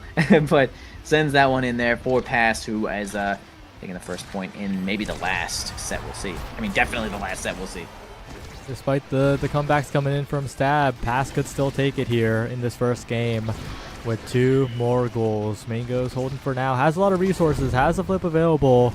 Big opportunity for Pass to just push forward without worrying too much here, but with just Logan on as a threat, with the core blocking the rocket, saving Jay, who used the lifeline to evade the crater as well. Amazing survival from the midfielder of Stab, but survival alone isn't enough. They need to get this barrier. Yeah, working on it. They shall, as Logan gets banished, but does have the drone on him as well, just in case they get knocked off the board. But there's, man, it was that tempo. No, sorry, it was actually just Coin gonna fly off the map. Has too much health to basically be killed, but certainly can be dying off the map. And there goes a supernova to help them get that last barrier. Okay, Mango's gonna try to reinforce that there with the perfect pitch. It's not gonna work out. Big banish, big evade from Jay. Set up the anomaly one more time onto the top side. Another one is almost going to be enough to grab that barrier, but not enough just yet. Coin maybe needs a couple more cooldowns, but man, Logan, nice self-dribble with a red ball in overtime is going to be just too hard to defend if your Mango's there. Strike shot maybe, but really tough there. Good shot there from Logan. Yeah, and Logan's had a lot of those shots so far today. They have gotten a lot of value, and especially with that additional power on the primary is going to be even more of a threat here. Has Hook now trying to set up with it, doesn't quite get it this time, and Coin will neutralize quite well, earning a bottom barrier in the process. Coin now needs to find some impact here. The combos are not coming in as well. Sad Boy's angle will prevent the double barrier take, but it's still one going down. I wonder if Tempo and Coin have abandoned that combo strategy entirely, or if they're just evading enough, as Stab is. I think it is. I think it's really just the evades that have really come out, and now Temple Melon's probably thinking like, okay, well, we'll try to use the crater to maybe get a point, get a barrier or something, and you know, if Point can evade or banish maybe 2 people near the goal or an objective of some sort, it'll work out. But a kill from Dave is going to be huge here for this power play, taking the barrier by themselves as well with Thunderstrike. A banish here from Rune is going to be foiled from just Logan as they walk right into the anomaly, which is certainly not going to foil him there. Reinforced from the power core. Dave is going to try to keep this one away, but yeah, combos here from Templeman is going to keep that one in the bag. Jay trying to win a strike war there and does successfully. Enough attempts given from Dave is going to let Jay sink that one in there, and they are 1 point away from taking the first game in the series. Ugh. 1 goal now. All it takes is 1 goal here for the side of Stab to take the lead in this series. I know it's a hard-fought game so far. It will still be a hard-fought game in this last few points, but Logan getting in there, putting on so much pressure. Tempo is on death's door, but Logan is also getting combo, tries to read the knockback and get a primary onto Tempo, but is unsuccessful. And now with Logan low, they got to be so careful, but they do still have the recovery drone. It's kind of crazy that Logan still has a recovery drone in this set. It is a little crazy. At least with the recovery drone, Logan will actually just be sent to the other side of the board if they are slain on the left side, on Pass's side, on offense. So they instantly sent to defense, which will relieve some pressure if they find a way to get this kill. But Logan is regenerating just enough. There's a lot of pressure being put on Jay right on the front lines. Doesn't seem to get the barrier. Mangoes stands strong as this barrier is all they have left to keep themselves up against Stab. Again, 1 point away. Taking the first game in this series, which is pretty damn big. Here comes a flip from Mangoes. Coin's gonna eat that drone, make sure they have enough room. Big banish coming out here. Holy, being sent into literal orbit, but somehow escapes himself on the map, but instead, it's actually Jay that gets knocked right on off. Big power play here for Pass. See if they can win a couple situations against Dave, maybe cause this flip to be used. A combo onto just Logan is not gonna work out either. Coin gets foiled again with the anomaly. Tries to set up on the bottom side, but they have just enough strikes, just enough teamwork to keep themselves alive. once again, they can't seem to make it work at the anomaly. The teamwork of Stab is going so well, and here comes Logan approaching one more time with the pendulum swing. The Deadeye is going to end up killing Mangoes, and Stab takes the first game in the series. Big lead right now. Deadeye Rasmus. I mean, are we Deadeye Rasmus right now? He just stabbed that guy. Stabbed that guy. But yeah, that was clutch plays from Logan, but right before that happened, I think Logan lagged and like knockback nullified on that. Did you see that? Yeah, he was definitely off the map. Yeah, he was definitely dead, and then he lagged back and lived. That was so funny, but yeah, really well played by the entire team of Stab. But Logan, the heroics when it mattered most. 8 goals. That's a lot of goals.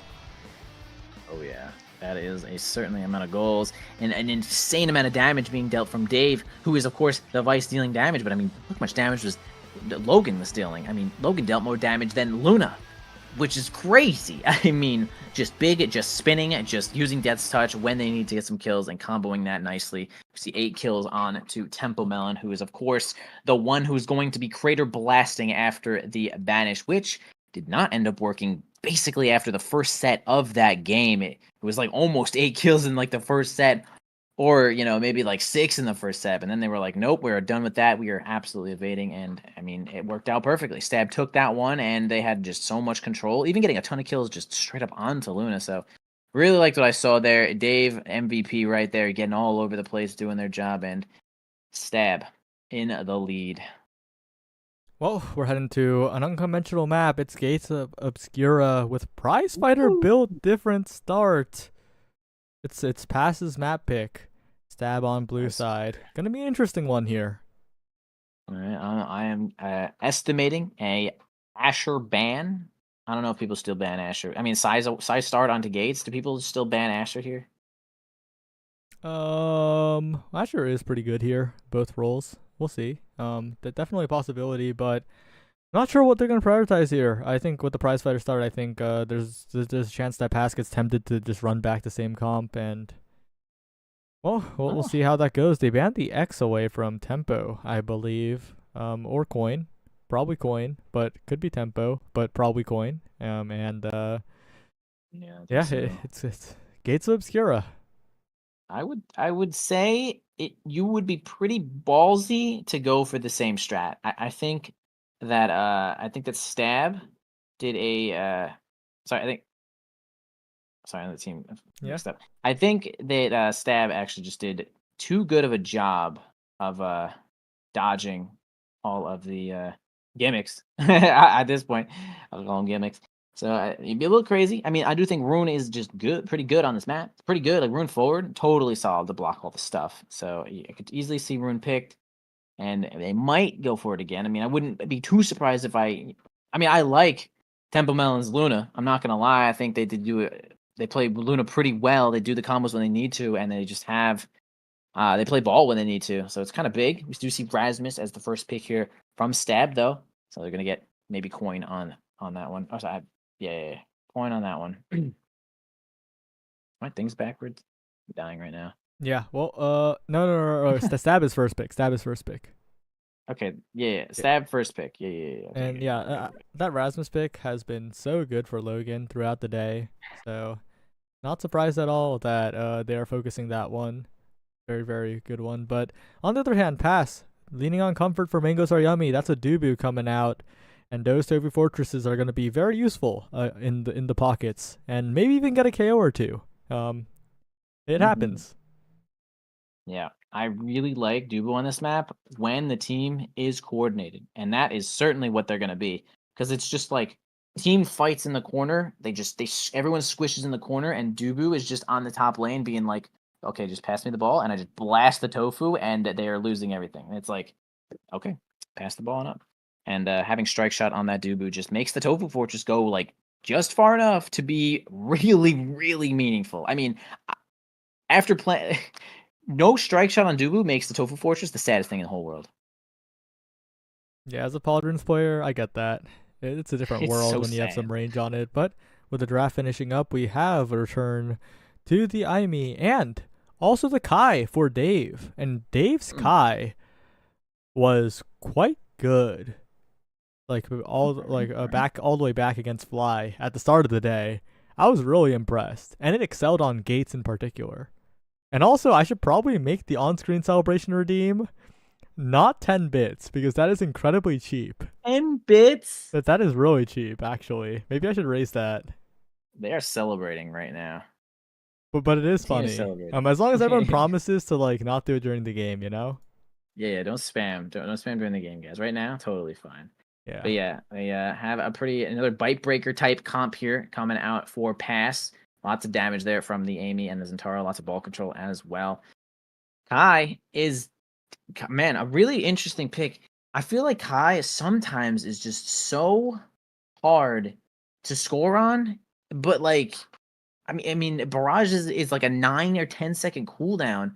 It's good, but it's like, man, why does Kai feel so hard to score on sometimes? What's the deal, guys? Why is he so hard to score on? Well, we're heading into the game. The potential final game that could keep it as only the second longest liftoff of all time. What do we have to do to get this to be the longest one? At this point, I'm committed. This game has the matches have to continue for 25 more minutes. Wait, that's not even hard. Yeah, it's not even hard. That's not even hard, We're guys. we're actually very close. We could just die on impact. But we are going to start off this game here. Prize Fighter taking on to Jay. That's a little crazy, but looking for as many kills as possible. It looks like Prize Fighter onto Jay, Prize Fighter onto Tempo Melon, which made complete sense. Tempo Melon definitely a kill player. But we'll see how they make this one work as the Pauldrons show up here for Mangoes. Gonna get that one barrier here. Jay playing with the ball, not into the portal, because Coin was certainly in that portal. Stunning Dave a little bit here, maybe doing a little bit of damage to the goalie. Almost lower half health right now. Also, Coin is being kind of smacked in the face a little bit, trying to get some position here on the top side. Already hit level 2 and spends the Oni's Blade, but can't get too much more off of that. Okay, sends the Cyber Swipe. Dave using the secondary to try and get one of the healing things. I swear he ran over to get it, but I'm not really sure where it went. No problem, though. Just Logan's got some cooldowns. Whoa, Mango misses by a humongo mile and ends up dropping one of these barriers, but still one left to go. Not much more going on here, though. Jay gonna dribble a little bit onto Logan. Gonna have to position more for that as a bunch of flips are being shown up, but Logan, man, finds a crazy kill onto Tempo Melon, who had a flip, which is a little bit crazy there. Jay self-dribbling onto Logan. Really like the work that Jay is putting in right there as that self-dribble is going on. Hands it right on over back to Jay. Coin trying to sneak one of these barriers here with a flip of their own. Here comes the cooldowns. Sentry coming out. Coin coming out. But actually Dave's going to spin the flip, and they're going to get a kill with just Logan using the Death's Touch. Nice to keep the ball, and man, power play from Stab. Can they land it? Prize Fighter's taking up. Oh, dangerous spot for the Tofu Fortress. That could go backwards. Good patience by Mangoes. Not panic, but he runs. He just lets himself get hit by the triangle. He's dead. The goalie's gone. Tempo and Coin have to hold somehow. It's not going to be easy, especially when just Logan is locked in.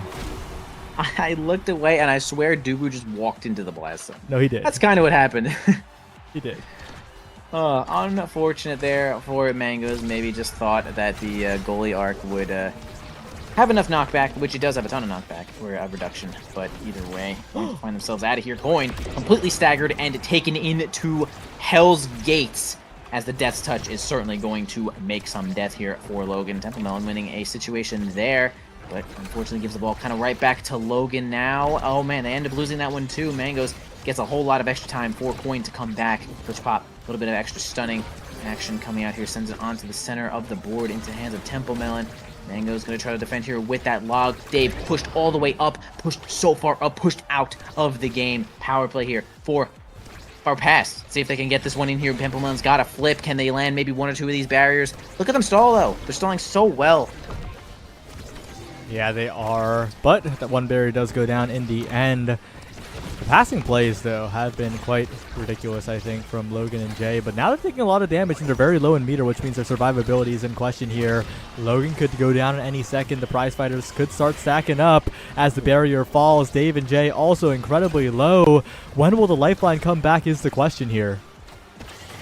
40 seconds, man. That's still probably the longest cooldown on the ults, I'm pretty sure. Mango's going to use this flip to Trying to keep this one alive here, but it's going to be Jay to grab that final barrier there after all of that work. Dave going to try to reinforce that there with the barrage. Certainly not going to go into that portal there. Coin certainly was not close enough.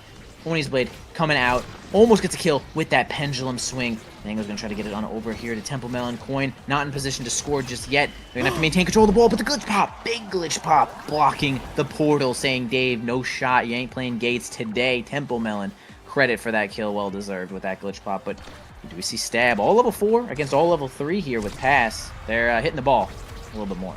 They definitely are, and on a set where they don't take that much damage, don't lose all their meter, we'll probably see some more stable gameplay from them.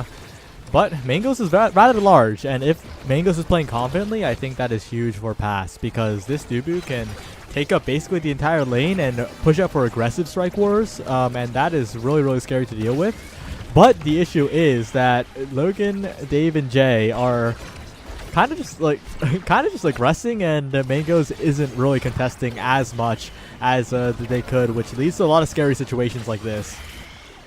Yeah, a good looking Temple Melon is going to certainly clear the ball there, keep that barrier alive. Coin getting with the dashing strike, dealing a lot of damage to Jay, who's going to back up, but Coin flips front line. Nearly impossible to actually block that one consistently. You're certainly going to have to guess on that. But it's going to be Pass taking that one. I mean, you see Jay, surprisingly, with 3 stacks of Prize Fighter. I mean, they're ready to get some kills here. They got a lot of power. 160 power onto this now. It's going to possibly be a threat. Barrage getting that one on in there. Logan spends the Death Touch, but the ball ain't moving close enough to the barrier, so nothing more than just a little bit of damage on to the Dubu here. As we set up the Firewall Sentry, it's going to be really tough. The whole team, though, is playing goalie, but Coin does not care. Rush, dashing strike, just about dead, though. Sends it on back into the portal here. Nice lifeline to get the kill. Jay, another kill, flips right onto the front line. Dubu? Oh! Actual Dubu saving the world, but then gets Pendulum swinged right in the face. Power play is going to maybe result in this goal. Whoa, crazy shot from Logan. Actual, like, perfect straight shot. That was tricky. That well-deserved point there from Logan. Yeah, rare moment of Tofu Fortress working, but Logan stays composed, expects the unexpected, and gets it done in the top corner. But the issue now is Jay doesn't have an elusive, and a little bit of chip damage can slowly just start stacking up, and a crazy KO like that, no need to stack things up. Yeah, no Logan out of the board just yet. Temple Melon spending a couple cooldowns to get the ball on in there. The barrage, the J also perfectly defending this board. Mango's also trying to get in there, but they do end up getting the ball into the portal nicely. Oh, a little tricky play there, but Dubu coming out here with that soup, with those donuts this time. Want to get the ball on out of here, though. Coin looking a little bit weak. They might find a way to get a kill onto Coin, but kind of regenerating a little bit here. Flip from Mango's is going to lose that situation to Logan and result in one of those barriers going down. Coin dealing damage to Logan. Here comes the Firewall Sentry. Sends the ball at the top lane. Death's Touch it right back down. Going to defend this barrier here. Logan against the world. Can't seem to win enough strike wars there, as all 3 players were certainly defending, but now Jay's going to take control of the ball by sending it on in there, helping out with the slick kick. Actually, that's not slick kicks. Total slick kicks, but it's still going to be Magnetized Souls giving them that extra speed. Almost a kill there again from Logan. We see Rasmus getting so many of these kills with the Pendulum. And now it's going to be Dubu defending one more time. Dave keeping that barrier alive, though. Really good glitch pop here, but Jay to Logan trying to use the core speed here. Logan in position. Good defense by Mangos. Now this Firewall Sentry going to eat up a lot of room as Tempo keeps the core controlled. Coin trying to find a pass, but Tempo has the flip available, tries to glitch pop it, flip available for Coin to the top corner, and Dave can't react in time. Pass, they cash out everything, and they get it done here. Scary set to be in, but with Tempo first pick, it's going to get a little bit easier, I think. Sure. Amy guys and access to quite a bit of things here. I mean, Twin Drive if you want to keep going. I mean, you got the range on Explosive. I mean, Rapid Fire is crazy good, especially to steal from Kai too, right? Don't really want Kai to get access to all these barrages, and he's now going to have access to a ton of barrages as we see Spark showing up for Temple. Now that's certainly an interesting pick out of everything on this board. I mean, there are no denials to be seen. Fighter Flight falls down to the now of Jay, Might of the Colossus for the Rasmus, and Dash Range for the Zentaro Explosive Entrance. No one denied anything here. They're all going for what they want, and it is going to be scary, especially for Jay, because Jay is going to be so fast which is a problem because now maintain so much speed while dribbling with the primary. Like it is a little ridiculous. Ooh, nice death touch kill. It's going to end up getting Coin on off the map. They have a triple push here, though, but we do have the donuts showing up. Tempomelon grabs a kill on to Logan, and now it's just Jay alone against the world here, too. We got all 3 players back here from pass, so they're going to try to push onto the bottom side here, though, but the double goalie is enough to keep it alive with crazy Giga Blast. Great angle there from Dave. Is going to secure another kill as the double approach shows up, but Mangos does not even care. Easily clears that one out with 1 Dubu, and here it comes. Try to get this ball in there with this minor power play. They do actually end up getting 1 barrier, and is that what's going to be happening here, bro? It's like 1 barrier per power play. It's kind of low value. Quite possible. I do like it when Dave uses the barrage on the offense, though. I think it provides so much value, especially against this particular composition.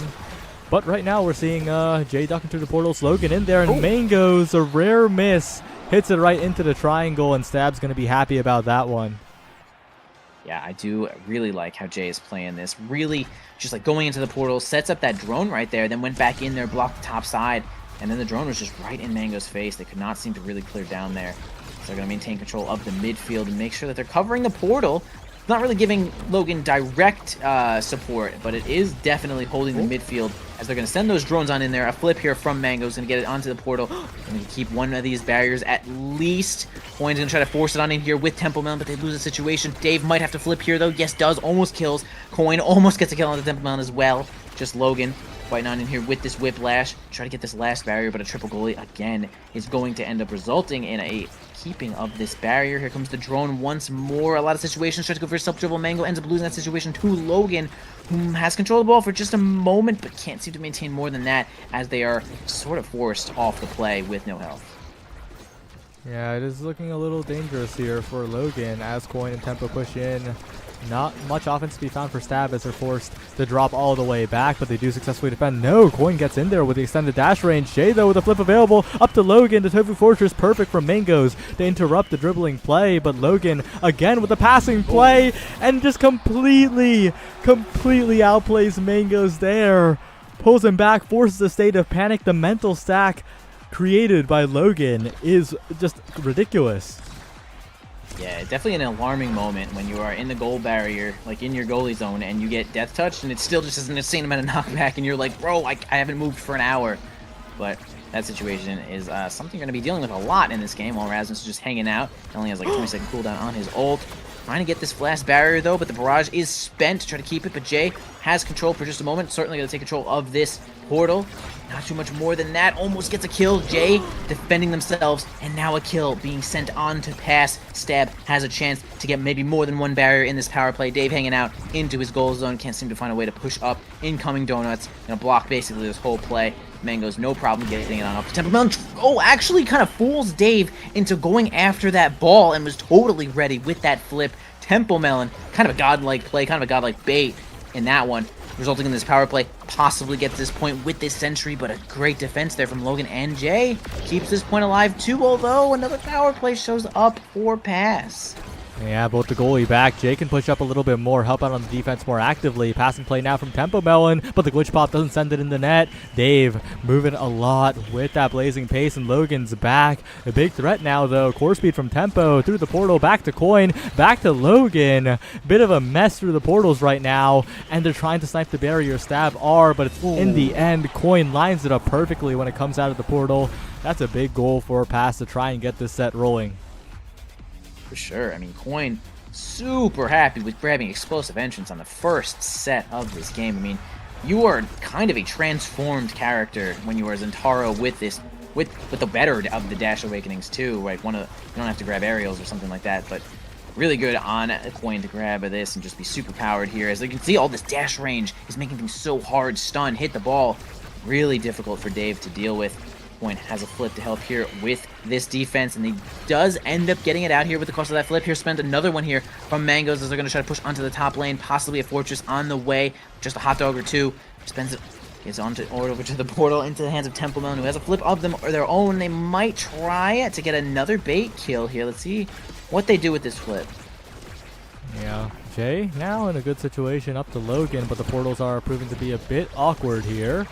Tempo with the flip available is a huge threat, though, because We're about to head to a 0.5 if that does keep up. Right through the Tofu Fortress, but it stays solid just enough to prevent the barrier from going down, and that is huge for Pass, and not wanting to let this barrier drop because this Dubu is looking like he covers the entire thing. Yeah, quite big here with those pauldrons and a Size Awakening to start.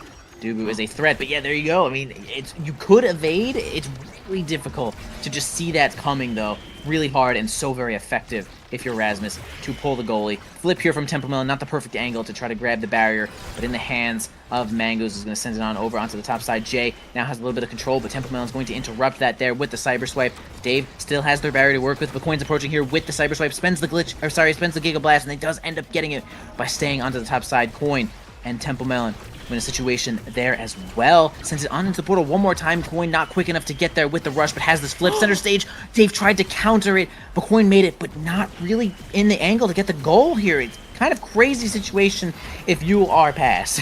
Yeah, a bit of an unfortunate miss there from Coin. That could be critical here.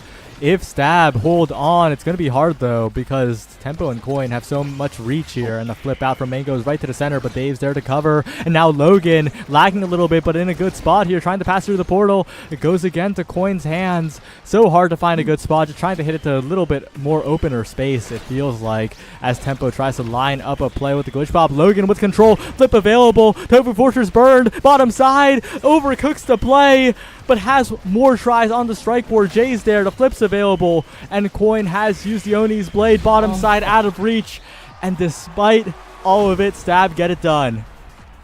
You know what's crazy is that even an overcooked meal can be eaten, and that is exactly what we saw there, though. Stab cooking up something, and certainly going to be taking part into that one as Dave grabs the MVP here. Certainly going to be happy to get rapid fire prime time. Infinite barrages will help him on the front side, just with the eject button getting really close to the goal as much as they can. It'll be really tough for Mangoes to deal with, although they are dealing with it pretty well as they had first taken the first set in this next game here, though. But extra special will be great on Dubu in basically every single situation. So having the Tofu Fortress at all times is going to be good. And there you go, reverb onto Zentaro, helping with that minor health pool as well as giving you extra cooldown. Zentaro has pretty low cooldown in general, I'd say. So really great draft there for the side of Pass. I mean, second spark too, pretty good. Yeah, but on the other side, the other draft's also pretty good, right? You mentioned rapid fire prime time, but Logan getting a little bit speedier is huge as well, and a little bit bigger. But right now, it's all about the corner offense, and they can't seem to get it out of there consistently. It kind of feels a bit haphazard when Stab is on the defense, and Jay's unfortunately been hit by something a little bit more dangerous than just being stabbed. Yeah, definitely being swiped into another dimension here with that extra power given by this spark. Templemelon, kind of a monster right now, almost at 200 power already, and another stack to be stacked onto this prize fighter. Templemelon's going to have no problem defending this one away. The drone helps out Dave in that situation, relieving a whole lot of pressure, actually, now into the hands of Coin and Templemelon, who's trying to self-dribble there with the glitch pop. I understand what was going on there, but it didn't seem to work out in that situation. Good clear from Mangoes directly over to Temple, who's going to set up another glitch pop, and maybe try to get a tricky play there here with this glitch pop. One more time, can't get it here with Coin, just not into position just yet. Gets pulled, but again, ball wasn't really plummeting there, but they do end up getting the barrier either way, as the Tofu Fortress is going to come out here, though, on a way lower cooldown with that extra special. Oni Blade's not going to hold the ball long enough. Templemelon once again going to grab the ball here from Mangoes, trying to hold the as much as they could, but yeah, just too many resources. Nice one from Dave to get in there with that eject button. Yeah, that barrage on offense is so valuable, as that one extra piece that Stab needs on their offense to roll through top corner. Perfectly played by Jay and Logan. How did Jay get credit for that? Cheated. Yeah, well, it happens. I cheated. But yeah, really good. I swear Logan shot that one. But Jay, the champion of the day, 0 stacks surprise fighter as well.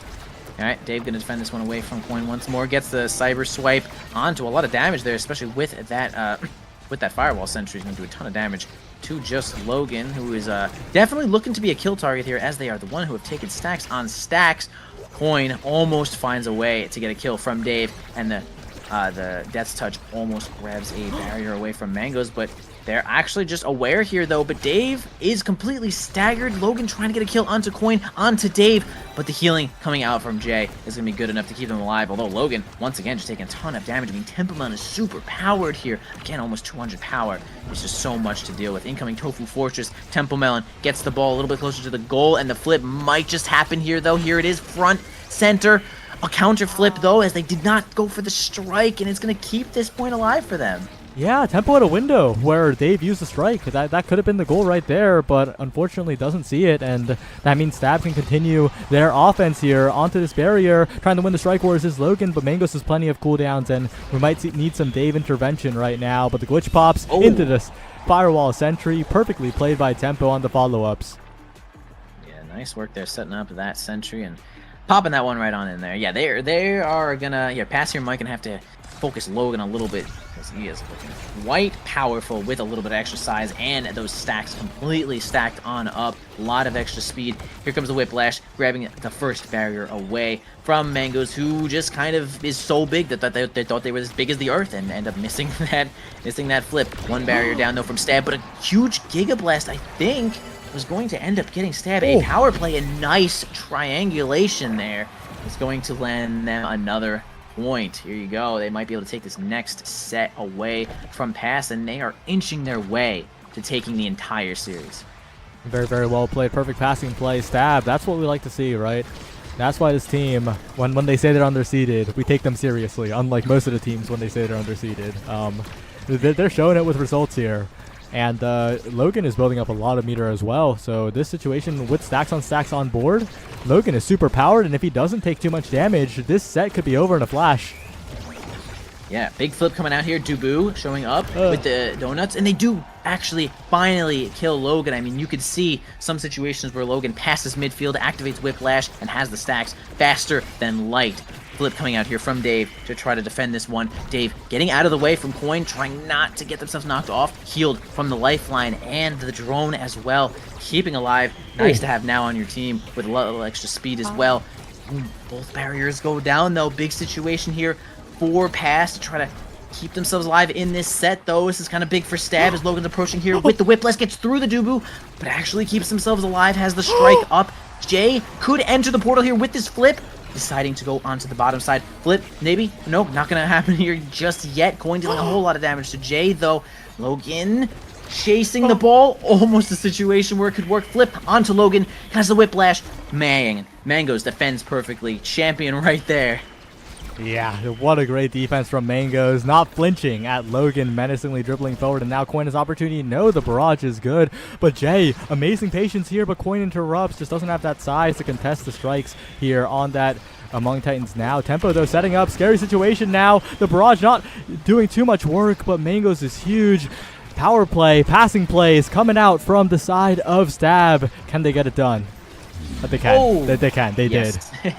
They can get it done. Dubu not fast enough to get to the bottom side, so ended up having to use the log there, which didn't really do basically anything. Logan was ready to set that one up, and two were strikes away from Flip as well. So a lot of control there from Stab, taking that one. And man, could it be? I think it's heavy impact. I think Deadeye is good here, but I think it's heavy impact to deny from Zentaro. I think it is because both heavy, help, yeah. But I think heavy is important here. It is still overall a very solid draft here, especially as Timeless Creator does fall down to the now and denied away from the IME, of course. Interesting spot to be in here for Pass. They aren't too strong, but that heavy impact could unlock a lot more offense. Yeah, I guess like the Deadeye also kind of makes it so Amy sort of has nothing at the end, but then you just trade Zentaro getting some grand shit for Amy not. I don't know. Oh my god. The knockback never stopped. And there goes Tempo Melon, gone for good. Dave approaching here with that eject button.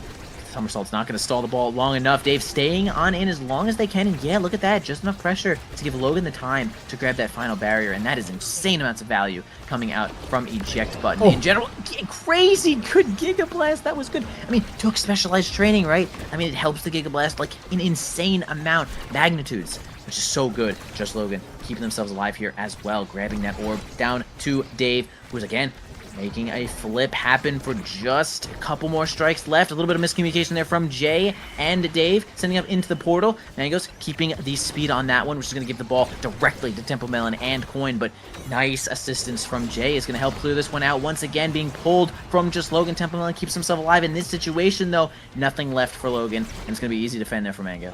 Yeah, I'm going to sign the apology form on the draft. Honestly, what Tantaro gets doesn't matter. I like the 90, I mean, now that I'm seeing the gameplay actually happen.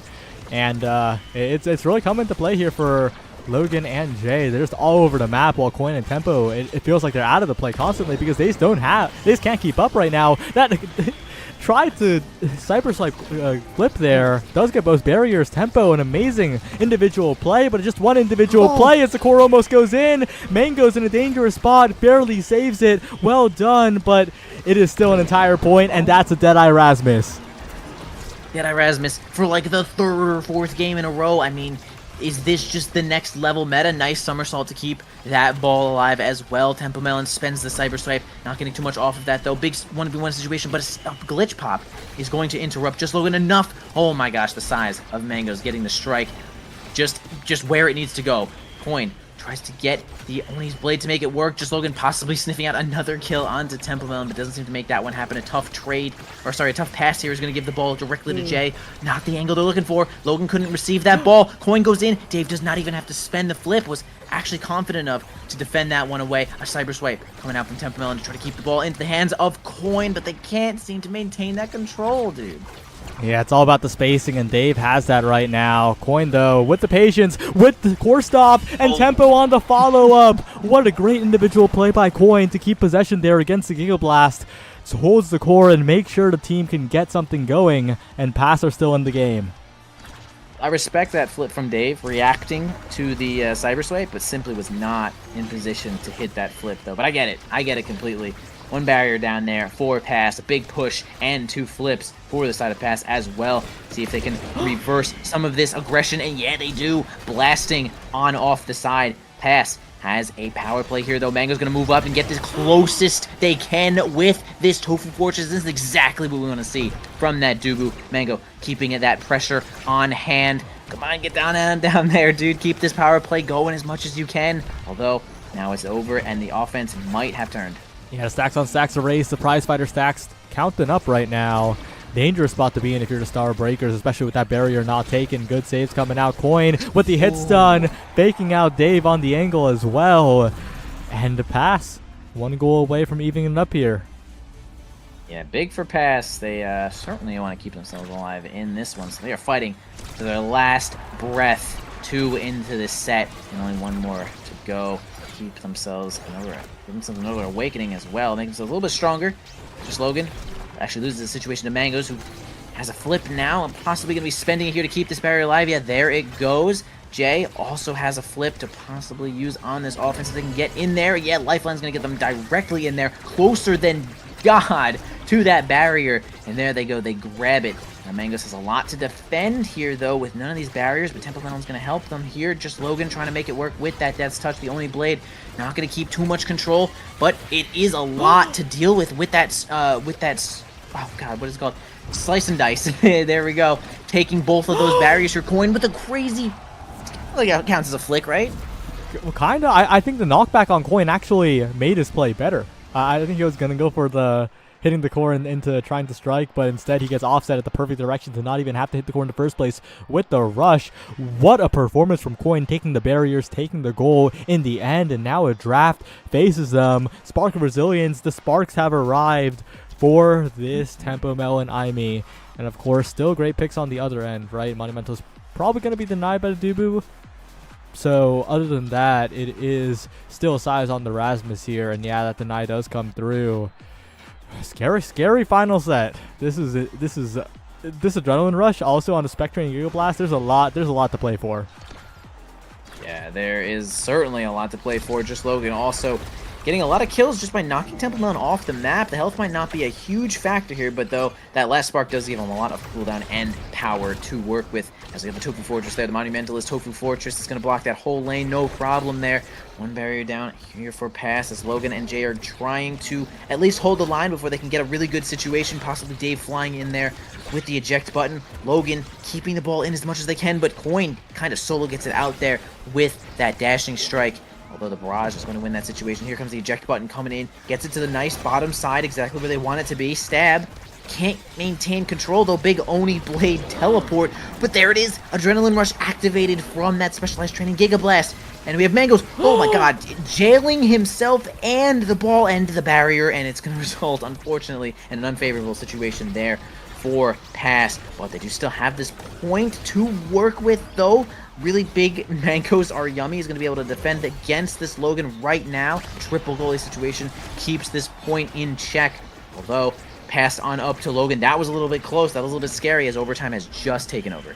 It's a test of endurance now. 9 hours in, and that's a KO. That's Adrenaline Rush on Dave. That's more cooldowns all the way back. Barraging past the Cyber Swipe. But speaking of Cyber Swipe, there's Tempo Melon coming in. And I meant the glitch pop. My bad. Wait, did I? Honestly, I'm not sure at this point. It's been 9 hours and 15 minutes for me, too. The new official longest liftoff. I think it gets longer every season. As the power play has been nullified, but his barrier still taken. Coin gets in there with the Oni's Blade. Yep, hands of Temple Melon, sending it on into the portal, which gives it to Dave. Okay, just Logan tries to self-dribble it to themselves. Coin stops it with the slice and dice, tries to go for the combo there. Doesn't seem to work out. Temple Melon almost gets a kill onto Logan. The glitch pop almost was able to save it there, though, but kind of speeds it on in there. No chance for Mangoes to get into position with that somersault. Just Logan grabs the credit for that one, and now Stab is one more point closer to ending this series. Pass. Man, if they were to somehow take this game, we have to go to a whole nother game. Yeah, and the pass, right? They have a lot to play for here. They were in the winners qualifier, and then they dropped down to the middle qualifier, and then now they're in the lower qualifier. 3 straight qualifier best of 3s. They need to get it done here, but it's not going to be easy. Not at all. So we're going to send the ball once again on over here to Coin and Temple Melon, who are trying to get the most offense they can, but against triple goalie, it's a really tough situation. Jay always maintaining control of these portals. Okay, just Logan goes for a little bit of a mix-up there, not going to try to dribble. Mangoes are going to have to spend that flip to try to avoid any mix-ups. They're losing that barrier, but Logan's size is going to be big enough. The whiplash is going to be fast enough to create a double strike situation on top of Mangoes, and there you go, dude. We got just Logan taking next point here for Stab. One more left to end this whole series and the entire night. We'll see if they can persevere. One more point to really just advance to the next stage here, but it's not going to be easy. Jay taking so much damage. Lifeline burnt early. Tempo Melon with a flip available. In position to find a huge KO, to find a power play for a pass to turn this game around. Has to burn the flip to get it out of the corner. So dangerous there. And the portal blocked off by the Tofu Fortress. Well played by Mangoes for the moment, creating a ton of offense for the pass side. That's one barrier down already. But with the portals, it is so fast. The stab rotations all the way across the map. They have so much speed to play with. Oh, crazy pull there from just Logan, almost results in a barrier by itself. A lot of offense coming out here from pass, though they do manage to get both of those barriers here. See if they can grab this goal. Giant drone showing up here for Stab to keep this goal alive. Just Logan has a chance to make it work, but the somersault's going to nullify any position there. Temple Melon might be trying to go for a kill. Does end up finding one with the glitch pop, though, instead of the cyber swipe.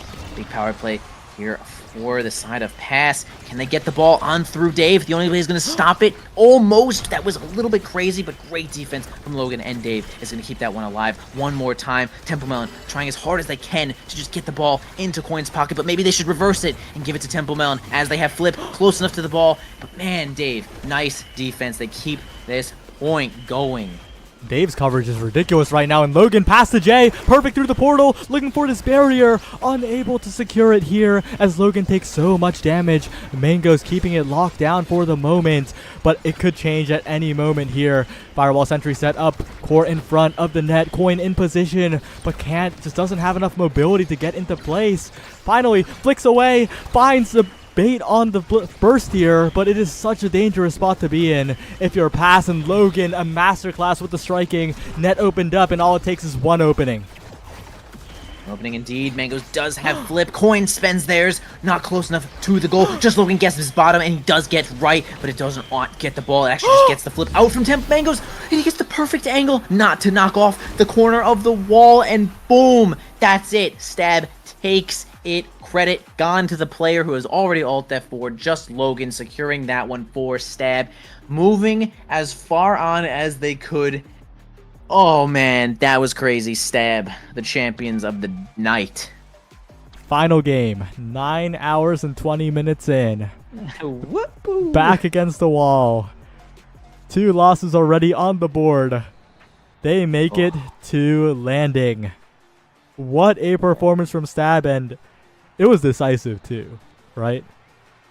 It did end up being that way, huh? It didn't feel that way all the time. It wasn't one-sided, but it was decisive. Yeah, it was decisive. I mean, man, the numbers that Pass was putting up there, though, but they just could not.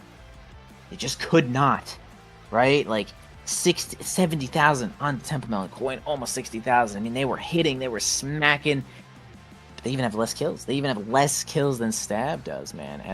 Dave stole a bunch of those kills with that specialized training and the adrenaline rush. Really great picks there from Dave. Knew exactly what they wanted and played to it perfectly. Incredible game. Well deserved from Stab. I mean, that's just good gameplay. The teamwork was just there, and I was entertained. I enjoyed that. What do you think, Saya? Good or what? I definitely did enjoy that. What a performance. Ooh. Well, landing's tomorrow, and historically landing also goes a similar time, so... Woo! That's, honestly, what a good time it is going to be tomorrow, guys. I mean, you guys should just tune in for about 9 hours and 20 minutes. Just hang out for a little bit. But we're not done yet, okay? We still have one more piece of content we need to do. Oh, look at that. Well, number one, Content. Runic Dreamers are not alone. They triple lost in a launchpad to not make it, and now Passive joined them.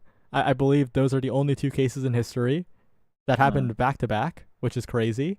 I'm sorry, or I'm happy for you that you set a record or something like that. But we also have to decide how the landing bracket is. Bun Bun Bonanza and Ball and Ballers have picks in different sides of the bracket that will determine how it pans out. So don't go anywhere. We'll be right back. One more thing, and we'll see you soon.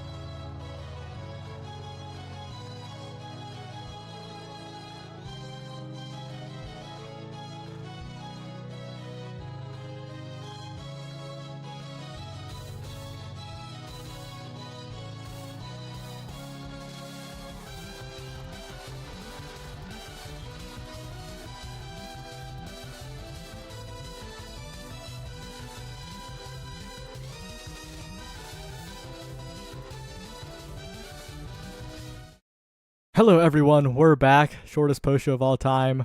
We're deciding where everyone goes in the bracket here. Bun Bun Bonanza in the winner's side, picking between either Dragon Slayers 2 or Fly to face in winners round 1, where PP Legends will face the Leftovers. On the other side, in Group A, Ball and Ballers has to pick their losers round opponent between Cyberswipe, Jackpot, Atlas's Diversified Resume, NASL or Bust.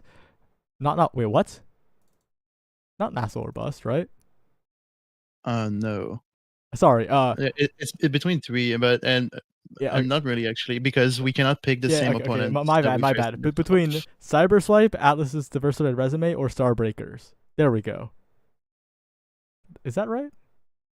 We Yeah. cannot pick Cyberswipe because we already faced them in Oh, Liftoff. okay. So between Atlas's Diversified Resume or Starbreakers. Yeah. Okay, it took me 3 tries. All good. So we'll go with that first. Dr. Bebop, who are you picking to face? So looking at our history of games against these two teams, ADR outside of this season, we've faced them in other tourneys, and it's not gone into favors, unfortunately.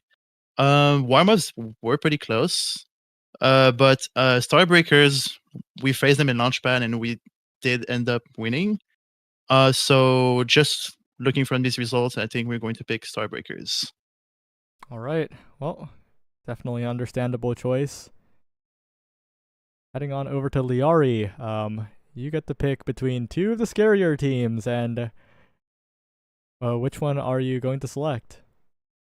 They're both pretty good teams. I'm excited to play the one that we'll be playing tomorrow, which will be flying Blobos. I don't really. Lily Bun said I'm not allowed to talk my shit, so No, So- I get it. I get it though. yeah, it's a valid thing to say. However, I think there's a lot of really good games in store for tomorrow. I'm really excited to see what PPL does to Dragon Slayers. And yeah. Yeah. Well, those will be some interesting matchups here. The qualifying matches will be interesting. We's Little Bees face the winner of Bum Bum Bonanza and Flying Blobos, while Return to Form face the winner of PP Legends and Dragon Slayers 2. Before we leave, any predictions on how the opposite bracket, because both of you are in Group A, right? Any predictions on what's going to happen in Group B? I think PPL and Return to Form make it out, personally. I'm a little Yeah, biased. I agree as well. I think they're both like the biggest contenders. PPL, they're on top of NASA. I think they can make NASL pretty easily. And Return to Form, I think they can keep their spot as well. So it's looking good for them. All right, well, with that, new longest liftoff by 15 or so minutes. See you, everyone. See you tomorrow. Bye.